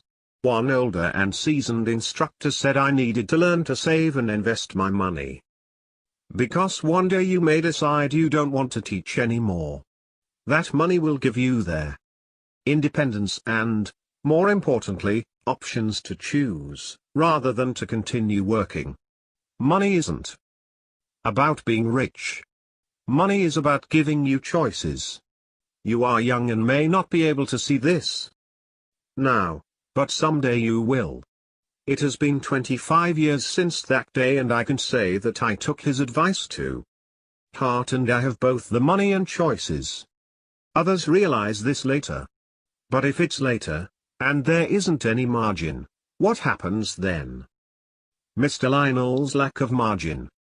As in the case of where you live, one's vocation can have a significant impact on lifestyle and their freedom or flexibility you and your household have in making significant career-focused changes. Consider for a moment the lifestyle of a former high-level senior sales executive at a mid-sized business, Mr. Barry Lionel. His parents were government employees, but he generally had a loving and warm home life, armed with an excellent college education and scrappy early career experiences. Mr. Lionel began climbing the ladder. As the business he worked for succeeded and his income rose, so did his and his family's consumption.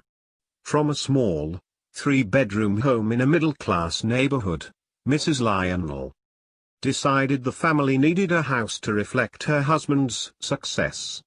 Once his income went into the solid six figures, $180,000 a year, the Lionel family moved to a $935,000 home in a luxury neighborhood, a home they purchased that was more than 5 times Mr. Lionel's income at the time. But it was similar to the homes of the other chiefs in his company. The new neighborhood in which the Lionel family lived required homeowners association dues of nearly $1,500 per year, but even with that, most of Mr. Lionel's neighbors were members of the nearby country club, which charged initiation fees of $80,000 and monthly dues of $650. Everything seemed rosy for the Lionels. But the Lionels were living paycheck to paycheck, keeping up with his colleagues and the Joneses in their new community. And then, Mr. Lionel's company was acquired. Hooray! Yes, he made approximately $1.4 million on the sale. But with little else saved, this essentially became his household's net worth. And he was not included in the company moving forward. More importantly, and significantly, perhaps, was that the Lionel's consumption habits were firmly established based on his past income level. Now, the dust has settled, and after a few failed attempts at going out on his own, Mr. Lionel's skills have atrophied, while his family's consumption habits, including those of his adult children, who are starting high-consumption households of their own, have only increased. Despite the incredible amount of hard work during those early years at the company, he cannot enjoy the fruits of his labor because they were eaten away as soon as they were produced. He is firmly in the income statement affluent camp, and he is setting his children up to be the same. What type of career path is this? It is truly a lifestyle-driven path. Consider how Mr. Lionel's Lifestyle necessarily changed at each level: the car he drove, where he dined, the friends he kept, and the vacations he took were in some ways dictated by the combination of his income and his career. Community. So if you do not like to deprive yourself of whatever consumer good is available, that is your choice, but simple and immutable math dictates the result.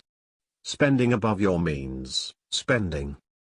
Instead of saving for retirement, spending in anticipation of becoming wealthy makes you a slave to the paycheck, even with a stellar level of income and a once-in-a-lifetime opportunity like the sale of a company. The hyperconsumption lifestyle of this once young executive wasn't detected until his options ran out, as did time.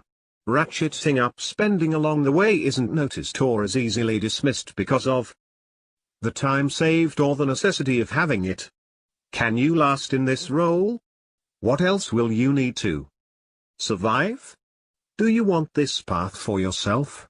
Are you strong enough to create a path where there is none today? Or can you continue working for someone else and maintain your own sense of self and goals? Learning the answers to these questions early in one's career can help to ensure satisfaction later in life. Some of this goes back to an understanding of our own strengths and weaknesses. But most of it relies on being disciplined throughout our lives, regardless of our income level or success in careers, or what our neighbors, family, and co-workers are doing. Indeed, financial margin is required for freedom in career choice. Changing your work-family balance.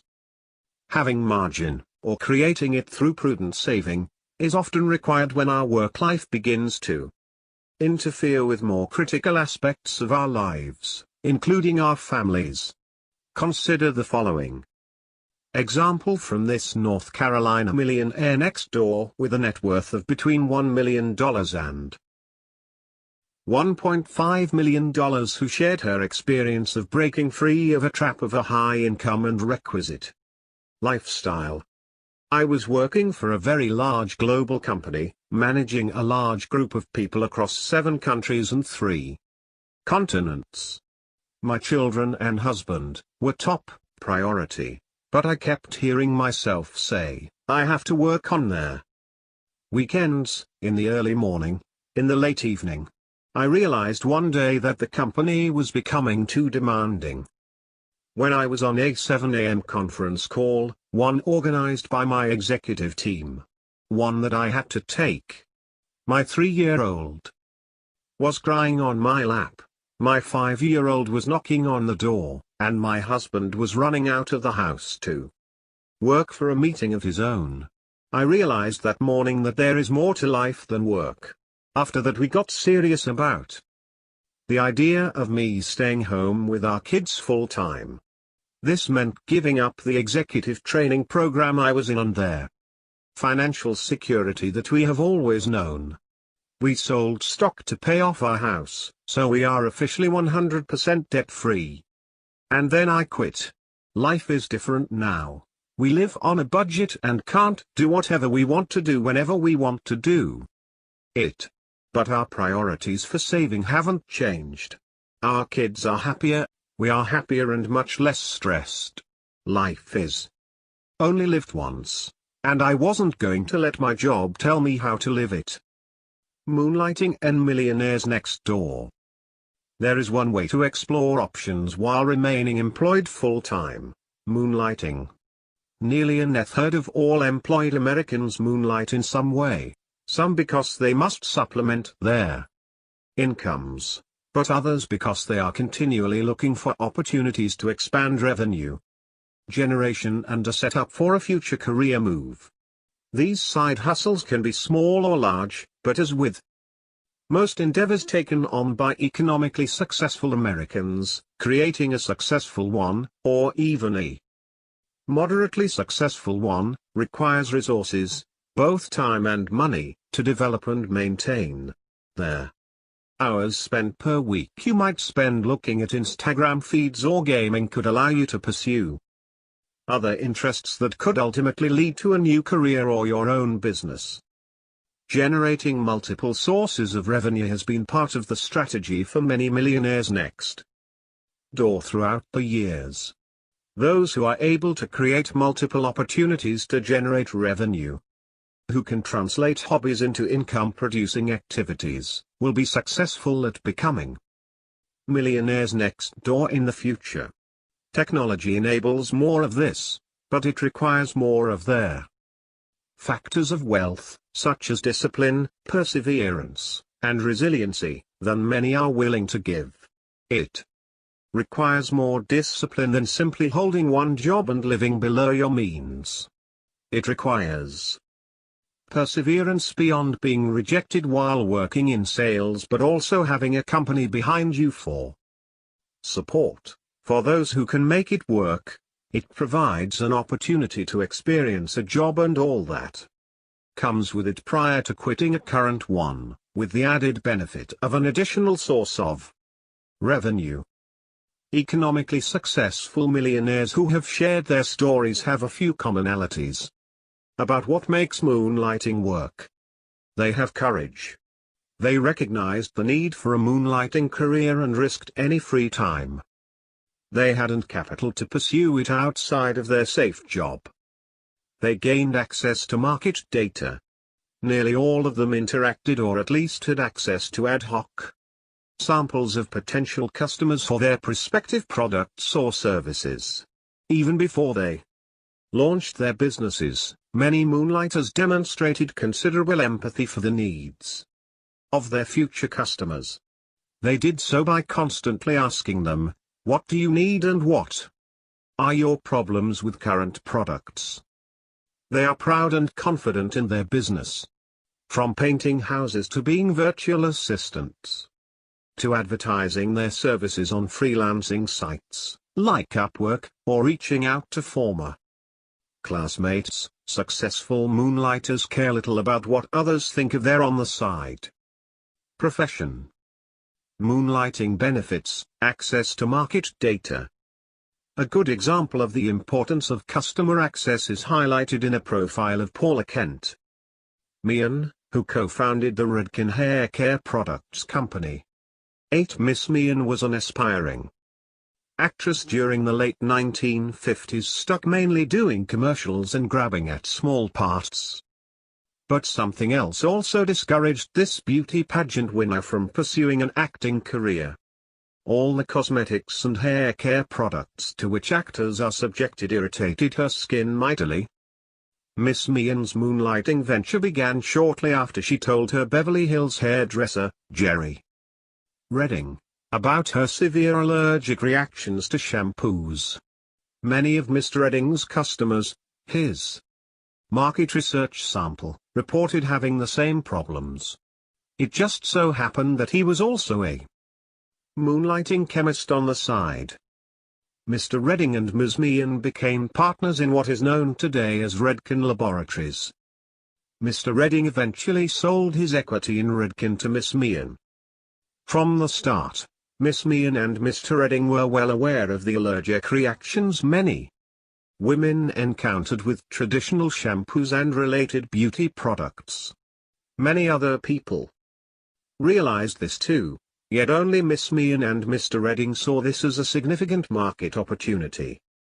Both obviously had entrepreneurial vision or, alternatively, what some call creative intelligence. Plus, they had the courage to launch a line of products that addressed allergy-related problems of women in 35 countries. Distributing Redken products exclusively through salons was a brilliant and novel strategy at their time. In essence, Miss Meehan had a sales force of tens of thousands of high-end hairdressers, promoting Redken products to clients who were a captive audience while sitting in the chair. Miss Meehan was the marketing force behind Redken. She had the enormous energy that was required to aggressively build a business, sell products, and work as an actress. And she took night classes in management, accounting, and law to learn to build and operate an entrepreneurial enterprise. Her boundless energy came from her conviction that the Redken product had enormous potential. She absolutely believed that there were significant benefits afforded by her pH-balanced beauty product line. Miss Meehan predicted that millions and millions of other women had the same sensitivity she had. Like most successful entrepreneurs, Miss Meehan had great affection for her product as well as for her job description. As stated in the Millionaire Mind, select a vocation that is not only unique and profitable, but one you love. 9. Confidence required to moonlight. A high school teacher named Murray is an example of having confidence in choosing how to generate revenue. Murray taught for several years in a school district that did not have a true commitment to academic achievement. So when he was given the opportunity to teach in a district where students ranked in the top tier in regard to SAT scores, college-bound graduates, etc., he jumped at the chance. By making this change, Murray also encountered a significant increase in salary, taken away by the euphoria of teaching in such a prestigious school and the upswing of his cash flow. Murray made a mistake. He bought a house in the lovely village where his school was located, but it was a house in a neighborhood he could barely afford. Typically, educators are a frugal bunch. In many ways, Murray and his family were frugal. But when you live in an affluent village, everything costs more. It did not matter that Murray ate peanut butter sandwiches out of a brown bag every day or that he did all of his own home maintenance and repairs. Great defense was not enough.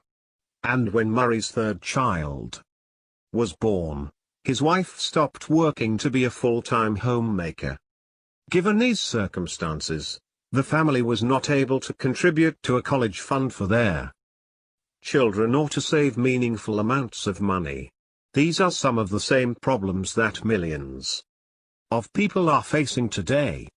One summer day while Murray was painting his house, his next-door neighbor stopped by to chat.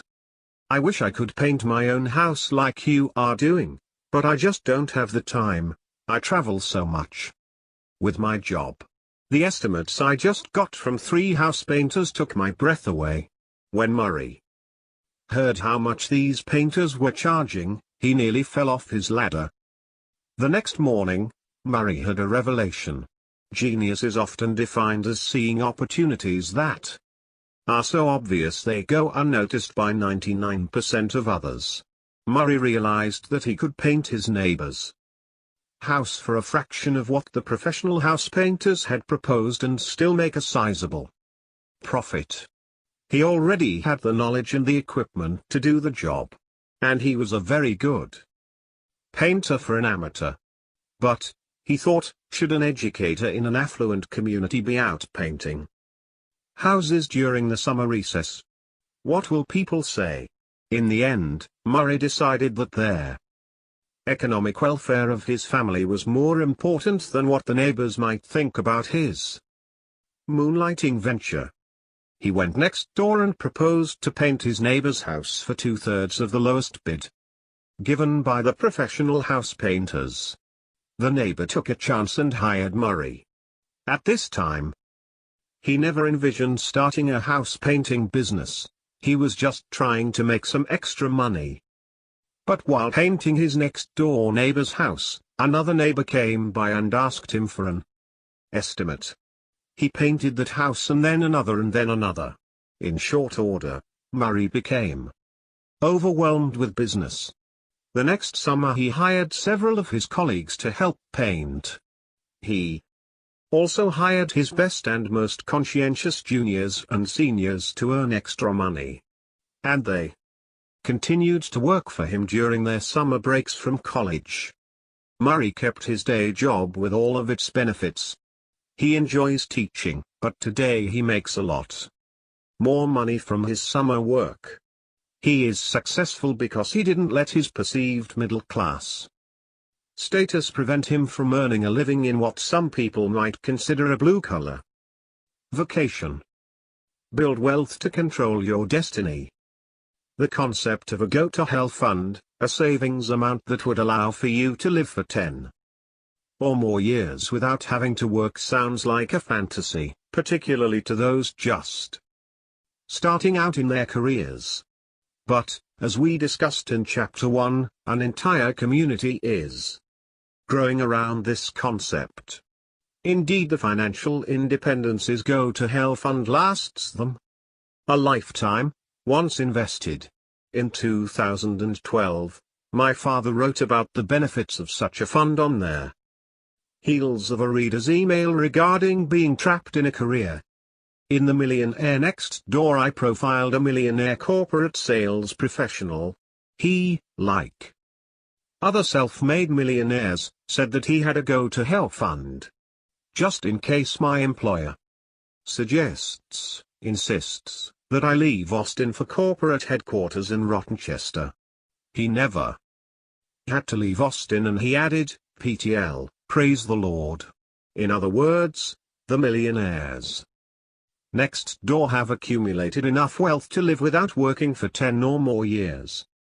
Those words still ring true today, as we were reminded of this wisdom after reviewing an email from Miss F, who currently resides in a lovely community in the southern United States. I went to my local library this morning, hoping to borrow The Millionaire Next Door. However, the only available book was in Spanish, so I borrowed Millionaire Women Next Door instead. By the time I completed the second paragraph on page 8, I had collapsed in a fit of laughter, simultaneously crying and laughing at my sad truth. My newest work assignment is no less than 8,200 miles, 18 hours of flying time, and 12 time zones away from everyone who means the most to me in this world. Simply put, the situation stinks, but I had convinced myself that it was necessary to pay the bills. Suffice it to say that I have renewed my concerted efforts to become a cultivator of wealth, and I plan to share my transformation with you soon. Thank you for creating this compilation of evidence-based encouragement. What precipitated Miss F's laughter? Consider the words I wrote in Millionaire Women Next Door. Aren't you growing tired of being among the ranks of hunter-gatherers?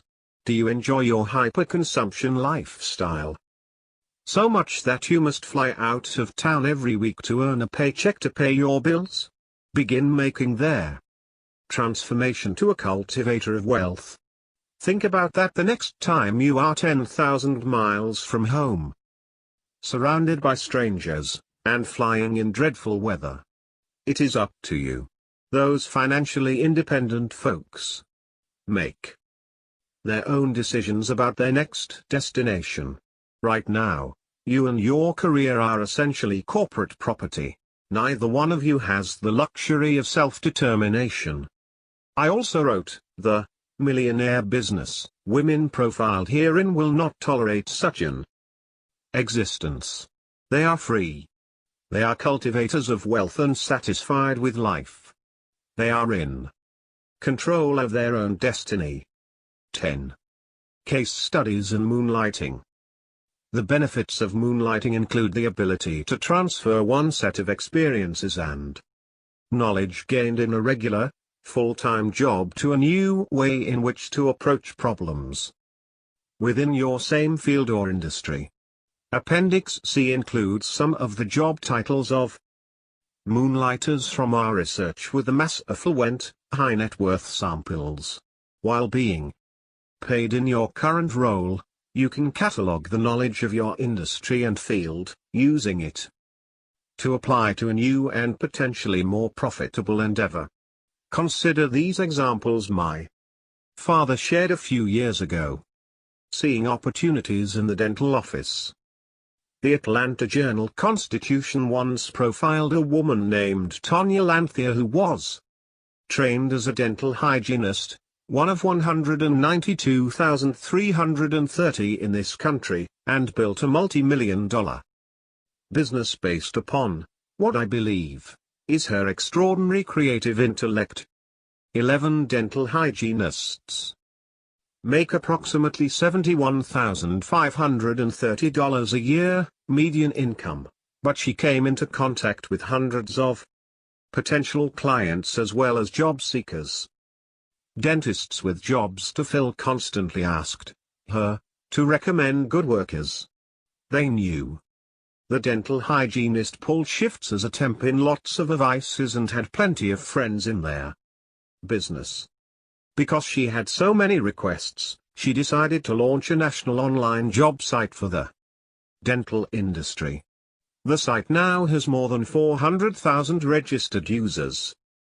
How does someone with no previous business experience, no business degree, no marketing background or previous computer experience build a successful internet business? People with these skills can be hired, but it was Tonya's creative intellect, or vision, which is reflected in her company's offerings. Also, as highlighted in the article, Tonya has demonstrated tremendous perseverance and leadership qualities. Moonlighting, from nurse to sales to self-employment. A registered nurse asked me where people in her profession ranked in their ability to transform income into wealth. Highly compensated RNs are in the average range of productivity, ranking 88th among the 200 occupations studied.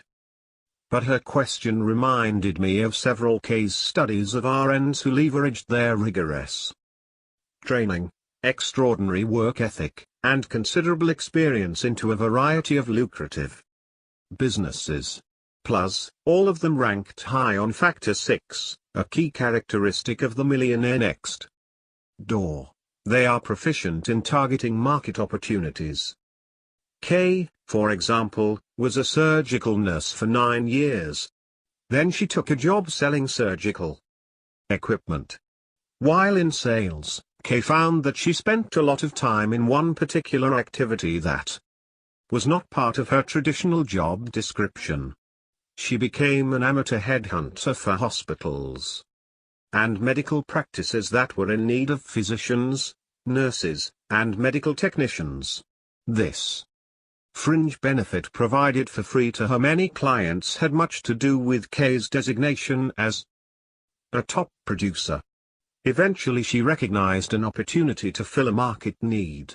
Plus, she had much goodwill and many contacts in the medical field.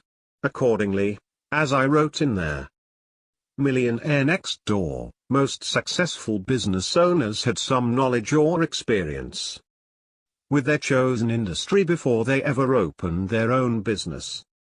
Kay left her sales job and began her own employment agency specializing in the medical field.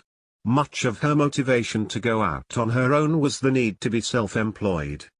She previously had high job satisfaction being a nurse, but she found that being self-employed did not require any more hard work or responsibility than being an RN had. Other former RNs have also opted for self-employment.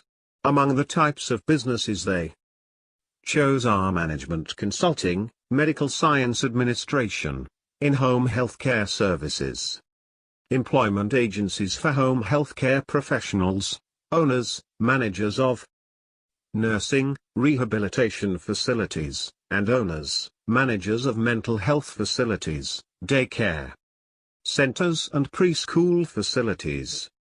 Making the move to self-employment. The Millionaire Next Door of tomorrow can play it safe while playing good defense. The self-employed Millionaire Next Door of tomorrow will take considerable risks, working to create something of value from the extraordinary resources given to him or her. Nearly 30% of self-employed millionaires say most of their career decisions throughout their lives were risky or very risky.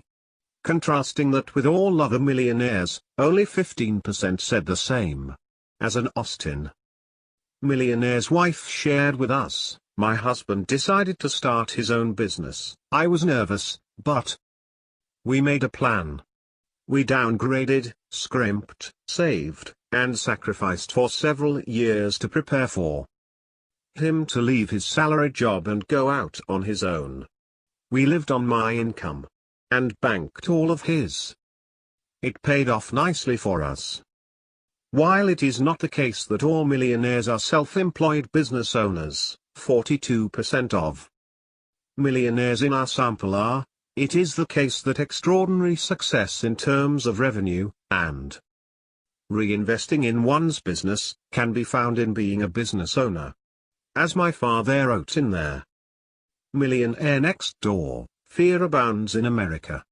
But, according to our research, who has less fear and worry? Would you guess it's the person with the $5 million trust account, or the self-made entrepreneur worth several $1 million? Typically, it's the entrepreneur, the person who deals with risk every day, who tests his or her courage every day. In this way, he learns to conquer fear. 12. The potential payoff for those career risks, specifically for the risk associated with starting one's own business, is the ability to generate revenue, more revenue often than would be possible working for someone else. Self-employed millionaires in our latest survey have over 1.5 times the median income of those who work for others. On average, their actual net worth minus their expected net worth is more than twice those who work for others. When it comes to their finances, self-employed people are often extremely well disciplined, just as most economically successful people are in general, as discussed in Chapter 5. They have a daily routine that maximizes output for every moment of work. They write their own job description. 81% said that the job they designed allowed full use of their abilities and aptitudes. The probability of becoming a millionaire is quite low for those who generate low levels of income. The median household income in America was about $60,000 in 2016 according to the U.S. Census Bureau. 13. With this level of income, a married couple with 3 children would have a difficult time becoming millionaires. Of the thousands of interviews that my father pored over during his career, one of the most interesting involves a multi-decamillionaire who expressed how most millionaire next door types feel. He described making money in stocks, commercial real estate, cattle, oil fields, even high-grade antiques and precious metals. Yet he eloquently summed up what most millionaire next door types believe: it is hard to be knowledgeable on a great many investment topics. The best thing that I have done has been my own business and to be as good as I can in that. That's the motherlode that supports everything else. In other words, the major league revenue generated from his business funded all his other investments, as in the acorn analogy earlier. But self-employment does not automatically translate into big income and wealth. Consider the following: of the more than 23 million small business owners who are self-employed sole proprietors in 2015, their average annual net income was only $11,637. Investing in one's own business has been one of the hallmarks of those who have become economically successful, provided they have the strengths, including perseverance, resiliency, and discipline, to get through the inevitable highs and lows of the business. The ease with which you can start a business today is unfathomable to those who grew up 20 or more years ago. Starting a business just by spending a few hours on a laptop was not possible in 1996, and certainly not in 1976 when their average millionaire in our sample was 17 years old. None of these individuals were being told by their parents, mentors, coaches, teachers, or guidance counselors that the way in which they could generate income and make a mark in this world was entirely up to them, and there were resources literally at their fingertips. But today, in just a few hours, or even minutes, you can create a business online and run it with little overhead. The internet and its related technologies for running a small business have leveled the playing field in many ways, allowing those who have challenges with steady employment to create their own opportunities, regardless of what might have held them back before. For example, among the self-employed there is a greater percentage of disabled Americans, 11%, than the regular population, 6%. 14, in part due to the accessibility that technology brings. See and create value. Of course, income from small businesses varies considerably across industries and over time. Not all types of businesses are equally profitable. For an example, see Appendix C, and not all businesses with any net income can cover living expenses for their owners. Take dentist offices, where 89% of the offices are profitable, and restaurants, where 66% of them are profitable. For the 69,364 dentist offices that were profitable in 2015, that income was on average $118,676. Contrast this with their over 400,000 people who own restaurants and/or drinking establishments. Their net income was just above $7,000 from a gross of $129,304. Selecting the right business is a major factor in explaining profitability and ultimately wealth. Regardless of tools, technology, and smarts, business success still requires focus and creativity, hard work and discipline, and analysis and foresight. There are a great many businesses that begin, and few that actually succeed.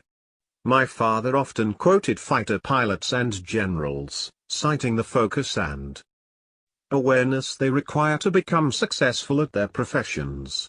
He wrote, "A great fighter pilot once said about inexperienced combatants, they see but they do not see. In other words, despite having better than 20/20 vision, like being born with high analytic intellect, it does a combat pilot little good if he never looks in the right direction." The same is true in targeting market opportunities and selecting the right occupation.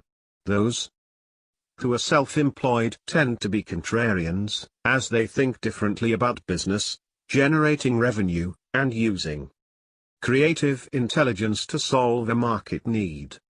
This helps to explain why many of them are in niche, backwater, low-status type businesses where competition is light or non-existent, offering them better chances of succeeding.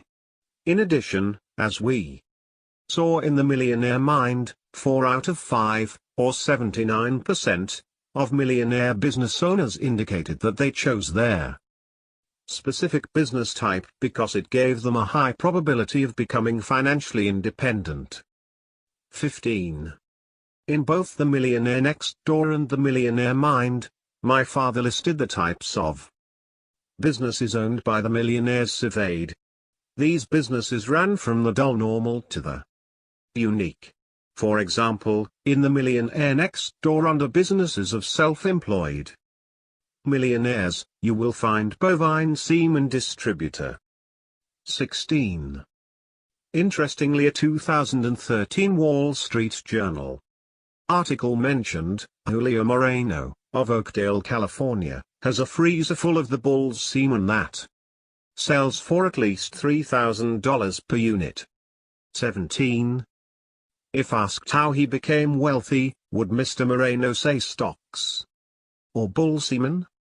Of course, the failure rate for small businesses is roughly 80%. 18, and, as also mentioned in their Millionaire Next Door, there are certain types of sole proprietorships and small businesses that are extremely low on the success ratio. Not for the faint of heart, or those who are unwilling to roll up their sleeves. Owning your own business can lead to autonomy and independence. The key differentiators of those who can become successful in these endeavors include a combination of creativity, hard work, and perseverance. In their case of the latter, of the self-employed millionaires in our latest study, nearly 93% of them cited resiliency or perseverance as their top success factor, rating it very important or important, followed by being well-disciplined, 90%, and being honest with all people, 87%. Perseverance required.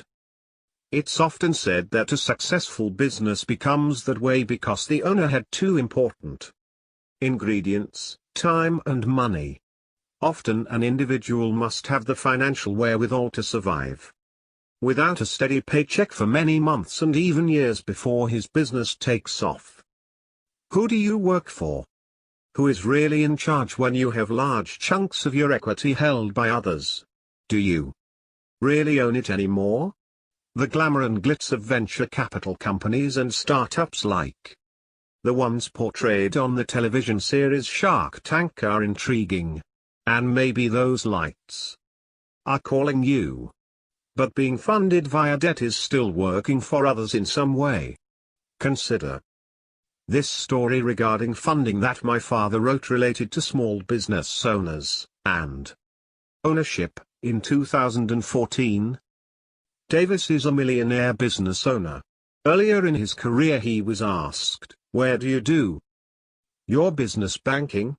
He responded, "I bank at the Bank of Abuse."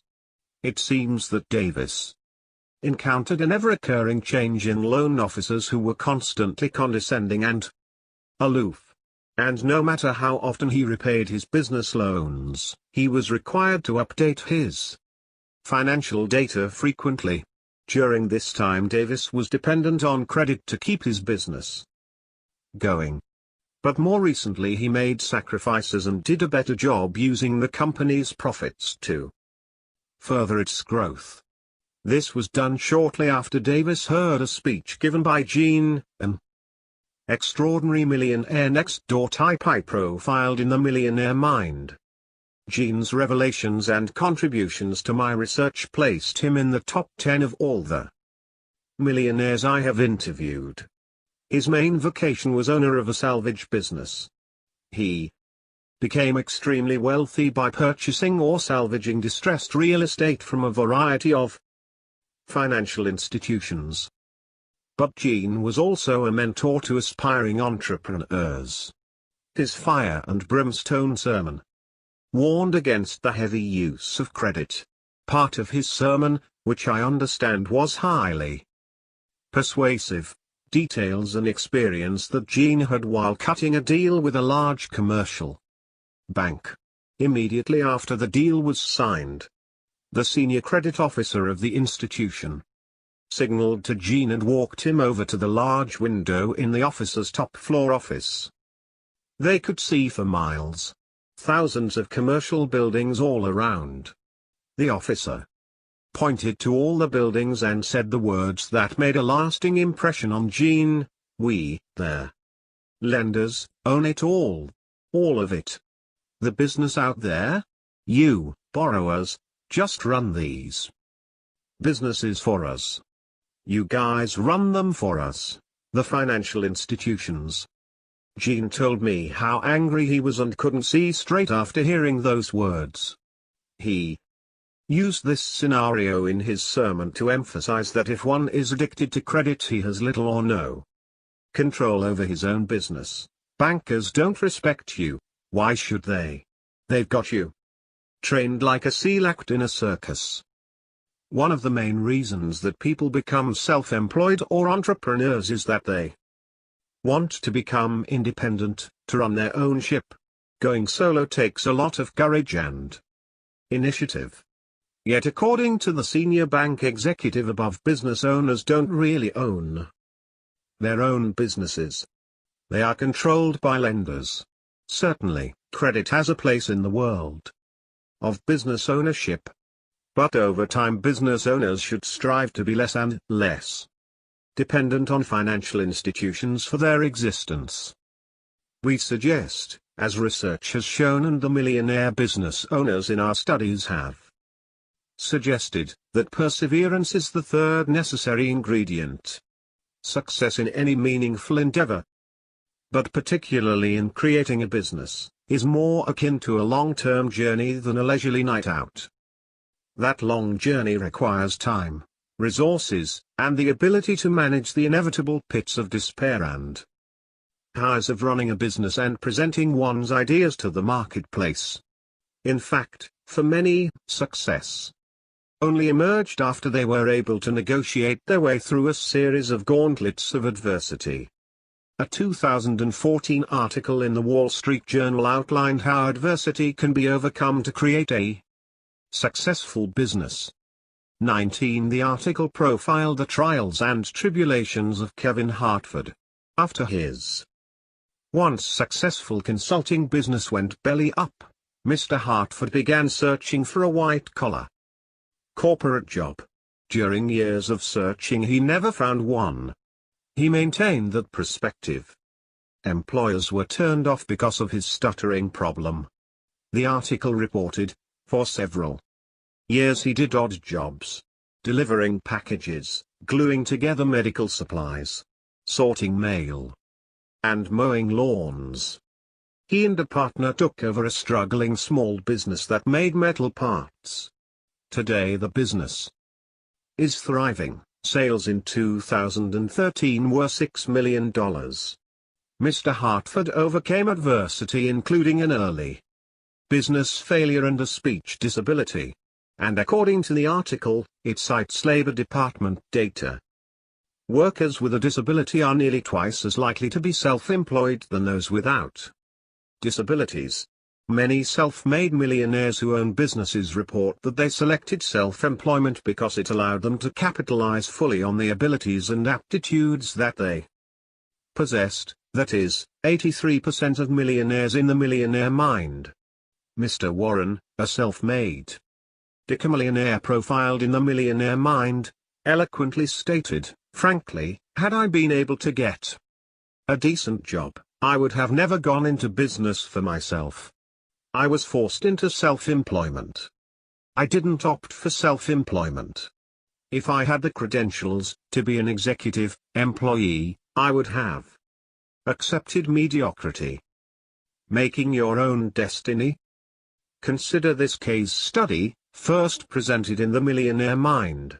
Given his less than stellar academic background, WK's job prospects were limited. Consequently, he realized that he would have to become his own employer. In that way, he would be evaluating his own job application. Today he is quite successful as a self-employed mortgage broker. According to WK, age 43, not one of his $1.7 million net worth clients ever asked him about his SAT scores or class. In other words, his reputation for his work was the reason he was sought out, rather than a score or grade or fact about his family. People who seek mortgages want mortgages. They are not interested in the fact that he was raised by a single mom who immigrated to America at age 16 carrying a plastic bag. She worked 80 hours a week while raising 5 children. As he puts it, she did a great job in raising her kids. The greatest lessons I have learned from her: hard work, live within your means, and treat people right. With my SAT scores in the 800s, combined, I'm telling you that anyone can make it. My theory is most people don't get it.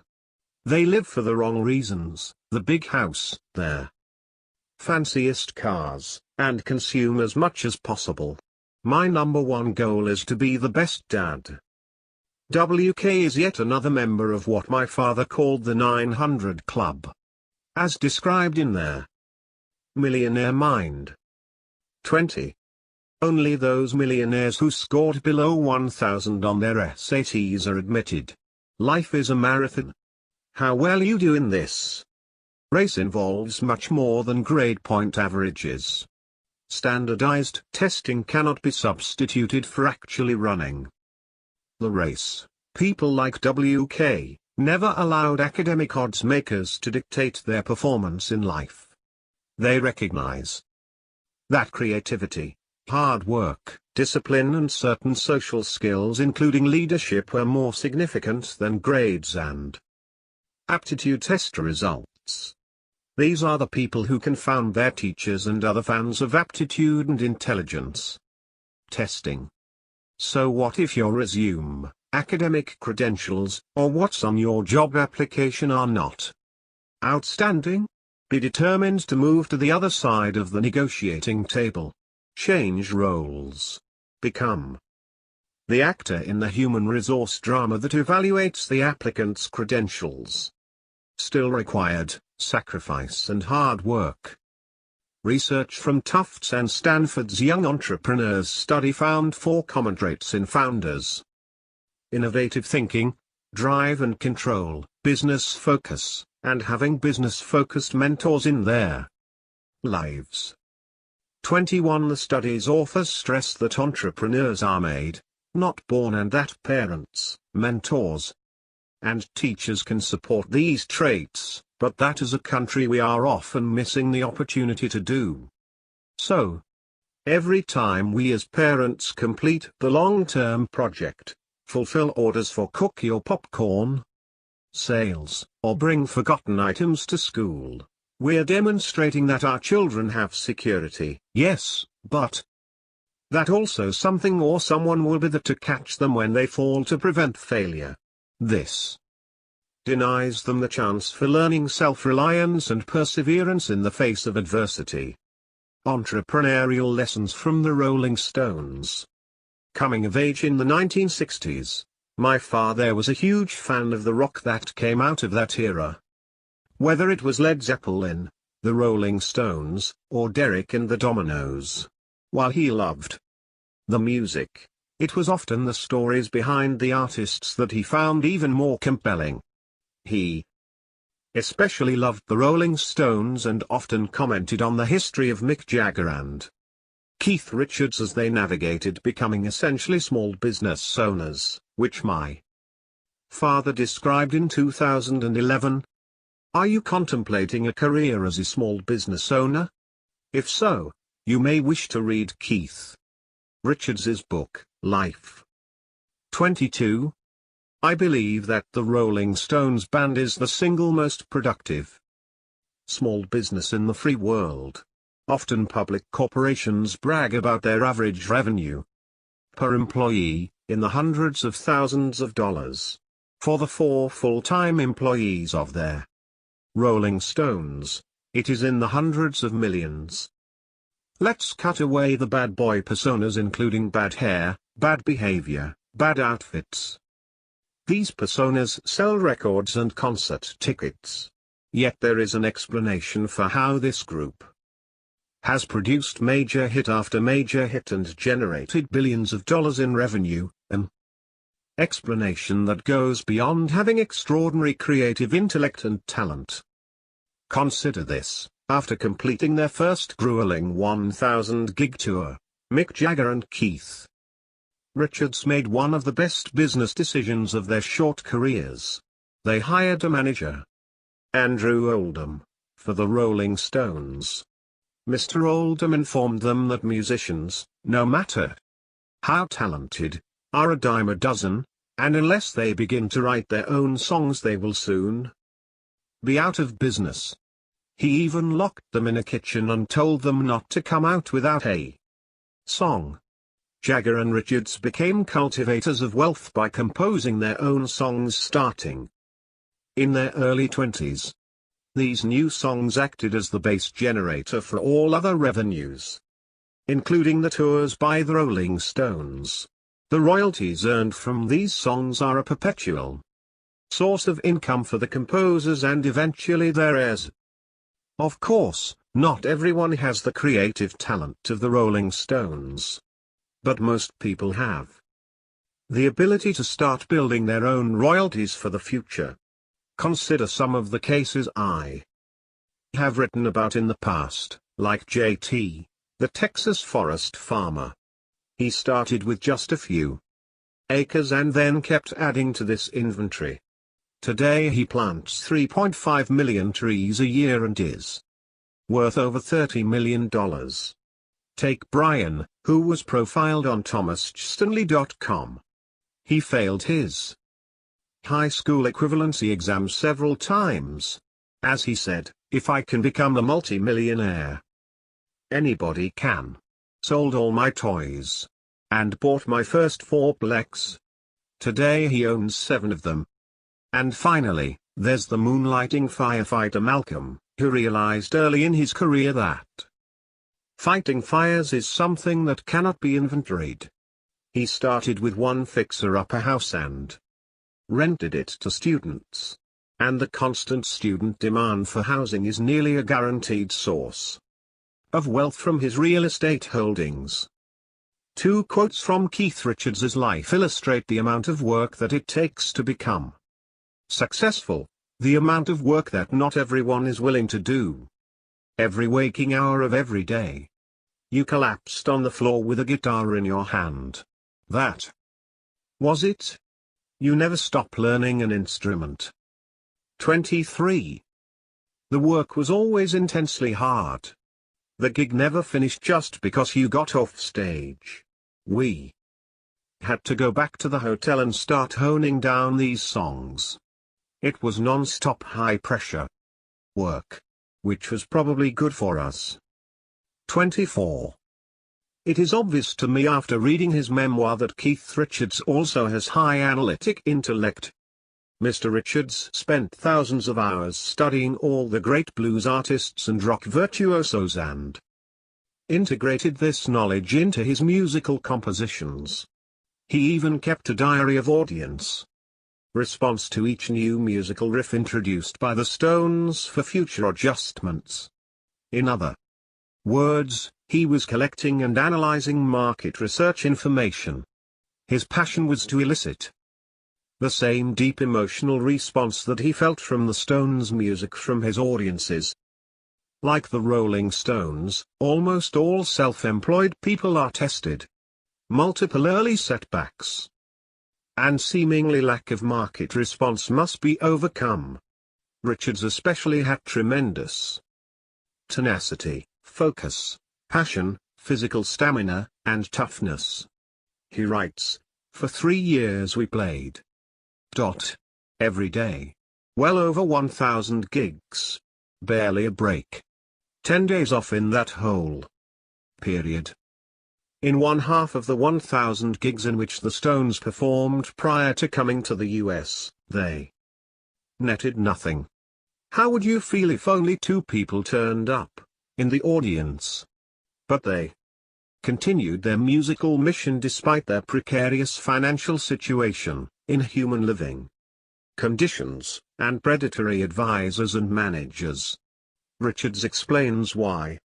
"My idea has never been to make money. Originally it was, do we make enough to pay for guitar strings?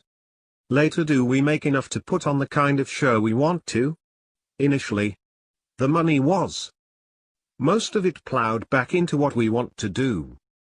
No doubt Mr. Richards helped sell millions of guitars to kids who thought they could easily match his success.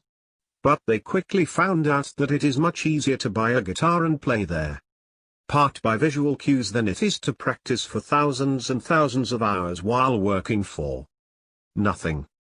Determination for careers.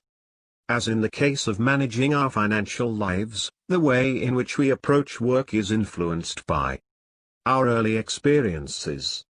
Millionaires often share that having supportive caregivers or mentors made their difference in the way in which they became successful in their careers or built their businesses. And early experiences, particularly challenging ones or failures, can sharpen the way in which we approach the next opportunity and the next. And what if you find yourself trapped today? What does it take to begin again, to be able to leave a job for another, or to create one's own business? How have many made the transition from one career to the next, or from employment to self-employment? In the same way we approach managing our personal finances, building work-related resources in the forms of experience and reputation are critical. Continuing to seek out opportunities regardless of employment status, including moonlighting, builds knowledge and experience capital that can then be used to make a move or create your own opportunities. But perhaps more important is ensuring continued financial margin to make career changes when needed or wanted. In the past 20+ years, the world of work has changed, more so than my father suspected when we began work on this book several years ago. True, the concept of lifetime employment and pensions to take care of us in retirement had long disappeared. And the types of industries in which millionaires find themselves is expanding, continuing to view employers as a guarantee of safety and security is naive and can dampen your ability to build wealth on your own. The traditional notions of work are slowly disappearing, and the millionaires next door of tomorrow are embracing new concepts of generating revenue, both in terms of how they approach employment and how they generate experience and knowledge to make the next move. Chapter 7. Investing Resources. Risk comes from not knowing what you are doing. Warren Buffett.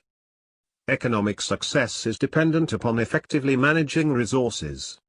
Those who can transform their income into wealth allocate their time, energy, and money in ways that are conducive to long-term financial success. This finding hasn't changed in 20 years, and we suspect it won't change anytime soon. Economically successful Americans do not do this by following the crowd, and by this we mean the crowds that shop on Black Friday in person, the crowds that spend any and all free time ingesting and fuming over politics, or the crowds that spend more than 2 hours a day on social media. As we've seen throughout the years, and continuing today, most millionaire next-door types are contrarians. They think and act differently than others when it comes to how they make purchases, how or whether they allow others to influence their spending and living habits, and indeed, how they invest. They are savers and investors in a population of hyper-consumers. They study their investments, including their own businesses and industries, and make educated and wise decisions about how to use the resources they have to invest and grow. The success factors listed in Chapter 5 not only impact our ability to determine ways to generate revenue, create jobs, and find careers, but also impact the way in which we manage the income we make.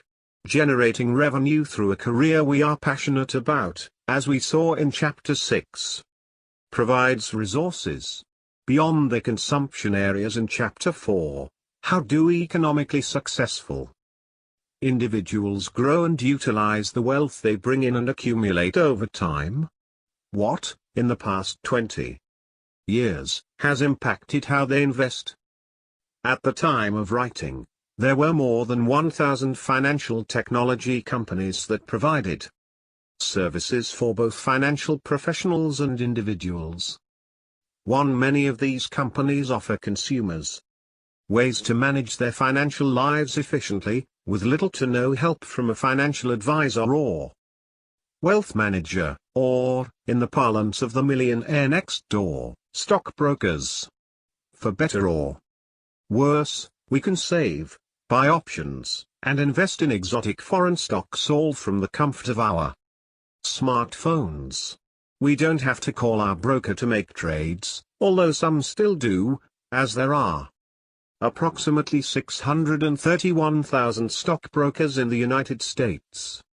Two more sophisticated actions, such as tax loss harvesting, are also being automated thanks to robo-advisors, algorithms, and similar technologies.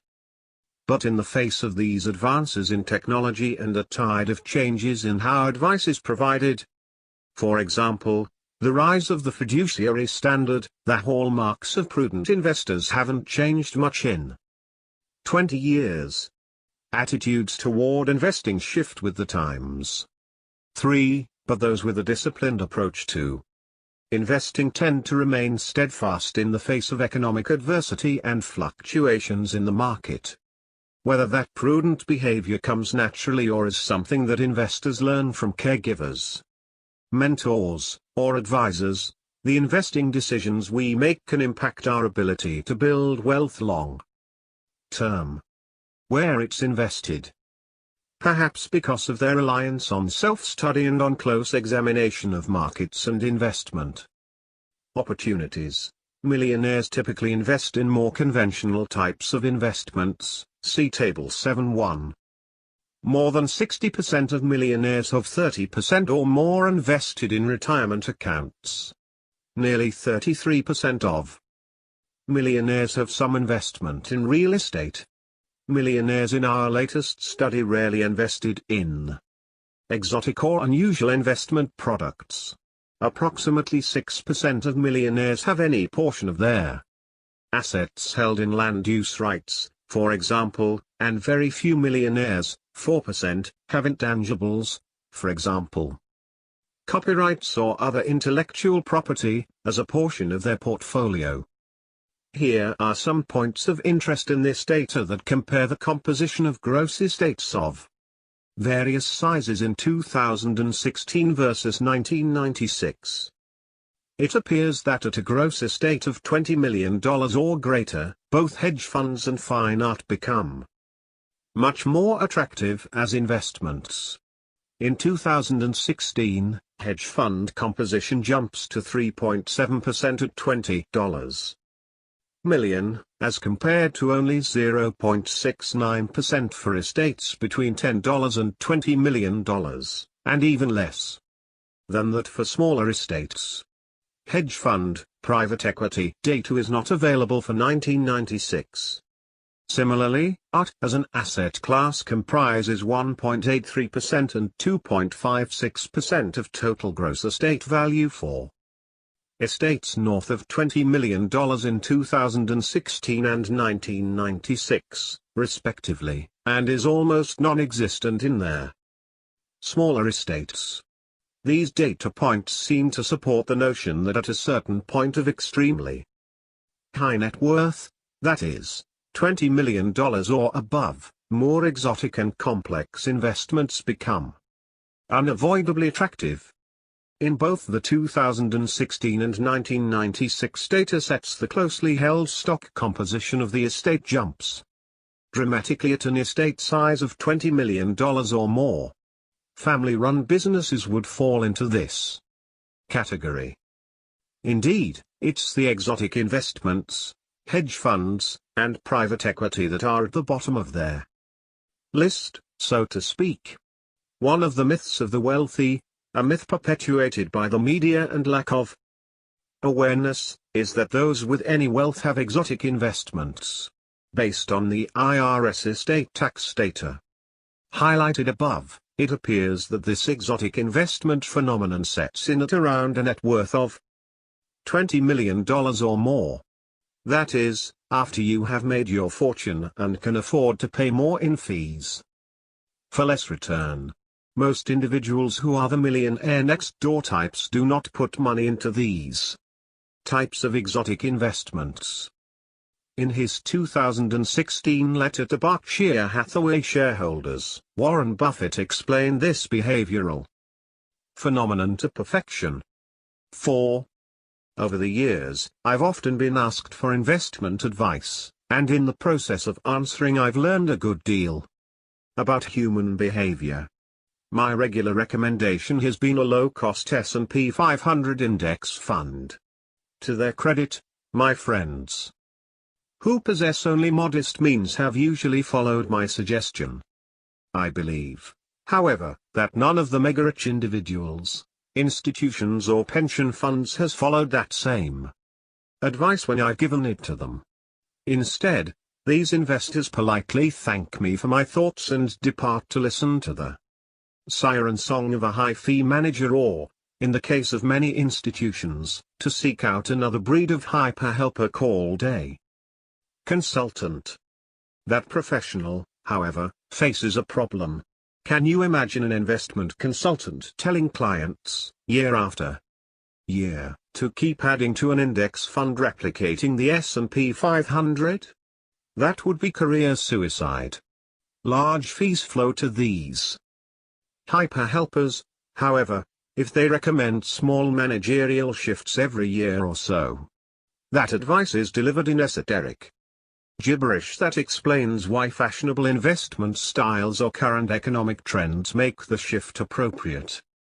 The wealthy are accustomed to feeling that it is their lot in life to get the best food, schooling, entertainment, housing, plastic surgery, sports ticket, you name it.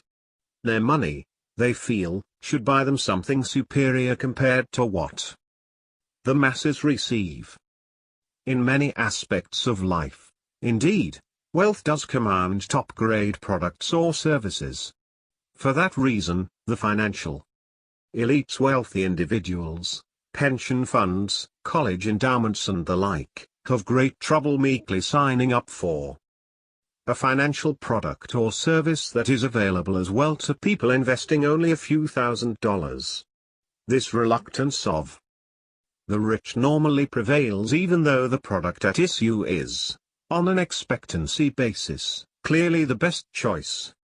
My calculation, admittedly very rough, is that the search by the elite for superior investment advice has caused it, in aggregate, to waste more than $100 billion over the past decade. Human behavior won't change. Wealthy individuals, pension funds, endowments and the like will continue to feel they deserve something extra in investment advice. Those advisors who cleverly play to this expectation will get very rich. This year the magic potion may be hedge funds, next year something else. The likely result from this parade of promises is predicted in an adage: when a person with money meets a person with experience, the one with experience ends up with the money and the one with money leaves with experience. Compare this exotic investment mindset that Buffett describes to the approach employed by the famed Fidelity stock picker, Peter Lynch. Mr. Lynch's axioms about companies whose stocks he bought are congruent with the philosophies held by many of the millionaire business owners we've studied over the years. Much of Mr. Lynch's success in selecting stocks was predicated on their enormous number of personal interviews he conducted with key players and the visits he made to corporate headquarters. Some of his most colorful conclusions or Lynchisms included: 5. One way to judge a company's commitment to frugality is by visiting the headquarters. The extravagance of any corporate office is directly proportional to management's reluctance to reward the shareholders. If you could tell the future performance of a stock from a balance sheet, then mathematicians and accountants would be the richest people in the world. The amateur investor can beat the market by ignoring the herd. All else being equal, invest in the company with the fewest color photographs in the annual report. Especially noteworthy are some of Mr. Lynch's observations about several companies that he correctly predicted would become winners. At corporate headquarters, no executive dining room, no limos in the parking lot, no corporate jet at the airport. Avoid spending money on a Greek temple for the main office, Queen Anne furniture for the lobby, blimps, billboards, celebrity sponsors, and original artwork for the walls. Travel posters suffice. Executives get no bonuses unless the company does well in a particular year. Success and not occupational status is the basis for awards. This last Lynchism is in close harmony with Factor 3 from the Millionaire Next Door that underlies the lifestyle of millionaires next door. They believe that financial independence is more important than displaying high social status. But more often than not, the income statement affluent equate exotic or expensive with better, maybe consciously or subconsciously, because putting money into these types of investments implies a certain status. the income statement affluent types may presume that they need. These exotic and expensive investments because they are consistent with their income levels, their other status purchases, expensive houses and cars, and their economic status. But the hard data shows that most of them would fare better by implementing a simple and solid investment plan that was diversified, covered the market, and kept costs low. But that may be too much like buying a Toyota instead of a Lexus. A recent prominent example of the exotic investment philosophy trap is the performance of university endowment funds. The missteps of the Harvard University endowment, the largest of its kind, have been well publicized. In fiscal 2016, the endowment fund returned a loss of 2% during a period when the S&P 500 index was flat, no gain or loss.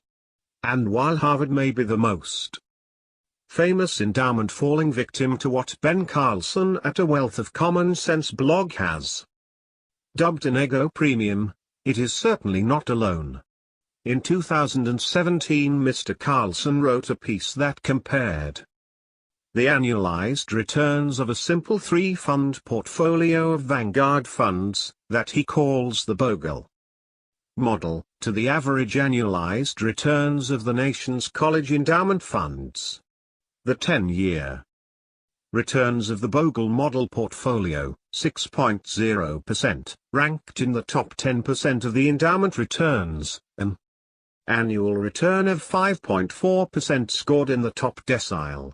So to translate this data, if you sat at your computer and invested your portfolio in 3 of the most widely held Vanguard funds, or ETFs with a blended cost of somewhere around 10% per year, you would have fared better than 90% or more of the college endowment funds out there. And understand how these endowment funds operate. As Mr. Carlson wrote, these funds are invested in venture capital, private equity, infrastructure, private real estate, timber, the best hedge funds money can buy.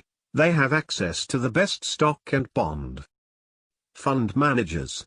They use leverage, they invest in complicated derivatives, they use the biggest and most connected consultants, and the vast majority of these funds still fail to beat a low-cost Vanguard index fund portfolio.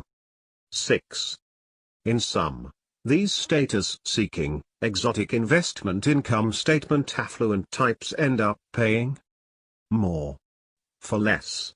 But why? These are smart people. And yet they are willing to pay an ego premium even in the face of evidence that these investments often deliver less in value than a cheaper alternative. The psychoanalytical part of our team wonders whether it's possible that there is some complex, potentially subconscious, signaling taking place here, with the income statement affluent types sending a message, I have enough to burn. Most millionaires own no works of art. Many people in this country are ambitious, and they want to emulate those who are economically successful. Marketers spend billions of dollars trying to convince people that most successful and rich people own a large portfolio of so-called upscale artifacts. This is as much a myth today as it has been throughout the history of our economy.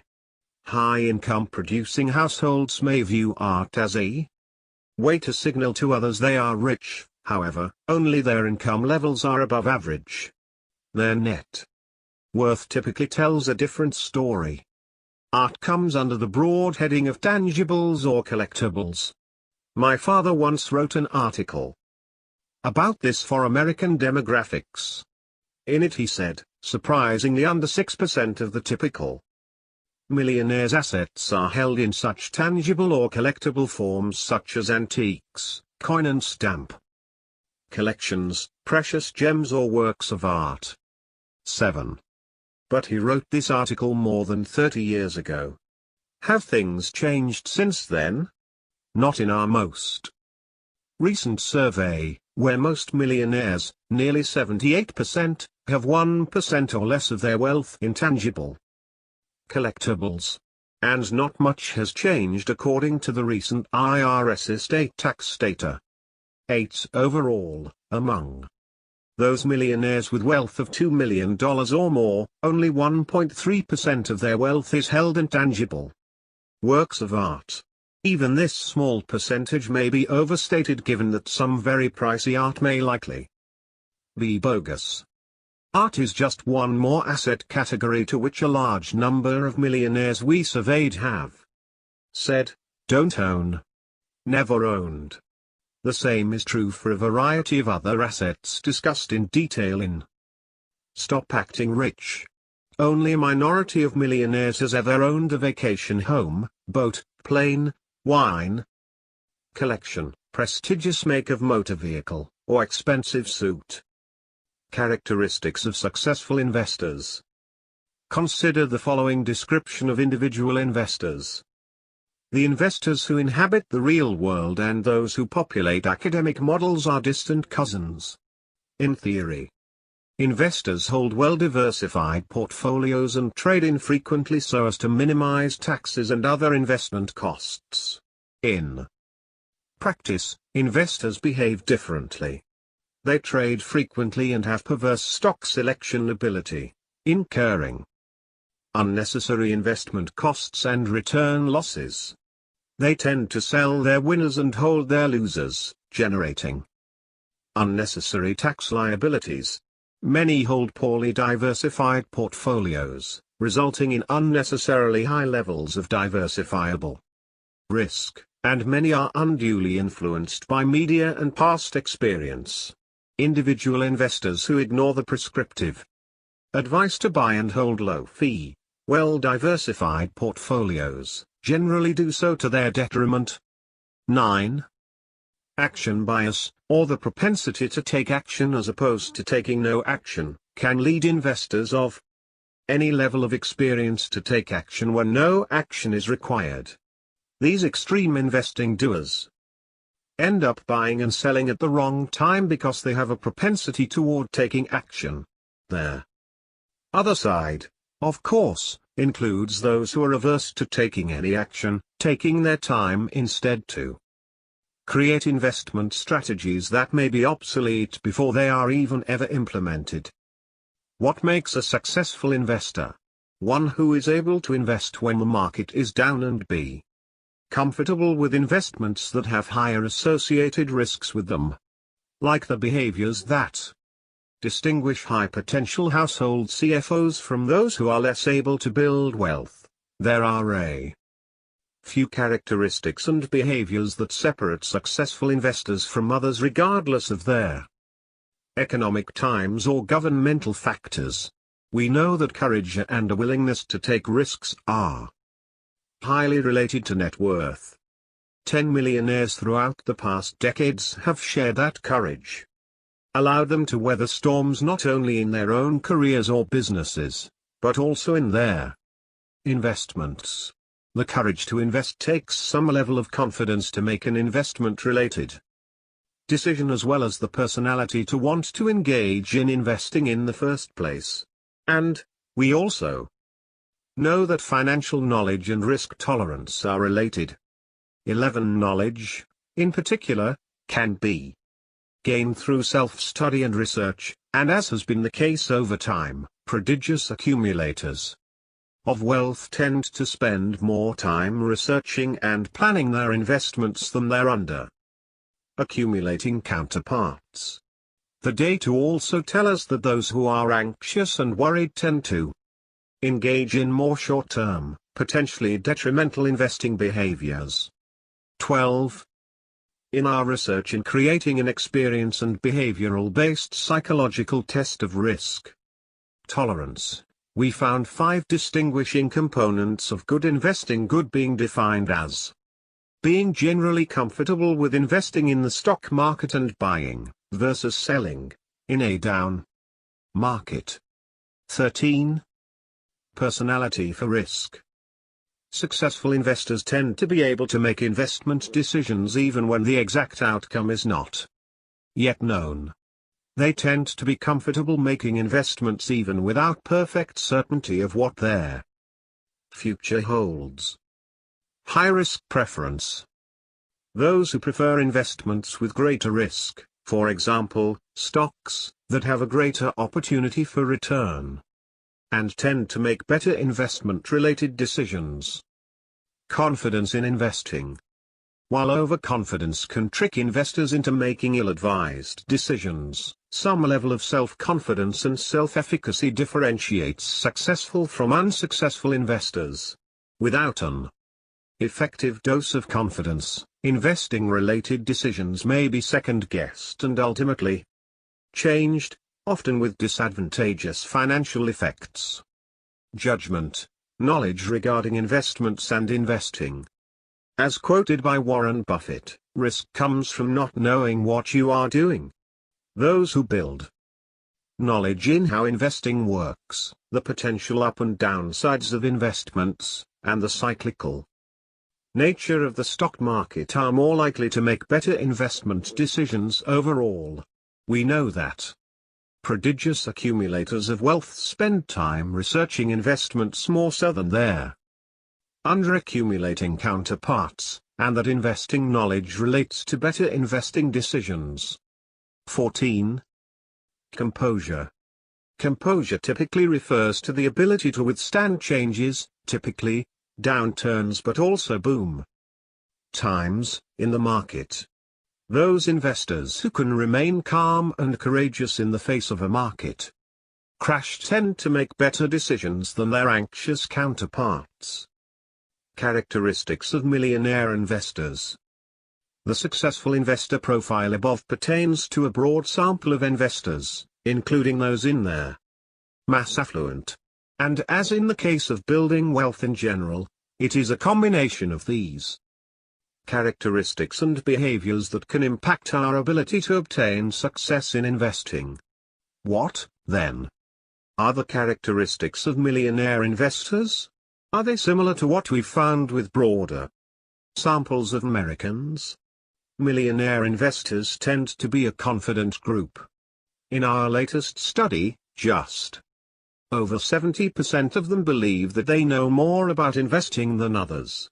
We know that confidence in investing can be a double-edged sword, as overconfidence in investing can have detrimental effects on investment-related decision-making, for example, a belief that you can time the market. 15. In some ways, though, the investment-related decisions, and decisions about how to use resources in general, come back to the success factor of discipline. Nearly 60% of millionaires, or 3 out of 5, have clear short and long-term goals, and nearly 55% rarely get distracted when working on a project. Just over 60% say that they spend time planning for their future financial situation. When it comes to how they invest, nearly 55% of millionaires believe that investing success is due more to their own efforts in studying and becoming educated than advice they receive from professionals.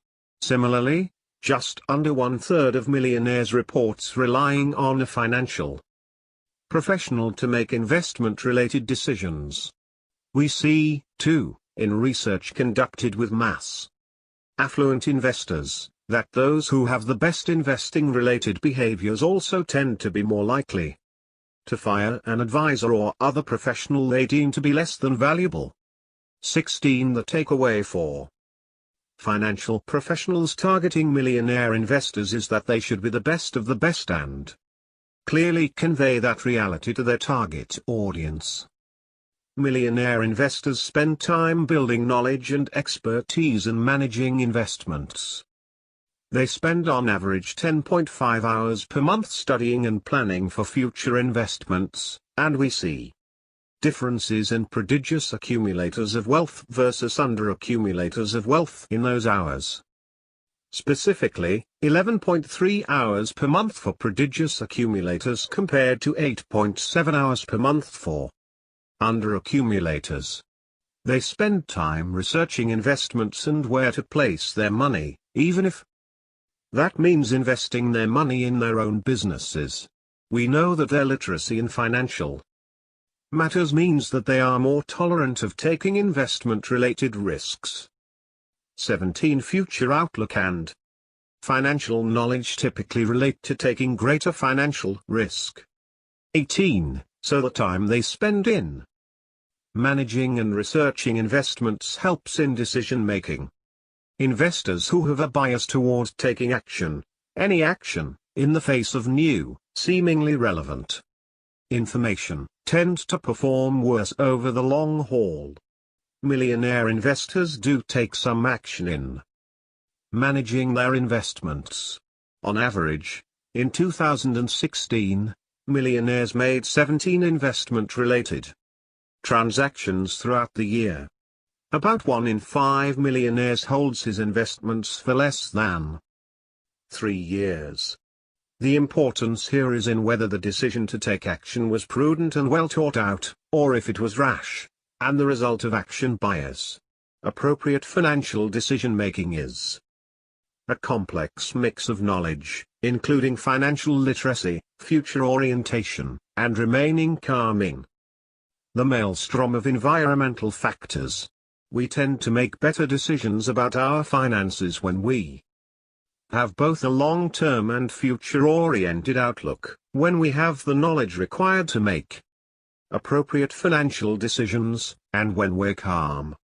These factors have been found both in their laboratory and in the field. Risks required. What other characteristic defines millionaire investors? They are willing to take risks and are future-oriented. Consider the opposite, as one millionaire next door from Florida told us, "My spouse has a fear of investing.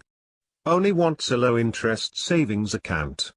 My mutual fund investing has been criticized as reckless for 2 decades now, yet it accounts for a huge portion of our wealth." Many millionaires are entrepreneurs, and entrepreneurs tend to be less risk-averse. 20. Civil servants are less risky than those in the private sector. Risk avoiders have lower satisfaction, too. 21.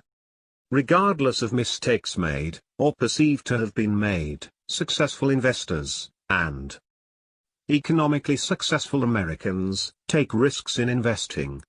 Generally, high net worth, affluent households report engaging in different types of investing-related behaviors from their mass affluent or mass-market counterparts. Affluent households report taking above-average risks in investing. Understanding the nature of investing in general, and understanding the appropriate level of risk to engage in within their portfolio more frequently than do their non-affluent counterparts. 22. While this isn't necessarily causal, it does highlight the importance and perhaps the necessity of a greater level of knowledge and risk-taking that is required of affluent households. Millionaires in our current study reported taking more investment risks earlier in their careers than they currently do today, perhaps mirroring the age of our sample where the average age is 61. Every dollar that you save loses some of its purchasing power every year because of inflation. Prodigious accumulators of wealth understand that money must be productively invested to avoid this loss of purchasing power from inflation and to grow the money to meet future needs and wants. Their data here indicates that prodigious accumulators of wealth most typically take a risky or very risky approach to investing early in their careers, and then balance out that approach to a more moderate and conservative investing style as they accumulate more assets and their time horizon for needing the money shortens. One of our readers shares a story that is a tale of 2 savers and how they invested. "My parents played great defense and faithfully managed and saved their hard-earned salaries over the years. But their hard-earned savings went into a coffee can each month and year, literally or figuratively. My wife's father, on the other hand, did not save quite as much each year. But he was a more savvy, or maybe lucky, investor and plowed all these saved dollars into the Fidelity Magellan Fund each year.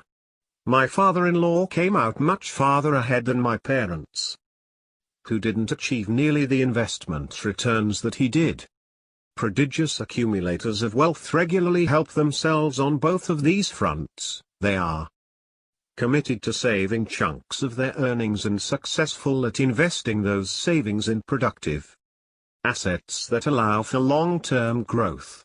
Imagine the power of increased annual savings of 143%, our calculated behavior savings alpha, then compounding with an additional 3% of investing alpha for portfolio returns each year, whether through reduced investing costs, so-called advisors alpha. Improved investing behaviors: buy low, sell high. Not the other way around, or all of the above.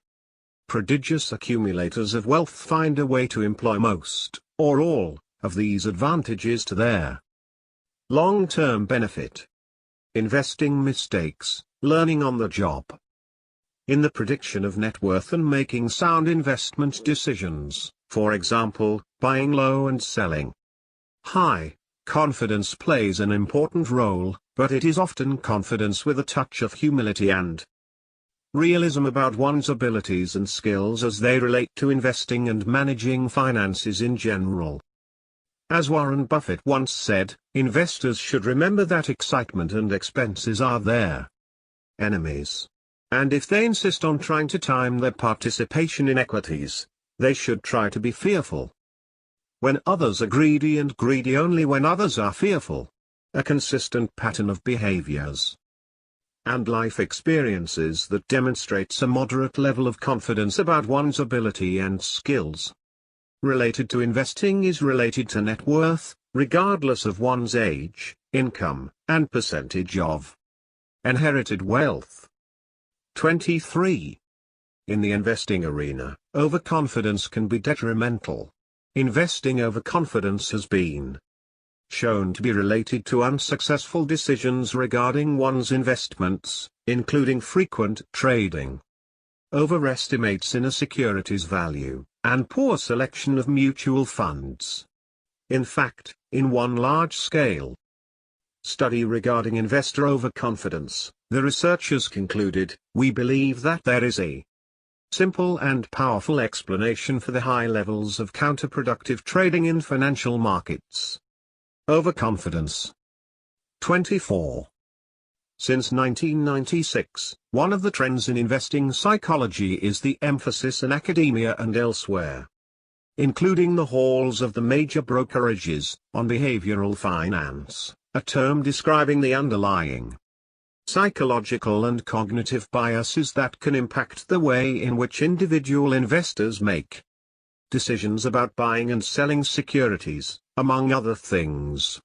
Richard Thaler, who won the 2017 Nobel Prize for his work in behavioral economics, demonstrated empirically what savvy investors knew, that biases in investing, and relying on emotions, can negatively impact one's ability to make sound financially related decisions. The practical application of behavioral finance is that if investors are aware of these biases, or if their advisor is aware, then they can prevent the individual from making disadvantageous investment-related decisions based on irrational beliefs or biases about their market. Successful investors become more risk-tolerant and have better attitudes toward financial risks, because they have experiences, good and bad, with investing. 25. And they undoubtedly have made some mistakes along the way. Typically, what makes a better investor is dedication to learning over time.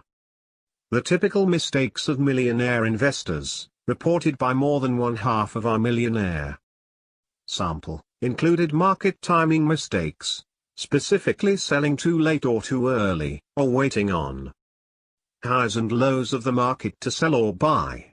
Those mistakes, of course, are easy to see in hindsight. millionaires have shared that some of their most fantastic mistakes in investing led to their current perspective and behaviors on how to make money grow. Overconfidence was often the culprit.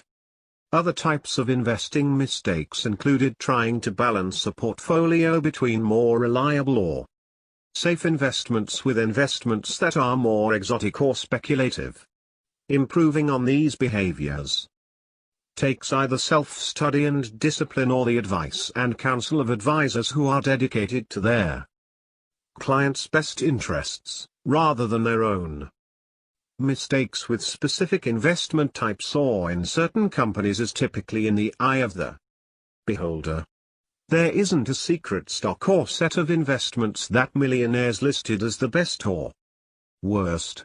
As we've been asked multiple times over the years for a best and worst list of stocks as rated or ranked by millionaire investors, we decided to ask this question in our latest survey, as most wise investors and millionaires have shared with us. Indeed, those best and worst stocks are in the eye of the stockholder. A discussion of individual stocks, while perhaps headline-worthy, is not worthwhile, with the exception of some themes garnered from the lists. Hot internet stocks were often listed as the worst stock ever invested in. Headline-worthy stocks that collapsed were also listed as the worst stock ever invested in, for example, WorldCom, Enron. Solid blue-chip stocks were often cited as the best, for example, 3M, IBM. Employer-related stocks were a mixed bag. Some of the best investments included, some tongue-in-cheek, my wife, my business, and my education. Paying for advice. Millionaires select their advisors and technologies wisely.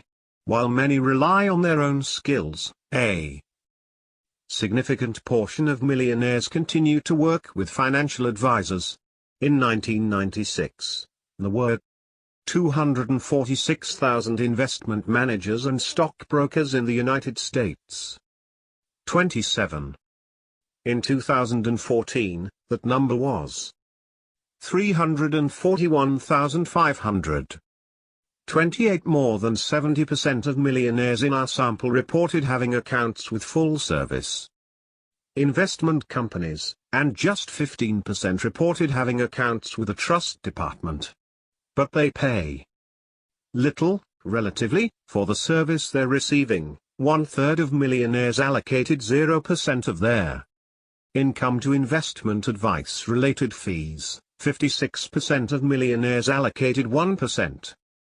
But regardless of how many millionaires use financial institutions or advisors in some capacity, the majority does not rely on their advice.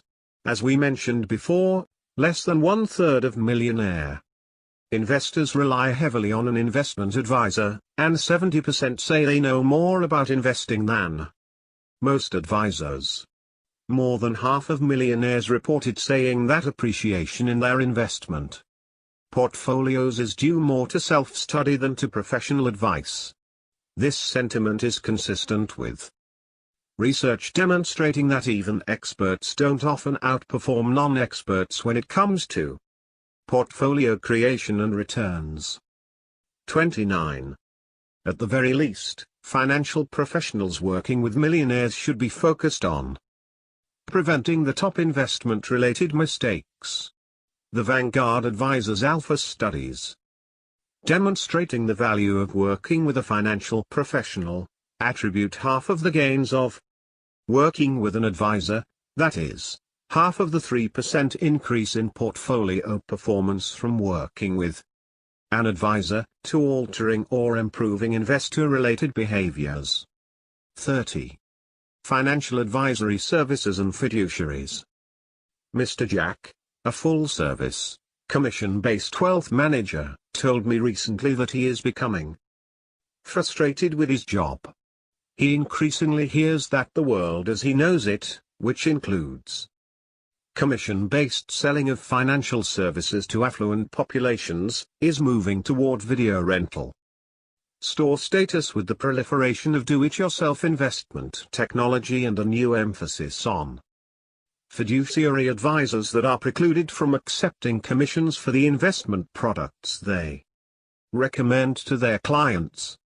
He's searching for ways to make money, through whatever means possible, in a new world of robo-advisors and reduced fees for his investment expertise. So, he figures he will reduce his minimums to include emerging millionaire next-door types, hoping they will stick with him as they build wealth over time. Mr. Jack wants a map that will take him directly to these individuals. In this conversation, he has asked me, specifically, how I can help him find them. Surely, he thinks, because of my father's research and now mine, I can give him such a map. Yes, that map is available. Examining their behavioral patterns and financial experiences of prospective clients will help him understand if he's dealing with a potential millionaire next door. What Mr. Jack fails to understand, though, is that even if he can find them, emerging millionaires will most likely not be interested in what he's selling. Technology has allowed them to become savvy consumers of financial services and typically demand high quality at low cost, whether they are a DIY type or looking for professional assistance. And those who desire to work with a financial professional now have a myriad of options, including a new generation of fee-only financial planners who operate under a fiduciary oath that previously had only been found in trust departments. In this environment, Mr. Jack will have to put on quite a show to demonstrate his value to individuals who are self-made, emerging millionaires next door. The trouble for Mr. Jack's business is it does not include the key value of working directly with a financial professional, guidance on behaviors related to all things financial.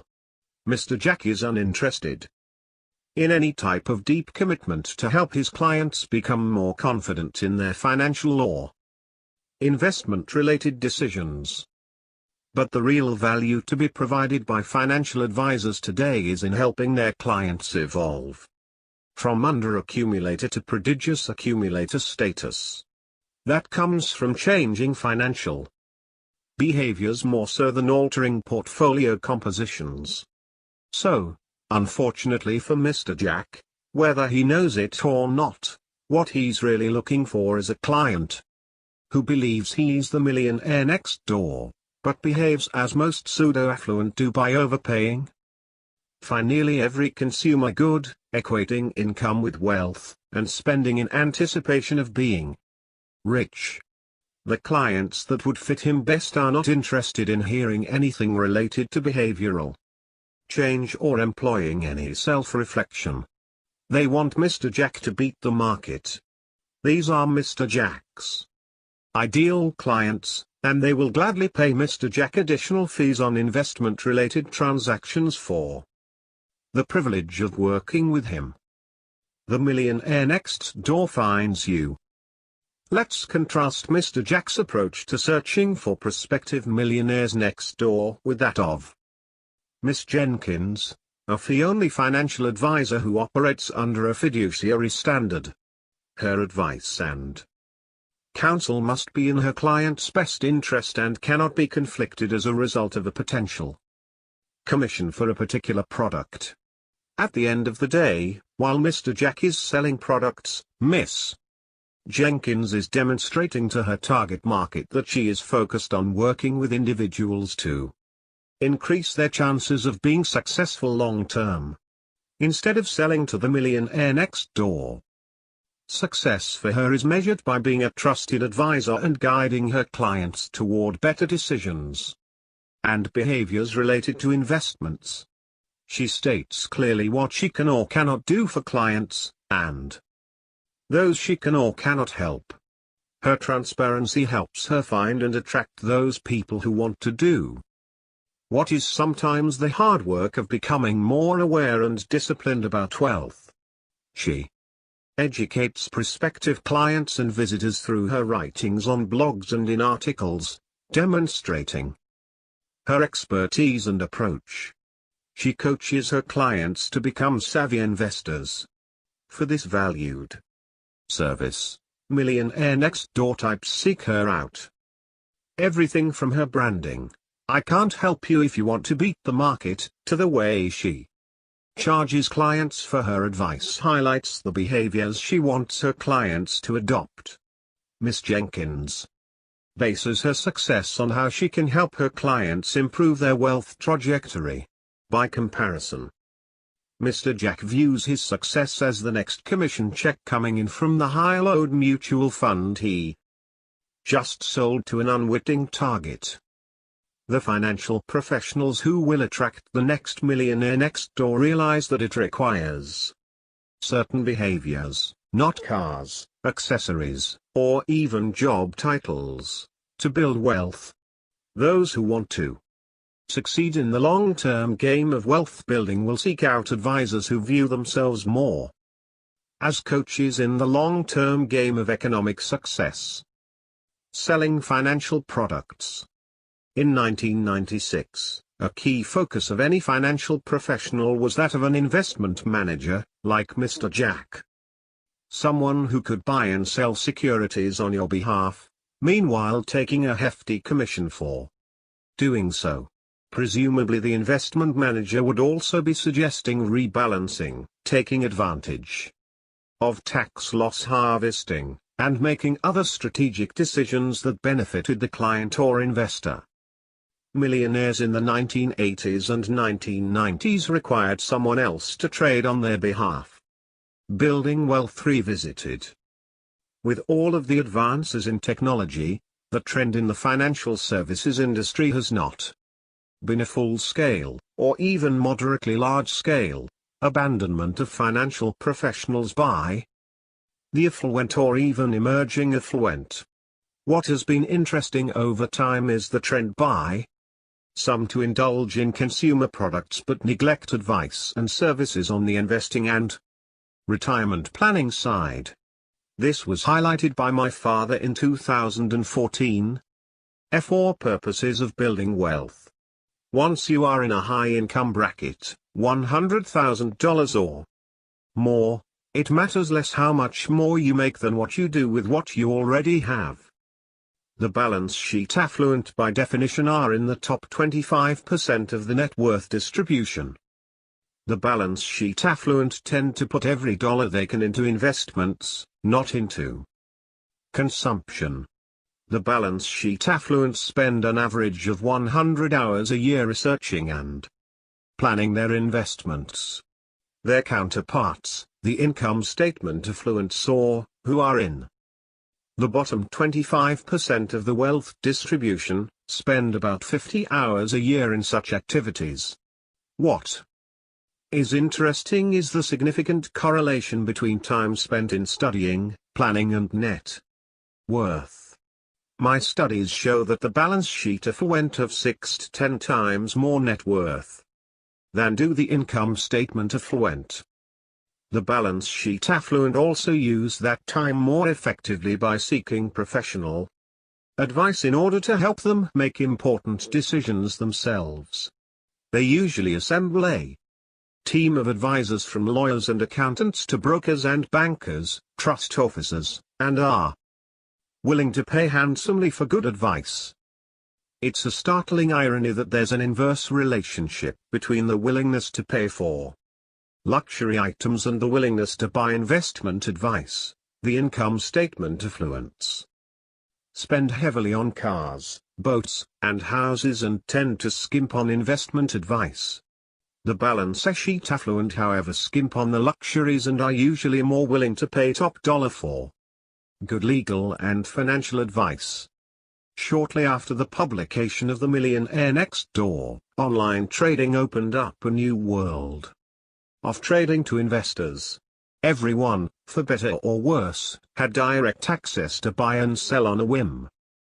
No longer did investors even have to interact with stockbrokers if they didn't want to. But as with any job or profession, successful investment managers have certain knowledge, skills, abilities, and other competencies that allow them to be successful in this endeavor. Most often, it's a function of the time and effort put into research investments, for example, intense study of their company itself, the industry, and market. Like the investment managers of the 1990s, the typical understanding of success in stock picking is that only 7% can do so effectively. What does that mean for the millionaire next door? For the self-made, self-reliant American? In 1996, the advice was to go to a trust department to help manage wealth. At the time, it was the source for individuals who would operate under a fiduciary standard, as opposed to a suitability standard, connected primarily to those who make commissions off of sales. Today, there is an entire sub-industry that adheres to a fiduciary standard of counsel in the world of financial services that is more accessible at a broader range of income and wealth levels than before. These are the individuals who will act in your best interest. Awareness of the financial services space. In 2002, researchers from American University and Washington State University concluded their research article with recommendations for individuals hoping to invest in a way that would avoid typical investing mistakes. 31 these included behaviors that were already apparent to those seeking economic independence. Understand biases in investing. Many of the biases and behaviors reported by millionaires fall into common investing bias categories. Identify investment objectives and constraints in investing. What are the goals, and how can they be reached given the risks? Develop quantitative decision-making guidelines. Guidelines that avoid emotion. Diversify investments. Review investments and reallocate as needed.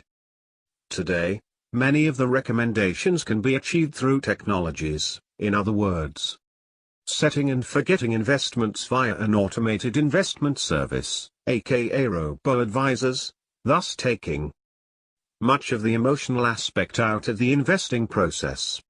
It allows for diversification and reallocation based on investment-related goals and uses algorithms that take out the emotions from many types of decision-making. With that, why would individual investors need advisors? We continue to see a shift from what might traditionally be thought of as stockbrokers, individuals selling investments, to those who engage in investment management or in financial planning specifically. Consistent with the data and findings reported here and in my father's prior books, he suspected that financial advice would move more in the direction of behavioral management and away from portfolio management. Because of the vanguard effect, asset management is in the process of being commoditized. After all, if your portfolio can achieve returns that are better than 90% of the well-yield, big-dollar college endowment funds at the cost of a couple of hours at your personal computer and 10 basis points a year, why pay more for less? But what our data also shows is that there are large gains to be had for the individual in the arena of behavioral management. Over the decades, we have certainly encountered a large number of individuals for whom our behavioral data produced a dull reaction. Even for this group our work was valuable because they all had someone close to them who didn't get it, and the data served as an unbiased third party to echo their arguments in support of a frugal lifestyle. But the majority of the feedback we received from readers fell into the camp for which these behavioral insights were a true eureka moment. Some of these people shared stories of being able to change their behaviors on a dime and move in the prodigious accumulator of wealth direction almost immediately. But most described the process as a difficult one that did not come naturally, and that required a lot of work to overcome years of contrary programming. Indeed, in many cases they were seeking support and guidance on this journey. Our data indicates that financial advisors are spending more and more time discussing non-financial matters with their clients. As technical platforms, the robo-advisors, continue to penetrate the market for purely technical assistance in the areas such as portfolio selection, rebalancing, and tax loss harvesting. Behavioral management and coaching may be the last and best arena for in-person financial advisors to survive and thrive. Should you listen to the financial analyst? Successful wealth accumulators excel at assessing the quality of financial information that they receive and therefore what they decide to rely on, and don't blindly accept the advice of someone carrying a professional title. My father wrote this about financial analysts in 2011. Out of the 200 top high-income job categories, financial analysts consistently rank among their top 10 in the proportion of those who have annual realized incomes of $200,000 or more. But are they wealthy? Many of them are. The financial analysts group ranks number 1 in terms of their percent of its members with $1 million net or more in investments. But be selective in listening to analysts. Not all of them have a great track record. And not all are excellent at transforming income into wealth. According to my estimate, they rank 116th in this regard. It takes the equivalent of 154 high-income analysts to produce 100 millionaires. In a 2011 USA Today article, a study by Edward Swanson, a finance professor at Texas A&M, was cited that analyzed the recommendations of investment analysts. The study was first published in the Accounting Review. According to the article, you could add significant performance to your stock picks by combining information from analysts and short sellers. Specifically, buy stocks that have a sell recommendation by analysts yet have a very low amount of shorting activity. Sell stocks that have a buy recommendation by analysts yet have lots of shorting activity. 32. What is the meaning of lots of shorting activity? It means simply that there are a lot of sophisticated investment dollars wagered in anticipation of the stock declining. Clearly, this doesn't say much for analyst research, or maybe honesty and integrity. And it does give a great deal of credit to short sellers, not what they say but what they do. 33. In fairness, some financial analysts have an excellent batting average. Many of those who do are mentioned in the Wall Street Journal's annual profile of top analysts. Part of being a wise investor is to determine the reliability of the various sources of available information. Unfortunately, not all advisors are focused on the best interests of their clients. As Mr. Dennis P., a 60-year-old advisor working for one of the major financial services institutions in this country puts it, I want clients who lack confidence.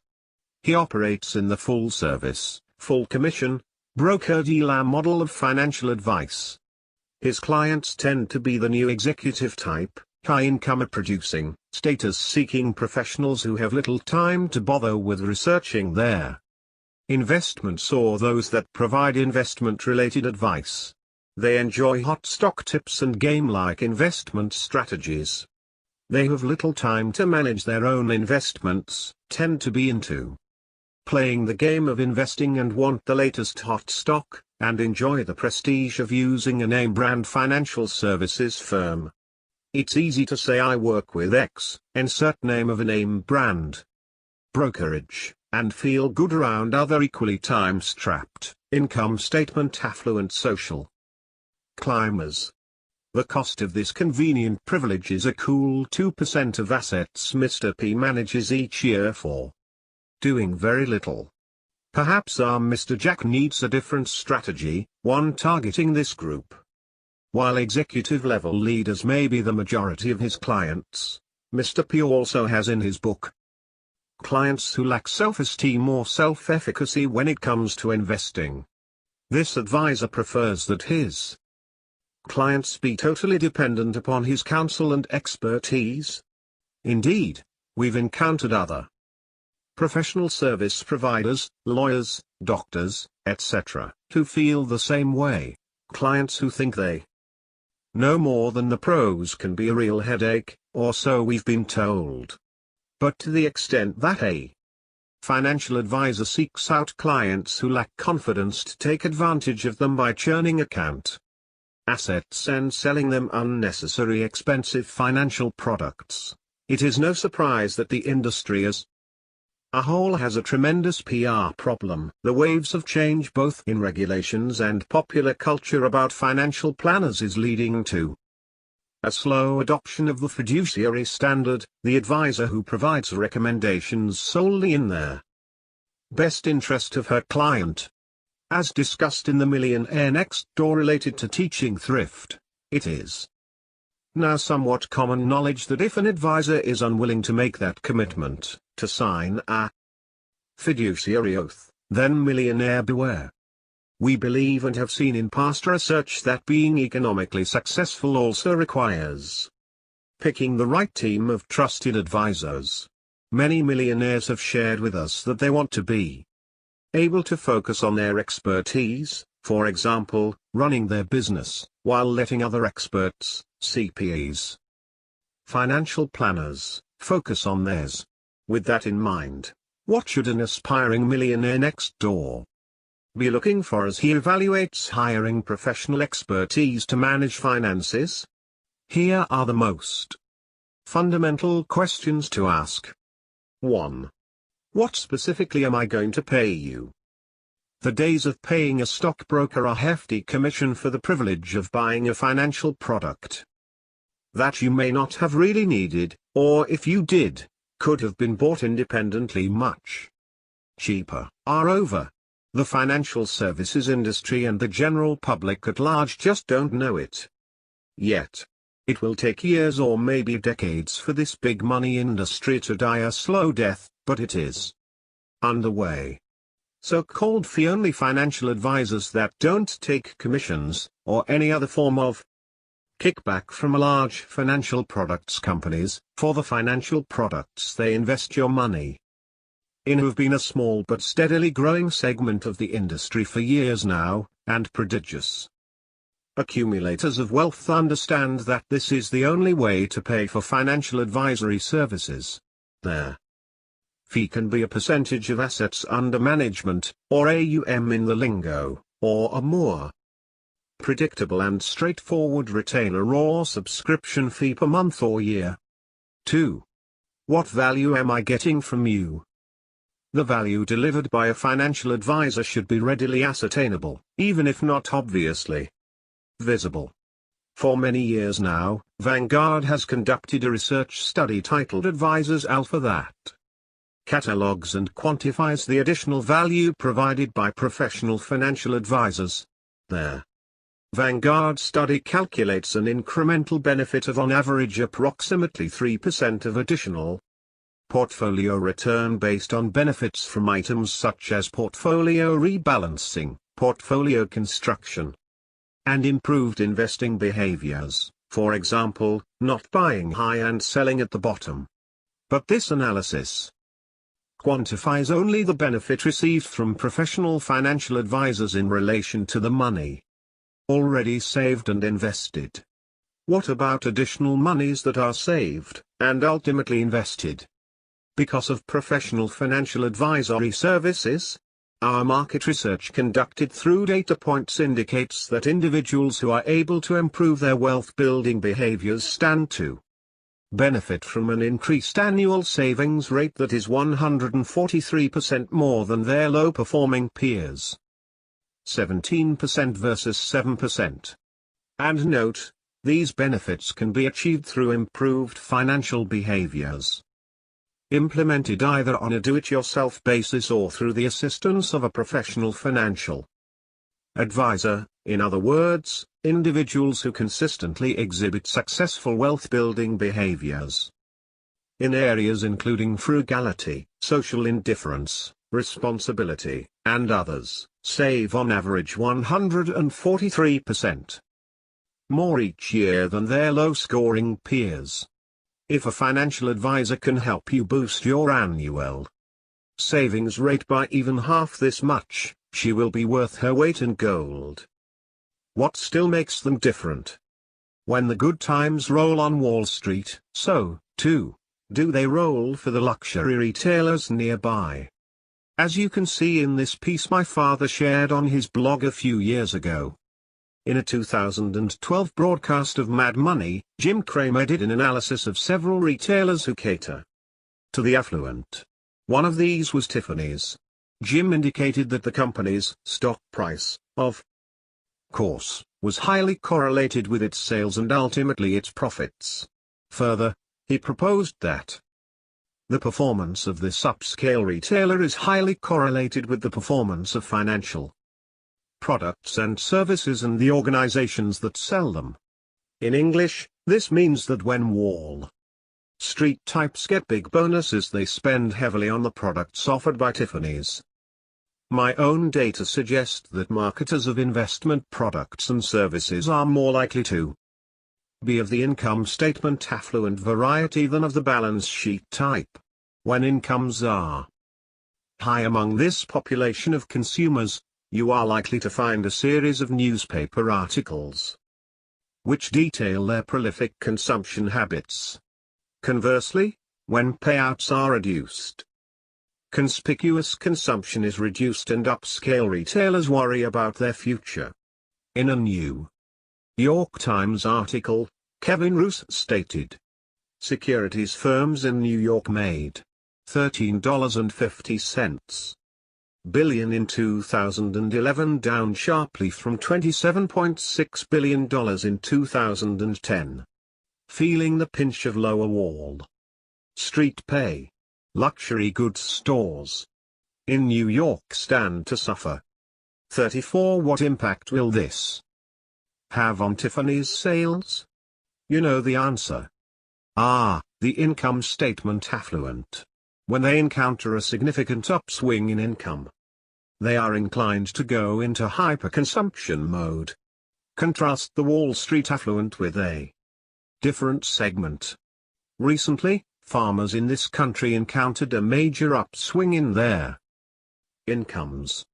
Net income for U.S. farmers was a record $98.1 billion in 2011, up 24% over their prior year. Most farmers are balance sheet affluent types. They tend to allocate windfall profits to capital improvements and quality stocks and bonds rather than to trophies of diamonds and silver. New silos and tractors are the status symbols in farm country. As reported in the Wall Street Journal, there is a tight relationship between John Deere's stock and corn's price per bushel. When farm income is high, farmers are motivated to invest in Deere's big green and yellow machines, tractors, etc. 35. In Stop Acting Rich, I profiled farmers in terms of their productivity in transforming income into wealth.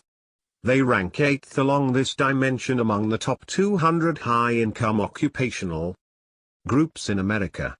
What about the other group, marketers of investment services? My acid test in this context is the proportion of millionaires produced as a function of high income generators within this segment. They rank well below farmers, in between high income physicians and lawyers. But in terms of the proportion generating high incomes, $200,000 or more, they rank in the top 10. 3. Are you acting in my best interest? That is, can I trust you?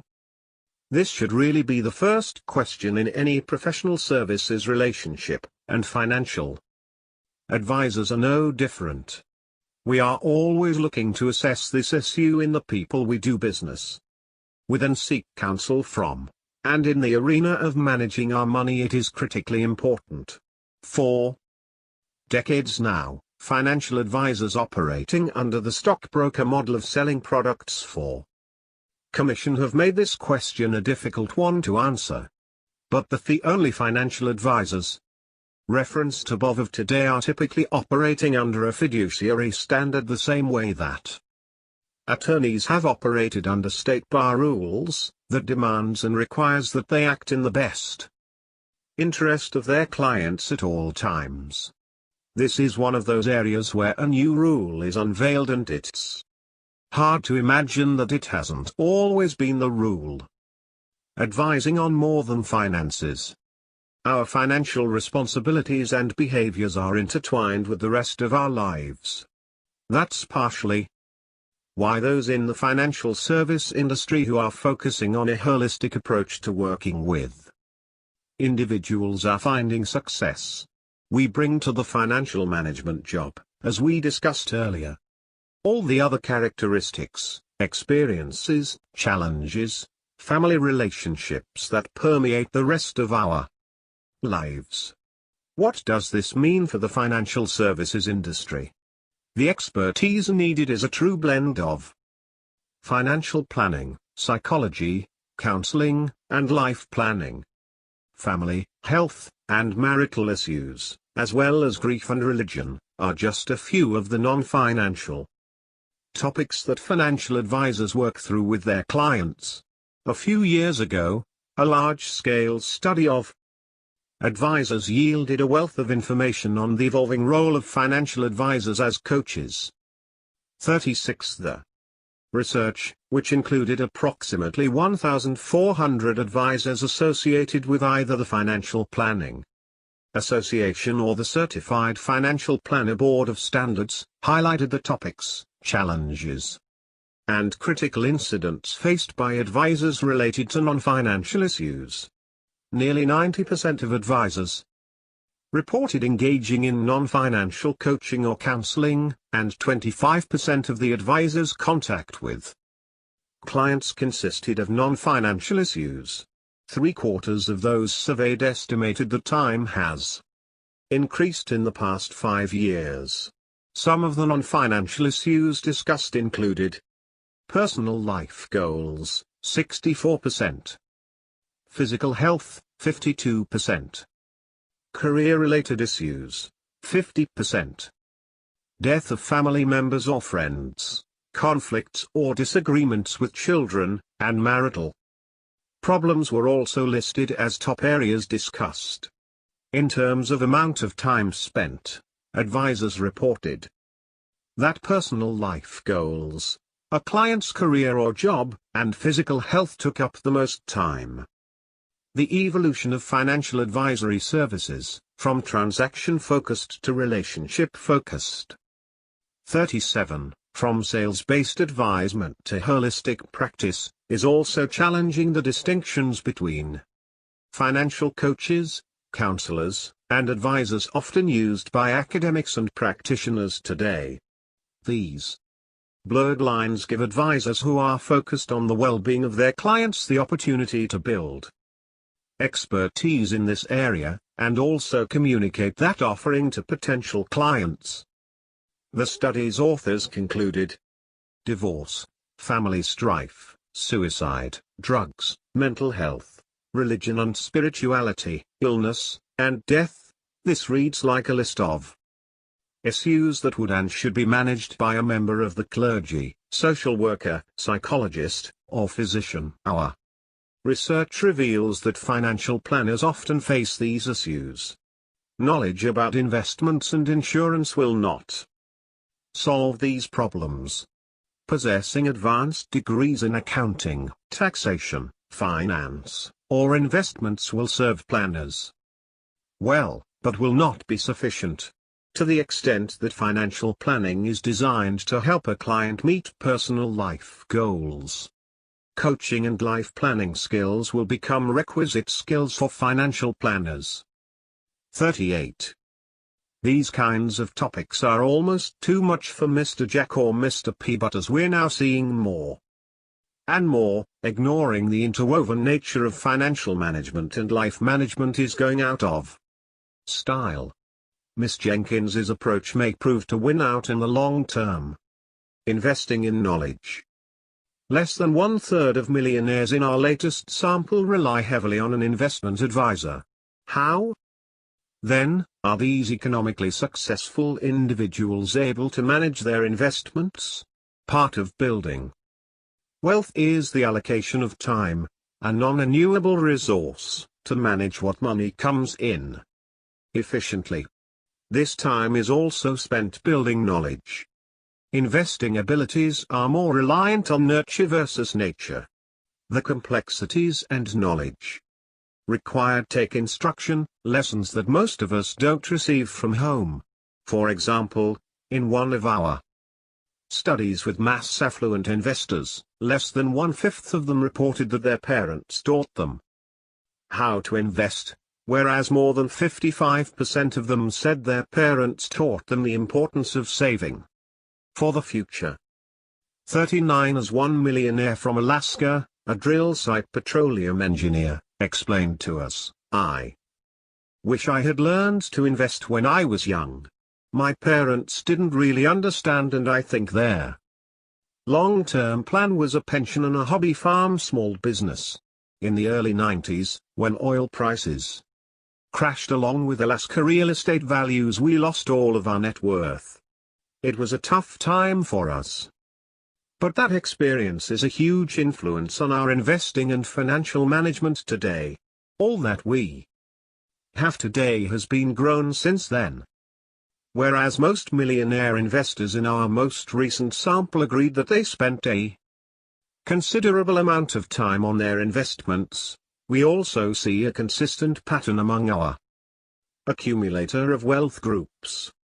Specifically, PAWs consistently spend more time studying investments and planning for future investment decisions than UOs, although the differences between these two groups have decreased since 1996. In the 1996 survey data, UOs reported spending 55% of the time that PAWs spent each month studying and planning for future investment decisions. In the 2016 data, UOs reported spending nearly 77% of the time that PAWs put in. The reason for this change is not clear, but we suspect that it is at least partially due to the increased availability of quality investment-related news and commentary online. In 1996, to access this type of objective information, an investor would have needed to subscribe to, often expensive, publications like private newsletters or periodicals such as Barron's. In 2016 those sources are still available, for a price, but there is also a universe of quality, free sources of information in the form of websites, blogs, podcasts, etc. Investing has thus been democratized not only through the proliferation of index funds and their dramatic reduction of fees, but also through the spread of free content and information. Time spent managing investments and planning for future investment-related decisions is positively related to net worth, regardless of, or, in statistical speak, controlling for, age and income. Is it any wonder, then, that those who are economically successful, that is, successful at transforming income into wealth, spend more time than their under-accumulating peers on investing research? Conclusion. Believe in yourself. Have faith in your abilities. Without a humble but reasonable confidence in your own powers you cannot be successful or happy. Norman Vincent Peale. If there is a playbook for who will become the next millionaire next door, it's not to be found in a specific zip code, in the driver's seat of a particular automobile, on with a certain watch or type of portfolio. Instead, the formula to help find, or more importantly, to become, the next millionaire next Door belongs in the patterns of wealth-related behaviors and experiences that make up our daily lives. Unless you want to simply allow demographics to set your course, you'll have to rely on what you do day in and day out. That is why self-made millionaires are wealthy. They allocate their time, energy, and money in ways that allow them to build wealth. They are disciplined savers, spenders, and investors in a world of professional consumers, and they are aware of both their own strengths and the market, economic, and close-to-home conditions that might trip them up in the future. Today and in the future, those who wish to build wealth without an excessively high income or substantial windfall will have to change both lifestyle and behaviors. Indeed, many of us aren't willing to do it. And because we don't like what we need to do, some will declare that there's no way to become financially independent on your own. Whether we're looking at consumer purchases or investing, home purchases or other financial worries, we have seen throughout the years that those who are adept at transforming income into wealth continue to be contrarians. They think and behave differently than what you might expect, and certainly differently than the norm. Those who want to excel at building wealth and becoming economically successful may have to give up on traditional versions of education, careers, and investing. Indeed, our lives and lifestyle may look very different from our parents', especially if our upbringing included heavy consumption. Anecdotes and findings regarding prices of jeans or investing mistakes to avoid are interesting and potentially moderately helpful, but they are not enough to create a pattern of behaviors conducive to building wealth long term. As we discussed in Chapter 5, the job of managing one's financial affairs requires certain competencies, certain sets of behavioral patterns that are consistent and effective in transforming income into wealth. It's not enough, or even barely sufficient, to be frugal one day of the year or make one wise car purchase. Instead, building wealth requires a combination of our ability and willingness to live below our means, to be confident in our financial decisions, and to ultimately take responsibility for the economic outcomes of our households. It requires us to ignore the incessant barrage of what others are doing, driving, and wearing, and be focused enough to monitor what's going on in our own financial lives. And it takes being intentional about our financial path, creating goals and plans based on how we want our lives to look and then setting a course to meet those goals. We find it interesting that a recent economic forecast report from Vanguard, a report designed, presumably, to help traders make short or even medium-term trading decisions, ultimately concluded by informing their reader that the greatest impact on one's ability to build wealth over time is saving. Even if we are not naturally confident in our money-related decisions, or if we prefer shopping as one of our pastimes, the good news for all of us is that each of these behavioral traits, to a varying extent, is a result of a combination of nature and nurture. To put it another way, no matter where you are right now, you can change your financial behaviors and your lifestyle. To put it one more way, high potential wealth accumulators are largely made, not born. This is the good news. Our financial behaviors can transcend any groups we may belong to, gender or otherwise.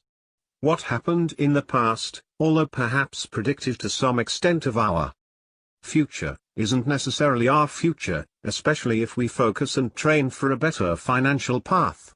The good news is that there are resources, many of which are free and accessible, much more so than in 1996, to those who wish to grow, learn, and obtain the knowledge needed to manage their financial affairs.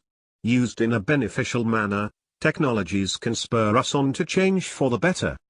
How we behave with respect to our finances can change at any time, regardless of who is president of their United States or where our family came from.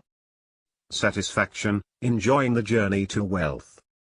What about those who don't have to change anything about their lifestyle because they have a substantial safety net?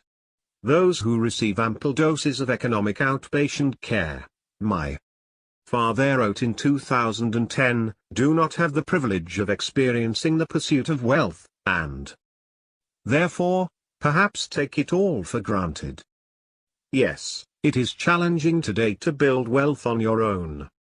It was also challenging in 1996. But, it is possible, and it is necessary if one wants to live in Independenceville. What about those who inherit their wealth?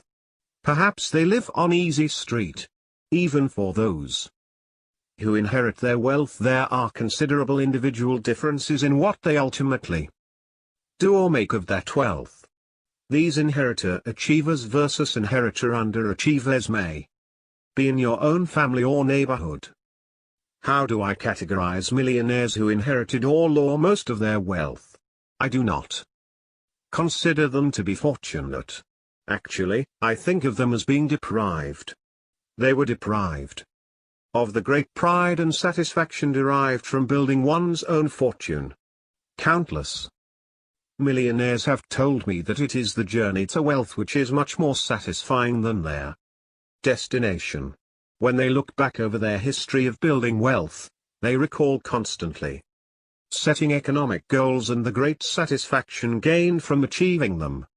Yes, in the context of economic achievement, it is the trip, the journey to Independenceville about which they most often boast.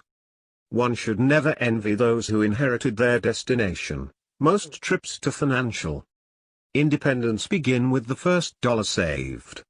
Next time you see an acorn lying about, take it home and put it on your desk. It will be there to remind you that even the most gigantic oak tree, like fortunes, began with a simple acorn. If you have read The Millionaire Next Door, you may recall the excerpts of an interview I conducted with Dr. Dave North. One Dave was just elected to the Millionaire Next Door Hall of Fame on his first nomination. He maintained that it was his journey to financial independence. His net worth was more than $7 million. That was much more satisfying and gave him much more pride than the condition of his current balance sheet. During my interview with Dave, he explained how he enhanced his self-esteem and satisfaction during his early years of building wealth. Even when I was 11 years old, I saved my first $50 from working in a grocery store. It's just like today. Only today the number of zeros change. More zeros, but it's the same rule. Same discipline. When I was going to school, my wife taught. We had a small income. Even then we always had a rule. To save, even then we saved. You can't invest without something. The first thing is to save. You must take advantage of investment opportunities. You should have something to take advantage of excellent opportunities. It's part of my background. You don't have to be a highly compensated professional or executive like Dave to become financially independent. 4 out of 5 millionaires in America are self-made. Fully 42% of the 944 millionaires profiled in Stop Acting Rich had a net worth of 0 or less when they first began working full-time. Learn to derive happiness from the journey to wealth, not their appearance of wealth. Experience the constant joy of being in control of your life and not allowing consumption to control you. So where is the millionaire next door today? In all his various forms, the millionaire next door will continue to exist and thrive as long as this country continues to afford its unique freedoms and rewards for enterprise, discipline, and hard work. Below is a summary of what will continue to be required by those who seek financial success. Ignoring the myths of wealth, including the confusion between income and net worth, and their barriers for creating self-made wealth.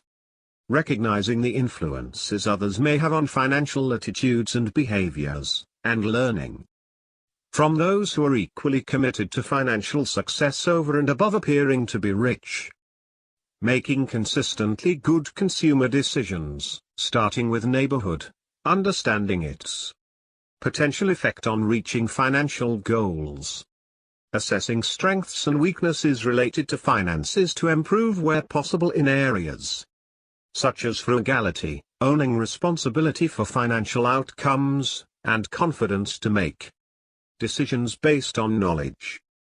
Deciding early on a philosophy for work and careers and not assuming that the traditional view of work, one that seems to dictate an 8 a.m. to 6 p.m. existence from ages 25 to 67, is the only path.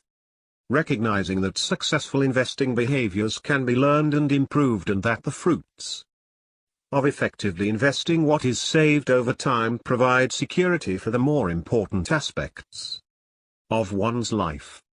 Perhaps in 20 years' time, researchers will find a secret formula or pill that will reliably and effortlessly transform earned income into wealth.